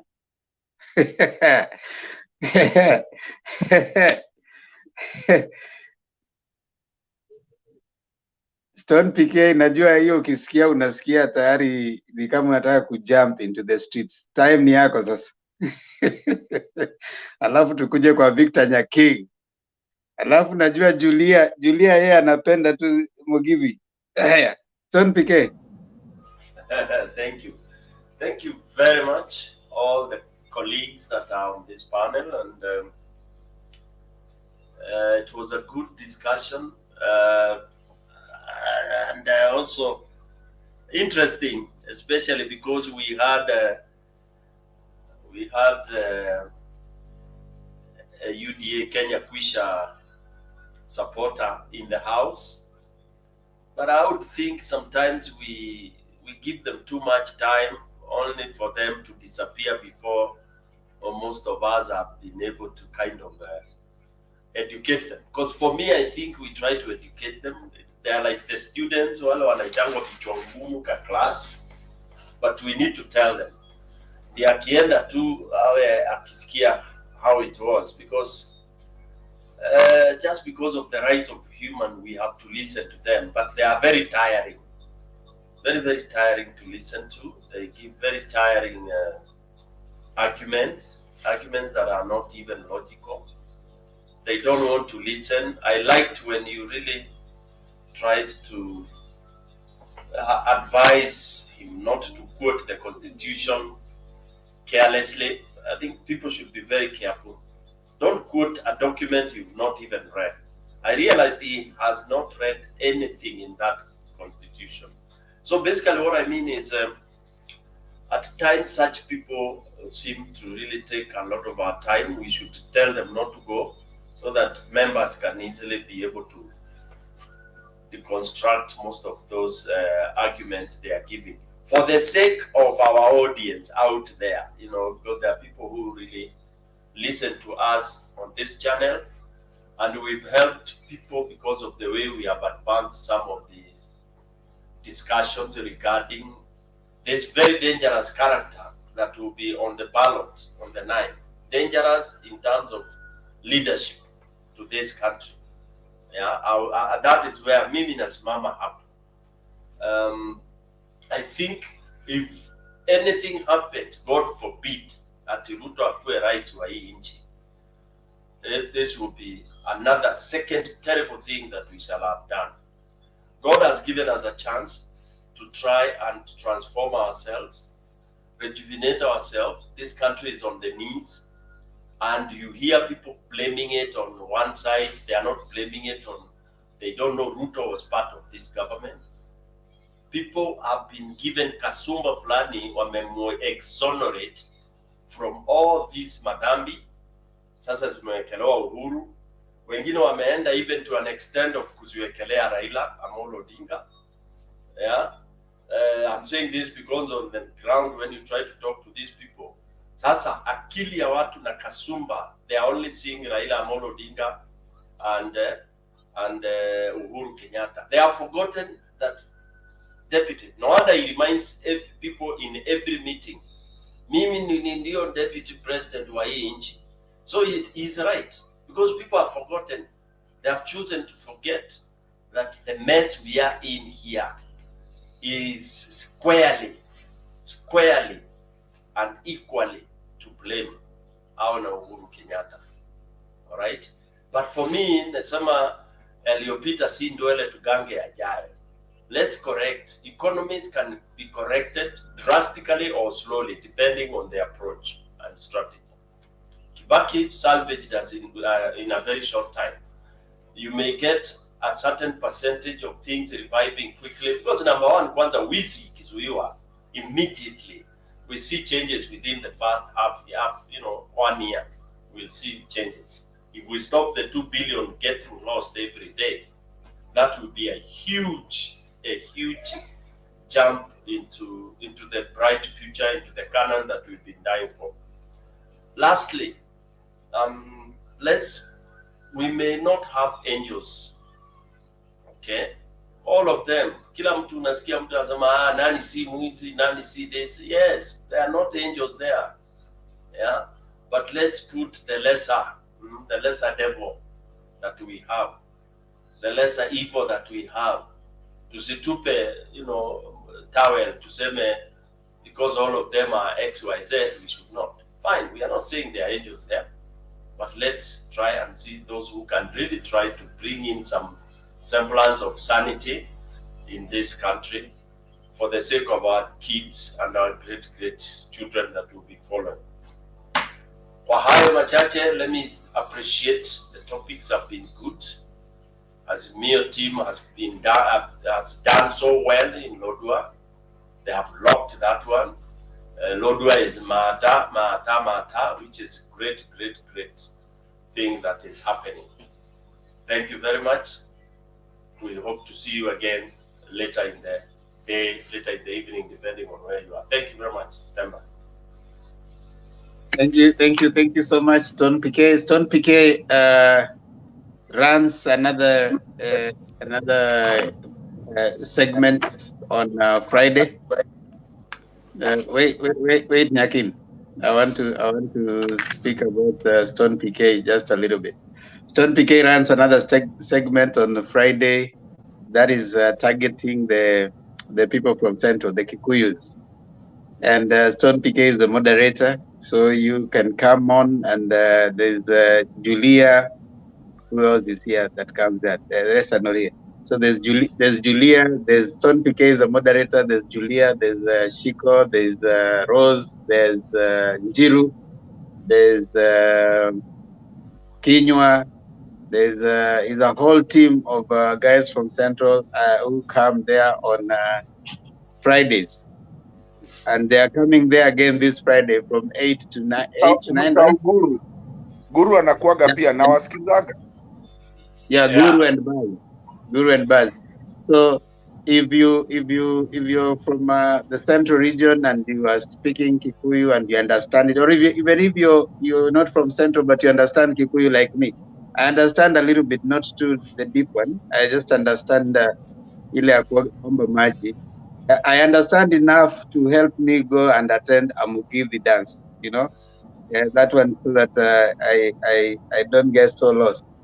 So if you understand Kikuyu and want to listen to them, come to Motembei TV on it's from 8 to 10, right? Yeah, 8 to 10. Yeah, 8 to 10, 2 hours on Friday. So every Friday they'll be having that. They're trying to discuss matters of the Central. What is it, Martin? Stone next time, I mean, hata kama wengine kama sisi tunaenda wa Kikuyu, Stone next time muache kusema usiongee Kiswahili, ongea Kikuyu ndio wasisikie. I was there last weekend. Sawa, noted. Yeah. So you can go there and listen. I mean, it's a debate. It's just a debate, and it's a way of trying to engage as many people as possible. And we are hoping Kenyans are listening, especially those who understand the dialects, the Kikuyu dialects. And I mean, unaweza changia pia pale kama unaelewa na huelewi Kikuyu. And Stone PK also wako na Azimio Diaspora TV. Hiyo pia ina run before hii. I think they ran earlier, wanamaliza, then Stone PK wana to join. It's not a competitor, but it is pale wana discuss strictly Azimio. Najua hapa tunakuwa na kidogo tunawaruhusu watu wa Yuda wanakuja. Pale ukienda ulete hiyo, Stone PK anakutupa nje.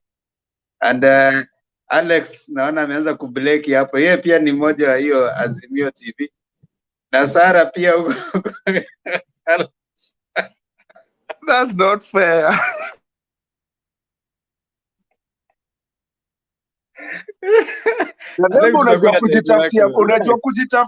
Unajua kujitafutia nini?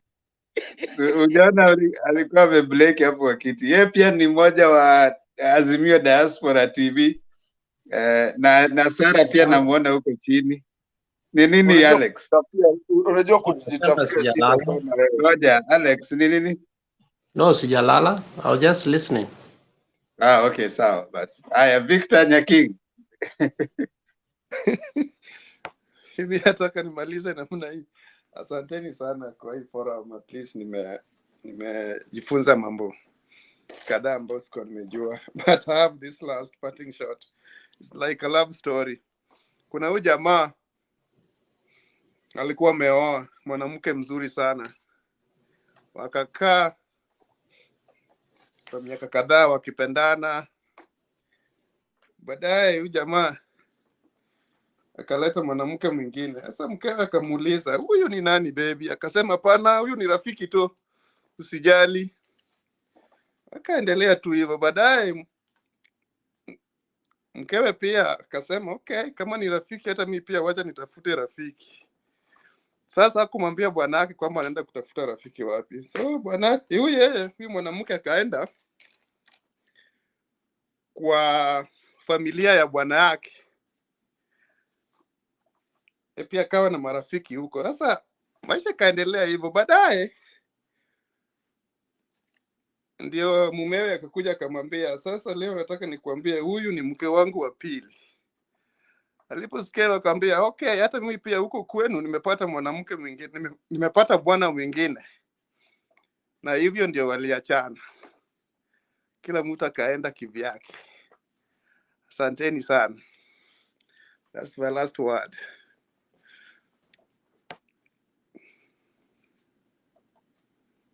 What is the moral of your story? To be continued. Victor Nyakin, let me scale it down. Let me scale it down. Yes. Wacha niseme hivi mwisho kabisa. Let me scale it down. The vice president knew very well that the president was going to dump him. So he was smart enough to go to his backyard to get those people behind him. He was so smart enough about that. By the time president came to realize that, oh, this is what we have between me and Raila, the vice president had already alikuwa ameshapenya ndani huko Central, akawa pia na marafiki zake. Na hiyo ndio headache ambayo sasa president anayo in his backyard. The vice president already has got friends down there. You are genuine and wise. I think if we approach issues from that point, we can agree on the same line. That's what I can tell you guys. The only smartest, DP knew very well that for you to be a vice president, don't wait for president to give you power. That is it. There's no insubordination. And that is what that man did very early enough. Akaona hii second term, nisipotafuta peke yangu, sitapewa. Na hiyo ndio headache ambayo rais anayo in his backyard now. And it will be so difficult for him to convince his people. Because remember, let me just use the term Central Kenya. These people, the president and the vice president walikuwa pamoja. So, ili watu watoe kwa akili yao ya kwamba, hey, this man is bad, it's difficult for president kuenda kule kuambia watu jamaa ni mbaya. Kwa sababu wale watu waliona watu wawili. It's still in their mind. So it will take them time to eradicate this guy from their mind. Ndio maana unaona anapiga kambi huko kabisa. Asanteni. Haya, Julia. Okay, then kuna hii song inaimbwa reke tumanwa tererere mayaya dira kwirore ngedira kwihoka ohana turungi pira sukari. Sasa hiyo ndio song tunaimba kwamba Ruto ako kama ile black tea yenye haina sukari. Tumewachana, kuachana. Sijui Waswahili wanasema kuachana aje. It's okay. Even people who are married may not have to live together forever if they are going to kill each other. So it's okay. And I think it's a good thing because you cannot live with someone that you think may harm you or may do something nasty to you. I think that is what Uhuru ameona. So that's a good thing. And mimi napatia DP pongezi sana kwa sababu what he did in the second term, and he went to Mount Kenya region. And because of that, we can see that he may never become president. So if that is a style of ascending to power, I wonder how many deputy presidents are going to copy that style of ascending to power. I look forward to see another deputy president behaving like that and hoping to become president. I really look forward. Kama hiyo ndio inaitwa wisdom, hiyo wisdom basi inatushangaza sana. Okay, my word for today is that I just want to say a brief word. I have been sharing this, so today I'm talking about James 4:6, and the Bible says, God resists the proud, but he gives grace to the humble. Sasa kama mtu akona madharau, anaringa akona Mount Kenya in his pocket, the Bible says, God resists the proud. Kwa hivyo nawaomba watu wa Mount Kenya, mjue kwamba Mungu hapendi wenye kujivuna, na aliye juu mngojee chini. Na waomba mvuke sakafu nje pande hii, tupigie baba kura, kwa maana baba ndiye anaenda kuchukua kiti cha urais. Asanti Bwana Themba.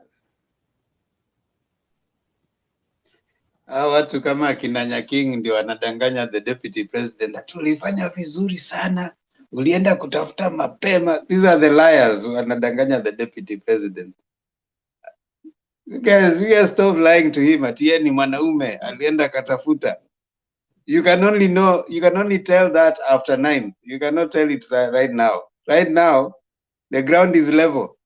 The ground is level. Hakuna mali anatafuta ati alitafuta mapema alipata. I can assure you that if the deputy president continues listening to people like you, he will never be the president of this country. Richard Makiadi. Wewe ngoja kabla Richard, jana unajua alituchekesha hapa, karibu tuanguke, ingine hata karibu tushindwe kulala. Nani? Victor leo ndo anacheza nini? Wimbo ya taifa.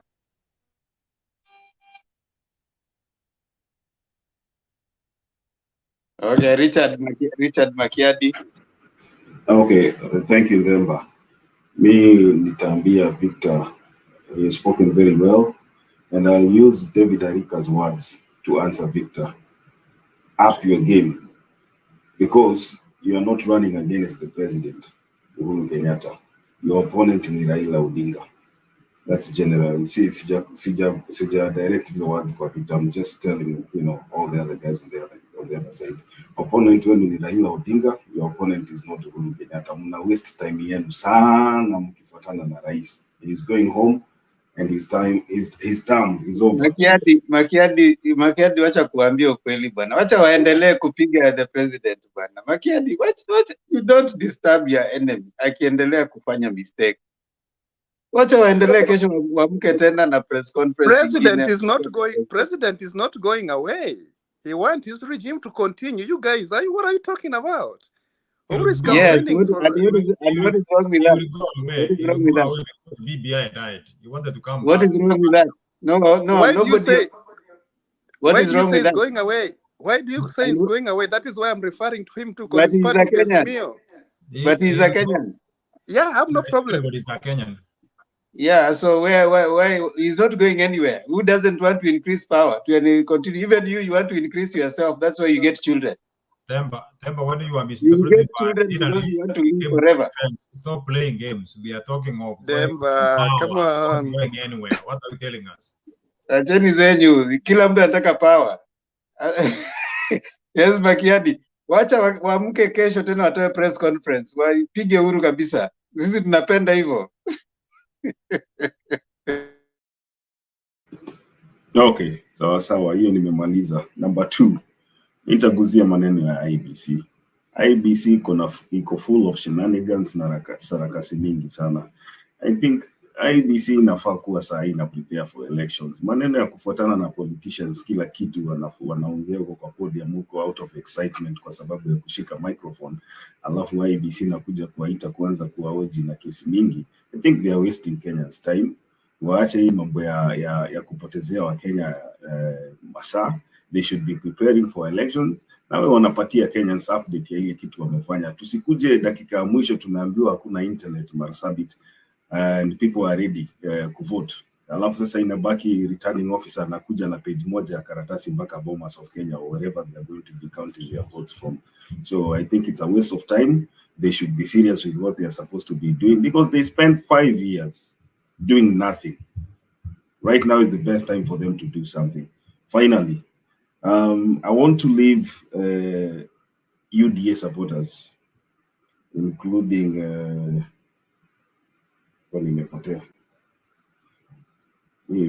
mko na bahati. Oh yeah, imekuja, including David Arika, my friend here. There's a saying, there's a quote here I want to give you from Sam Rayburn. It says, "You cannot be a leader and ask other people to follow you unless you know how to follow too." You cannot be a leader and ask other people to follow you unless you know how to follow too. That is Sam Rayburn.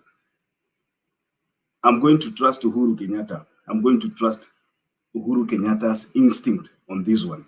I don't think William Ruto is the right person to be vying for president or to be, to try and grab the seat from him with the ile mnaitanga backdoor yenu. So he should learn, and maybe aki-improve tabia yake, tutaangalia maneno yake 2027, lakini kwa hii 2022 mtaangalia wewe na nani. Unajua saa zingine don't so being conclusive, mtaangalia wewe na nani. Can I finish? Stop being a heckler.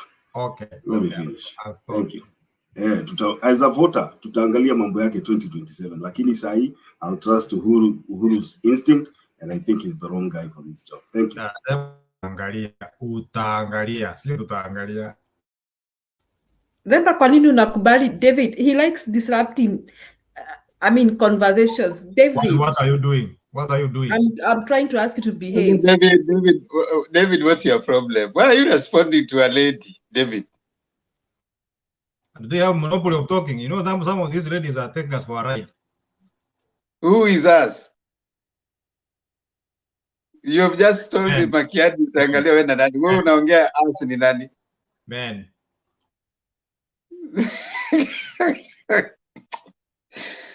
David. Thank you. Nimeacha uchokozi baba, nimeacha. Haya, sawa. Haya, tuendelee. Acha nianze na Selina. Selina, nakuja hivi chini. Selina, ongea. Hey, Bernard. Nataka kuambia Victor. Namwambia Victor, kweli baba alienda akapata mke mwingine na pipi naye akapata mke mwingine, lakini nataka kuambia baba Mkati alienda akalisha watoto kwa nyumba ya wenyewe. Watoto wameshakuwa wakubwa, wanauliza mama, na mama anasema baba yenyu amerudi. Sasa baba ya kambo anaambiwa afunge safari, boma ya wenyewe, baba amerudi. So ukweli ni kwamba nyinyi wanaume muache kwenda kulea watoto ya wenyewe, na mama anakudanganya, anakuambia hata bwana yangu alienda, hata alioa bibi ingine hawezi rudi. Sasa watoto wamekuwa wakubwa, umelea watoto ya wenyewe, it is your time to pack and go. Sasa unaenda ukilia, ulipoteza wakati. Kama ungekaa uchunge bibi yako, mambo ingeenda vibaya.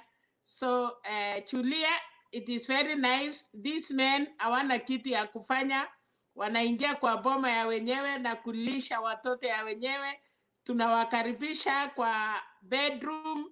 Sasa tunawafungia safari, warudi makwao wakilia, watoto yetu wakiwa wakubwa. Hiyo ni hiyo tu. Temba, na ya mwisho ni kwamba unajua kwa dunia watu wafanani. Samani walikuwa nasema wamama ni wanakuwa na mushene. We thank God hiyo mamushene silikuwa ya wamama, tuliwachia wanaume. So we are so happy that nowadays watu ya kupepa mushene ni wanaume. Welcome to the club wanaume, si tumewachia hiyo kazi. Kuna itini. Mama Selina, just allow me to laugh. Mama Selina, hiyo ni hate speech. Mama Selina, acha kutugonga sana hivyo bwana. Tulipigwa. Haya. Wewe kama uko kwa hiyo category uliwachiwa moshene, wewe endelea kufeel. Mimi niko sawa. Mama Selina, wale uliachia wamechukua. Mimi niko sawa. David Arika. Na tunawaona. Temba, usijali, wa Mushene wanajulikana, wanaume kamili wanajulikana. Why are you worried? I'm not worried, Mama Selina. Si mimi nimesema, mimi nimenyamaza. Wale wenye ushaona mahali mmekaa hivi, ukisikia hewa imeharibika, yule ako guilty ndiye anakwanga wa kwanza kuangalia. Ni mimi.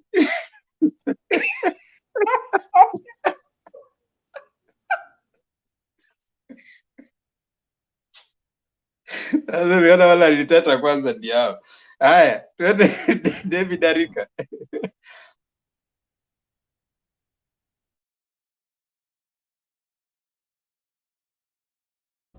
Unmute.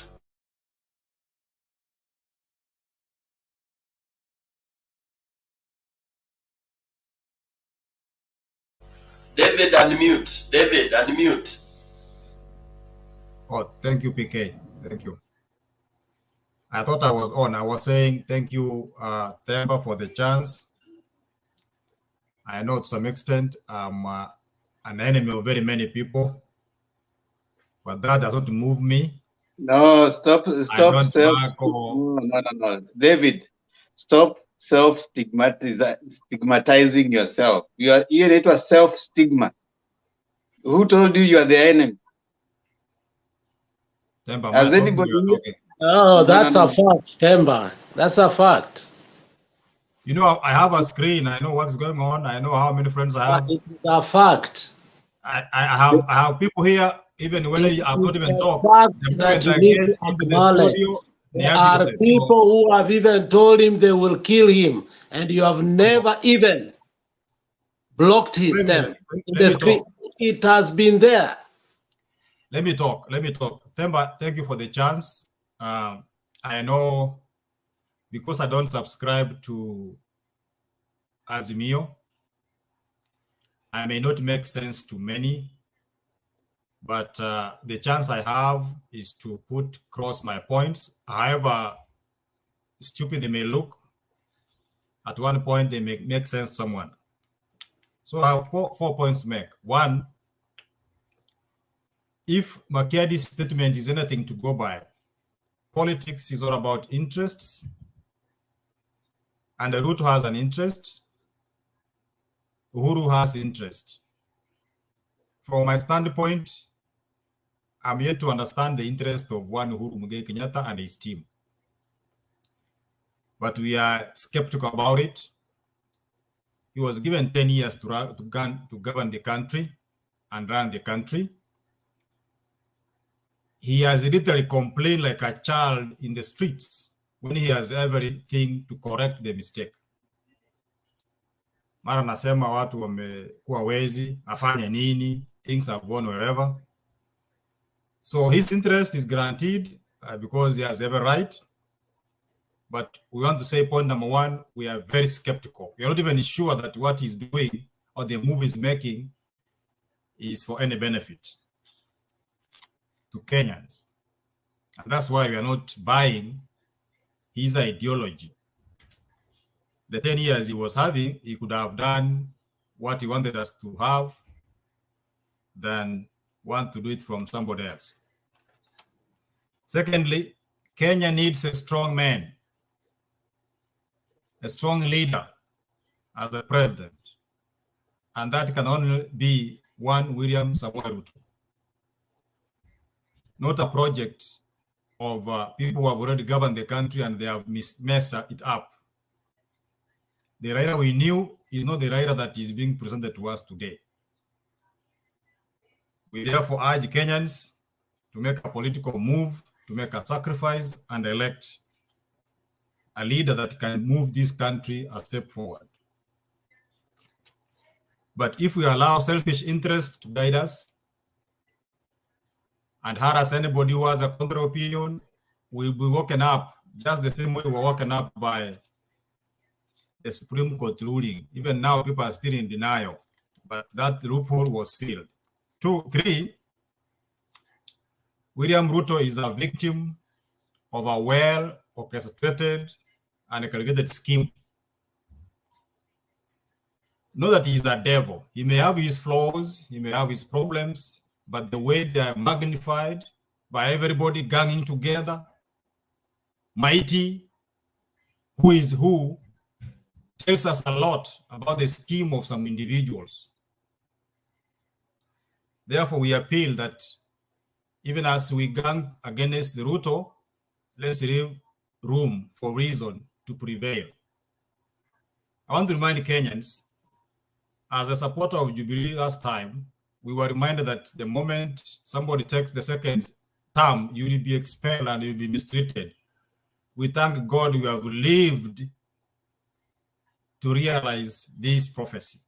We have suffered rejection, we have suffered humiliation, and it's no secret that we have been used and dumped, but Mungu naye ni nani? Lastly, we are determined to give Kenyans an alternative government, either as president or as official opposition. We have nothing to lose. Kenya is happy today. If Raila becomes president, we will be there to check government as you do, with a clean heart. But our wish is that we be president and have full control of the resources and change the lives of Kenya.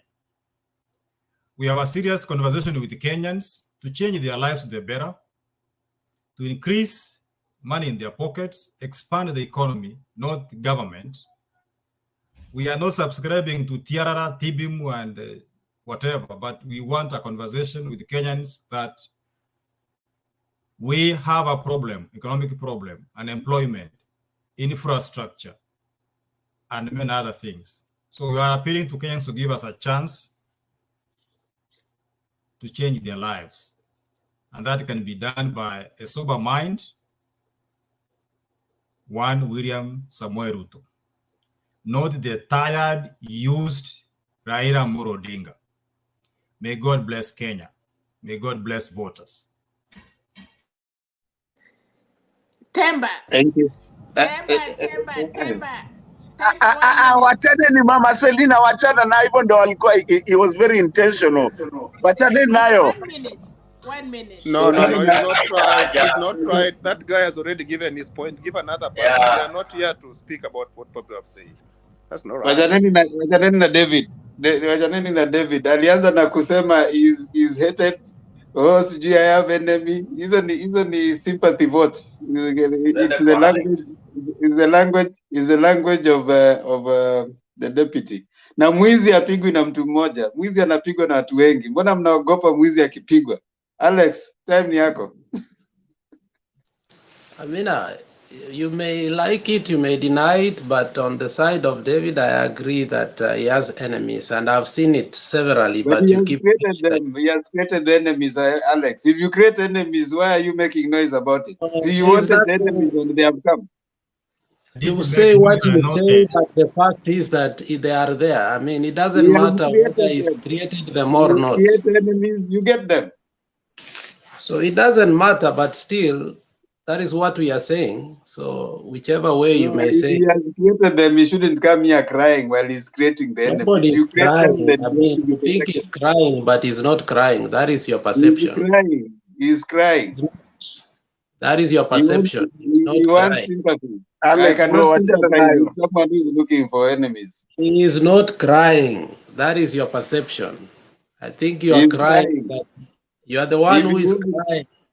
If he wasn't crying, you wouldn't have highlighted it. You would have gone straight to the one who is insisting. You are the one who is insisting. He's crying. I'm not crying. I noted.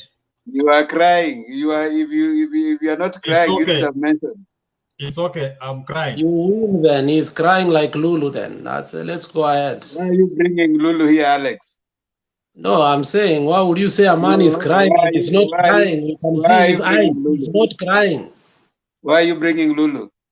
Man, the guy is not crying. You can see his eyes. No. Why are you bringing my daughter?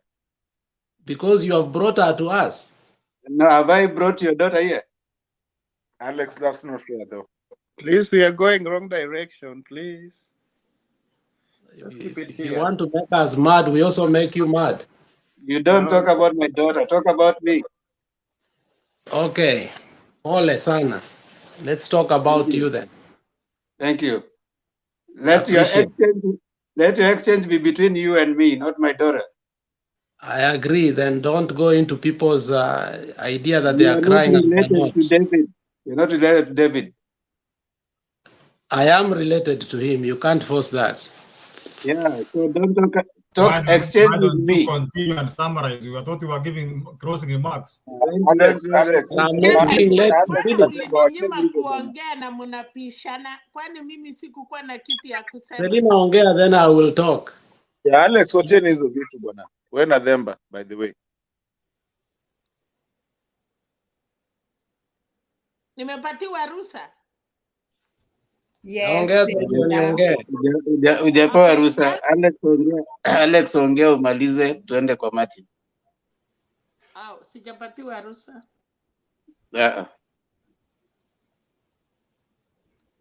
Yeah, wacha niongee. Themba, asante sana kwa nafasi hiyo tena.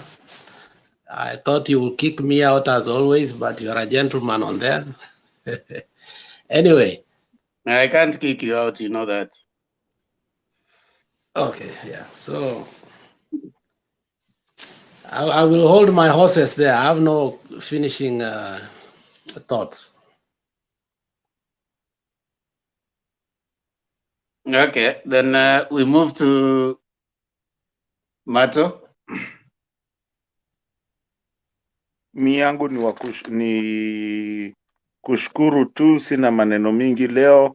I love this family that we have here. We can come and tunaweza kemeana, saa zingine tunaweza enjoyana, tunaweza cheka, and most of the time the reason I like the Themba show na Alex akiwa pia is because at the end of the day tunamalizanga tukicheka, and I'm hoping really to laugh today from Victor. Nataka kucheka sana kama venye tulicheka sana. I love coming here because of, na mliniambia niache kuwa motivational speaker, so I will not do it today, but napenda sana Mama Selina, wale wamebaki hapa, tujaipatana. Richard is always here. Ile ya Kikongo ulisemaje jana na ni Themba ya Richard gani hiyo? Sijana ulimsalimia na Kikongo kabla tumalize.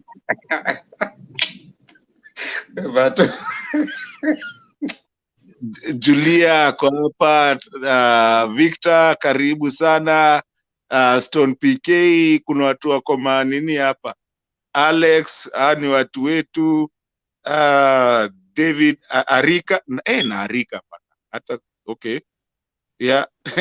Arika ni sawa, wewe ni wetu pia. Niko shida. Wewe ni wetu. Kwanza jana ulinichekesha sana, nimeshinda nikireplay hiyo kitu jana ukiuliza kama are you giving your final nafunga ni nyamaze, we wacha wewe. Sasa Arika jana si mwalimu wa Kiswahili. Akufunza watu kuimba national anthem in Kiswahili. Selina, always mama yetu, tunakupenda sana. Mimi nafunga hivyo nikisema nashukuru sana. Kuna kitu nileta hapa kwa sababu naweza ongea na watu, and I take my time and I listen, and I make my mistakes, and sometimes I don't make my mistakes, and I also learn from my mistakes, because that's what we teach each other, because we are a family as always. I just want to say thank you for everybody. Leo tuko wengi, lakini naweza omba tu Themba upatie Victor leo. Anyway, thank you everyone for joining us. I can see Steve Mutumbu, wale ambao walikuwa wako kwa keyboard warriors huko chini. We really appreciate you. Gitash Day, Beja Cornell, you guys are making the chat standards to be lowered. We need okay. Sarah malizianga huku hivi. I don't know what's going on huko chini. Judy Achieng, are you guys not the ones who are childish discussing others? Okay. Gitash Day, ngeno, I don't hate Ruto, lakini wish I can talk to you. Okay. Themba, I wish you can block. No, we don't have to block anyone. We want people to come here and share. So David is free to come and share his views. We don't mind. I mean, differing views. Themba, today you are not good. I can't be a good moderator every day, Sarah. So kuna siku nimeenda kununua nyama Stone PK, alafu kwenda kununua nyama. Ala, imekuaje tena? Amenunua nyama? Oh, okay. Nikaenda kusema usiniwekee mfupa. Wenye buchari akaniuliza, wewe mwenyewe uko na nyama tupu bila mfupa. That's a nice one. So I cannot be good to everyone every day. You know, I'm not human. I don't claim to be a god. So a god ndiye anakuanga mzuri kila siku. So I too will not be good someday. I will be good someday, and that is life. Sini life too. Life inakuwa hivyo.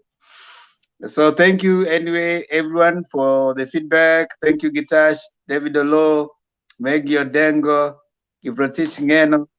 Kiprotich Ngeno umeshindwa kuja hapa ama ni captain? Niambiwa ni captain.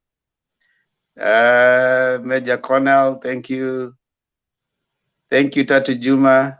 Shetani ashindwe. Nani alikuwa shetani? I don't know. Gigi Man, thank you. Now, thank you all for joining us in our debate today. Themba, apologize to Martin Ndeto only. What did I do? Mato, nilifanya nini? Mato, are you there? Yeah, bado niko hapa, lazima nisikize nini? National anthem. What did I do? Naambua ni apologize. Nilifanya nini?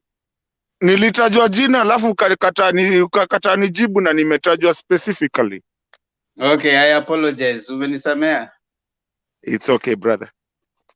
Yaishe, nimesha apologize, nimemaliza. I'm not too big to apologize. I usually say I admit my mistakes because I can make them. I'm not a small god. So ukiniambia mimi nikikosea na kuambia pole, kama nimekosea Mato, nisamee. Themba, please be neutral in debates. You making panelists angry. Ule atakasirika tu, akasirike, mkuje mapema wakati wa Banad.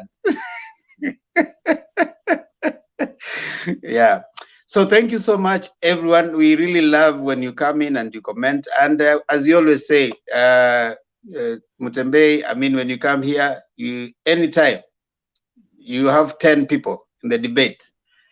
Ukiona studio imejaa iko na watu 10, ngojea hapo. The debate starts at 9:30, and it goes up to late. And of course, today tumeenda a little sana, but normally it goes up to 8:30. Vile tulipata watu wakaja tukaongea. Na I'm a good moderator. Hata nyinyi wanadamu mlishinda ya Musa. You only need 4 things to come here. One is a working gadget or a computer. You need a connection. You need something to share and a willingness to learn. Let's be civil as much as possible. Let's remain within the topic. Let's appreciate everybody. Everyone has a right to come here, whether you are UDA or you are Kenya Kwanza or you are ile party, Roots Party, ile Abangi, or any other. Just come. You have equal rights. You are free to share as long as we are not insulting no one. You don't insult anybody. Just be civil to each other. We accommodate everybody, and that's how it is. So now, kama kawaida, subscribe to Mutembe TV, and as you subscribe to Mutembe TV, vile huwa nawaambia kila siku, tafadhali enda subscribe kwa Themba and Lulu Show. That is my show with my daughter. Enda pale, mimi sichoki kuambia muende msubscribe. Themba and Lulu, hold on, I put it here. And Lulu Show. Enda msubscribe pale. Alafu pia Stone PK wako na Azimio Diaspora TV. Tafadhali pitia pale kama uko diaspora and you want to discuss only Azimio, only, and I repeat, I underline Victor, only Azimio. issues. Usiende pale na sijui and subscribe and listen to them. They have great stuff. Unapata kuna Stone PK, kuna Princess Yana, kuna Alex, kuna Sarah. Najua wako wengi huko akina Wayara, kuna wengine wamepotea hapa siku hizi wanaendaga huko. Hawaji hapa. Hao walikuwa wanataka tu Azimio. And many others. So you can go there. And on Friday from 8 to 10, they have the Kikuyu Forum led by Stone PK. Now, ndio tumalize kama kawaida, lazima tufanye wimbo wa taifa. Na Victor Nyaking, kura imekuangukia ya kwamba wewe ndio ufanye. So, hebu tuende sasa kazi. Kwa Kiingereza? Kwa Kiswahili Victor bana. Kiingereza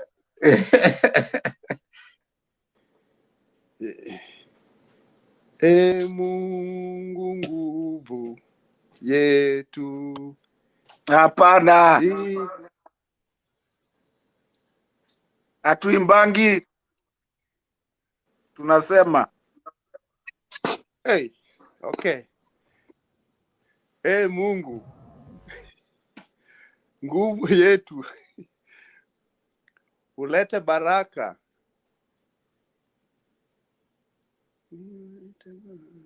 Ulete baraka kwetu. Haki iwe ngao na ulinzi. Na tukae na undugu. Amani amani na uhuru. Raha tupate na ustawi. Amen. Hapo kwa uhuru mimi nakataa. Mimi nimeshika hapo. Ametuambia ulete. Bwana siku jana nikamalizia nikaona naweza ongea uhuru nikawaacha. Amesema ulete. Hiyo kweli hata wewe umejaribu. Umeanza kubadilisha. But I've tried from last time. I had to go back na nisome hiyo kitu kabisa. Nimejaribu this time. Temba mara ya kwanza hapa ulisema ni umejaribu. Now, the reason why we say the national anthem is that it's a symbol of national unity. So we want to come together, and that's why we say national anthem. So asanteni sana. Tuonane tena majaliwa kesho. God bless you. See you. We are out of here.